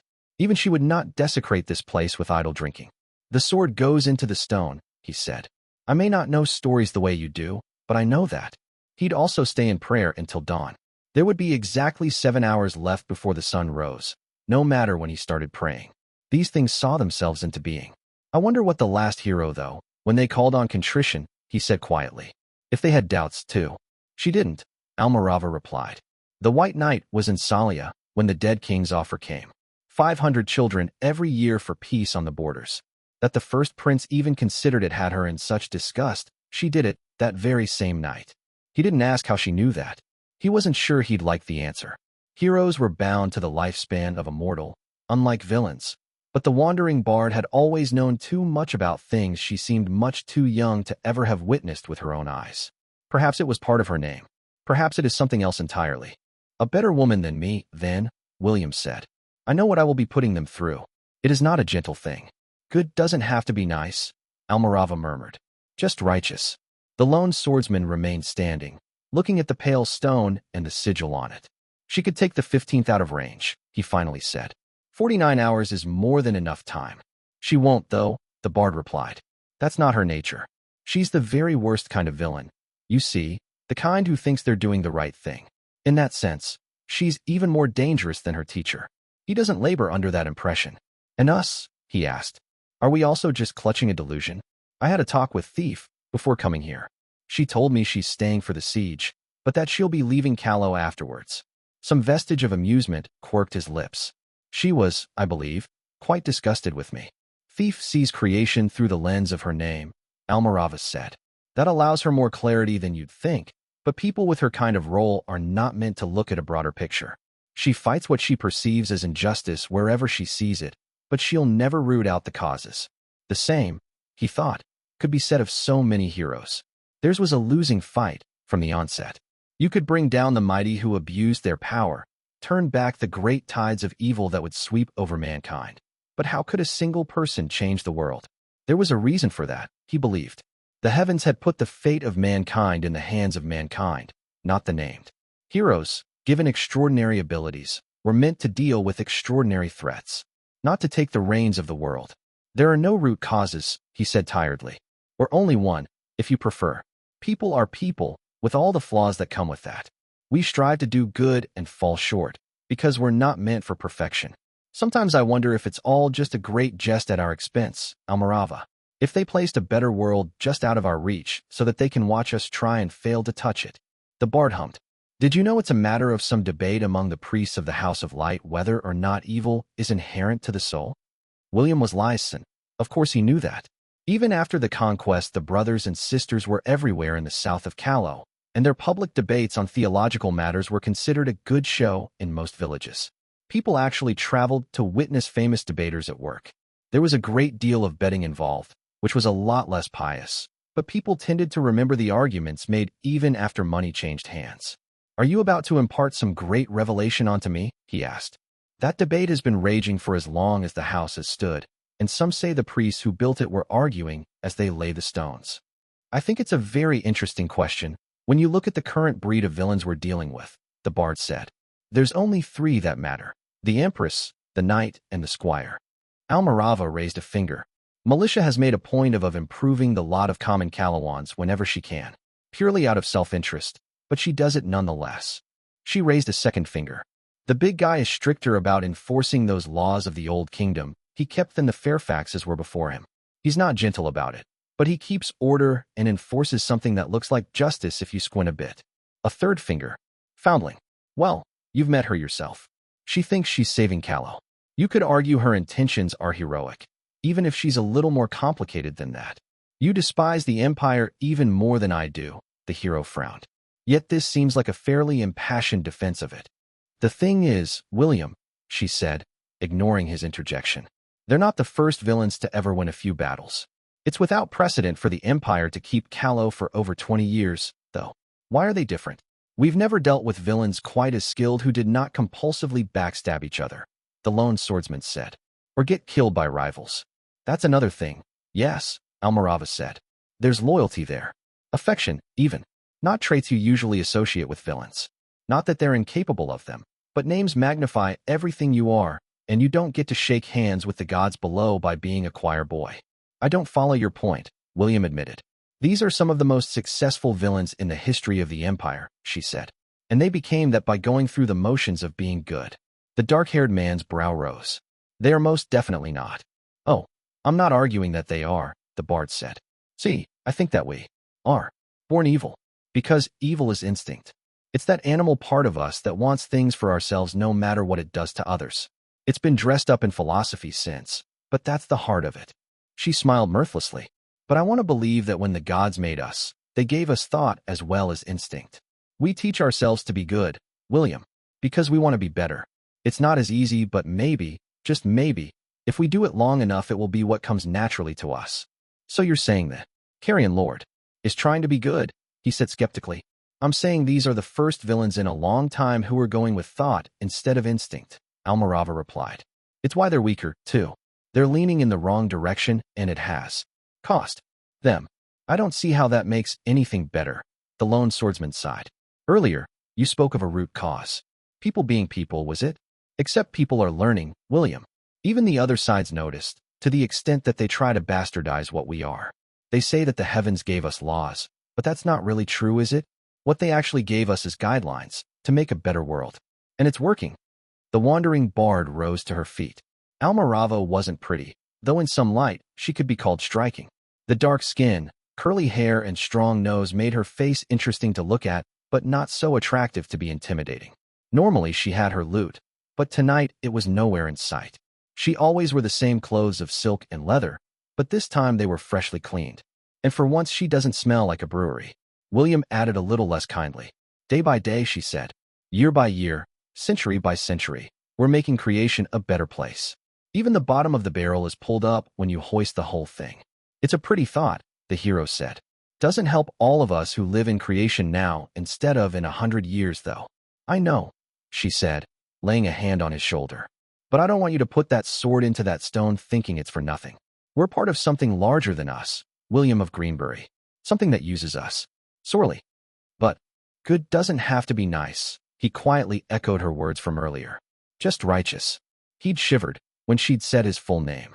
He'd never told it to her, and no one had called him by that in years. What felt like a lifetime ago.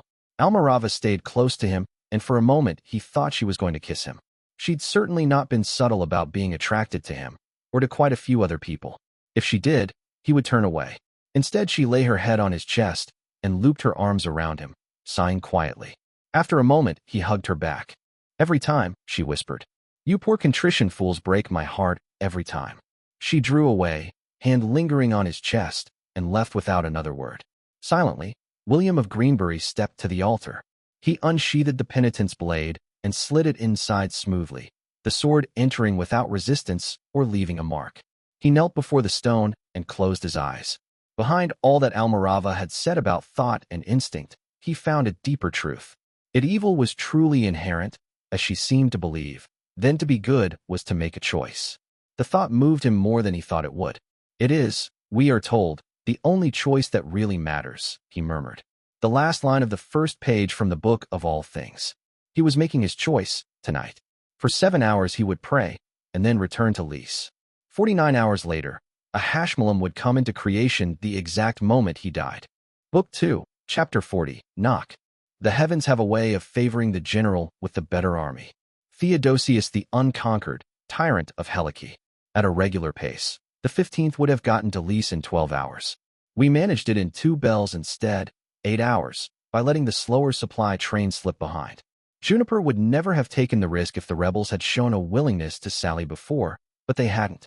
They'd remained behind the walls of Lys, and now we knew why.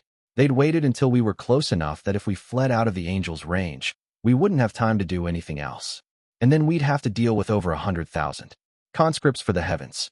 My senior staff was all in agreement. If an army that size suddenly appeared in the middle of southern Callow, the entire campaign was screwed. The legions of terror would have to retreat north to consolidate and bring reinforcements from Prise and western Callow, which would leave the wasteland without supervision and the borders with Procer unmanned. If this was just a peasant army, we were dealing with the whole affair might be settled before the Principate's forces came back north after dealing with the Dominion. But those people would be Hashmalam touched. They would not break, retreat, or surrender. The summoning had to be stopped. So here we were, 2 hours or so before afternoon bell, setting up camp a mile away from the walls of the city. There was no point in trying to encircle Lys, so we didn't bother to even make a token effort. There were only 40 or so hours left before it all went to shit. We'd have to come in swinging and break through the defenses to cut this off at the source. To avoid a panic, the rank and file had not been informed of what exactly was going on inside the city, just that the lone swordsman was attempting a ritual that couldn't be allowed to finish. The sense of urgency would hopefully drive my legionaries to push through even when things got bad, because there was no doubt that they would. The situation we'd been put in was dire. We were horribly outnumbered, for one. The walls were manned by what Juniper had identified to be the Baroness Dormer's army, a mix of retinue soldiers and southern levies. They were heavy on bows, and they'd know how to use them. Callowan professional armies like the defunct Royal Guard had been heavier on knights than archers, but farmers weren't above hunting deer and rabbits to put on the dinner table. Smaller and swifter targets than my legionaries, if not as well armored. The walls themselves could be pounded into rubble given long enough, but time was the thing we lacked most. The one redeeming factor in all this was that Lys wasn't a castle, it was a fortified city. Beyond the initial wall there was no immediate second circle of fortifications. It was houses and shops, a maze of old streets and avenues. Deeper inside, closer to the lake, there was the ducal palace. It had been a fortress once, but after centuries of peace its rulers had come to prioritize luxury over defensibility. Which won't matter if we can't get into the actual city. Not even a portcullis on that gate. Goddamn Lyson don't know what a real fortress is, Captain Ferrier spoke up from my side. The South has always been too soft. The Gallowborn followed me everywhere now. 20 of them dogged my footsteps everywhere I went, no matter the hour. They even guarded my tent. "Where are you from, John?" The man blushed. He always did, when I called him by his given name. "Summerhome, ma'am. Gate of the East. Where legions go to die?" He didn't say. The old boast rang hollow these days, with legionaries patrolling the streets of the city. "They'll find a stomach for this fight," I said. "They have a hero with them." "Lone swordsman, huh?" the man mused. "Heard about him. Pretty boy, did a speech in Marchford about freeing Callow. Took the first prince's silver, though. So much for that. He's not the brightest man I've met," I said. "But he's a regular monster with a sword. I've seen Calamities fight, and he's nearly in the same league. Hopefully you won't torch the city to get him. This time," Ferrier smirked. I rolled my eyes. If only that were an option. With the city this densely packed, the tactics I could actually use were sharply limited. Even the trebuchets would have to be carefully aimed not to hit the streets. Civilian casualties would be horrifying otherwise. Won't be an issue if Masigo comes through, I thought. Apprentice had gone to take a closer look at the gates, to see if what we had in mind was feasible. There were spells inlaid in the fortifications, of course. There wasn't a defensive wall in Callow that was without that kind of protection, otherwise any powerful mage could tear through stone, given half a bell to work. Mages in Callow were rarer than in the wasteland, though, and so the spell work wasn't refreshed as often. Large imperial cities got new warding schemes every decade or so, according to my books, but in the kingdom the wards had remained the same until they were broken. And Lys hasn't ever been invaded by the legions, so it should be as old as it gets. Masigo would tell me soon. Until then there were other matters to look into. I wasn't forced to wait long until Hakram came back with the man I'd sent for. Neither did I need to turn and look to see they were coming. All the Gallowborn had put their hands on their swords the moment they appeared. Lady Squire, the man they called Arzakel, greeted me with an insolent smile. The mercenary was allegedly from Villainous, one of the southernmost principalities in Proker, the one bordering the Titanomancy and the giants that lived in it. He looked almost like a Tagreb, though his skin wasn't quite as tanned and the cast of his face was unfamiliar. The southernmost Proserans were called Arlesites, I remembered, famous for their gallantry and tendency to be at war with all their neighbors, both inside and outside the Principate. With his elaborate mustache, forked beard, and the wicked falchion at his side, he looked like the kind of man who'd sup on babies. He was also still eyeing me with open disrespect. It would be proper for you to kneel, I said. I felt Captain Ferrier hide a smile. Calawans had not been fond of Proserans even before they'd failed to lend help during the conquest. I'm not a very proper man, milady, the man shrugged. I shared a glance with Hakram. Without the need for actual words, the tall orc laid the bone hand that had brought him his nickname and forcefully pushed Arzakel to his knees. The man spluttered and reached for his falchion, but within 2 heartbeats, all 20 of the Gallowborn had unsheathed their swords. Arzakel cast a look at them, then spat. Will that be enough? He sneered. You can stay there, I replied flatly. You treat all your men this way, Lady Squire, he said. I hummed. Not a single one of them. That's why you're here, actually. You're not one of mine. You're Aqua's, and she's about to betray me. Doubt it, but even if she was, it's got nothing to do with me or my men, he said immediately. We ain't getting involved in precise scheming. Then you should have better considered your choice of employer, I replied without a shred of sympathy. You're here, and you're a liability that cannot be left unattended. My tone had remained casual, but there must have been something about it that gave him pause. The smugness and self-assurance slid off his face. You still need my men, he said cautiously. You kill me, and they won't follow. Yes, I agreed softly. I'm told they're remarkably loyal. They'll listen to you whatever you decide to do. That's why your head in a basket isn't serving as a prop while I talk to one of your lieutenants. Arzakel went very, very still. I've got under 40 hours to take Lys, I said. I don't have time to waste on you. To find a more elegant way to do this. Elegance never really been my thing, anyway. Lady Squire, he said, I dash. Shut up. I spoke. Aqua is clever, and she's got some talent on her side. But I've got the single most powerful mage of our generation taking orders from me. Hakram smoothly unsheathed a knife and crouched at Arzakel's side, forcing up his palm and nicking it. Blood dripped into a glass vial he held up in his other hand before rising to his feet and corking it. When he comes back, I continued, I'm giving Apprentice the vial with your blood in it. He'll be under orders to use the nastiest way he has to kill someone if you so much as twitch in a way that looks treacherous to me. The Proseran's eyes widened in fear. He was trying to speak, but his lips wouldn't move. Man's got an affinity with fire, I mused. Reckon he might boil your blood in your veins.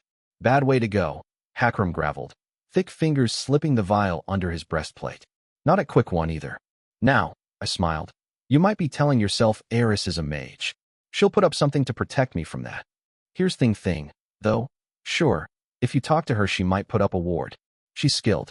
What she isn't is an endless power sink. If Apprentice swings hard enough at that protection, it'll break. She's got other plans, Arzakel. How much do you really think she's willing to invest in saving your skin instead of her own objectives? Adjutant hoisted the Proseran to his feet, patting his shoulder amicably. Off we go, mercenary, he said. Arzakel turned to leave, but I raised my voice again, stopping him in his tracks. Oh, and one last thing. I allowed my name to flare up, the beast howling in laughter as I felt my shadow stir behind me. I had a feeling that if I looked it wouldn't my own silhouette outlined on the ground. Your men are auxiliaries in the legions of terror, I said. Regulations apply to them now. If any of them loot or rape when we get into the city, it's the gallows for them and the officer who failed to keep them in line. Dismissed. Blasting those gates would be pointless, Masigo said, wasting no time on small talk. Juniper grunted in displeasure, glancing in my direction. Thought you said the wards and lease would be dusty relics, the Hellhound said. They are, Apprentice intervened. I'm fairly sure that scheme predates Triumphant. Hakram and Pickler pressed knuckles to their foreheads, murmuring, may she never return. Juniper didn't bother with the formula, absent-mindedly moving her hand in the gesture. Masigo drummed his fingers against his side irritably. He wasn't any more inclined to superstition than I was, maybe even less. It's simple in nature, but it's lasted this long because it was cleverly designed. The runes inlaid on the iron take magic and move it into the walls it's linked to. Those have been designed with some standard dispersal spell work. Anything trying to blast that door would have to be strong enough to bring down the entire set of walls at once. There were rituals that might be able to do that, I knew. Prise had been horrifyingly skilled with rituals even before they'd been occupied by the Mesens, the unchallenged masters of that branch of sorcery. They usually required mass sacrifices, though, and I had neither the people nor the willingness to bleed them. Pickler spoke up. The trebuchets are positioned, she said. Give me the word, and we start hammering away. We won't need that, Apprentice said. Simple in nature, remember? The scheme doesn't deal with the physical aspects of manifested sorcery. I raised an eyebrow, and for those of us not too clear on what that meant. If I send fire at it, the flames won't damage the gate. The flames themselves are magical energy, turned into a physical manifestation. But it'll still be affected by the heat emanating from the flames, since the heat itself isn't sorcerous in nature. Killian had tried to explain something similar to me once. She'd said that sorcery was, in a way, using your will to lie to creation. You convinced it that your magic was actually fire or ice or light or a curse, and that it should react accordingly. The bigger or more complex the lie, the more willpower it took. I had a feeling this was all an extreme oversimplification, but it was enough for me to get the gist of what Apprentice was saying. Melting the gate would require hours of constant, very high-temperature fire, Pickler pointed out. So we don't use fire, I said. Masigo, you used a trick in Summerhome. Can you do it again? He blinked, then frowned. After a moment his eyes lit up. Clever, he praised. Yes, though we'll need an impact afterwards. You'll get to use your trebuchets after all, Senior Sapper, I said, and the goblin grinned. For a moment she looked just like Robber about to slip a lit bright stick in someone's pants. I nearly shuddered. Goblins. That this one preferred siege weapons to slitting throats in the night didn't make her any less dangerous. It's after the way is open that worries me. Adjutant spoke up, grounding me back in the present. There's heroes in the city, they'll have set up surprises. And there's no trace of the Stygian spears on the walls. They know we need the gate to invest the city in time, Juniper said. They'll be waiting on the other side, in full phalanx. If there's a competent commander on the other side, there'll be archers on the streets and rooftops behind them. It would be like walking into a meat grinder. The ring of spears would remain an unmoving rampart skewering anyone coming at it. And with a constant stream of arrows falling on my legionaries, they'd be unable to form up in enough of a mass to just push their way through. We'd expected to have to face the Stygians, though, and over the last few fortnights the Hellhound had developed her own tactics to deal with them. Sappers and heavies, Juniper continued. Crack open the formation with sharpers, then keep them split. We'll use the Procerans to soften them up first, thin the numbers. We have my little surprise, if it comes to that, I said.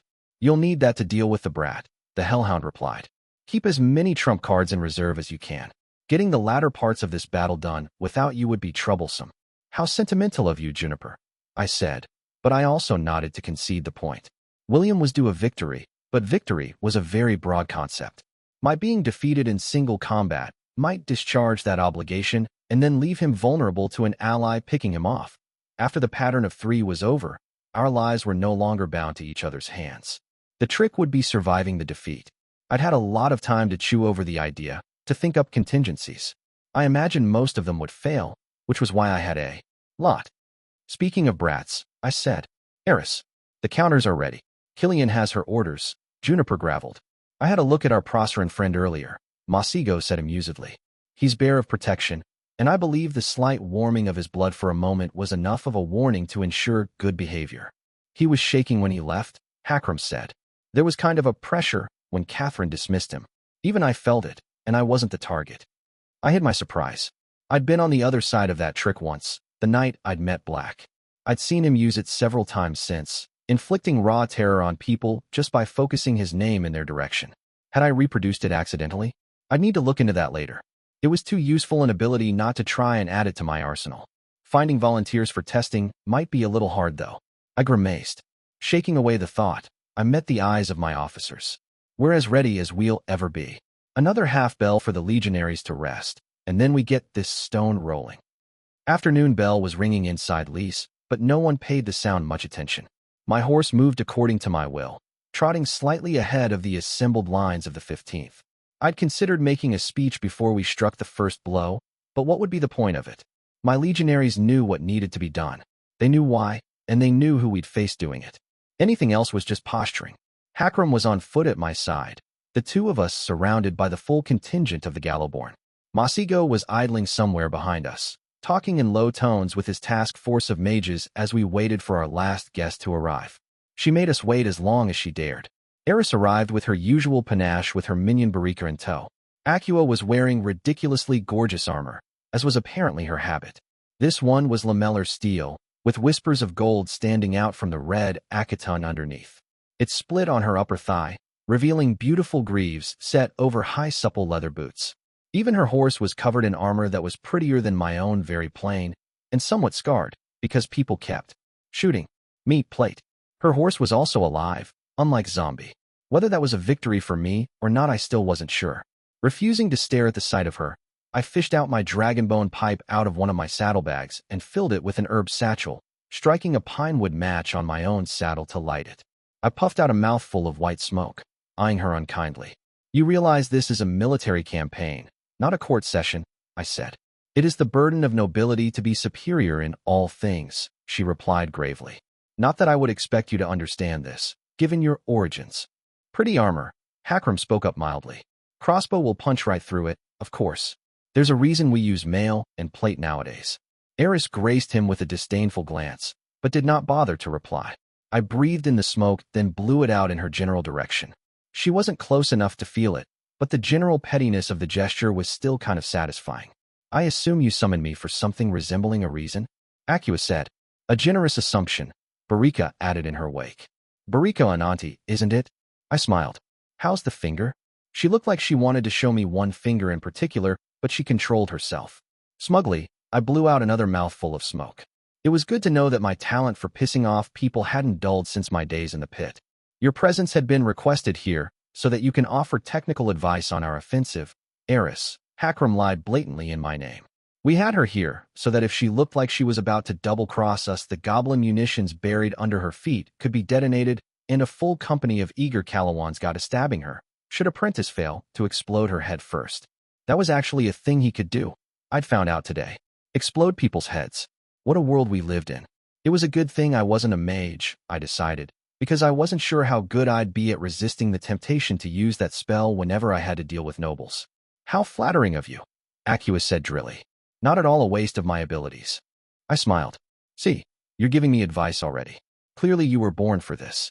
Before the conversation could devolve any further, Apprentice strolled away from the other mages and broke in. Everything's ready, he said. Eris smiled in his direction, showing perfect teeth on her perfect goddamned face.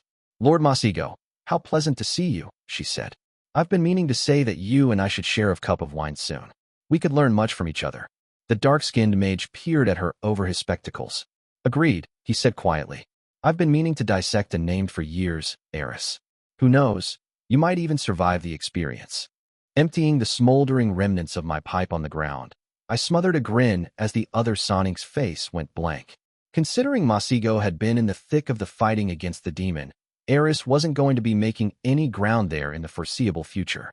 I cleared my throat, turning to the closest line of Gallowborn. Escort Lord Apprentice on the field, please, I ordered. Shields up. You should be out of arrow range, but it pays to be careful.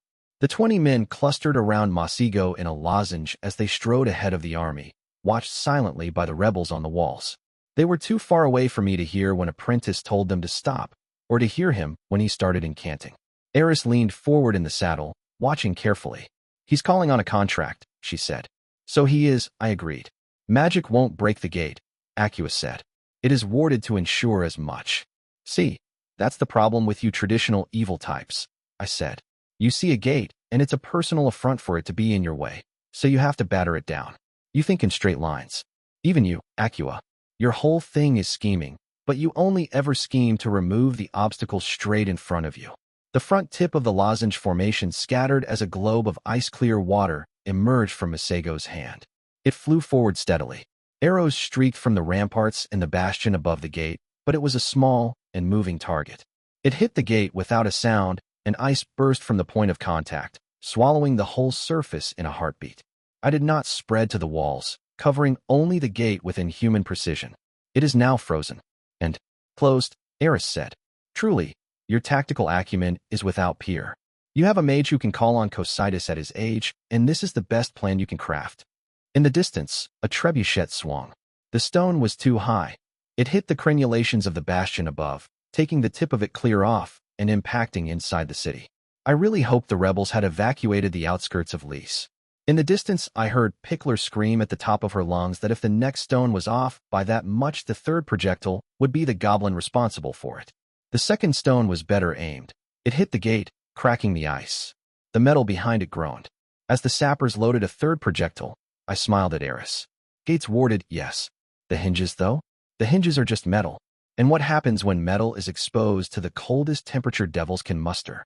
"It gets brittle," Hakram said before she could. The third stone hit, and with a ripping sound the gate fell down.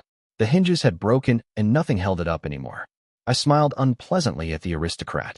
"As you said, my tactical acumen is truly without peer." The 15th roared its approval behind us as Masego returned to the safety of our lines, and the Battle of Lys began in earnest. Book 2, Chapter 41, Retrieve. Such wanton deviousness had been unseen since the days of dread Emperor Traitorous, who famously passed for his own chancellor through cunning use of a wig and a pair of cantaloupes. Extract from The Most Illustrious Histories of the Inimitable Dread Empire of Prise, Volume 4. The clamor died down before long. The 15th had been positioned according to Juniper's plan for the forcing of the city, with Hune's irregular kabili of over 1,000 men taking point. Heavies in the front, with the strength of our sapper corps behind them. Nox legionaries were split between the wings, placed so that they would be able to reinforce weak points rather than engage the enemy on their own. I would have preferred for the orc commander to be the tip of the spear, but Juniper had brought up the valid point that he was a lot more likely to commit to too deep an offensive than Hune. The ogre would not let her legionaries step even once over the imaginary line set by the hellhound. I had not cheered with my legion, sobered by the knowledge that this was just an opening blow. With the gates open, my own instinct would have been to rush through and take the enemy while they were still unprepared, but Juniper had pushed back against that idea hard. The lone swordsman had a history of trickiness that could not be denied, and she didn't want to have to learn what he'd planned the hard way. "So what do you have for us now, Willie?" I murmured, sharpening my vision with my name. I frowned and peered through the broken gates. Like we'd anticipated, the Stygian spears were surrounding the entrance into the city. Whether or not there were archers behind, I did not have the angle to see, but I'd bet that there were. Neither the Baroness Dormer nor William himself were noted military commanders, but the older Stygian spear slaves were said to be schooled in tactics and strategy. It was one of their selling points. The few free cities that used the slaves for war did not usually have an officer corps of their own to provide. A few heartbeats passed without any response from the other side, a fact that was almost more troubling than reassuring. Meanwhile, Senior Sapper Pickler's boys got to work. The trebuchets began targeting the ramparts to the sides of the gate bastion, massive stones smashing into them with professional regularity. Our pair of ballistas had been pointed at the bastion itself. There was no expectation that the smaller stones would actually able to bring it down, and we didn't actually want them to. They just had to clear the fortifications of archers and mages, while the trebuchets made sure there wouldn't be flanking fire on the 15th when it advanced. I glanced at Eris, who'd been silent since my last cutting retort. Barika trailed behind her, eyes on my moving legion. The thought was chased away the moment the rebels finally gave answer to our drawing first blood. A lone silhouette passed through the gates, gait assured and unhurried. For a moment I'd thought it would be the lone swordsman, come to defy an entire army on his own, but my name's sight found an entirely different face. Thief. The heroine was strolling with her hands in her pockets, whistling if the shape of her lips was any indication. Not the named I was expecting, Hakram graveled. Preaching to the choir, I said. Angling for single combat, do you think? She doesn't have a fighting role, the orc frowned. I could more or less handle her before I came into my name. She tries you, and she'll end up bleeding on the floor. There was no flattery in that reply, just a matter-of-fact acknowledgement of how good I'd gotten at killing things. Even if she calls for a duel, she'll be getting the princely reply, I said. We don't have time to waste on posturing. The thief agreed, apparently. She stopped 60 feet away from the gate, on the open field, but still out of crossbow range. A ballista stone flew over her head, hitting the wall without making a kill, but keeping the archers crouched behind the fortifications. She flipped a finger in our general direction, then took up a leather pouch from her side, turning it upside down as if to empty the contents on the ground. A heartbeat later, 20-odd river barges fell in a crash of wood and floodwater. I blinked just to make sure I wasn't hallucinating. What the actual fuck? I said eloquently. I had a few more relevant questions in mind, but that was the one that came out. I glanced at Eris, whose face was emotionless. Not tell to find there, unfortunately. Had the thief summoned boats? This was aspect stuff, there was no doubt about it, but she wasn't a mage. That I knew of, anyway. I gestured for one of the Gallowborn to come closer. Tell Apprentice to hurry back here, I ordered. This was, not part of the plan. If this turns into a naval battle, we're down a fleet of our own, Hakram commented drily. Less sass, more figuring out what the hells was the point of that, I ordered. There hadn't been much water, and it was already seeping into the ground. Still, I somehow doubted making a little mud had been the plan there. There was no sign of the thief anymore, but I knew it'd be too much to hope for she'd been crushed under the barges. They're blocking access to the gate, Hakram said. I cursed. True, the boats had fallen all over the place. Some forward, yes, but some backwards also. The ones in the back probably forbade entrance to the same gate we'd just knocked open. The heroes had replied to our forcing a way in by dropping a mountain of wood in front of that path. I might have picked up on that faster had I not been befuddled by the absurdity and overkill of the answer. They'll be putting the gate back up as we speak, I grimaced. We can order Pickler to smash the boats to kindling, Adjutant said. That'll take too long, I said, and I doubt our trick on the gate will work twice. The orc cast me a cautious look. You only have so many cards up your sleeves, he warned me. I only have so many hours before the actual bloody heavens show up, I replied, then turned to another of the Gallowborn. Run to Juniper. Tell her I'm slapping down my first trump early. There'd be no need to be any more precise than that, not with the Hellhound. I closed my eyes and reached for my name, opening pupils on a corpse far to my left. The ox rose to its feet. I'd been meaning this particular surprise for Willie, a way to make swordsmanship irrelevant to our coming fight. I'd had several of our labor oxen slaughtered and stuffed with goblin munition loadouts, including one full of goblin fire. He'll be expecting them after this. The ox I'd reached for was one heavy on demolition charges, the flesh carved deep and filled to the brim. It would have been enough to casually level a city block, Robber assured me, so it should be enough for the barges. If not, I had another 6 oxen to finish the job. I set the undead construct to a steady trot, only then opening my eyes. Hakram was looking at me, trying not to grin. I sighed. Out with it, I said. What did they call this one? The Oxus of Evil, he confessed. Sappers were, I reflected, the worst of the worst. As if to prove my point, the ox I controlled came into my field of view, and I noticed there was someone riding on it. A goblin. I couldn't use my name sight and control the corpse at the same time, but there was no real need to. Remind me to demote Tribune Robber, I told Hakram. I'll make a note of it, the orc said. Lesser Footrest, I decided. That'll be his new rank. You don't have another Footrest, Adjutant pointed out. But if I did, I replied vindicatively, he'd be beneath them. Eris, to my surprise, had not taken the occasion to snipe at either myself or the 15th. She was looking at the scene, turning her back to me. Discreetly, I gestured at Captain Ferrier to have another 2 crossbowmen ready to take her out. I didn't trust how quiet she'd gotten. With Pickler's engines keeping the enemy archers busy, Robber and his mount covered the ground with only a handful of potshots taken at them. One arrow hit the ox right in the brains, but the corpse wasn't exactly using those at the moment. A few moments before impact, Robber leaned forward and struck a match, setting off a fuse before rolling off. Landing on his feet, the goblin spread out his arms at the soldiers on the rampart and yelled out something. I was too far away to hear, and anyhow, I was busy cutting the strands connecting me to the ox before it exploded. The corpse hit the side of the closest barge, horns getting stuck in the wood, and a moment later creation lit up.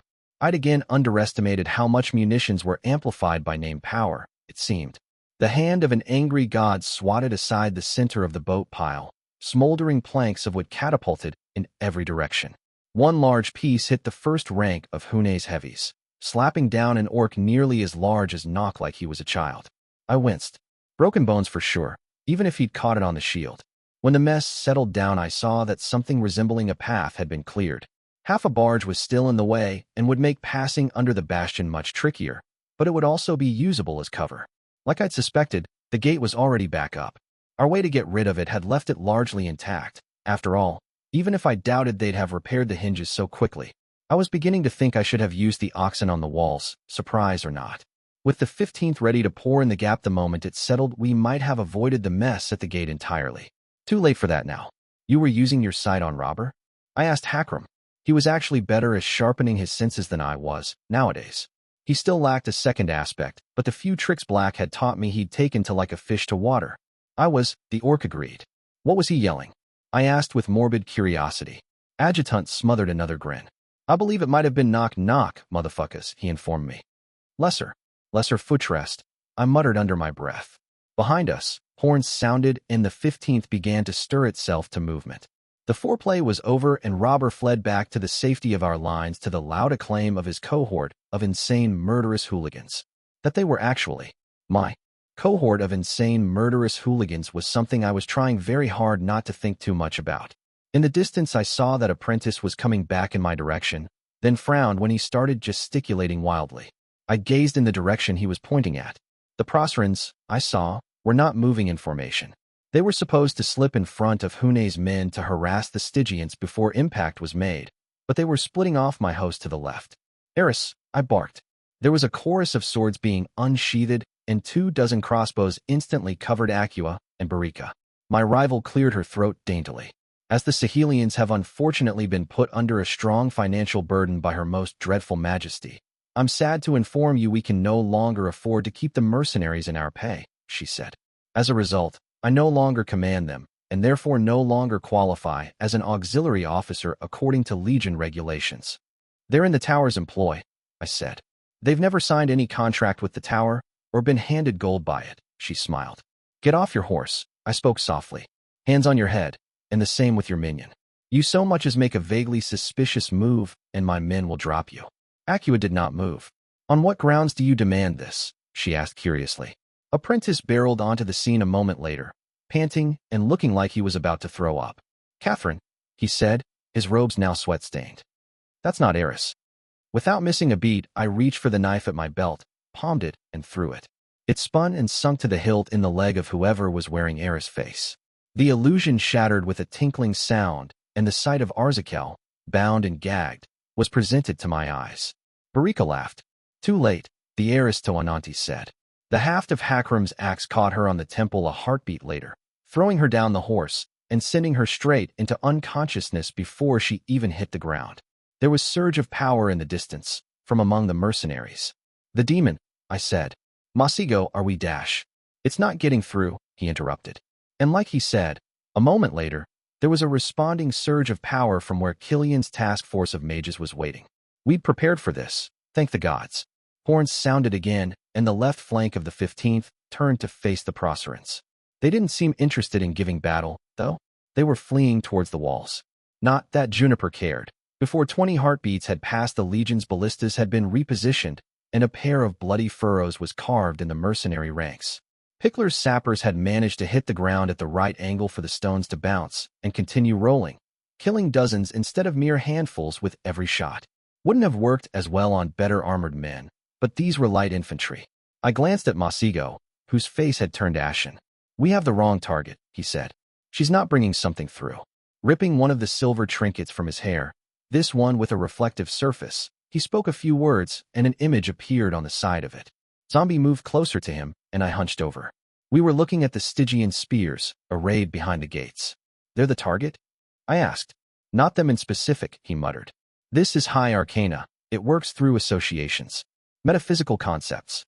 One of the former slaves in the front ranks staggered, his muscular body turning into a weak husk in the blink of an eye before he dropped dead on the ground.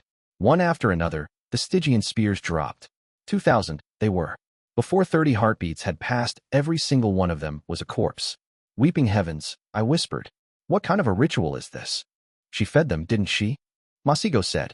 She gave them water and rations. Hers. And she just retrieved that gift. If it's retrieved, that means she got it back. I hissed. 2,000 lives and fuel. The power to the east had not dimmed, it had grown. And even as I thought, I could feel it taking shape. The ballistas continued taking their toll, but they were irrelevant now. Eris had never intended for the Procerans to be the force she used today. They'd been a red herring for me to focus my efforts on, thinking I was scoring victories by hobbling them. In front of the fleeing mercenaries, a tear in creation formed, pouring out a geyser flame and sulfur. Contact the task force. I ordered Masigo immediately. Shut this down. Now. The image on the trinket shifted and Apprentice immediately began talking in a low voice to someone. I didn't stick around to supervise. He knew how to handle that situation better than I did. I passed by Hakram and the Gallowborn securing the unconscious Barika. Someone had gotten Arzakel off the horse and handled the wound, but he wouldn't be talking. His tongue had been removed. So that's why the Procerans are listening to Eris. Odds were someone with Arzakel's face was giving them their orders. When had she made the switch? I doubted she'd managed to put a prisoner on a horse under my nose without my noticing. So she must have found a way to fool Apprentice's spectacles from the beginning. But then how did he figure out she wasn't the one on the horse when he came back? Suspicion gnawed at me, but I set aside the matter for now. My eyes turned to the ritual gate, and what I saw there had my limbs going numb. Devils were spewing out of it by the hundreds. Iron hooks, jackal heads, and the lizard tigers. Other kinds I'd never seen before too, with wings. All of them were going for the walls. The iron hooks would be able to climb them with no trouble. Some would die going up, shot by archers, but eventually a foothold would be made. And then the levies would panic, and the whole infernal host would spill into the city. Thousands would die, I already knew. Tens of thousands. Even, since the civilians would be so tightly packed. All of it because I'd thought Eris would use an old trick again instead of pull out a new one. My name was silent. It should have been howling in anger and outrage, but there was not so much as a ripple in the pond. The stillness in my mind was all mine. So was the vicious, frozen fury going through my veins. Eventually Killian's task force managed to shut down the ritual gate by following Masago's instructions, cutting through a giant snake as it did. It didn't matter. Another one had passed through unhindered, and it was closing its jaws on the top of the ramparts. Lesser devils were already beginning to use it as a way up. I got down from my horse and walked to Barika's prone form, crouching to slap her awake. I felt like my body was not my own, like I was puppeting myself the way I did corpses. The Sonic opened her eyes with a pained gasp. You breed are ever sore losers, she sneered the moment her eyes swam back in focus. I felt myself exhale. It truly is a game to you, isn't it? I said, even when people die, just part of the steps. You're in over your head, foundling, Barika said. You have been since the beginning. I smiled. You know, I've had a lot of time to think about things on the march here. After Marchford, you see, I seriously considered assassinating Eris even after Black essentially warned me off the idea. Do you know what held me off? Fear, the aristocrat mocked. Yes, I agreed softly. You're right. I was afraid. Barika, not of her, but of escalation. How much worse would she get if she felt that her life was on the line? Your mistake, the Sonic said, was to think that you should only be afraid of us when you threaten our lives. Right again, I chuckled. Not in the way you meant it, but there it is. I keep expecting you lot to have lines you won't cross. But you don't, do you? You weren't raised to think that way. Anything goes if it gets you what you want. Torture might be preferable to your petty moralizing, Barika said. Not that you'll get anything out of me. I've been trained to resist the likes of what you can bring to bear. You probably have, I acknowledged, and rose to my feet. Thank you, Barika Ananti, for this valuable lesson. Calmly, I took the crossbow of the closest Gallowborn and placed a bolt through her eye. She was dead before she even realized what was happening. Masigo, I said, looking down at the corpse. Scry Juniper. I'm ordering a full frontal assault. And what will we be doing meanwhile, Catherine? Hakram asked. I spat to the side. We're going to have a conversation with the man who cut off your hand. Book 2, Chapter 42, Flaw. Sometimes you can't make an omelet without breaking a few eggs. Executing the hens who laid them on trumped-up charges and setting the most rebellious henhouse on fire as an example to the others. Dread Empress Maleficent too. Behind me the 15th formed into a battering ram. Cohorts repositioned smoothly as Juniper's orders were relayed, forming a long, broad column with myself and the Gallowborn at the head of it. The Procerans and the Devils still suffered the occasional shot from Pickler's engines, but the mercenaries had largely been allowed to flee. I'd had a hard conversation on the subject with the Hellhound mere moments ago. She'd been of the opinion that Nox Kabili should sweep through them, so we'd have fewer to fight inside the walls, where my legion would be constrained by the size of the streets. She'd given in, though, when I'd pointed out one important fact. Eris was after something inside the walls. She would not have burned so many bridges otherwise, resigned a commission handed to her by the Black Knight himself, and summoned an goddamned actual host of devils. This was no longer a siege, it was a race, and I'd need every soldier inside with me. Since then, what felt like too long had passed. Barika's execution had cooled my blood somewhat, but the fury had been replaced by restlessness. More than once I'd considered just taking the Gallowborn and going in without the rest of the 15th, but it was just too much of a risk. The kind I couldn't afford, not with heroes on the prowl and Eris just one fig leaf away from open rebellion against the tower. Masigo was still hunched over his scrying trinket, eyeing the unfolding battle inside the walls. I thought we couldn't scry behind the city walls, I said. The devils disrupted the wards, Apprentice replied. I can have a look anywhere short of the ducal palace itself. And the lake. That place is swimming in so much holy power, I doubt either of us could even eat the fish from it. How's it looking for the defenders? Hakram gravelled. Their commander set up concentric rings of defenses inside the city, the bespectacled mage said. The walls are lost, but in their retreat they set on fire all the houses behind them. It appears to be slowing the devils down, and the soldiers are gathering on the first ring for another stand. The lone swordsman? I asked. I found him twice, Masigo said. At the moment he appears to be single-handedly holding an avenue against the devils. Keep an eye on him, I ordered. We'll be headed in his direction as soon as we've established a beachhead. Apprentice replied with a gesture that was half agreement, half dismissal of the conversation, eyes still peeled on his instrument. Behind us the horns finally sounded, signaling it was time to begin the advance. Like a great beast coming to wake, the 15th began to march. I set Zombie to a trot, and the Gallowborn followed. From the corner of my eye I saw Hakram gently remind Apprentice that he was supposed to be walking, jolting him out of his thoughts. I couldn't tell exactly where it had begun, though I thought it might have been the middle of the column. One voice started, then hundreds joined in, and the avalanche swept over the entire legion. My soldiers were singing. He was a prince and a handsome lad, on a pretty white horse, all ironclad. His lance was silver, but his heart gold. A peerless champion, or so we're told. Oh, the Lord of the Silver Spears. Most of my legionaries were terrible singers, though with that many voices in chorus, it was hard to even tell. I cast a look at Hakram, who was whistling the tune and trying not to grin. So he cornered us on a muddy hill. His knights were up and eager to kill. But he said, "Halt. We need not fight. Only the she-witch will die tonight." Oh, the Lord of the Silver Spears. Well, at least they were moving. The tune had been set to the cadence of a legionary's quick march, because of course it had. We got in range of bowshot from the walls fast enough, but there was no one left to shoot at us. All the defenders had retreated. That showed foresight on the part of the commander on the other side. They'd been given orders in case the walls were breached. He rode up to us and rang his horn, called out the boss with all his scorn, then sat there idle, proud as all hells, waiting while she bid her farewells. Oh, the Lord of the Silver Spears. The river barges were no longer smoking, but they were messy terrain to go through. The Gallowborn had to break formation around what had once been a prow, shields up and casting wary looks ahead. Hakram's axe, he'd changed weapons after Marchford, and proved deadlier with this one than he'd ever been with the last, had been in hand since we'd started moving. Once in a while he nudged Masigo in the right direction with it, since the Sonic still refused to look away from his instrument. So we shot him, right through the throat. So much for that armor and all the gloat. So learn the lesson from that sad day. Fuck with the 15th and you'll pay. Oh, poor Lord of the Silver Spears. I snorted. Well, that was one lesson to derive from Three Hills. If singing what was essentially trash talk as they marched kept my legion's morale up, I wasn't going to mess with the formula. The Gallowborn formed a wedge as we approached the gates, slowing down. Said gates had been propped up where they were supposed to stand, but even from my saddle I could see there was nothing holding them there but their weight. Adjutant, I said.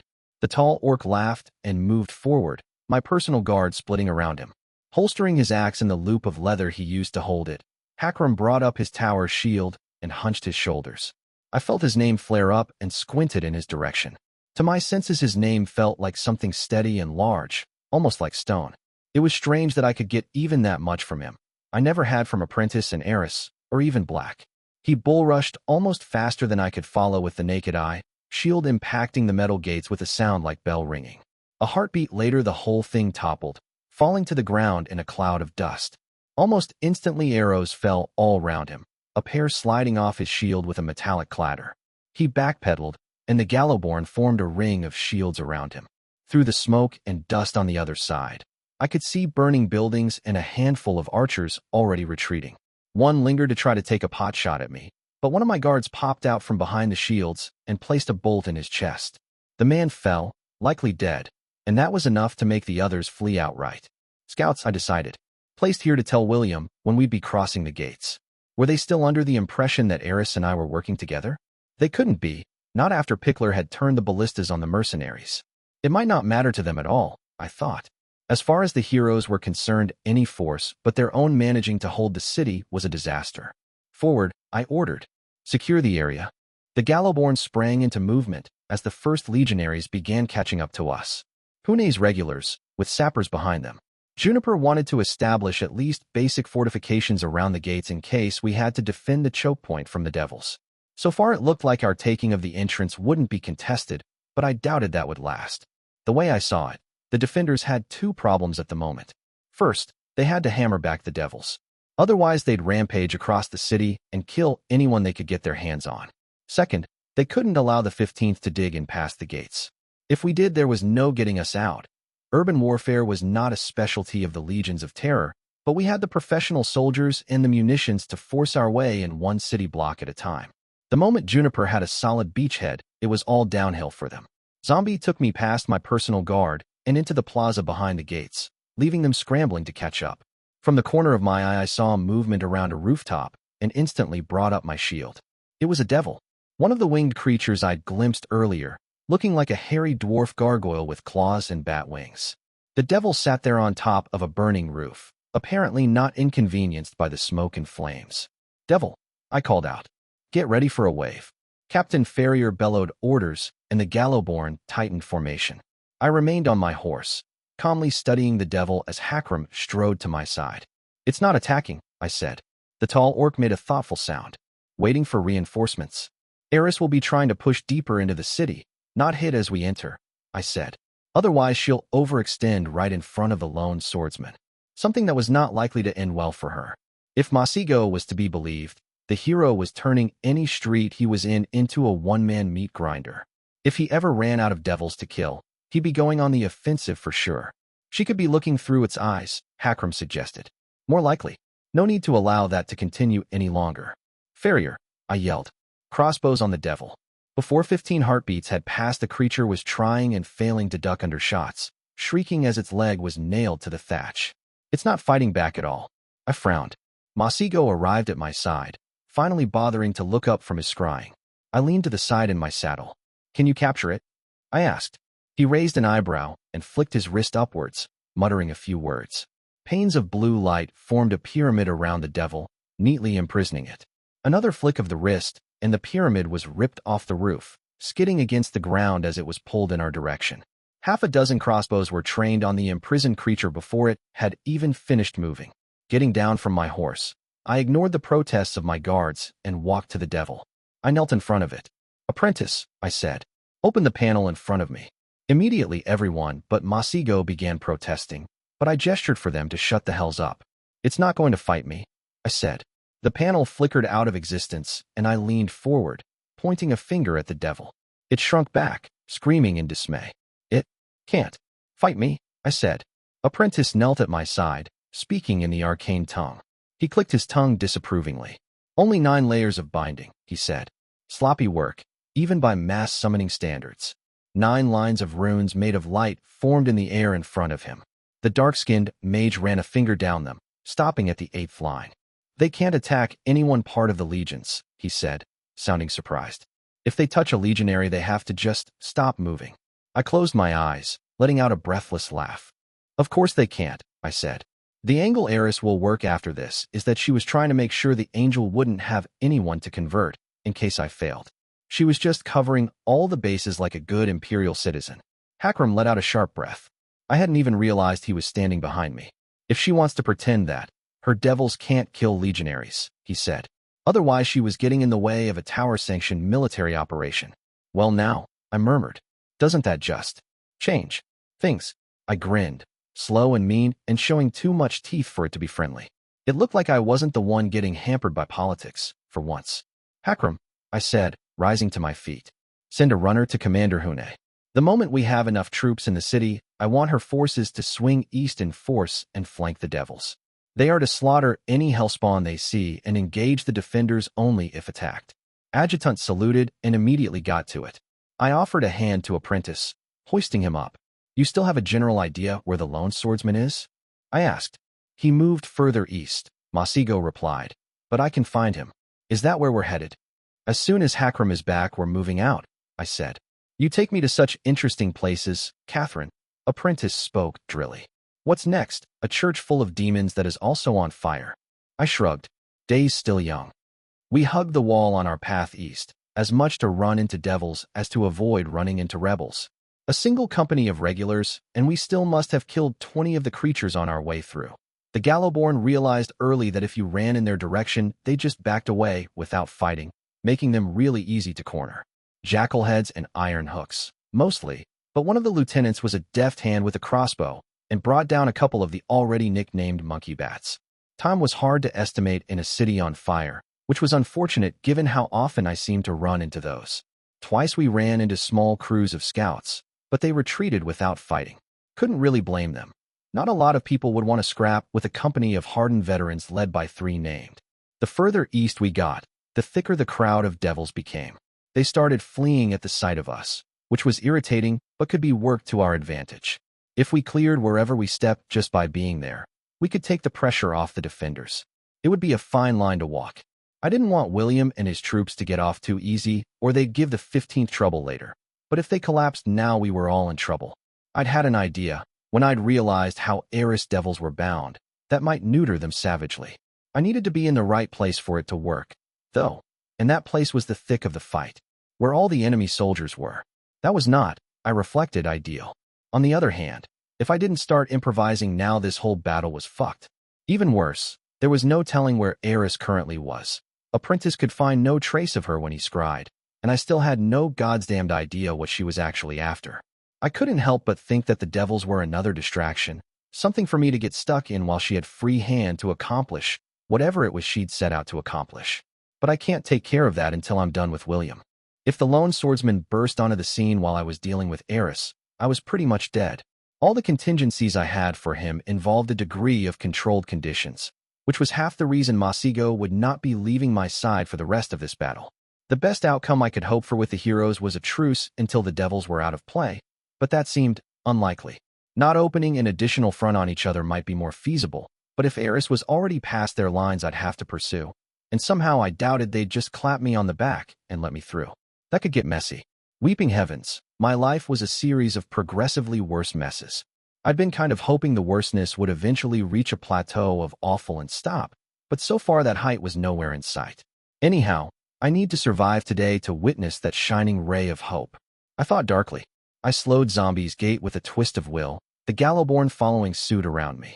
I'd had an itch between my shoulders blades for a while now, one I'd first believed to be the result of sweat and rough clothes. But it wasn't going away. Hold your fire, I told my guards. Thief, come the hells out. Let's have a chat. There was a long moment of silence afterwards, and I almost began to think I'd read too much into this. I hadn't, though. The short-haired woman strolled out of a nearby alley, hands casually in her pockets. No weapons in sight. But considering she'd thrown 24 boats at the field earlier, that meant less than nothing. She was smiling, but it didn't reach her eyes. I love talking, Thief said.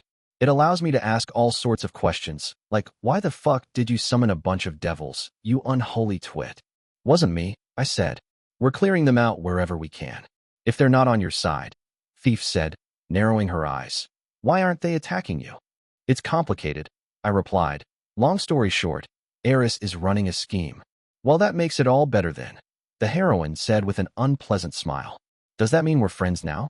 Want to hold hands, maybe braid my hair?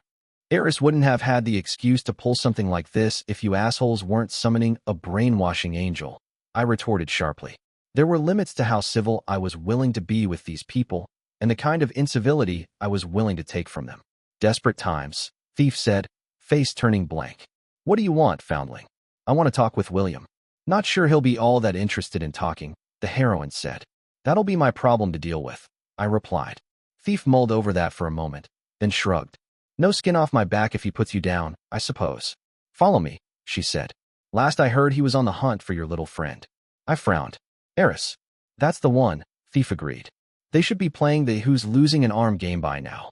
The heroine leaned forward. Here's a hint. The answer is usually not him. Red skies. This eye for an eye business is horridly proportional. I assure you, if I'm losing an eye, then so is everyone else. Dread Empress Sanguinia too. So you're going to be fighting this warlock, I take it? Tycholosh said. The incubus was lounging in a camp chair, something Weexa had believed to be physically impossible before being presented with the current evidence.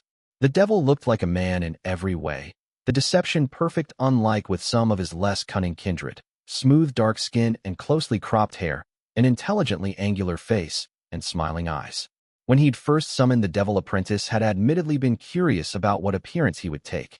Incubi formed their looks around the deepest desires of the individual who'd brought them into creation, though they could discard that shape at will if they so wished. There'd been no oiled-up muscles or revealed hairless chests. Tycholosh had come through dressed neatly and almost conservatively, his tastefully embroidered tunic topped by a collar that rose up almost up to his chin. It had surprised Weexa, but somehow it felt accurate. There was a reason incubi and succubi were often summoned by practitioners seeking to perfect their craft. Learning what they truly found attractive allowed them to discover something about themselves in a subject matter where humans were in the habit of lying to themselves. To know yourself was to know your power. That is the plan, Weexa agreed, pouring himself a drink from the carafe on the table. His tent in the camp of Militia's rebel army.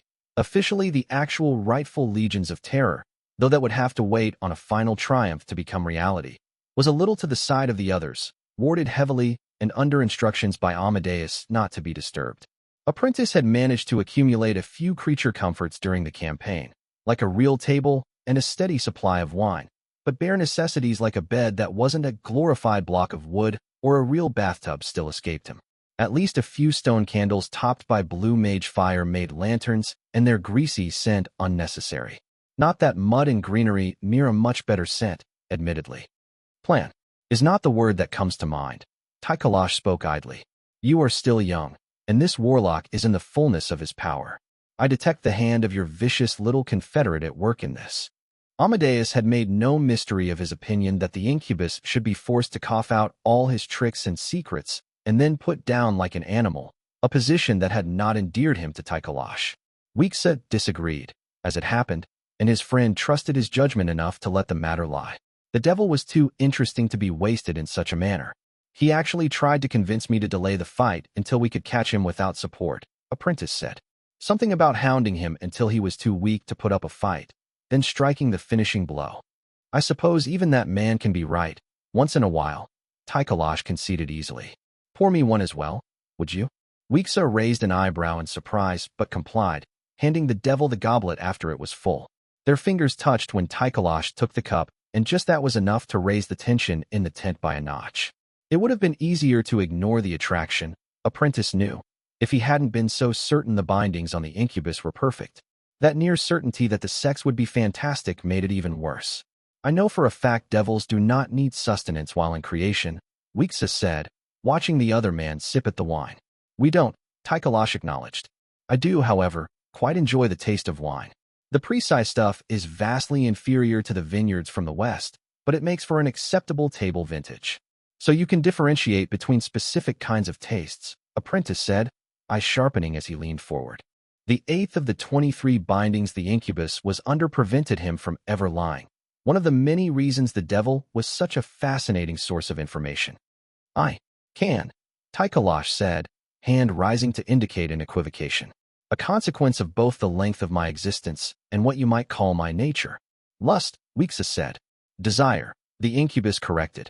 Lust is such a limited concept, and I am a most complex creature. You are an entity driven by an absolute, Apprentice said. Absolutes are, by their nature, simple.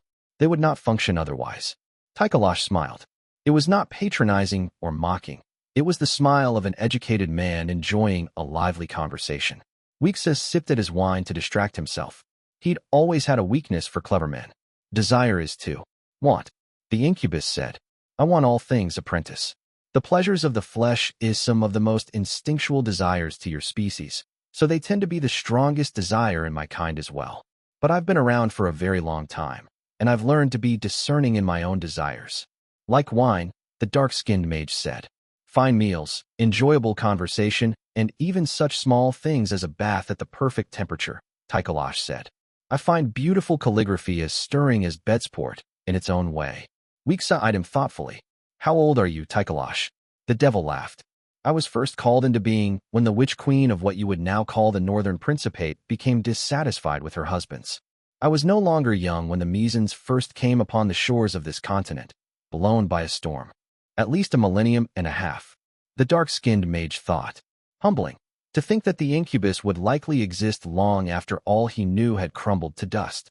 Seen it all before, have you? He said. The dread empire always wounds itself.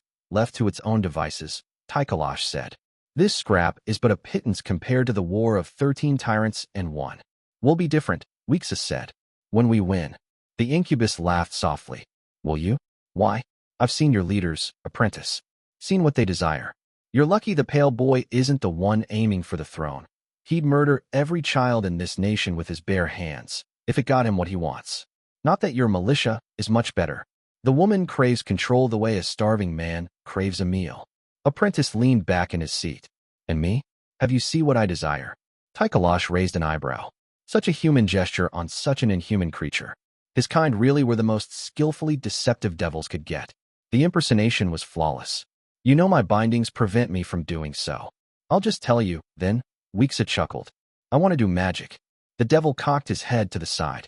Simple, isn't it? The dark-skinned mage said. I wouldn't say that at all. The incubus replied softly.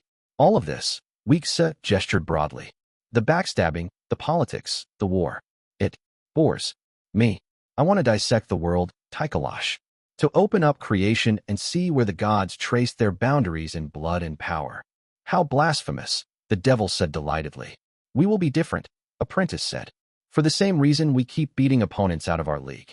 They think they're strong because they've accumulated power and we haven't. But that's a fundamental misunderstanding. We've never used our own strength. We let creation win for us. You seem remarkably lucid, for a madman, Tychalosh noted. I might still die tomorrow, the mage said. Which is why I need to ask you 2 questions. I compel you to answer. Were you trying to seduce me throughout this conversation? No, the incubus replied. I compel you to answer. He spoke again. Are you attracted to me? I am attracted to everyone, Tychalosh said. The dark-skinned mage drained the rest of his wine, then rose to his feet. Weeksah unbuttoned the top button of his tunic. He raised an eyebrow at the incubus. Well, he said, what are we waiting for then? When the High Lord Duma had ordered a fresh set of forts built in the northern reaches of his domain, it had been met with a degree of surprise by most. The High Lordship of Aksum covered a third of the wasteland, but it had not been under threat by anyone in a long time. Though Dread Emperor Nefarious had become a reclusive hedonist, the empire was still largely at peace. Amadeus had recently told Weeksah it hadn't actually been the High Lord's notion at all. The refusal of the clans to pay their owed tributes to the tower had pushed the Chancellor, who'd effectively ruled Prise, in those days, to consider war with the Greenskins. Though Wolof stood between Aksum and the steppes, the latter was still the last line of defense between the orcs and the Green Stretch. The Empire's breadbasket had to be protected at all costs if it came to war. Widespread food shortages caused by rampaging Greenskins would lead to the kind of unrest that had toppled tyrants so many times before. Now those same fortifications served to hinder the advance of a rebel army, though admittedly its ranks were filled with Greenskins as had been feared.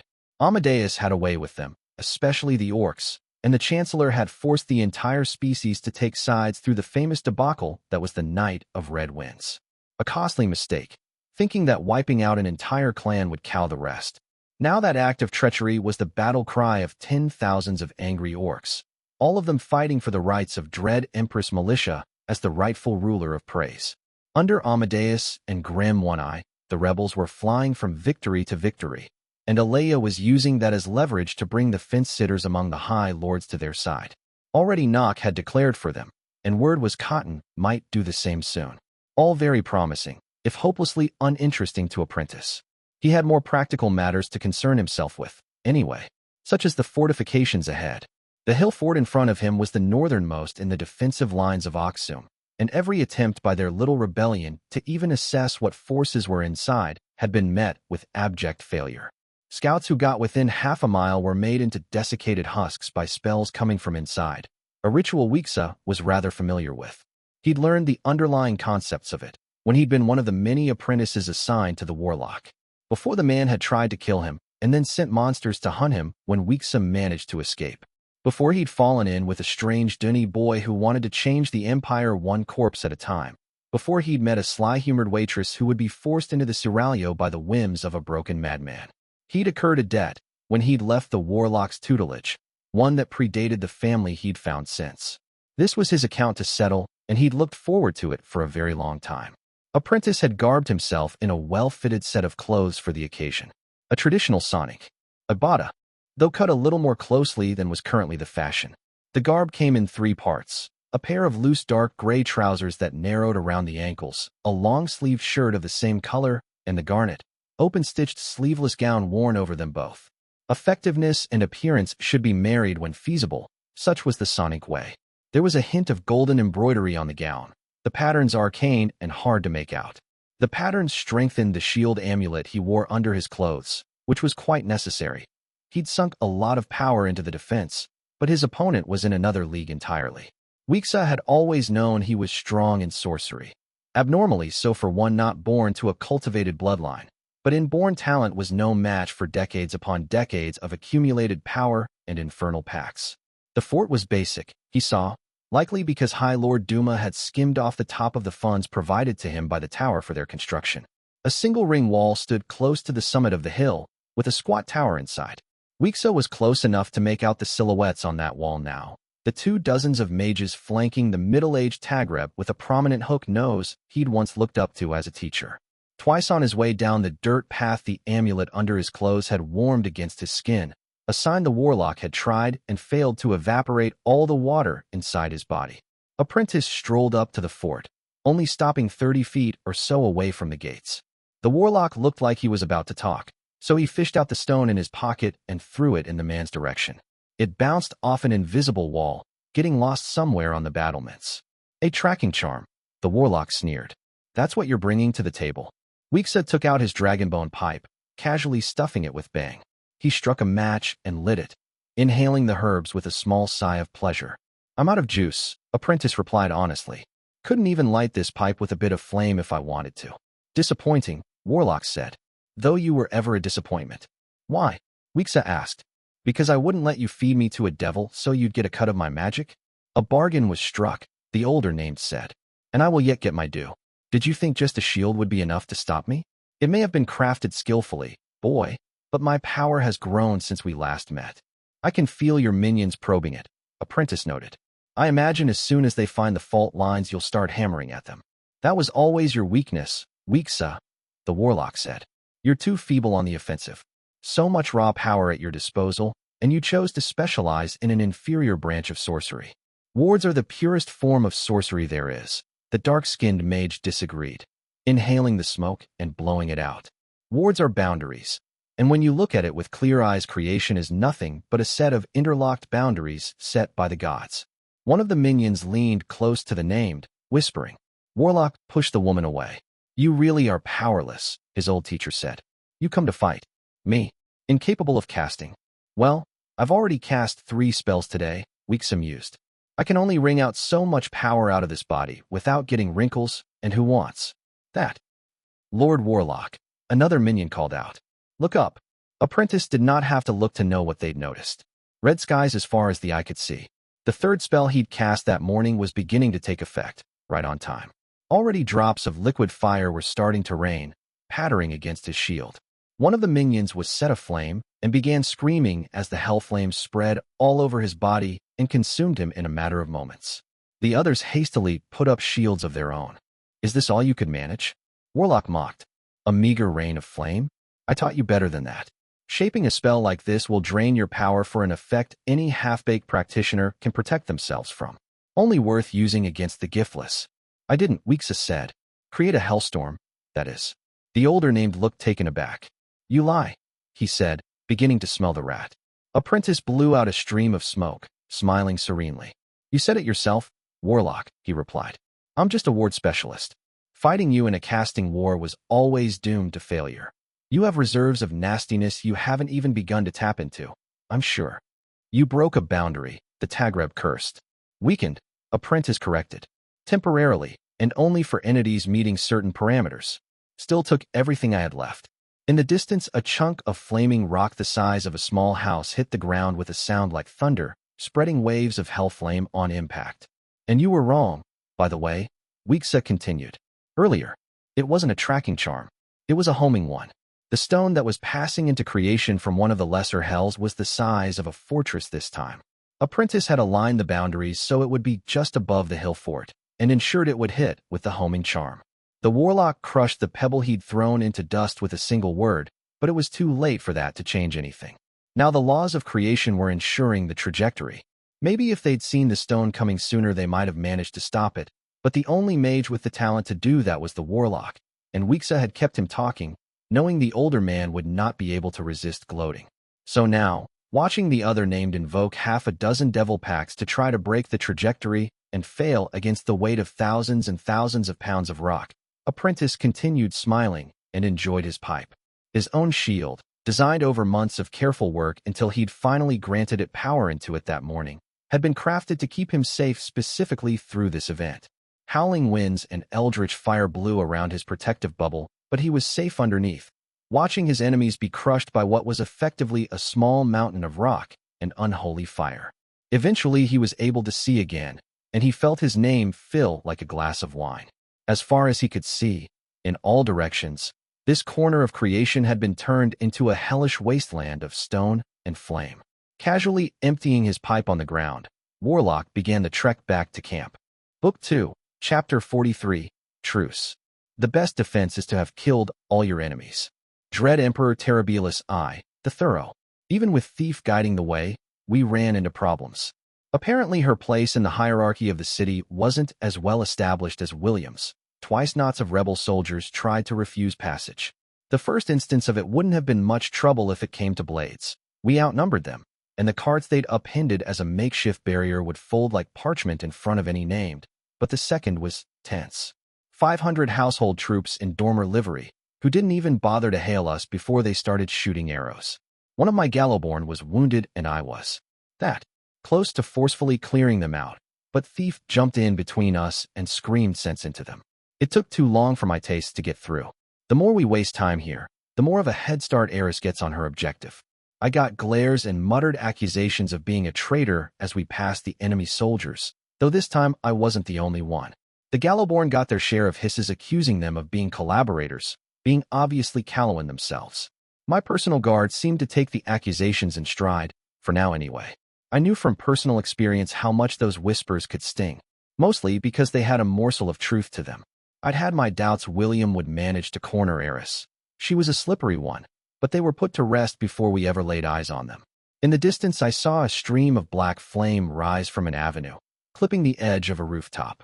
The fire spread in the blink of an eye until it covered the entire rooftop and then snuffed itself out, leaving nothing behind.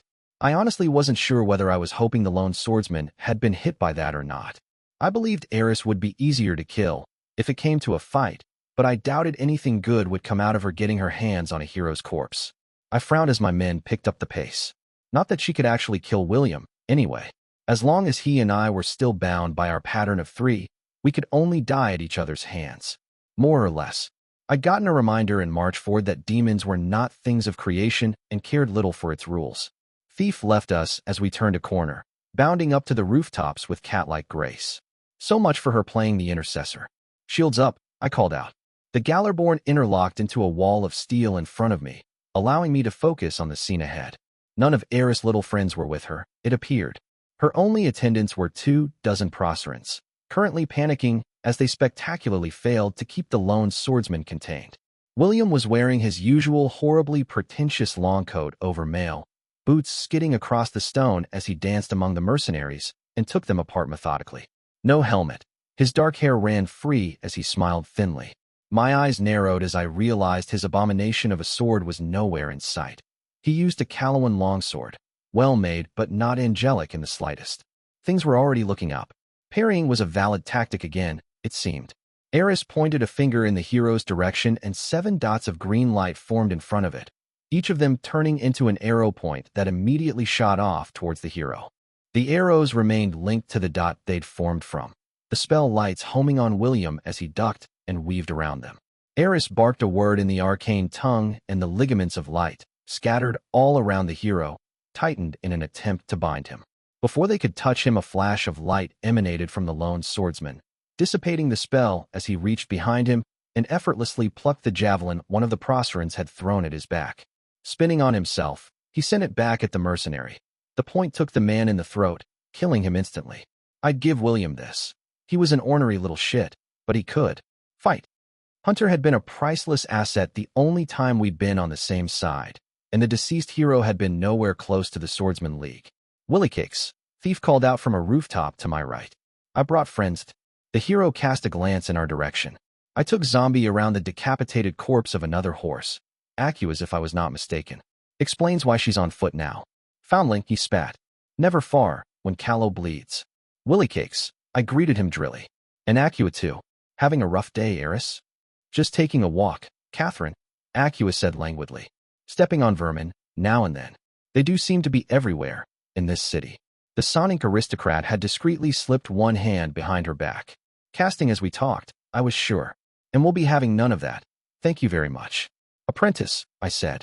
Be a dear and shut that down, would you? The bespectacled mage chuckled. Now, you talk sweet to me. Typical. Pushing up his sleeves, Masigo cracked his fingers and grinned maliciously. If you would grant me this dance, Lady Acua, here I'll let. The dark-skinned man's clothes shuddered, as if caressed by a breeze, and he pushed his open palms forward. The proselytes surrounding Eris were scattered like toys by an invisible force, while the Sonic herself hastily brought her hidden hand forward and traced a single sigil in the air. A bubble of nearly transparent magic formed around her, turning opaque under the force of Masego's own spell, trying to hammer it down. I left them to it, for the moment, and turned to William. I can cripple the devils all over the city, I told him. But, he sneered, you'll need to reach into the deepest parts of your will and manage, not to contradict me instantly. I said. I make no such promises, the lone swordsman said. I'm trying to save your goddamned hides here. Willie, I snarled. For once in your life, do the smart thing instead of polishing your principal codpiece. William, Thief broke in. Some of the barricades are already buckling. Whatever she'll do can't be worse than children getting killed in their cribs. The lone swordsman met my eyes, green to brown. If he was expecting me to be intimidated by it, he was barking up the wrong tree. I'd stared down more intimidating things than the likes of William. The sound of fire and screams drifted in from the distance. Fine, he said, looking away. Apprentice, I said. The overweight mage casually tossed me one of the trinkets from his dreadlocks, eyes never leaving Eris. Their little scuffle had changed in nature while I negotiated with the idiot. Masego's force and Eris' shield were now a shifting landscape of differing pressures, some parts buckling in and others jutting out. He'd get to manage to power through. I snatched the silvery pyramid out of the air and brought it close to my mouth. I cleared my throat, and the sound of it resonated broadly. Like Apprentice said, once it was activated, any sound touching the trinket was massively amplified. Under my authority as the squire, I declare the city of Lys under martial law. I announced, my words drowning out everything else for a moment. As of this moment, every human inside the city walls has been conscripted into the 15th Legion. The silver trinket darkened the moment I finished speaking, losing its shine and even cracking in some places. I dropped it into a saddlebag, reluctant to disturb Apprentice from his contest of will by tossing it back. As long as the acting commander of the forces inside the city doesn't do something stupid like, openly contradicting me, I said, the devils can't touch anyone anymore. So now, That we've all joined the legions, I have to ask the most important question. How's the pay? Thief asked. Hakram shrugged. For the enlisted? Not bad. Silver though, not gold. Adjutant, I sighed. Stop humoring the heroes. William absent-mindedly walked over to one of the Proserans who was trying to get up, opening his throat with a flick of the wrist. The others scrabbled away in panic. And this protection holds even if you're dead, I take it? The hero asked. I unsheathed my sword. I'm not sure I like the direction this conversation is heading, I said mildly. There was a pop ahead as Era's shield finally gave way. She swept her arms gracefully in a circle and with a triumphant smile redirected whatever spell Masigo had been using in our direction. Apprentice frowned and tapped the ground with his foot. The invisible force exploded halfway to our group in storm of invisible power, ripping out pavement stones and tossing them around. I ducked under one, pressing against my mount. 200 paces. Eris said. 8 binding, lifted. Attack. 3 heartbeats later, a jackalhead leapt down from a rooftop and landed in front of the recovering Proserants. It leered hungrily at us. William, remember that time we had a truce until everyone else was dead? And then you pretty much split my belly in two and left me dying on the ground. I refrained from adding. Granted, the hero said. And not a moment longer. I'd heard that one before. And though he'd observed the truce to the letter, the red scar across my chest was a reminder of how short a truce like that could be. I slid down from my horse, sword still in hand. Captain Farrier, I called out. Hold the back of the street. Don't interfere otherwise. This one's above your pay grade. Good hunting, ma'am, the captain replied, already getting his men in position. Hakram rested his axe on his shoulder, baring his fangs. Priority target? He asked. Eris, I said. Masigo dash. Battlefield control, like we practiced, he interrupted easily. I felt my name pulsing under my skin, eager to sink its teeth into my enemies. Well, it wouldn't go hungry tonight. Already I could see devils swarming in our direction from the east, jumping over rooftops and gathering in the sky.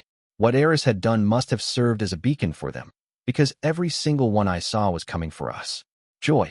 For the first time it occurred to me, I wasn't sure what would happen to the bindings on the Hellspawn if Eris died. Would they just all be unmade? That would be bad. They'd rampage across the city. On the other hand, I couldn't afford to spare someone like Acua. She was likely to escape if I took her prisoner, and as long as she held a modicum of control over the devils, she had the largest stick to swing out of the 3 named currently fighting for control over Lys. Not an acceptable situation, so I supposed I'd have to burn that bridge when I got to it. I wasted no more time over the thought. The longer I dallied, the more devils would be on us. With my left hand, I unsheathed the knife at my hip and strode forward, Hakram covering that same flank. Unlike Adjutant, I had no shield. Since my leg had been crippled by the demon, I'd been forced to admit that this kind of fighting no longer worked for me.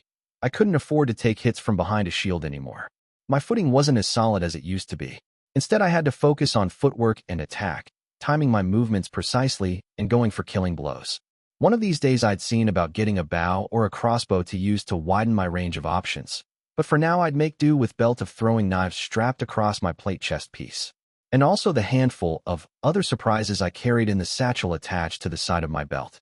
My first real opponent of the day was an iron hook who jumped straight off the roof to sink its claws into my throat. I ducked under it, letting it land behind me, and turning to sink the point of my sword into the back of its neck. I was already moving again before the corpse dropped to the ground. Already there were a dozen devils standing between Eris and us, but when she'd made her decision, she clearly hadn't factored in heroes. The lone swordsman was on the offensive, and I saw that Masigo hadn't been exaggerating when he'd said the man could single-handedly hold a street off. The hero moved forward at a walking pace, and everywhere he went devils died. There were no bursts of light, no displays of heavenly wrath, or even name-enhanced strength as he fought. William simply waited for their attacks, avoided them by a hair's breadth, and sent heads rolling with a single measured swing. I'd studied swordsmanship under one of its greatest living practitioners for a year, sparred with a woman who could tear through steel with her bare hands, and fought a demon of the 13th hell on foot with only 5 people at my side. And yet, in that moment, the sight of the lone swordsman calmly dispatching one opponent after another sent a shiver down my spine.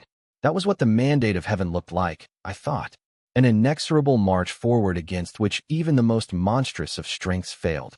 One of the hairy dwarf gargoyles tried to sweep down on me, but its head was instantly pulped without any intervention on my part, the rest of its swarming companions dispersing with cries of fear. Apprentice was keeping the distractions off our back, like he was supposed to. Hakram and I impacted the mass of devils a heartbeat later. My name flared up, and I let myself sink into it, not to shape the power, but to use the awareness that came with it. Everything came in flashes. A hand reached for my throat, and I spun my wrist, slicing cleanly through it. I glimpsed a screamed jackal head before I rammed my knife between its eyes, spinning around the devil as I tore out my blade. An iron hook came from my legs, but Adjutant's axe split its head in two before the orc kicked the corpse into the open maw of a lizard tiger. Another monkey bat landed screaming on my back, but it instantly began to turn to dust as Apprentice took care of the problem while I opened the throat of another iron hook. A jackal head bounced off of Hakram's shield and tried to tackle me, but my knife flicked up and opened it from crotch to throat. I abandoned the knife in the devil's body and caught a gargoyle by the throat, squeezing until its head popped off. I half-stepped away from a lizard tiger's lunge, crouching to take back my knife as Hakram's axe head tore through its neck. Everything was crisp clear, like the air on a cold morning, and I felt a sort of savage joy welling up in me. From the corner of my eye I saw a thief wading across the devils on the rooftop behind Eris, weaving around the grasping creatures like she was running an obstacle course. She leapt towards Akua's back, but was intercepted halfway through by a gargoyle. Undeterred, she somehow bunched up together and used the devil as leverage to jump again, landing in a crouch behind Eris. The aristocrat pointed a palm at her, green runes appearing in a linked circle around her hand. There was a detonation like a sharper exploding, and the heroine was blasted through the wall of the house behind her in her shard of wooden splinters. I wasn't worried. Even heroes with roles unsuited for fighting were remarkably hard to hurt. Another wave of devils came for us by Hakram's side, but they didn't manage to get far. Collars of whirling wind formed around their throats, tightening and dragging them back. I hacked through the shoulder of a jackal-head adjutant battered down with his shield and allowed the orc to finish it as I pressed ahead. One last iron hook, who managed to weave under a sword stroke only to take a knife in the belly, and finally I was on Eris. All that stood between the two of us was the last few procerants, who eyed me with undisguised fear. To my right, I saw the lone swordsman cleaving through a devil and casually stepping between the halves of the corpse. I ignored him for now, eyes on Eris, who smiled. Almost, she said. There was a flash of blinding light, and immediately I backstepped, grabbing a devil by the throat and pulling it between myself and the light as I clenched my eyes shut. I opened them the moment I felt the devil bite into my shoulder, fangs somehow managing to dent the steel plate. Tossing the devil away, I looked in Eris' direction and cursed. There were 9 of her now, all running north. Masigo, I screamed. Get her. If she got away now, we were in trouble. Shit, which one was she? William started running, slicing a devil in two without stopping and headed after the closest Akua. I called on my name, feeling it respond eagerly to my anger. A bolt of lightning threaded through the crowd, hitting one of the heiresses in the back. The smoking corpse of a Proceran mercenary fell to the ground. The lone swordsman lopped an arm off another one, not even bothering to finish him off. Shadows coalesced into a spear as I tried to pick a target. A jackal head tried to break my neck, but Hakram had caught up and his axe sent the lupin head tumbling to the ground. Not the one in the middle, I thought frantically. Too obvious. To the left?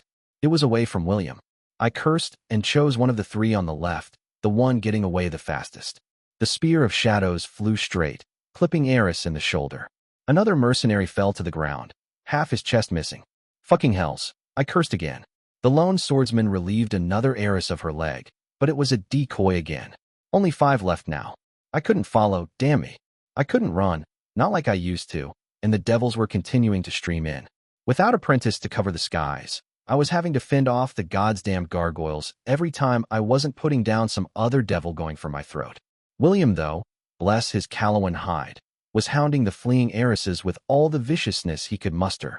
Another decoy died to an explosive ball of red light courtesy of Apprentice, and the last 4 were clustered together. The lone swordsman ran one through, didn't even stop to look whether it had been the real heiress. It hadn't, and burned another one alive with a blast of almost blinding light.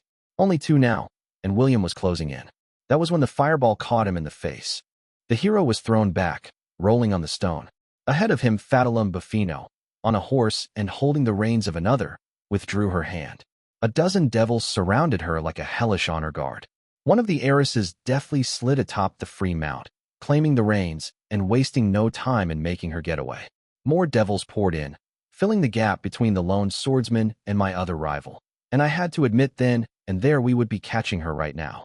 I hissed in anger, taking out my temper on the closest devil. My sword blade hacked through the chest, the jackal head screaming in pain before I put it of its misery. Retreat, I called out to Hakram. We needed to regroup and then get ready to press forward again. I sure as hells wasn't done with this fight.